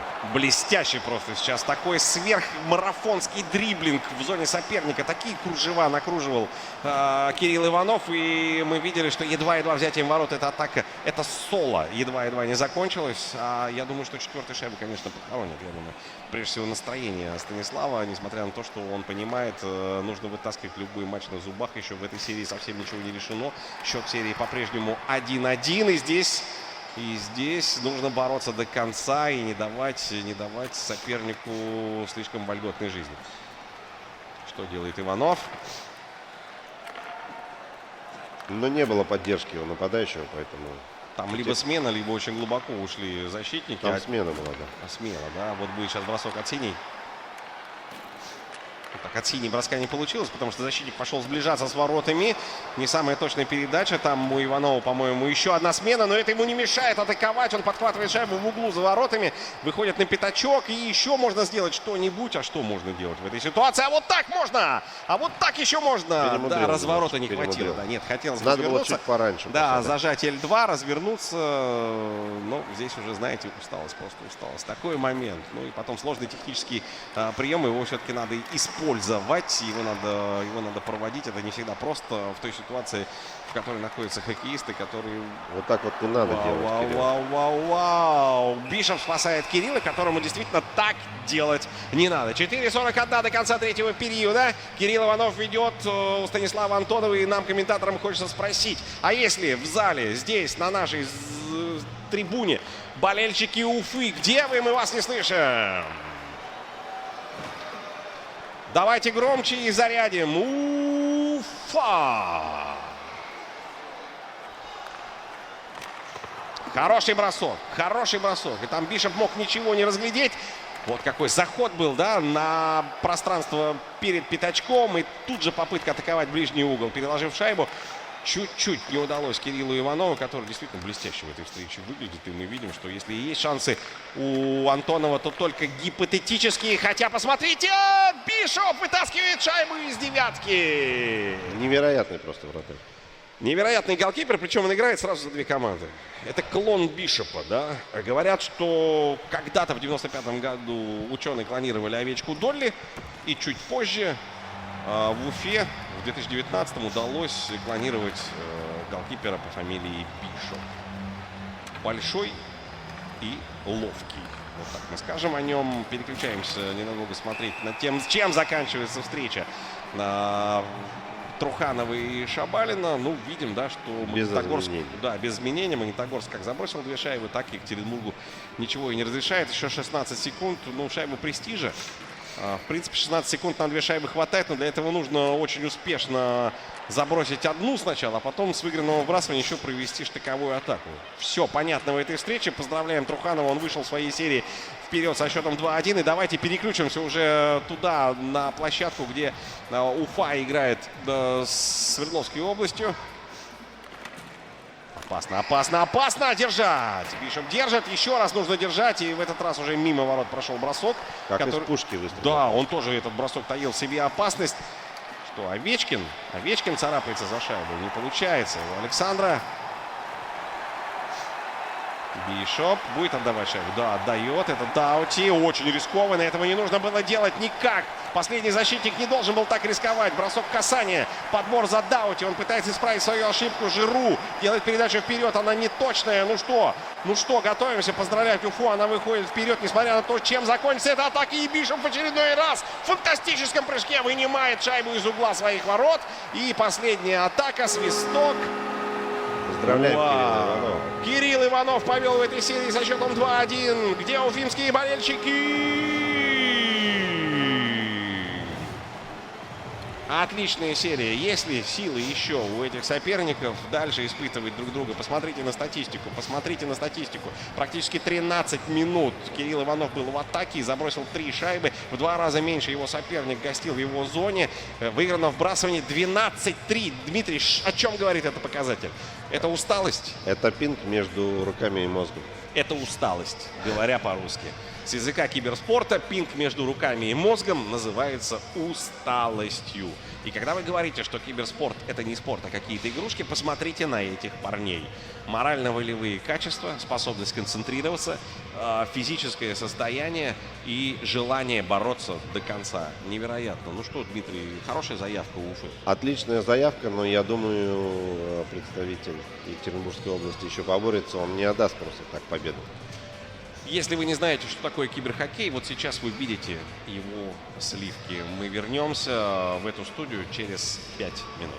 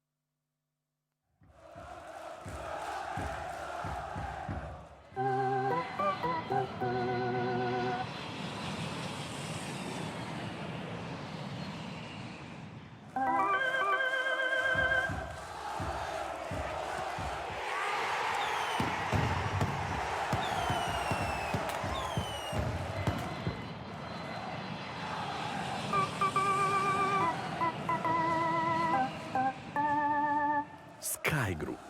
Счет 2-0 в вашу пользу.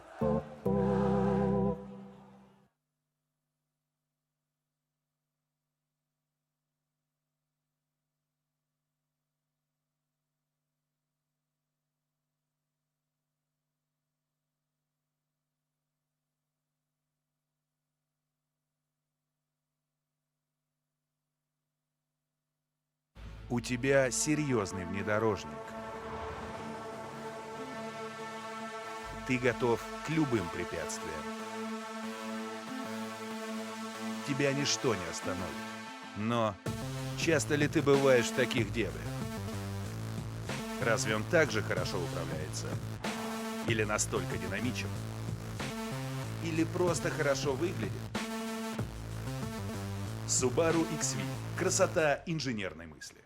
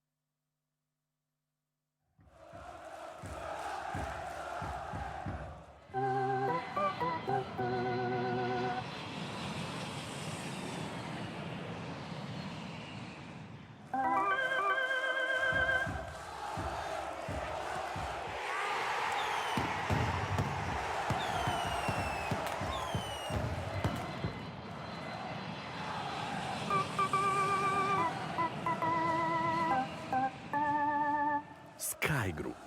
Счет 2-0 в вашу пользу.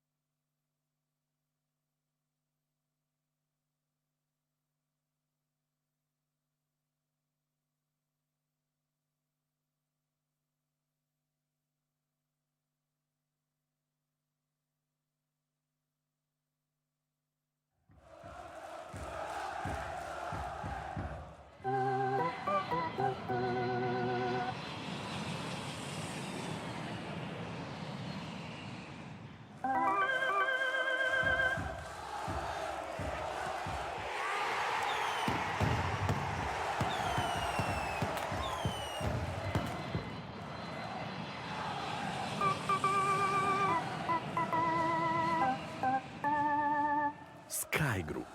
Счет 2-0 в вашу пользу.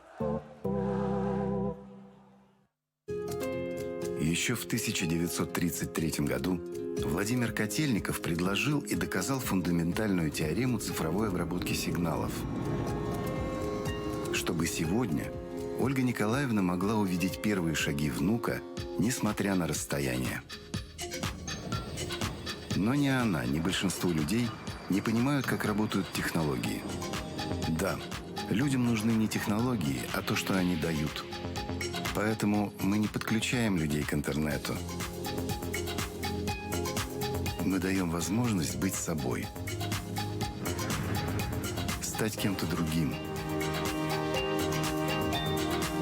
Окунуться в воспоминания и заглянуть в будущее. Привет, дочурка. Как дела твои? Мы помогаем людям поддерживать связь друг с другом.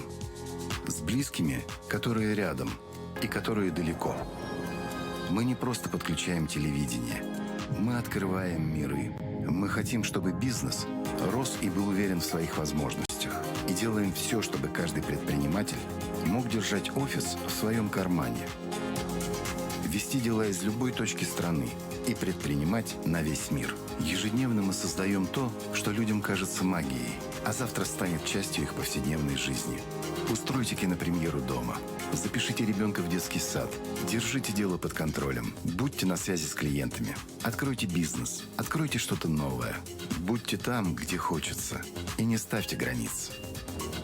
Мы работаем, чтобы вы стали ближе к своим желаниям и новым возможностям. Ростелеком. Цифровой доступ к тому, что нужно.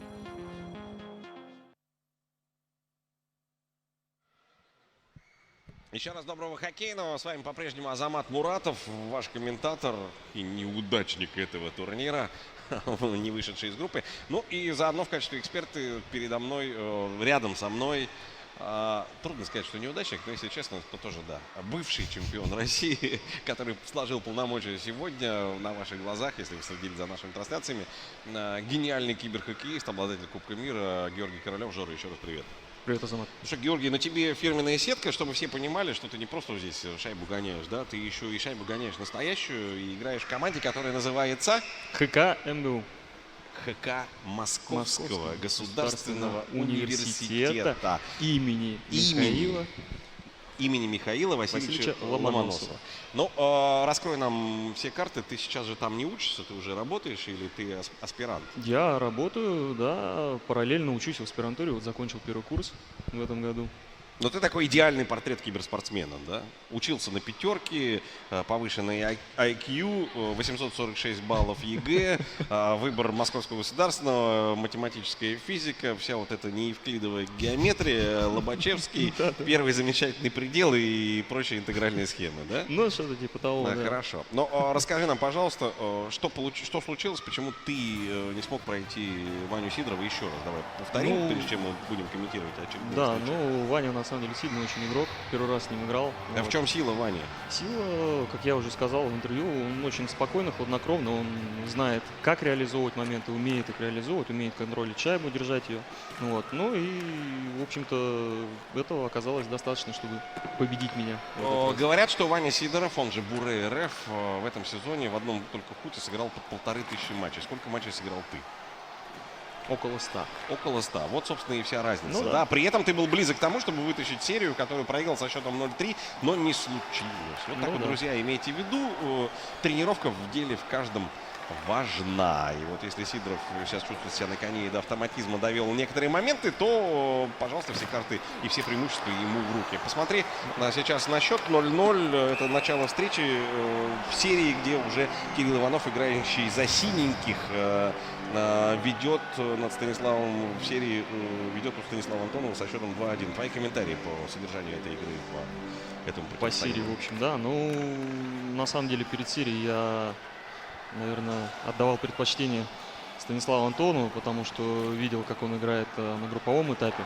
Это было просто божественно. Это была феноменальная игра, это комбинации, это быстрый пас, очень нестандартные ходы. И, ну, я действительно не видел, чтобы кто-то еще использовал вот настолько комбинационную игру в своей игре. Это мы говорим о версии в хоккее, в которой все предпочитают въезжать в зону соперника попой вперед. Ну да, но нет. И вот здесь мы находим игрока, который действительно показывает, простите, опасный момент, и не было броска, не бросил, да? А почему не бросил? Не знаю. Не знаю, так было странно. задумано, может быть? Может быть, да, может быть задумано. Вот как раз увез вратаря и сделал передачу на раскрытый угол. Один из нестандартных ходов, да, может быть, попытался, но не срослось. Но ведь были шансы просто положить шайбу. Были, да, но, видимо, сказывается количество матчей уже сыгранных, усталость.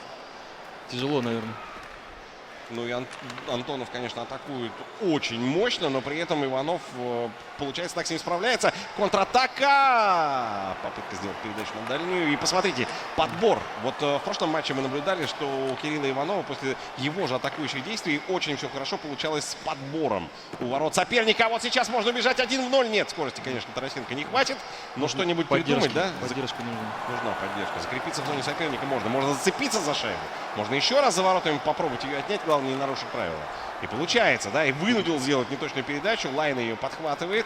Мы говорим сейчас о шайбе, а не передаче. И что будет дальше? И сам, в свою очередь, делает неточный пас. Попытка одному обыграть троих соперников не увенчалась успехом.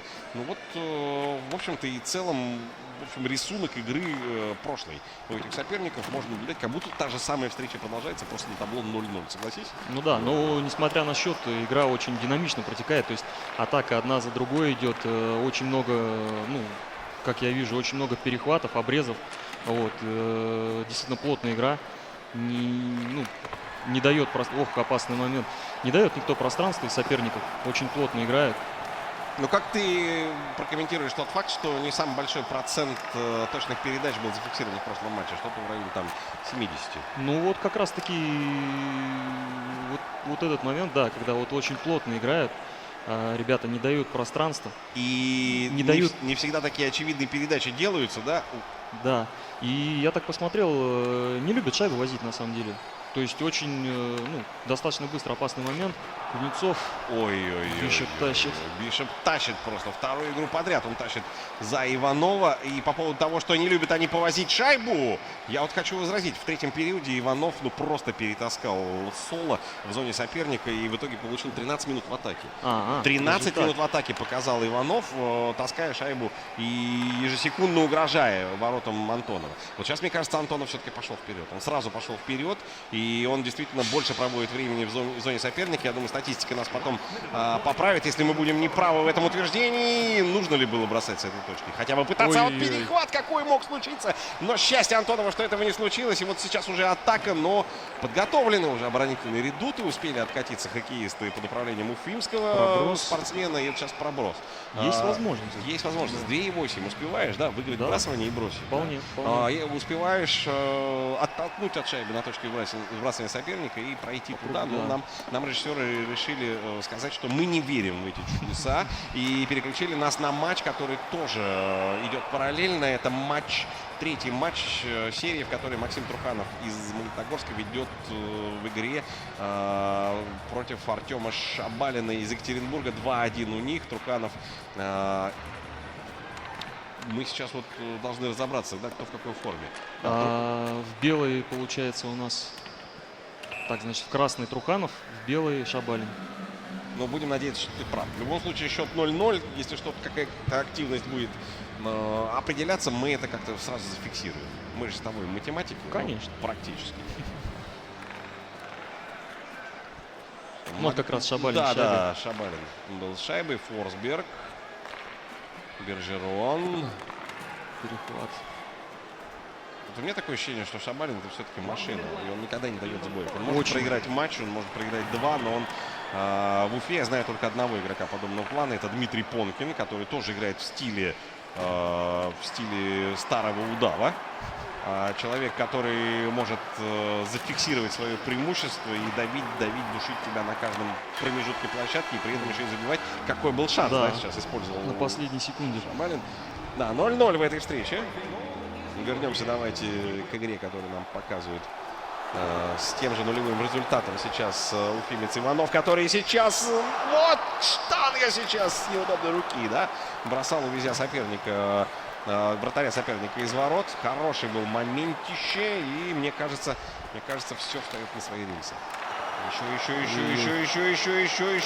Нет фиксации шайбы. Вот перехват за воротами. Очередная потеря, да? Вынужденный, невынужденный. Называйте как хотите. Макдэвид был обязан забивать в этой ситуации, когда Бишоп уже лежал на льду, но этого не случилось. Да, сейчас Бишоп отработал. Отработал Бишоп за Станислава Антонова.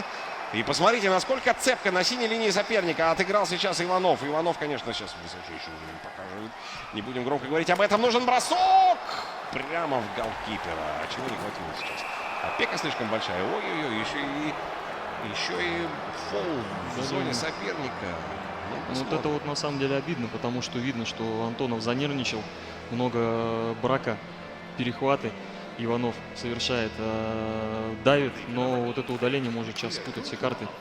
Посмотрим, как Антонов с ним справится. Вот, пожалуйста, да, и не прошло и 5 секунд, как был наказан Кирилл Иванов за тонкие вынужденные удаления. Ну и в параллельном матче Магнитогорск открывает счет. Бержерон, по-моему. Ну, давайте посмотрим, да, и там будут повторы. Здесь мы смотрим, как в большинстве из-под опеки ушел и сделал передачу на дальнюю штангу. Очень похожие голы. Очень похоже. Прям синхронно все идет. Вчера нашим режиссерам, которые очень большие молодцы и работают на телеканале БСТ, удалось подловить идеальный момент, как две команды и использовали выход 1 в 0. И обе забросили шайбу практически одновременно. Самое обидное для нас было, что шайбу пропустили одновременно 2 уфимских хоккеиста. Это было отвратительно, это было больно. Это правда было больно. Ну что, сейчас вот Антонов повел в этой встрече. Да, перехватывает инициативу Антонов. Сейчас нужно Иванову пытаться опять перетянуть идеал на себя. Посмотрим, удастся ему. Ну, по игре-то, мне так кажется, Иванов был более достойный шайбы. Если бы не это, да, роковое стечение обстоятельств. А сейчас что делать? Что делать? Нужно падать. Нужно падать и не давать шайбе переходить. Без падения обошелся Кирилл Иванов. И вот уже он в атаке вынужден делать пас назад. Я не знаю, насколько он был продуманным, задуманным, либо так просто получилось. Но в любом случае это был пас назад. Потому что там вперед идти уже не было никакого смысла. Он оставался без шайбы. Да, но видно, что усталость скапливается. Опять же, видим, что проброс совсем не обязательный был. Без прессинга, просто неточный пас пошел. И это все указывает нам на то, что силы, конечно, на исходе. Что у нас есть? Заброшенная шайба.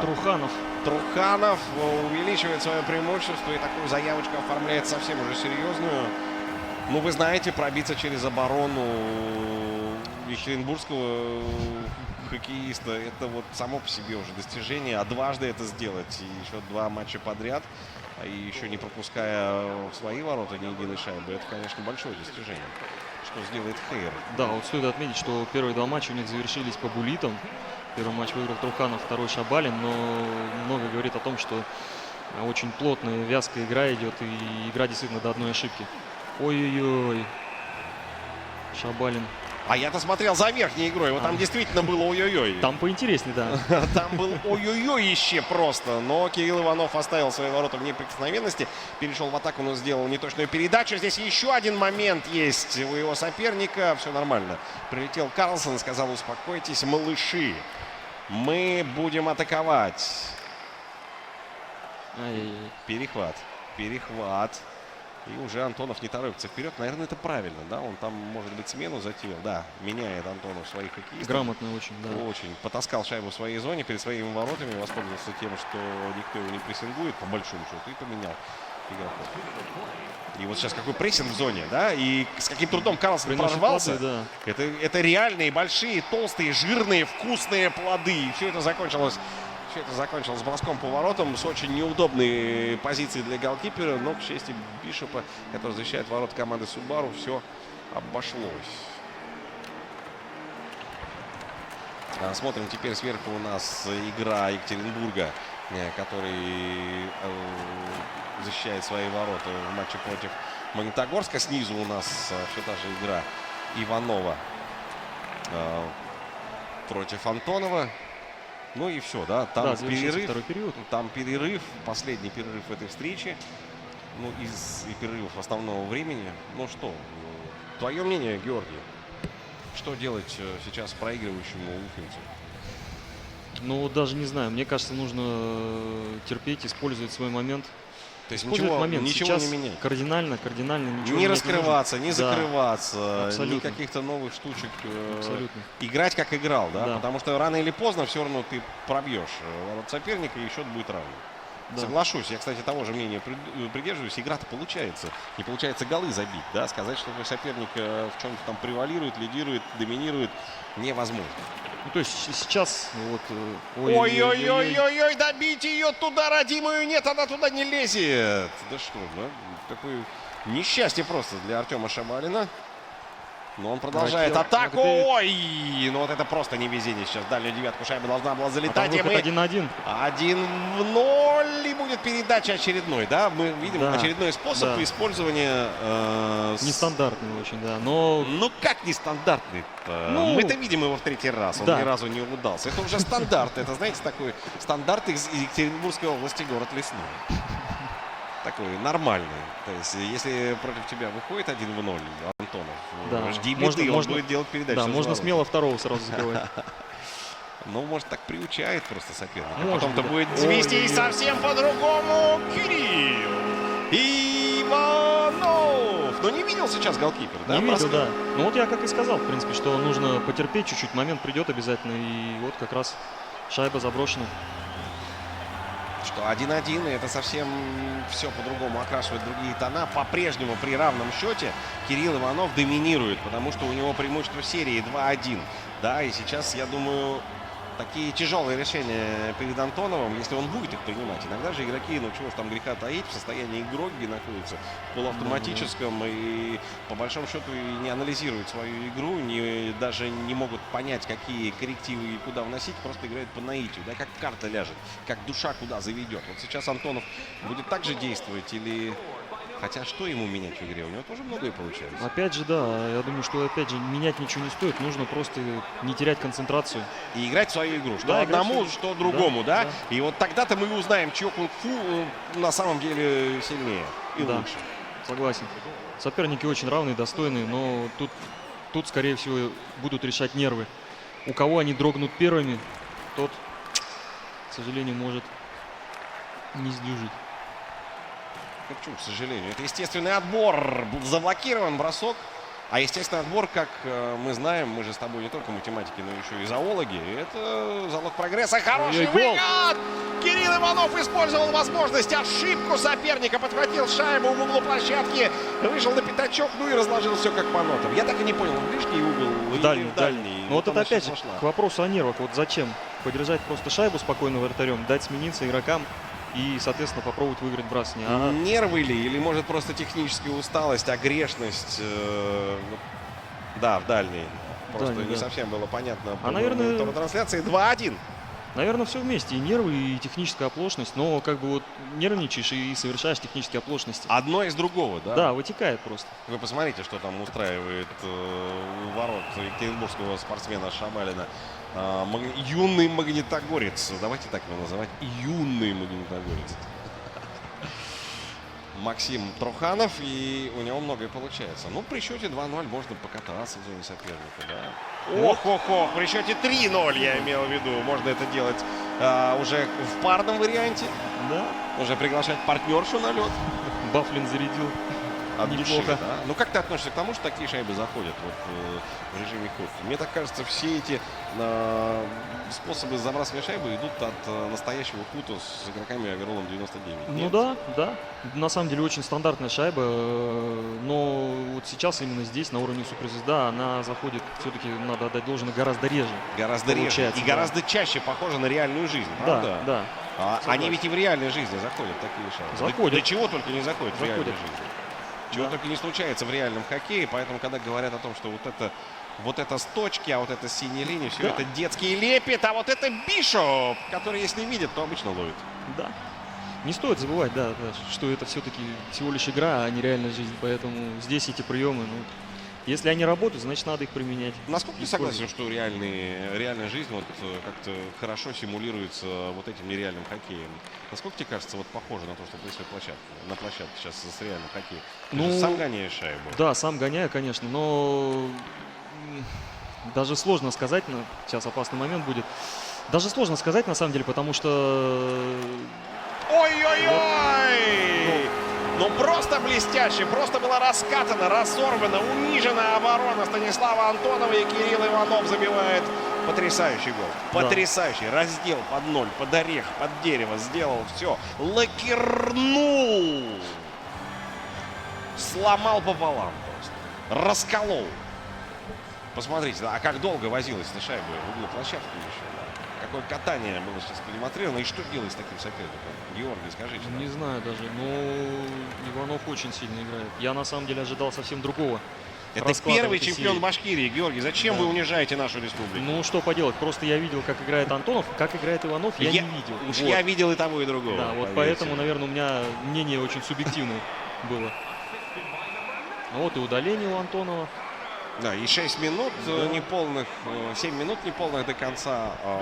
Но шансы-то есть еще. Есть, конечно. Да, мы Антонова не сбрасываем со счетов. И сейчас Кириллу Иванову просто нельзя. Нельзя расслабляться даже при игре в большинстве. Если забить четвертую, нужно, конечно. Да, нужно попробовать забить четвертую. В принципе, все шансы для этого есть. И ай-яй-яй, не прошла передача, Литван перехватил. Георгий, мне не нравится вот это определение. Нужно попробовать забить четвертую. Пусть пробуют девочки. Мужчины должны брать и делать. Согласен. Как-то по-башкирски это прозвучало, правда?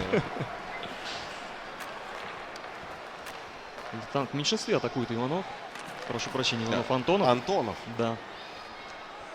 Ну и недолгой была эта атака, а вот сейчас, да, помеха. И нет, раскачать голкипера правильно не удалось. Но все дело в том, что очень мало было времени и пространства. Потому что, обесшабил соперника вот прямо уже на флажке, уже практически на пятачке.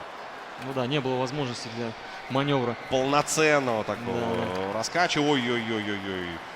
Казалось бы, и заблокировали, да, Макдэвиду бросок возможности этого. Нет, он бросил, не зря у него самый мощный оверолл. Ну да. В этом наборе игроков, основных золотых карт. И у Кросби тоже 87. Ну вот твое предпочтение, кто все-таки по твоему стилю игры круче? Если тебе скажут оставлять только Кросби или Макдэвида, или ты так и поступил? Макдэвид. Ты оставил Макдэвида. Почему? С чем связано? Ну, скоростной, Быстрее Кросби? Быстрее, да, быстрее, ловчее. Кросби, он все-таки больше распасовщик, а здесь, мне кажется, вот именно в игре все-таки больше превалирует, наверное, как раз-таки скорость, ловкость, то есть физические данные, нежели какие-то технические аспекты игроков. То есть по игре на точке тебе не кажется, что Кросби предпочтительнее? Ой-ой-ой, ну это уже 2 минуты. На флажке 2 минуты. Не кажется, что Кросби половчее? Предпочтительный Макдэвид, более да. сильный. Но на самом деле я и сам Макдэвида ставил на край. Вот, то есть, потому что он, как бегунок, он очень быстро бегает. И также посмотрел, что многие игроки действительно ставят его на край, потому что вбрасывание у него очень слабое, и, соответственно, игра в защите тоже хворает немного. Ну и заканчивается эта встреча. Заканчивается на положительной, я думаю, для любителей киберхоккея из Уфы, из Башкирии ноте. По итогам этой встречи счет в серии должен быть, но пока не закончена, да, эта встреча, должен быть увеличен. Бросок нужен. Пытался Бернс это сделать, не вышло.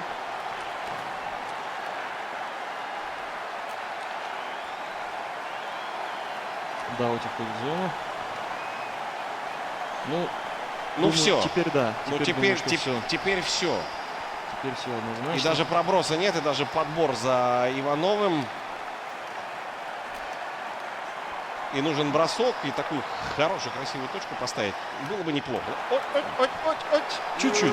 Да, щиточки-то не рассказал. Поздравляем, Уфа! 3-1 в этой серии до 4 побед ведет Кирилл Иванов. Но серия у нас длится до 4 побед. Не забываем об этом. Смотрим, что у нас там в матче, где Магнитогорск выигрывал у Екатеринбурга. Да, все по-прежнему. 3-0. Не смог ни разу. Ну вот посмотри, Георгий. Ну разве плохо атакует Шабалин? Отлично атакует. Бросает. Все делает с максимальной вероятностью для того, чтобы каждый бросок завершился взятием ворот. Да? Но какое-то препятствие есть перед ним. Ну, наверное, да. Этому препятствию даже есть имя. Бен Бишоп. Бен Бишоп. Почему Бишоп все-таки? Ты можешь рассказать мне вот эту историю, почему именно Бишоп? Лично я ставил Андрея Василевского на ворота. В матчах против Уфы. И в матчах против Уфы, да. Да, это особый шик такой, издевательство, да. И подкола, да, поставить уфимца Василевского против уфимских парней. Ну почему Бишоп? Бишоп все-таки он большой, он перекрывает много ворот. И здесь, на самом деле, мне кажется, как мне кажется, опять же, на уровне суперзвезда все-таки больше решают данные. Физически, опять же, габариты вратаря, нежели какие-то... Нежели его контроль рикошетов, ловкость, да. устойчивость, моральные качества, игра ловушкой сверху, снизу, блином. В общем, габариты решают. Да, А что, не было вратаря еще больше, чем Бишоп вообще, из тех, кто предложен? Есть Рины, на самом деле, тоже очень неплохой вариант. 84, он тоже габаритный достаточно. Но он 84. Да, он съедает большое пространство. Да, под потолком наших авероловских зарплат. Да, наверное. Да. Ну что, какие шансы сейчас у Кирилла Иванова и Станислава Антонова? Оцени, пожалуйста. Я думаю, что, судя по играм, конечно, сейчас я, наверное, поменяю свое мнение. Все-таки Кирилл Иванов пока что, мне кажется, смотрится более предпочтительным кандидатом на выход в 1/2 финала чемпионата России. Но еще, так скажем, не вечер, еще будет 5-й матч. Посмотрим, что предложит Антонов. Может быть, какие-то, так скажем, пересмотрит тактику, стратегию, может быть, что-то добавит. Можно все что угодно придумать. Есть ли силы? Вот ты сам как представляешь? Представляешь, тебе бы еще дальше Тяжело. играть. Очень. Есть ли силы для того, чтобы свежесть ума, способность рассуждать, слушаться собственной головы? Нужно доставать эти резервы. Где-то. Где-то доставать, да, через, так скажем, через себя перешагивать. Может быть, пойти где-то там прогуляться, освежиться, выпить чашечку кофе в перерыве 10-минутном. В ТЦ Мега Уфа это возможно, на выбор масса кофеин. А что по поводу серии Шабалин-Труханов? Там Шабалин проигрывает. Шабалин проигрывает, да, 1-3. Но я, в принципе, болею за Труханова, поэтому, чтобы, так скажем, не быть предвзятым, скажу, что пусть победит сильнейший и посмотрим на красивый хоккей. Почему ты болеешь за Труханова? Просто есть какие-то объяснения симпатии? Тебе где-то Шабалин насолил там? Нет, просто... Где-то тебя выиграл на каком-то турнире? Мне кажется, ты его проходил везде, где встречался, нет? Мы с ним, на самом деле, не так много встречались. Вот на этом турнире встречались как раз на групповом этапе. Кто выиграл? Артем меня Вздул? Да, вот, ну может быть, да. Все, ты меня раскусил, Заман. То есть зуб был. Друзья, этот матч вместе со мной в качестве эксперта комментировал игрок хоккейной команды Московского государственного университета, аспирант, физик-математик, обладатель Кубка мира по киберхоккею. Уже 2 часа как не чемпион России Георгий Королев. Жора, отлично. Если что-то еще будет, турнир в Уфе, ты же приедешь, да? Обязательно. Просто я не знаю, когда мы еще соберемся, сколько лет еще пройдет. Азамат, зови. Я думаю, на мой 60-летний юбилей, он послезавтра, мы организуем еще один турнир. Я очень хочу, чтобы ты был в числе его участников. Очень рад, Азамат. Не прощаемся завтра. Завтра ты еще нам пригодишься, потому что такими экспертами не разбрасываемся. А завтра мы показываем полуфиналы. Мы на сегодня еще не закончили. У нас здесь еще идут четвертьфиналы. И, между прочим, ребятки-то борются минимум за бронзу этого чемпионата. Да? Вот это схватки. Георгий Королев, Азамат Муратов. Мы вернемся чуть позже.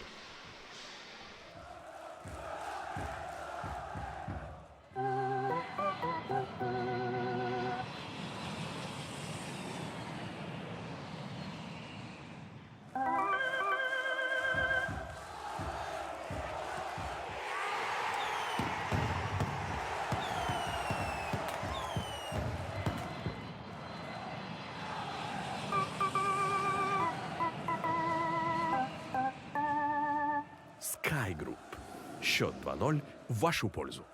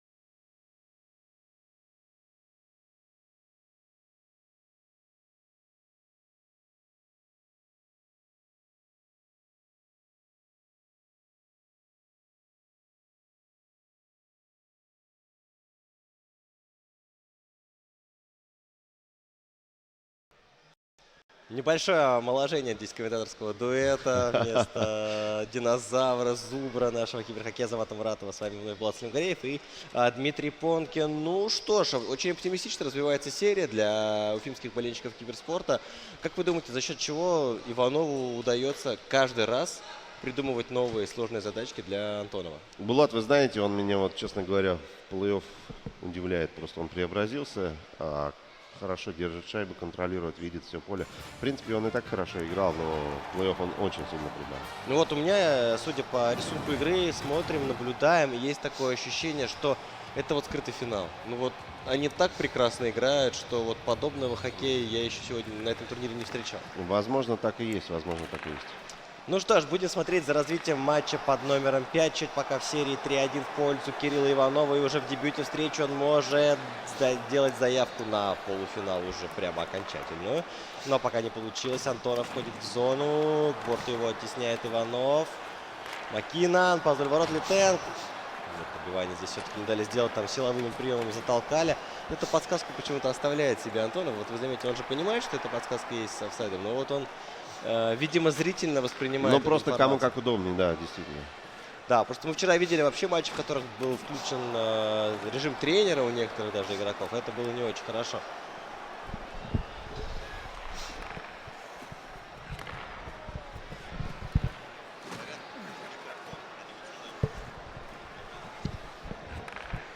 Да, возвращаемся мы на лед сейчас. 5 минут от старта поединка прошло. Бросок, добивание. Добивание пока не случилось. Оборона Кирилла Иванова охраняла пятак, и в принципе удалось ему это сделать. Иванов, выход из зоны. Вот сейчас не получается. Здесь 3 в 2. Может Антонов что-то соорудить. А остальные на смену поехали защитники. И поэтому атаки не получилось. Да, захлебнулась атака, потому что нехватка игроков в зоне была. Да, сейчас, конечно, навал Антонова в принципе оправдан, но есть ощущение, что если сейчас одной шайбой Иванов вот его, так скажем, прихлопнет, да, будет психологически очень сложно. Да, и проедет Кирилл Иванов на машинке Subaru в топ-4, в полуфинал чемпионата России. Еще лишь маленький шажок остается Кириллу. Сегодня, на самом деле, у меня такое ощущение, что все-таки должен выиграть Кирилл. Ну, сегодня уфимский спортивный день. Вот только УФК Уфа обыграл «Зенит». С чем мы всех поздравляем, кстати, да, болельщиков. Даже болельщиков «Зенита» поздравляем с этим. Там, это полезно иногда проигрывать команде из Уфы, да, ведь? Вы же покупаете у нас игрока, которого сами воспитали и не смогли у себя заиграть его, так что... Кстати, недавно где-то прочитал я, что клуб из Уфы стал самым прибыльным в плане купли-продажи и больше всех заработал денег за сезон. И мы видим первый гол, но, к сожалению, это гол в наши ворота, в уфимские. Ну, теперь у Евгения Кузнецова есть куча времени свободного, и вот он будет появляться на наших киберплощадках очень и очень часто. 1-0, впереди Станислав Антонов, UDM. Сейчас ликует город Лесной Свердловской области. Все болельщики Станислава. Ну, старается он сейчас зацепиться за эту серию. Ну, конечно, здесь у него больше права на ошибку нет. Мы это понимаем. Да, ему нужно атаковать, идти вперед и обострять игру, потому что права на ошибку, как Булат сказал правильно, у него нет. Так, а в параллельном матче у нас кто играет? У нас играет Артем Шабалин против магнитогорца Максима Труханова. Так. Вот у нас ФАС и НБА. Екатеринбург против Магнитки. Да, Федеральная антимонопольная служба ФАС от НБФ. Не смогу вам как-нибудь интересненько расшифровать. Да, тут у нас 1-0 пока у Иванова. Здесь у нас вообще по нулям. Но я думаю, что и там мы увидим море забитых голов. Иванов по традиции проводит кучу времени в атаке, и по той же самой традиции пока хромает у него. Вот в первом периоде Иванов всегда очень мало забивает. Я, честно говоря, даже не помню, забивал ли он вообще в первом периоде в этой серии. Ну, я не сомневаюсь, что он забивал в первом периоде. Но в действительности, да, он прибавляет в основном в конце. Да, и сметает просто волной своего соперника Антонова. Ну вот Антонов настолько уверенно шел по турниру, что когда мы тут разговаривали после жеребьевки 1/4 финала с организаторами, все как бы понимали, что... Не понимали, точнее думали, ну, скорее всего... В один голос заявляли, что это будет финалист. Да. То, что, к сожалению, вот Кирилл Иванов на него попал. И сам Кирилл тоже был недоволен. Но как показывает развитие этой серии, что на самом деле есть, конечно, большие шансы Очень у хороший Иванова. момент, и Бишоп просто показывает. Такое ощущение, что, в принципе, Бишоп делает всю игру в защите. Да, то есть Кирилла игроки, Иванова. которые управляются Ивановым, они не успевают, а вот вратарь, который управляется ботом, пока, в принципе, держит команду. Минута до конца первого игрового отрезка. 5-й поединок. Иванов-Антонов впереди серии, пока уфимский киберхоккей со счетом 3-1. А в параллельном матче у нас вбрасывание было. Но нас вновь вернули наши уважаемые режиссеры трансляции на... Ну и здесь перерыв у нас Да. ничем не закончится. У нас 1-0.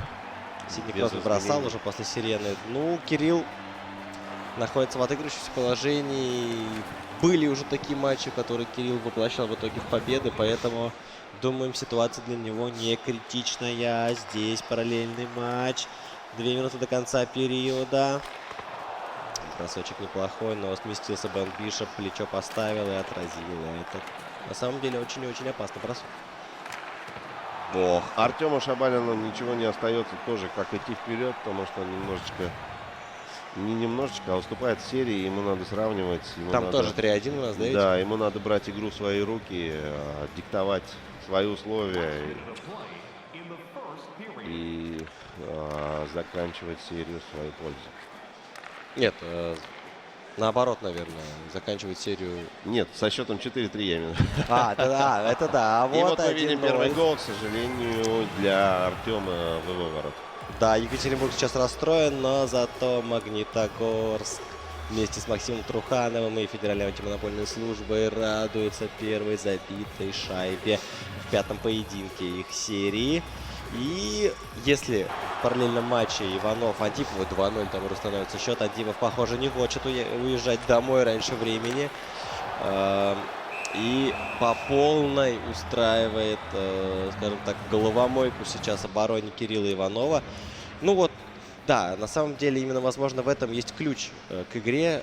Сейчас мы уже в другом матче, да, я просто сейчас договорю про Иванова с Антоновым, да, прошу прощения.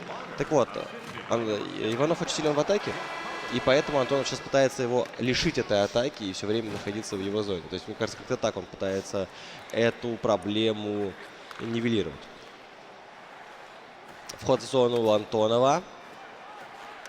Антонов, туда-сюда. Вот сейчас +1 впереди получил, и Бишоп. Хорош Бишоп на последнем рубеже. Не зря доверили ему этот пост. Он не первую игру уже тащит. Ну и вот вообще, на самом деле, уже можно окончательно сделать вывод, то, что Бишоп самый надежный голкипер режима вот худ, 85 ограничений на суперзвезде. То есть это максимально оптимальный вариант. Несмотря на него небольшой оверолл, он все равно остается одним из самых надежных. Да. Ну это как раз таки оправдывается тем, что большинство киберхоккеистов его и выбирают. Вот это у одного видели Семена Варламова, у кого-то видели даже Бобровского, Пекарина вчера у Азамата Муратова в воротах тоже оказывался. Ну, многие варианты перепробовали киберхоккеисты, но Бишоп это самый надежный вариант, самый ходовой. Ну, пока наседает на ворота Кирилл, старается что-то извлечь из этого момента, да, но немного не получается. Как и старается Артем, меня смутили коллеги, я все-таки думаю, что он Шабалин. Он не обижается, мы с Азаматом говорили на эту тему, что Шабалин. Все, ну хорошо. Я просто помню, был такой фигурист, Максим Шабалин, с кем-то в паре танцевал, я поэтому уже как-то привык к этой фазе. Когда эти 7 букв встает такое слово, я всегда говорю Шабалин, середина 2-го игрового отрезка. Антонов, ну, пытается перевести игру в чужую зону, а вместо этого получает контратаку и удаление. Нет, удаления не будет. Похоже был на зацеп, но арбитры посчитали иначе, и лайнсмен зафиксировал положение вне игры. Я думаю, Кирилл сейчас соберется и все-таки доведет. Главное, чтобы он собрался и не уехал. Вот что очень важно для него сейчас, потому что казалось бы, вот 3-1 такое достаточно вольготное преимущество. Отличный вантаймер, но, к сожалению, блокирован. Да, так вот, 3-1 такое, казалось бы, вольготное преимущество, но вот сейчас, если проиграть, то психологический перевес уже будет на стороне Антонова. Согласен. Вот, поэтому Кириллу нужно именно в этой встрече пытаться завершить серию, а ему необходимо отыграть целых 2 шайбы. Здесь просто наседает на воротах параллельный матч Труханов. Нет, Шабалин, да, Шабалин пытается он отыграться, но вот мы видели, как и до этого он атаковал, а в итоге шайба оказалась именно в его воротах. Здесь не всегда все, скажем так, благодаря логике, здесь все обычно вопреки. Отличный момент, но справляются защитники и вратарь. Да, там даже толком бросить не дали, но момент казался изначально потенциально очень Хорошее опасным. движение, но не под руку, немножко не под руку был. И травма у нас похожа. Нет, просто положение вне игры, да. Стал нападающий.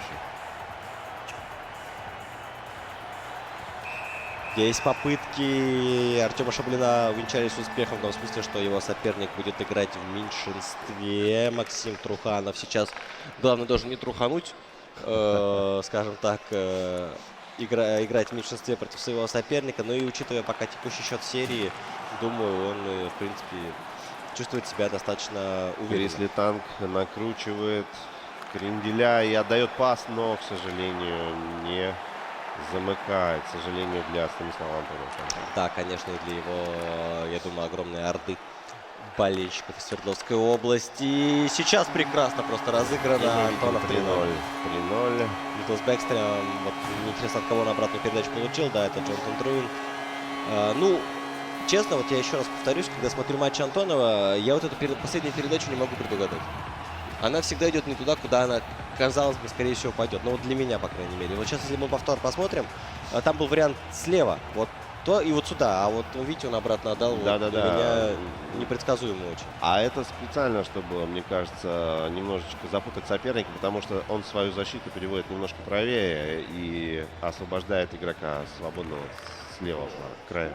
Да. И вот это очень нетипичный такой подход к решению. То есть тут надо думать не как сам, а как думать будет соперник. И мы видим гол. К сожалению, Артем пропускает вторую шайбу. Очень мне жалко, очень я хочу, чтобы он забил. Ну, похоже, Максим Труханов здесь чувствует себя практически уже полуфиналистом, первым полуфиналистом, можно сказать. Но еще нужно, конечно, доиграть матч, там еще впереди 30 минут. Но если брать на данную секунду, то потенциально Труханов первый полуфиналист. Хотя, возможно, в параллельных матчах уже что-то поменялось. Второй период. Иванов, Антонов завершен. Впереди наш гость из Свердловской области. И мы видим выход 1-0. Артемий Панарин, гол отличный, красавчик просто. 3-0 становится счет. Труханов в контратаках просто вообще без Да, я надеюсь, они нам покажут повтор. Это был один из крутейших финтов НХЛ-19, которыми владеют не все. Ну вот уже в третий раз мы сегодня такое видим. Сидоров такое провернул. Да, я считаю, надо иметь Антонов. большую выдержку, чтобы в таком ответственном матче вот такие вот штуки делать. Да. Я бы сыграл проще, честно.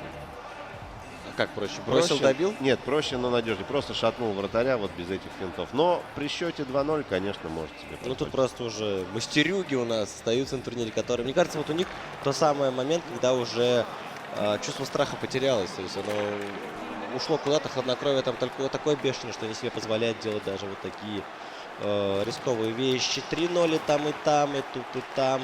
Но если в серии Иванов-Антонов, похоже, намечается продолжение.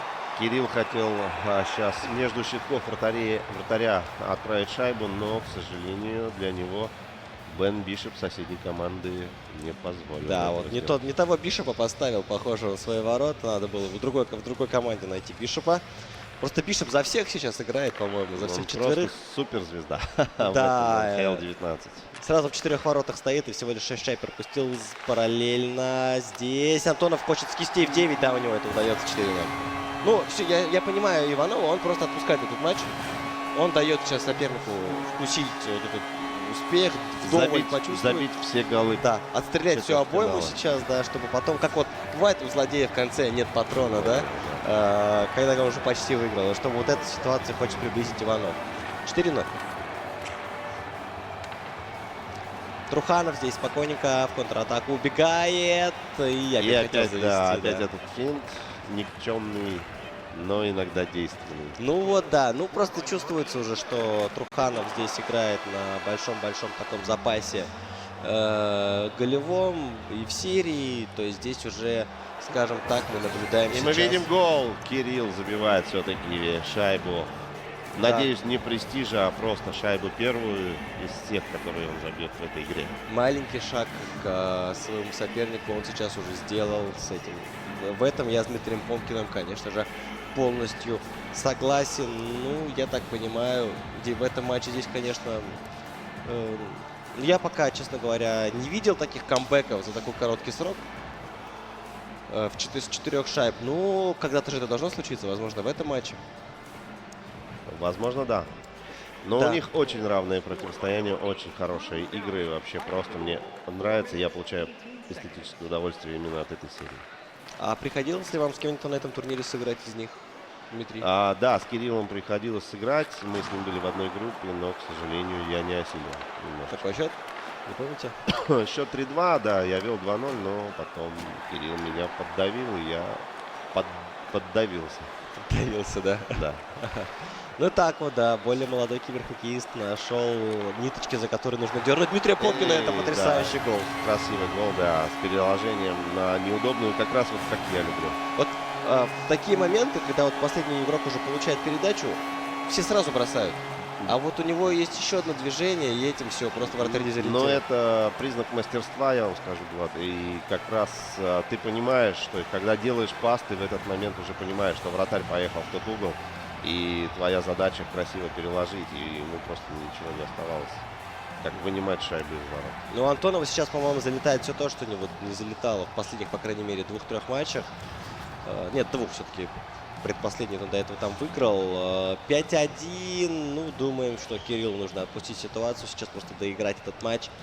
Ни в коем случае не разваливаться, самое главное. Да, да, просто играть, но уже осознавая, что впереди еще одна игра. Я вот это имею в виду. А Антонов, похоже... Немножечко взял себя в руки все-таки. Видно было, что в третьей, извиняюсь, игре он прям тоже вот как Кирилл сейчас подсел немножечко. Ну да, ну надолго ли вот он так вернулся в серию, мы не знаем. Все-таки вот тут же индивидуальный вид спорта, да, то есть каждый сам за себя, и что в голове у каждого киберхоккеиста, а то, в принципе, на льду мы и видим. То есть здесь именно все от головы идет. Для Иванова это сегодня уже, если я не ошибаюсь, 13-я встреча. Мы видим, что в параллельной встрече между Артемом и Максимом... Ну там все по старинке. Артем атакует и забивает Максим. Ну, там так да, все это выглядит. Да. Да, 3-0 там, 5-1 здесь у нас. Похоже, что интриг в этих матчах конкретных мы не понаблюдаем. Тем временем тут уже некоторые из наших киберхоккеистов вне стрима закончили матчи. Я думаю, что скоро нам эту информацию дадут.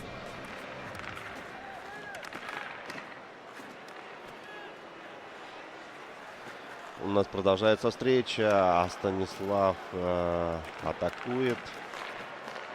Немножечко борьба возле синей линии. Да, пока слово Дмитрию Понкину, он сейчас подробненько будет смотреть за тем, что творится. Но я хочу обратить ваше внимание, Булат, что в 2 встречах, которые мы сейчас наблюдаем, играют из 4 киберхоккеистов 3 просто относительно молодые игроки. И такому динозавру, как Артему Шабалину, сложно справляться с удалью. Я так понимаю, Артем Шабалин тот самый еще, который с вами когда-то играл. Да, это человек из... На клавиатурах вот эти человек из прошлого века. Аборигены наши киберхоккея. Да. Ну, я думаю, что все равно, учитывая, что далеко проходят достаточно наши ветераны, я думаю, что еще есть шанс вернуться в большой спорт, потому меня что... очень, честно говоря, меня очень радует вот эта тенденция, что все наши прославленные киберхоккеисты повылетали из этой стадии и сейчас рулят молодые и задорные, и быстрые и так далее. Ну, не знаю, все-таки есть, скажем так, Федерера, Надаль, Роджи и Джоковича, которые уже стареют, но все еще но топы. Вспомните Федерера, который недавно проиграл Рублеву нашему. Но это была просто лучшая игра Рублева, а неплохая игра Федерера. Если вы этот матч видели, да, более молодой наш юный теннисист Ну, вообще теннис у нас в расцвете сейчас идет. Но давайте не будем все-таки углубляться в этот вид спорта. Вернемся на лед. 40 секунд до завершения. Я знаю, что в фан-секторе мега торгового центра есть небольшое желание увидеть в финале Магнитогорскую Уфу. Это извечное противостояние. И мы видим, как Кирилл Иванов сокращает преимущество соперника. Счет 5-2. Да, счет 5-2. Ну, он, наверное, сильно тоже погоду не поменяет в этом противостоянии. Но морально поддержит. Да, вот с этим я уже согласен. Так, 15 секунд до конца. Здесь фиксируем мы уже победу Станислава Антонова в этом матче. Счет там в серии станет 2-3.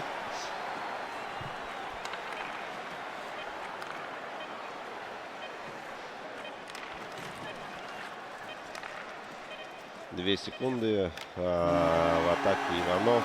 Все. Да, звучит сирена, победа, 5-2 И во втором Станислава Антонова. матче. Во втором тоже матче. прозвучит сирена. Во втором матче тоже у нас окончание 3-0. Практически победа. резонировали между собой эти две сирены.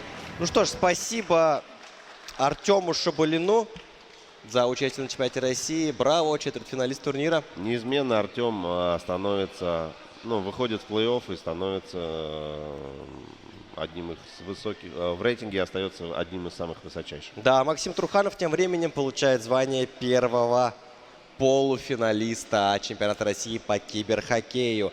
В паре Иван Сидоров, Дмитрий Трошин. В пятом матче победу одержал Иван Сидоров. Там счет серии становится 3-2. Сейчас у нас реклама, затем шестые матчи серии. До встречи.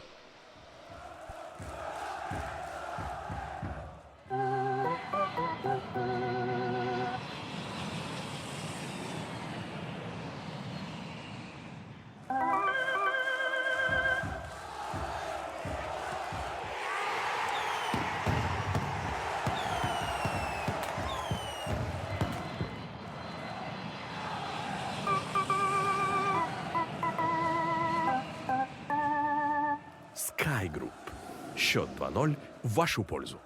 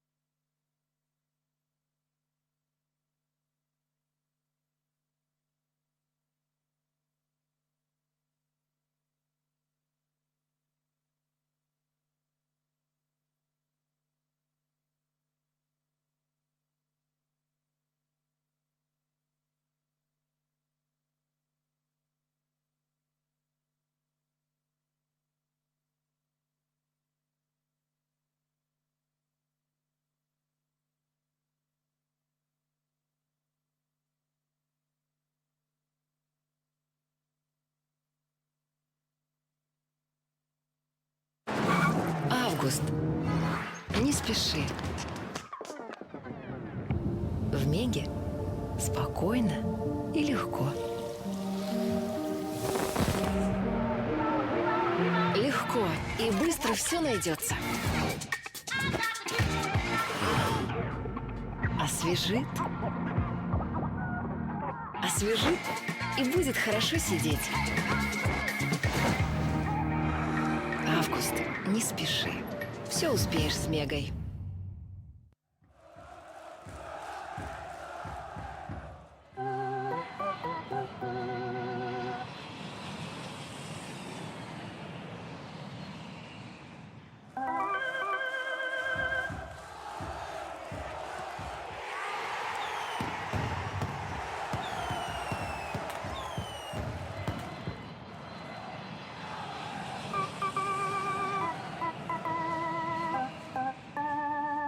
Sky Group.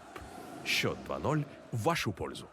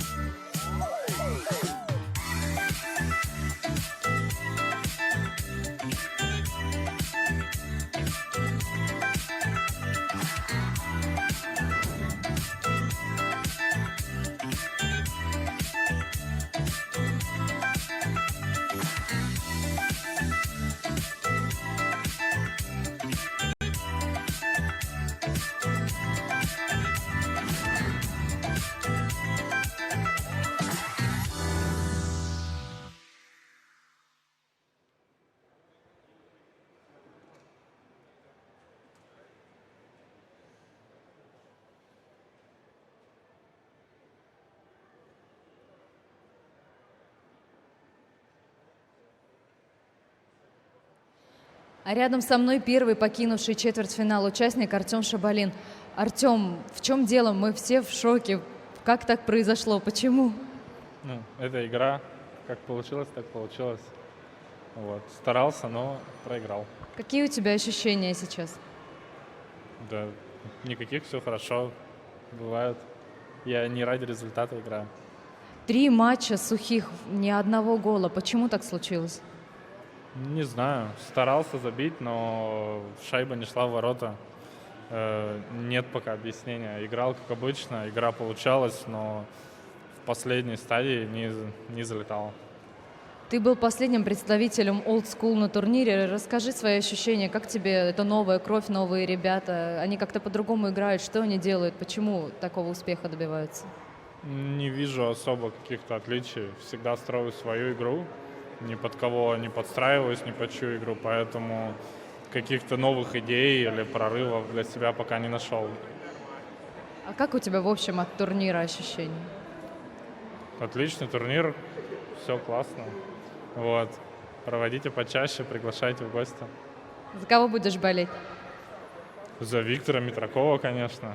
Виктор самый классный. Виктор, Артем желает тебе удачи, а мы передаем слово комментаторам.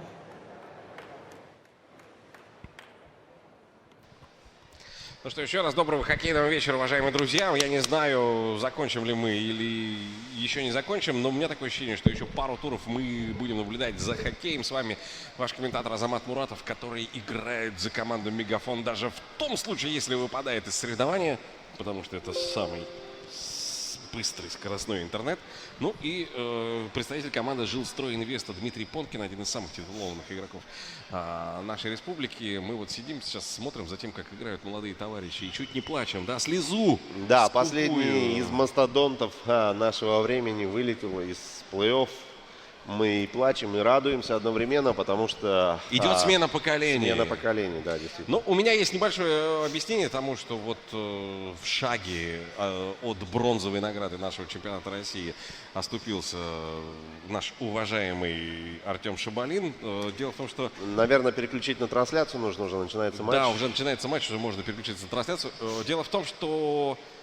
Чего он не видел-то в киберхоккее? Он даже на массе турниров был весьма и весьма серьезных. А молодежь, она тренируется, она играет. У молодежи больше времени. Надо признать, молодежь что готовится. Да, надо признать, что все-таки со временем вот эта, видимо, реакция, скорость рук, скорость пальцев, она, ну, теряется или, возможно, просто... Ох. Вот и сразу первый гол. Какой момент, какая атака и первый гол. Надо вам сказать, что... Мы следим за матчем Митракова против Золина. У них в серии счет 3-2. Между прочим, Золин Миша мог остаться побежденным еще в прошлой встрече. Но я, насколько понял, он взял себя в руки и выиграл. Ну и параллельно у нас начинается очередная игра между Кириллом Ивановым и его соперником из Екатеринбурга Александром, слушайте, я уже начал путать фамилию. Представляете, как тяжело нашим соперникам, Александром Антоновым. Нет, его зовут Станислав. Станиславом Антоновым, да, вот совсем уже плохо комментатору стало. Ну и этот матч, когда начнется, естественно, больше времени мы будем уделять именно ему. Пока давайте, Дим, вы погоняете шайбу, а я пытаюсь разобраться, что у нас на самом деле уже наиграно к этому моменту, какие результаты, какие перспективы.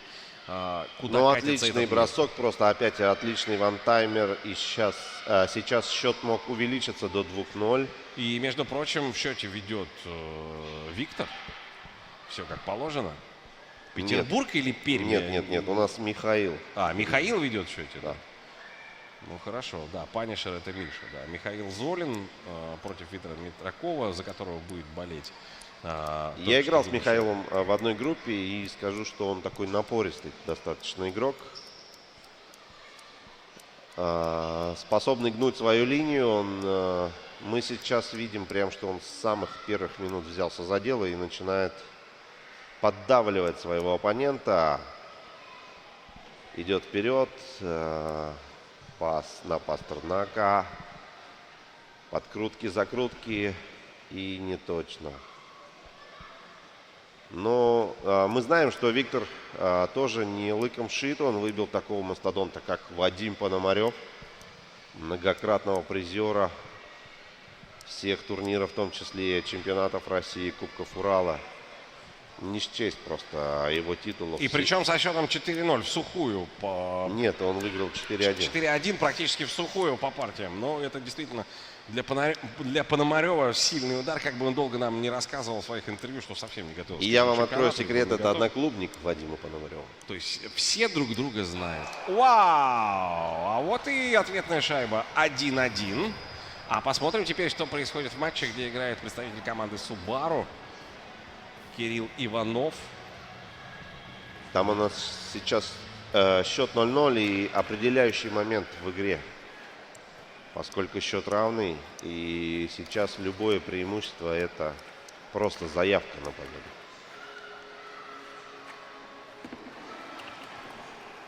Да. Кстати, не характерно, да, для этой серии закончился предыдущий матч. Слишком крупным был счет. Ну, там, я думаю, просто Кирилл уже вожжи отпустил, поэтому... Не стал напрягаться, экономил силы. И... Совершенно верно. А есть ли смысл? Есть в этом смысл, есть. Поберечь силы на следующую игру — абсолютно правильное решение. Все мы помним прекрасную позицию нашего бывшего главного тренера команды Салават Юлаев Захаркина, который сказал, какая разница, с каким счетом мы уступаем Акбарсу на 0-1, 0-2, 0-3. Да, в соседней игре у нас 2-1. В соседней игре у нас 2-1.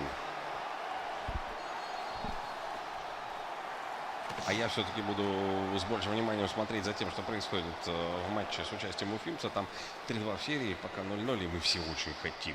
И мы все очень хотим, чтобы Кирилл Иванов совладал все-таки с соперником. Понятно, что ты получаешь, да, какой-то. Сейчас Станислав Антонов наверняка получил дополнительное ускорение, уверенность в себе, какая была роскошная атака и закончилась она хорошим броском. Вперед идет Станислав. Отдает пас, но там не поддержали атаку его игроки. И контратака Иванова. Отличный отскок, но, к сожалению, его нападающие не смогли замкнуть. Мы сейчас смотрим этот эфир от лица Станислава Иванова. Овечкин, Макдэвид. Когда еще Макдэвид сыграет с Овечкиным, не знаем мы. Но здесь у нас возможно все. В одной команде, да? Трудно себе представить Макдэвид и Овечкин. Но все возможно, Азамат. Ну, бывает все, если Овечкин будет играть до 50, наверняка где-нибудь в одном коллективе они встретятся. Или Макдэвид скажет «до свидания, Эдмонтон Ойлерс». Две звезды в одной команде. В одной команде, только в Питтсбурге, возможно, по-моему. Кросби и Малкин, да? Да-да-да. Но с другой стороны, есть же Салават Юлаев, где Хартикайнин и Умрак. Да? Я бы еще не забывал Никиту Сошникова, который еще себя покажет. Обязательно себя покажет. Вчера о нем мы много говорили в наших трансляциях устами Владимира Жаркова и Александра Бурмистрова. Да, 0-0 пока в этом напряженнейшем матче. Между прочим, 2 минуты осталось. Не забываем о том, что по регламенту у нас ничьих не будет. Да, в каждом матче должен быть победитель. И, опять же, по регламенту назначается 5 минут дополнительного времени. Формата 3-3. Всего лишь 3 игрока. Это отдельные версии хоккея. Ну и, соответственно, Булит. И хороший отличный момент! гол! Кирилл! Просто шикарный гол. Иванов! Вы заметили это, Азамат, микродвижения вот эти, которые сделал? Он, по-моему, в 1 секунду сделал их штук 6. И компьютер его понял. Да, а вратарь Бишоп не понял совершенно. Бишоп, который защищает ворота Антонова, это совсем другой Бишоп, который защищает ворота Иванова. Ну все отлично, все прекрасно, все роскошно. Все так, как надо. И горячая клюшка Александра Овечкина. Да, а у нас в соседнем матче тем временем 2-2. Митраков, Золин. Петербург против Твери. 2-2. Интереснейшее противостояние. Идет у нас, кстати, еще одно противостояние. Это Иван Сидоров против Дмитрия Трошина играют. Там счет в серии 3-3. И там вообще все на тоненького. Но, к сожалению, для персональных поклонников этих спортсменов все это за кадром. Мы одновременно показывать 3 матча не можем. У нас техника не выдерживает даже 2 уже. Пауэрплей у нас у команды Митракова.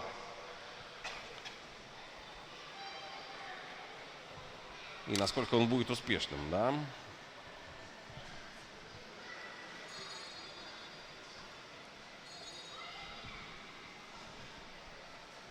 Вбрасывание в зоне, в средней зоне.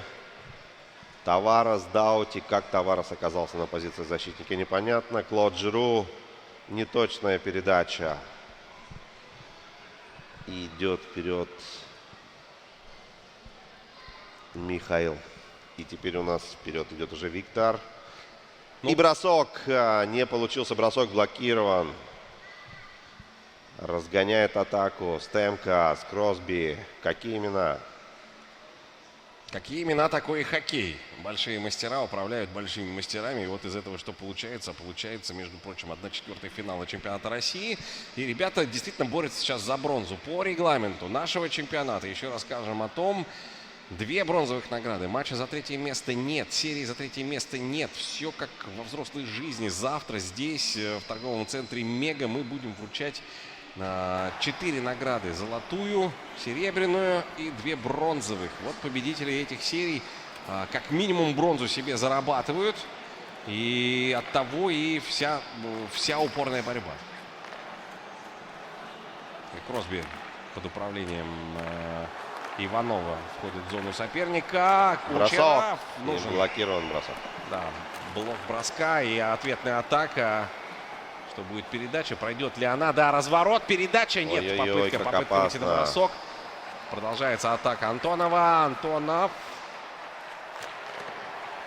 Вы посмотрите, да, вот в лед просто передачи, в лед броски.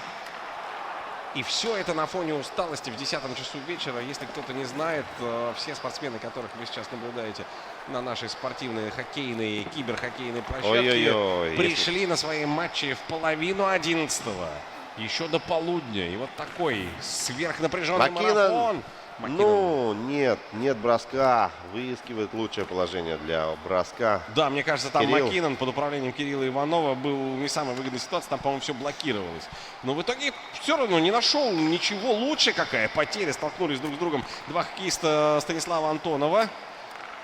Перехват. Маккинон. Опять же Маккинон. И что будет сейчас? Ищет шансов Кучеров, не получается. Поосторожнее надо действовать, конечно. Последним игроком на рубеже атаки. Честно говоря, замирает дыхание у меня, когда я наблюдаю за тем, что Антонов сейчас делает за воротами Иванова. На подборе нужно аккуратно сыграть, да еще не загнать самому шайбу в собственные ворота. Бержерон отдает не точно. Ну, там он пытался отдать, в конек сопернику попал. Вот, в общем-то, и вся загадка. Донской. Удивительный выбор Донской. Йонас, извините за выражение, Донской. Ну и смотрим, что у нас в матче Митракова против Золина. Так, посматриваем, кому интересно. И нет, я вниз, я все-таки вниз. Я смотрю за тем, как играет команда Subaru. Да, там ничего не меняется. Верните нам, пожалуйста, матч с участием уфимца. Да, вот спасибо, Кирилл Иванов против Станислава Антонова.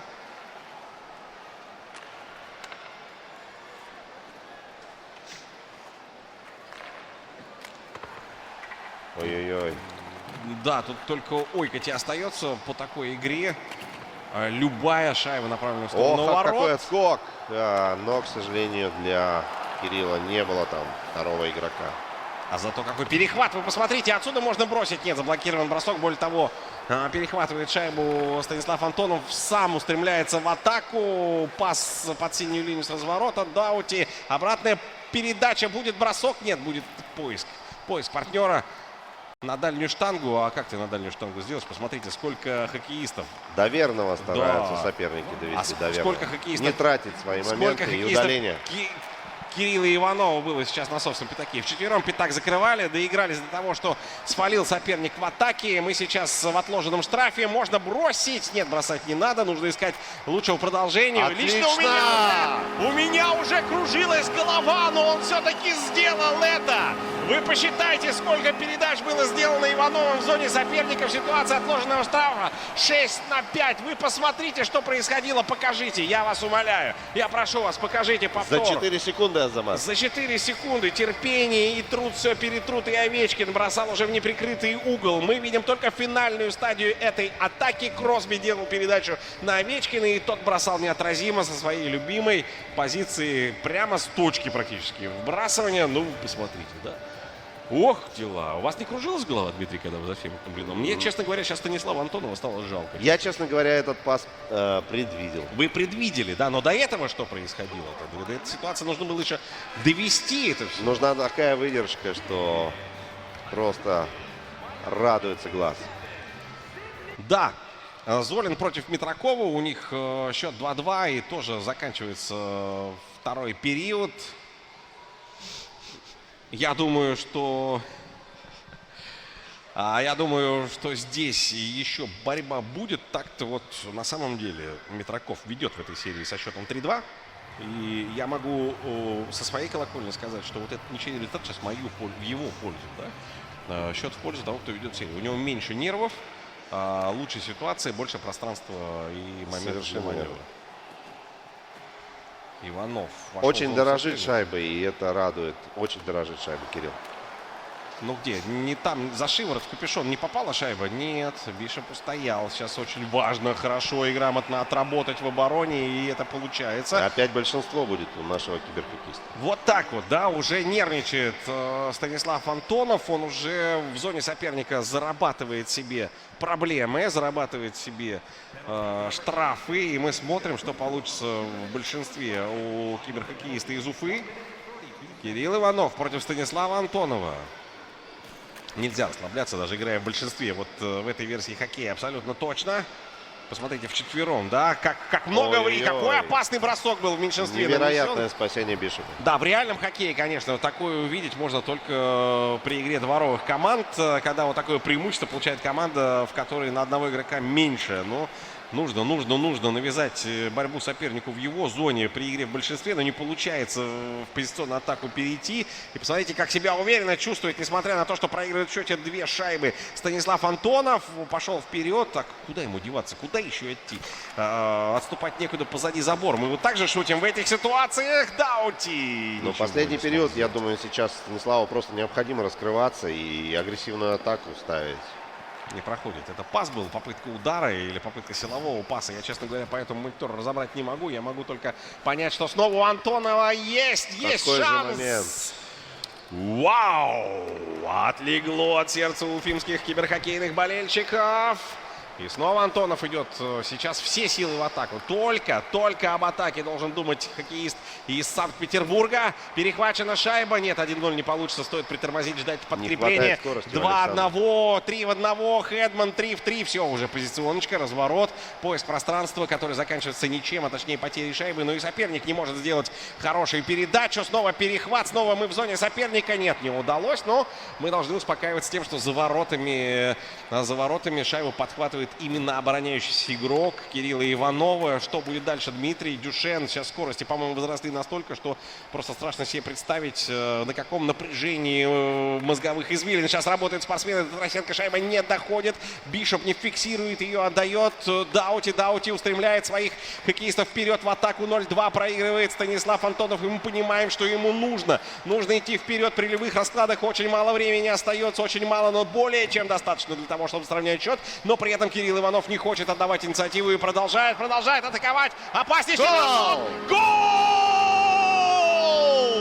3-0. Возможно, это решающий матч. 3-0. 3-0. Кирилл Иванов из Уфы делает очередной мощный шаг к тому, чтобы завоевать бронзовую, как минимум бронзовую награду на нашем чемпионате России. Завтра будут полуфиналы. Завтра здесь будет финал. Завтра Россия узнает имя нового чемпиона по киберхоккею. И Кирилл Иванов, уфимец, сквозь годы имеет шансы затащить столицу Башкортостана в число лучших, в число избранных, в число прекраснейших, сильнейших киберхоккеистов страны. По теннисному просто Бенджамин Бишоп в свои ворота. Бенджамин Хусаинович Бишоп, как говорят у нас в Башкирии. Да, у него немножечко другое второе. У него действительно есть второе имя, но оно такое лордовское, я вам скажу. Я не помню его сейчас, но оно очень красивое. Не будем вдаваться в подробности. Мы видим, что в данный момент Михаил Золин выигрывает у Виктора Митракова, если я ничего не путаю. Впрочем, буду откровенен. Меня больше всего интересует, что происходит в этом матче. В матче, где Субару рвется в полуфинал. 3-0 и 7,5 минут компьютерного времени до конца этой встречи. 3-2 счет в серии, и мы, возможно, видим последний 6-й матч в этой серии до 4 побед. Удаление. И в большинстве сейчас будет наш соперник Станислав Антонов. Это очень опасно. Мы помним, мы знаем, мы видели неоднократно, насколько хорош он при розыгрыше лишнего. Есть у него в загашнике пара-тройка комбинаций. И чувство гола у него поставлено просто на ура. Как по нотам разыграно большинство. Давайте поаплодируем Станиславу, потому что он работает при игре 5-4 просто как машина. 3-1, все уже не так радужно, правда? 3-1, мы уже начинаем волноваться, но зачем волноваться? Нужно продолжать игру, 6 минут. Это такое время, которое позволяет Кириллу Иванову рассчитывать на преимущество в этом матче и спокойно довести игру до конца.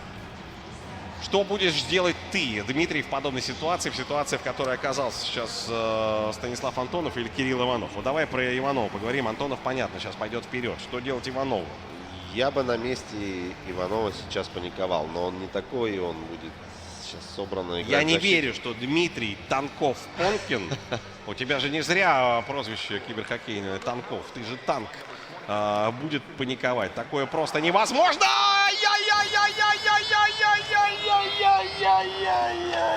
Вы бы, Азамат, в этой ситуации сделали такой финт? Да, и не попал бы. Но это не я. Это Станислав Антонов. Можно кто-нибудь пристрелит комментатора? Можно кто-нибудь заставит комментатора молчать? Нет таких Зачем? людей. Зачем сейчас Им комментатор? будет неинтересно смотреть, если этот хоккей будет молчаливым. Зачем этот комментатор, который, видите, помогает сопернику забрасывать голы? Кирилл Иванов. Ну, надо держать. Это удар, но его Это надо удар, держать. да. Антонов еще ничего не сделал. Он просто забросил 2 шайбы. Все. До этого Антонов пропустил 3 шайбы. Еще 5 минут 57, и я не думаю, что это должно быть для кого-то ударом. Ну, посмотрим. На вбрасывание лучше Антонов. И он сейчас, конечно же, будет дорожить шайбой и разыгрывать доверно. А может быть и начнет бросать поворотом просто с разных позиций, хотя на него это не похоже. С разных позиций да, но не с первой попавшейся, да? Можно дальше убежать, зацепиться за шайбу Антонов. Нет, Да, он не да. смог это сделать, а Кирилл Иванов смог. Овечкин! Ну, неплохо, да? Все это выглядело очень хорошо и впечатляюще, и обещающе. Вот сейчас контратака в исполнении нашего соперника Станислав Антонов. Куда пойдет, как раскачивает, в хорошей амплитуде движется его шайба под его контролем, да, и зацепить ее, конечно, очень трудно, и предугадать, куда он поедет в дальнейшую секунду, непонятно. Так вот, сейчас ошибся Антонов, надо наказывать, по крайней мере, нужно поддержать Иванова Мне шайбу. кажется, надо Не Кириллу получилось. немножко успокоить игру, стать в зоне, не надо сразу атаковать ворота. Не надо, но сейчас будет опасный момент, бросок! И потери в своей зоне недопустимо. Кучеров вперед на Маккинон. Маккинон! Нет, не доходит дело до броска. И огненные 50 секунд последних идут. Аккуратно в обороне. Сейчас будут нервничать все. Будет бросок. Сейчас держать. Мимо ворот проходит шайба. Даже Бишоп не понадобился. Но времени еще достаточно у Антонова. Ай-яй-яй. Вне игры положение. Запоздал с передачей там кто-то из партнеров. И пересек нападающий команды Subaru. А тем временем у нас завершилась параллельная игра. Интересно, с каким там результатом она завершилась? Что у нас случилось? Команда Михаила Золина 3-2, да. выиграла со счетом 3-2. И что, 3-3 в той серии? Нет, у нас... Впрочем, подождите, 20 секунд еще игры. Самой главной игры для нас, для всех башкирских любителей киберхоккея. Вбрасывание. Ну, просто нужно сейчас контролировать шайбу. Желательно делать это в зоне соперника. Не надо ничего придумывать. Надо просто ее удержать. А может быть и забросить. А почему нет? Попробовать! Бросок Бержерон с разворота не получается. И сдержать нужно контратаку. 1-0! Победа! Поздравляем Кирилла Иванова. Отличные игры, отличная серия. Невероятная по напряжению серии из 6 матчей. Знаменательно тем, что как минимум бронза возвращается в Уфу. Это потрясающее достижение. Азамат, вы могли такое предположить буквально еще вчера? Да, я мог такое предположить. Но я, Азамат, не мог такого предположить, и я очень рад за Кирилла. Я очень рад за Кирилла, но нужно говорить о том, что у него был очень достойный соперник, который достоин нашей похвалы. Давайте поблагодарим Станислава аплодисментами, потому что Давайте он выдал похлопаем, чудесную да, серию. нашего киберхоккеиста. И, по крайней мере, несколько горячих минут и пару матчей выдал. Посмотрите, какой он напряженный. Это просто невероятно. Это невероятно. Он приехал к нам. Я знаю эту историю. Он приехал... На Subaru. Кирилл Иванов приехал к нам на Subaru. Это факт. И он свою команду не подвел. Принимает сейчас поздравления Кирилл. Ну что, Дмитрий, смотрите, какая штука. Останавливаться на бронзовой награде нельзя. Нельзя совершенно, потому что на ней остановился Рустам «Спартак» Гиндулин. Рустам Гиндулин 12... Уфа давно не видела ни серебра, ни золота. Да, можно я по-башкирски сейчас скажу? Да. 12, мать его, долгих лет. Уфа и Башкирия были без наград на всероссийских чемпионатах. И вот 9-й чемпионат, который сейчас опять проходит в Уфе, и снова у нас минимум бронза. Мы все будем болеть за Кирюху и ждать, что он завтра покажет себя, и будем желать ему выхода в финал. А там будет очень тяжело в этих полуфиналах. В полуфиналах не бывает легко, в принципе. Да, будет в полдень. Опять же, в полуфиналы будут идти до 4 побед, и это невыносимо. 18:00 ровно, в любую погоду. Отсюда начнется трансляция на телеканале БСТ. И мы будем вам транслировать финальную серию, которая в интересах телевидения сокращена до 2 побед. До 2 побед. Смогут ли наши киберхоккеисты показать самый лучший хоккей, которого достоин наш телеканал, который издавна известен тем, что к хоккею он относится с большим трепетом и уважением и с должным вниманием, это вопрос, потому что усталость запредельная. Но те матчи, которые на фоне усталости сейчас нам показали наши четвертьфиналисты, они, конечно, самого высшего качества. Согласись, Дмитрий? Совершенно верно, не могу ни одного слова оспорить.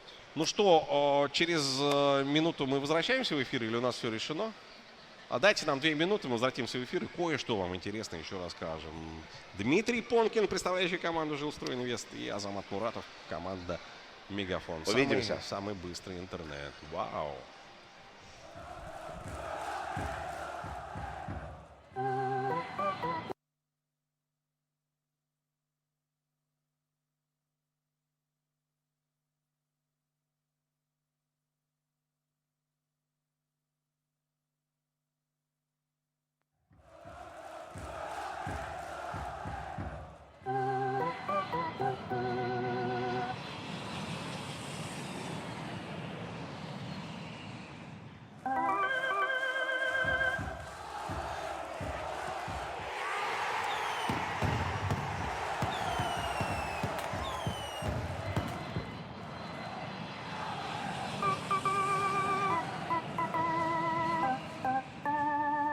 Sky Group. Счет 2-0 в вашу пользу.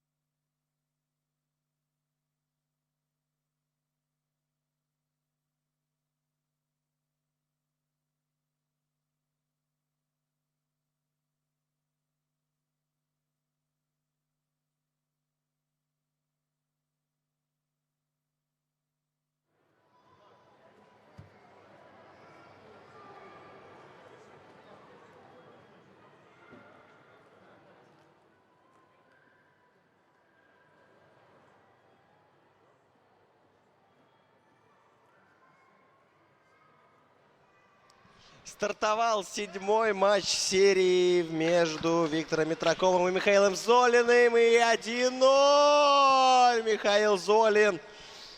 Ну, уже третью игру подряд, видимо, хочет выиграть. Такой камбэк совершить с 3-2 в серии. Отличное с 3-1 начало. даже, да.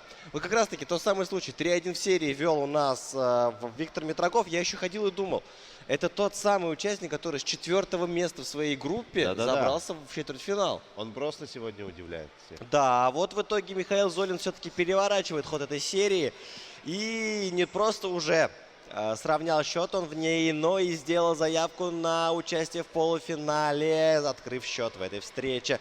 Известны уже 3 из 4 полуфиналистов. 2-0. Тут же просто дает Пастерняк. Заставляет Виктора Митракова взять, похоже, тайм-аут. Вот такой нокдаун получает сейчас наш киберхоккеист из Санкт-Петербурга. Рискует он. Вот уже вылетел Завгородний, да, у нас питерский. И вот сейчас, возможно, и без Митракова. Мы останемся за 7 минут. 2 шайбы показались в воротах Виктора Митракова. Все благодаря хорошей игре в атаке Михаила Золина. Сейчас, если бы ХК МВД еще играл, да, наш Тверской, вот мы бы сейчас сказали, что ХК МВД вперед, но нет. К сожалению, такой команды на уровне, по крайней мере, континентальной хоккейной лиги давно уже не существует. Попытка перейти в зону атаки в исполнении Виктора Митракова неудачно. Так вот, у нас уже 3 полуфиналиста из 4 известные. Один из них, этому нужно сразу громко поаплодировать, это Кирилл Иванов, город Уфа. Все-таки Уфа. А также Максим Труханов, Магнитогорск, Иван Сидоров, Чебоксары. И сейчас к такой, скажем, восточной сетке, да, у нас вот по карте России, если смотреть, присоединится обязательно один человек с запада. У нас выход 1 в 1. Нет решил не бросать, да, подождать своего партнера, но там, к сожалению, уже накрыл защитник. Да, 8 минут остается до завершения первой 20-минутки в 7-й встрече этой пары. Пока тотальное преимущество Михаила Золина. Похоже, что Митраков вот надломился где-то раньше, в матче, наверное, 5-м, 6-м, а сейчас вот чувствуется тотальный контроль Золина, который просто по-хозяйски в его зоне катается. Вот редкая атака Виктора. И все-таки можно довести ее до броска, но перемещение удалось тут голкиперу. А кто у нас в воротах у Золина? Я, честно говоря, еще не разглядел, но 34-й номер, это у нас... Ну вот Хелибайк 37-й, по-моему, да, 34-го я сейчас Ну так тут не в вспомню. действительности можно менять номера в этом формате. Ну, я думаю, что тут не заморачиваться киберхоккеист. Скорее всего, номер тот же самый, что и обычный игровой у голкипера. Ну, увидим еще. Увидим Виктор ФМ в атаке. Шпагат здесь. Это Мразок, скорее всего, 34-й. Вот да? Такое ощущение. Из Каролины, да. Но я вот пока не буду, конечно, утверждать. Да, возможно, и не так. Но вот 34-й номер у него точно у Мразока. Так. Пытается вновь в атаку пойти Виктор, но Золин настолько грамотно играет в откат, что умудряется не просто отобрать шайбу, но затем и выйти в атаку. Ну, это просто тыкнули клюшкой. Мусорная шайба, так называемая, да. Да уж, 3-0 становится счет в первом периоде. Ощущение, что Пастерняк 3-ю шайбу забил. Немножечко в растерянности, мне кажется. Да. Я говорю, кажется, что чуточку раньше где-то в одном из матчей надломился сильно Виктор, потому что сейчас все просто против него идет. И еще удаление. Нет, удаление на этот раз будет у Золина. И небольшой шанс Виктора в том, чтобы сократить отставание в счете. Вбрасывание выиграно, бросок, добивание. Добивание, отлично, просто красиво перевел шайбу. Ну, как сыграл голкипер, да? В Шпагате остался, и там, наверное, даже не самим щитком, а вот коньком там, скорее всего, он эту шайбу зацепил. Тут положение вне игры в меньшинстве была попытка атаки Михаила Золина. Да, сегодня просто горячий день. Эти четвертьфиналы в основном все завершились в 5 матчей, да? Даже 4 многие. То вот уже четвертьфиналы, минимум 6 встреч, а одна в 7. Но это просто уже топ-левел, топ-уровень для наших киберхоккеистов. Мы видим, что они сильнейших. не закрываются, идут вперед и стараются атаковать. То есть мы видим атакующий хоккей. Да, то есть не просто долгие серии затяжные, но при этом очень интересные. Интересно наблюдать за тем, как меняется динамика, как меняются лидеры в этих сериях. И здесь спасение. В меньшинстве Золин просто устраивает позиционную атаку в обороне. Мне кажется, он сейчас просто на позитиве находится и и абсолютно просто сметен сейчас с площадки Виктор Митраков. Не понимает он, что делает, просто бросок, ну потому что сирена была. 3-0 по завершении первой 20 минут. Это голкипер Каролины. Петр Мразик, значит. Значит, тот самый. А хотя, возможно, там еще был у него сменщик, который ярко блеснул в плей-офф. Фамилию, которую я сейчас не вспомню. Ну и ладно. Это был МакКеллахи, что-то такое. Мэтью МакКонахи нет, сказать, это актер. Он очень... Нет, это МакКеллахин. Что-то такое. Он очень старый. И мы видим гол. А вот не засчитают, похоже, шайбу. Судья сразу же разводит руки. Мне кажется, все-таки он засчитает эту шайбу. Игра высоко по клюшке не было или... Не было, я считаю. А вот такая ситуация. Сейчас мы увидим решение арбитра. Спорно. Все-таки не засчитали. Да, вот это был бы хороший шаг на пути к ничьей от Виктора Митракова. Но не получилось у него отквитать хотя бы одну шайбу. Золин. Все сегодня за него. И шайба залетает, и судьи помогает. И Пастерняк уже хитрик оформил. Когда мы видели хитрик Дэвида Пастерняка, напомните, я, честно говоря, не видел ни разу в Национальной хоккейной лиге его. А в руках Михаила Золина просто расцветает игрок. А тут положение вне игры. Но в действительности это один из лидеров команды Бостон Брюинс.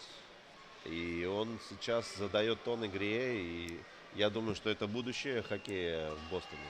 Возможно, да, еще достаточно молод. Не юн, но еще молод Давид Пастерняк. И свои, как бы скажем, лучшие годы у него еще точно впереди. Золин. Золин в атаке. Тарасенко лунной походкой вкатывается в зону соперника. Сохраняет у борта шайбу. И получает по рукам. По рукам получает. Это, сейчас. Несомненно, 2 минуты. Да, я, честно говоря, все хочу как-то навязать здесь интригу. Вот то, что вот-вот у Виктора Митракова получится. Но то, как Золин грамотно действует, создает проблемы своему сопернику, просто лишает меня шансов говорить об интриге. Потому что Золин сейчас играет как будто вот не финалистом, а вот просто с парнем, который решил поиграть, потому что большое преимущество в этом матче. Но мы с вами понимаем, что у этой ситуации, скорее всего, большой психологический подтекст, который мы не сможем вам точнее описать, потому что видели лишь отрывки матчей и не видели серию целиком. Но я думаю, Виктору достаточно забить одну шайбу, и он воспрянет духом. Тут уже вопрос психологии. Так он ее забил же, понимаете, Дмитрий. Он ее забил, а в итоге ее не засчитали. Но нужно до конца пытаться проломить эту стену. Обязательно это получится. А пока Золин к 4-й шайбе близок.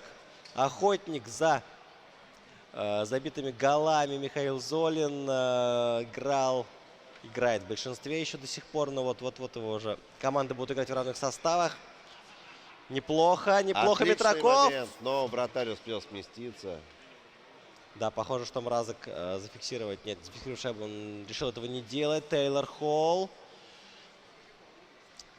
Это Малкин. Ну, просто пауза гроссмейстерская была. То есть все уже ждали, когда передача, когда бросок, а в итоге ни того, ни другого. Пауза, и лишь затем был прострел вдоль ворот, а здесь над клюшками мимо ворот. Очень опасно. Близок Митраков к тому, чтобы... Отличный гол, просто красавчик. Да, наконец-то это получилось сделать у Митракова. Первая шайба, первый шаг на пути к ничьей сделан Виктором.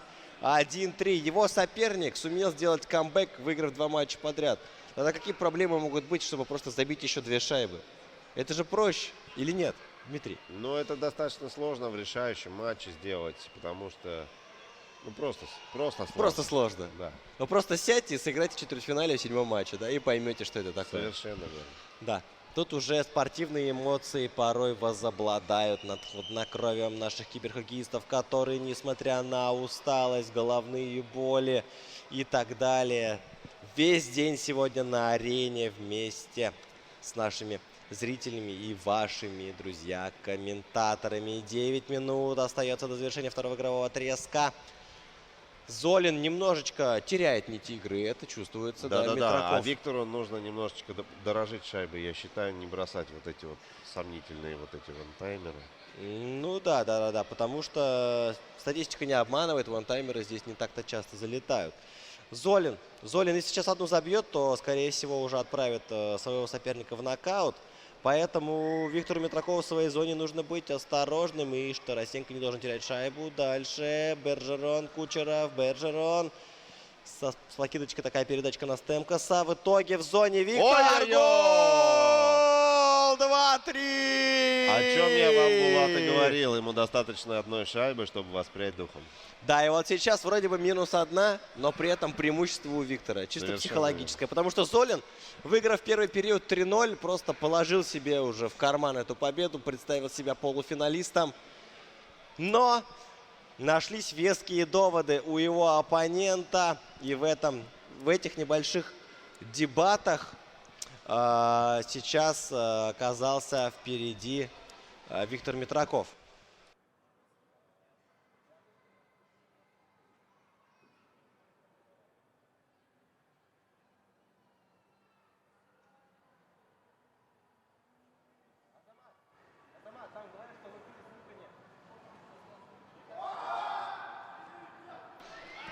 И у нас 3-3! Под небольшую заминку со звуком сравнивает счет Виктор Митраков. Я же говорил, его соперник вернулся с 1-3 в серии. Так почему бы ему не вернуться с 0-3 в счете в одном матче? У него это удалось. За один игровой отрезок игра просто переворачивается на 180 градусов. И в другую сторону, скажем так, направлен флюгер, дует ветер сейчас к воротам Михаила Золина. невероятное просто развитие событий, невероятно. Ну, на то это и магический чемпионат России по киберхоккею в городе Уфа, в торгово-развлекательном центре «Мега». Сегодня мы играем 1/8 четвертьфиналы. Наши уже уставшие, но довольные киберхоккеисты доигрывают сегодняшний игровой день. 10 секунд до конца второго периода. Атака Золина на удаление. Да. Зацеп здесь был очевиднейший. И на 2 минуты отправляется на скамейку один из игроков команды МКД. Вбрасывание за атакующей стороной, но Свешников здесь на подборе. Еще один очень нетипичный выбор, да, один из братьев Свешниковых на площадке. И в итоге звучит сирена. Второй период завершился при счете 3-3. Вот так вот мы уходили на первый перерыв при 3-0 в пользу Михаила Золина. Как сейчас счет сравнялся, счет 3-3. Коллеги нас неожиданно порой в эфир включают, и мы так ориентируемся по монитору и резко понимаем, что нужно привести бы себя в порядок, а потом снова возвращает на лед, не давая нам даже очухаться. 19-30. В атаке Михаил.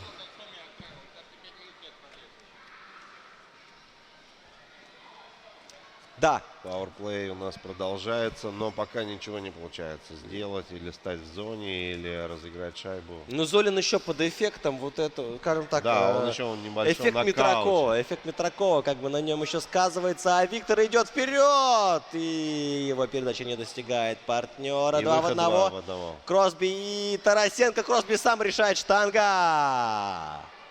Ух, как сейчас огнище просто чувствуется на площадке. И защитник пошел у нас в атаку. Виктор Хедман. Ну да, просто похоже, нападение поехало на смену, и поэтому пришлось защитникам идти вперед, еще на удаление. Вот сейчас очень рискует Митраков, конечно. Мы уже говорили, что здесь недостаточно большое преимущество дает удаление в плане игры 5-4. Но при этом вот в такой встрече, я думаю, при такой ситуации, равной в третьем периоде, это удаление все равно лишнее. Бросок не доходит до ворот. Пастерняк, автор уже 3 шайб, ворота Бена Бишопа. Хороший отбор шайбы. Да, грамотно так у бортика прижали и в итоге выбросили. Вот сколько мы видели с вами, Дмитрий, турниров, да, где игра в меньшинстве не заставляет отбрасываться. А вот сейчас в такие ситуации, в таком матче, когда близится развязка, когда каждое действие имеет за собой просто огромные последствия, приходится отбрасываться над плечом, но мимо ворот. Второй тайп атаки. Здесь Шайба остается у оборонцев. Нужно спокойненько через борт выйти из обороны сейчас Митракову. Виктор, да, у него это получается. И в равных составах уже обе команды.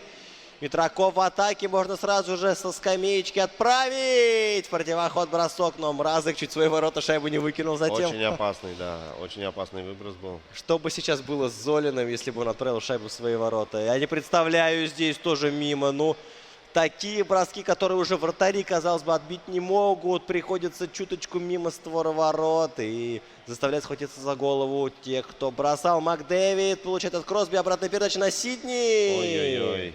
Блокирована шайба. Да, здесь уже Тарасенко против двоих отвоевал эту шайбу. Выход из обороны. Дрю Даути.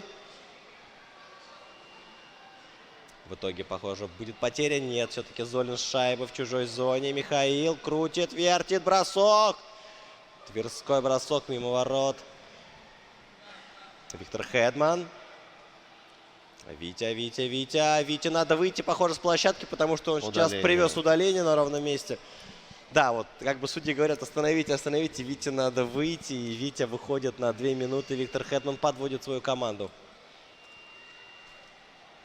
Атака сейчас будет все-таки у Золина. Нет, Золин тоже теперь решает особо-то не утруждать себя атаками в меньшинстве и отдает шайбу Виктору Митракову. Ему сейчас надо думать об обороне собственных ворот и не обрезаться, и не убегать в атаку. Да, и не пускать на точки своего соперника, который вот старается как раз-таки те самые точки найти. Это такая аналогия, как вот с болевыми точками у человека, да, вот есть болевые точки, которые всегда больнее. Вот сейчас в киберхоккее как раз-таки на площадке есть такие болевые точки, которые, если, скажем так, на них надавить, будет очень и очень больно. В данном случае Михаилу Золину выиграно вбрасывание. Вбрасывание, будет ли бросок? Митраков долго уже ищет партнеров, но нет вариантов у него для передачи. Сейчас Темкас, но этот пас был перехвачен. Второй шанс войти в зону. Клод Жиру, Даути, Жиру вновь. 3 в 1. Защитник как хладнокровно сыграл. Это... И в равных составах. Да. И вот удаление в итоге не сыграло какой-то глобальной роли в этой встрече. Разве что дало время в атаке Виктору Митракову. Вновь вход в зону. Золин много обороняется. Последние минуты. Бросок! 4-3! С 0-3 Виктор Митраков выходит вперед. Ох, что сейчас творится в голове Михаила Золина, я, честно говоря, не понимаю. И мы видим тактику, все в атаку. Все в атаку, да, свистать всех наверх. Сейчас просто, мне кажется, шансы Михаила Золина, как вот зола после костра, да, они вот остаются, потому что, казалось бы, одна шайба и все понятно, но подтекст психологический в том, что выигрывал Золин 3-0, и сейчас будет сложно сравнять ему счет. Здесь Бишоп хорош. Да уж, хватается за голову Золин, но он еще не проиграл. Михаил, соберись, Михаил. Мне кажется, все Михаилы из города Санкт-Петербург говорят 1000 чертей сейчас или что-нибудь такое. Это у всех Михаилов из Питера такая фишка есть. Он из города Тверь. Ой, прошу прощения, я наоборот, да, я перетасовал наших киберхоккеистов. Это, конечно, Михаил Золин из Твери, а Митраков из Санкт-Петербурга, да, прошу прощения. Атака Золина, ну, конечно, куда ему деваться. Михаилу нужно срочно сравнивать счет, бросок, добивание! Бишоп успел переместиться и зафиксировал шайбу. 2:43 на табло, из них минута в режиме реального времени нас ожидает.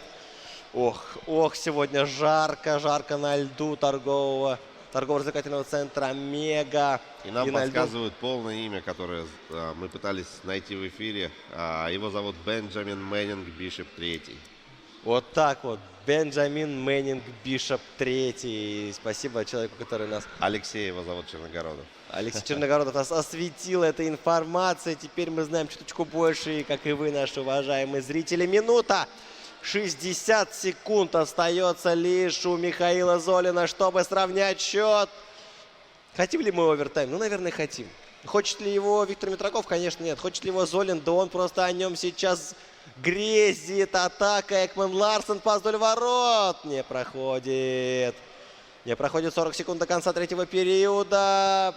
Удерживает Митраков шайбу в своей зоне. В итоге происходит выброс. адреналина, скорее всего, в крови у обоих наших киберхоккеистов. Золин потеря, проброс будет, не будет, кто быстрее пересечет невидимую линию, пересекает ее защитник и все-таки 24 проброс. секунды. 24 Вновь всего секунды. баскетбольные 24 секунды на последнюю атаку. Сейчас как бы в баскетболе взяли бы тайм-аут, сказали бы какую расстановочку и кто бросает трехочковый. Вот здесь, конечно, такого не будет. Вбрасывание нужно забирать. Полдела сделано. Дальше пока в зоне. Но клюшечка здесь хорошо работает. Митраков и прекрасный выход из зоны. Но время вернуться в зону Митракова у Золина еще будет. То ли еще будет. Ой-ой-ой, удаление. Пустые ворота сейчас будут у Золина. Мы даже не сомневаемся. Да. 9,2 до конца. 6-4. В полтора раза игроков сейчас больше у Золина. Вбрасывание выигрывает Митраков и едет в свои ворота Виктор. 3-2. 1. И Виктор Митраков, 4-й полуфиналист чемпионата России по киберхоккею. Мы поздравляем Виктора Митракова с этой победой. Да, молодой киберхоккеист взял верх. Все-таки Виктору всего 20 лет. Да, все-таки молодость на этом турнире берет свой верх над опытом. И 4-3 в серии, 4-3 в последней встрече дарит нам концовку игрового дня Виктор Митраков. Итак, в полуфиналах Кирилл Иванов, Уфа, Виктор Митраков, Санкт-Петербург, Максим Труханов, Магнитогорск и Иван Сидоров, город Чебоксары. Жеребьевка завтра утром в начале эфира. Меня зовут Булат Салимгареев, со мной был Дмитрий Понкин. Спасибо Азамату Муратову, Рамилю Галюдиновичу Юлдашеву и всем, кто сегодня работал на эфире. До завтра, пока. Завтра полуфинал и финал. Друзья.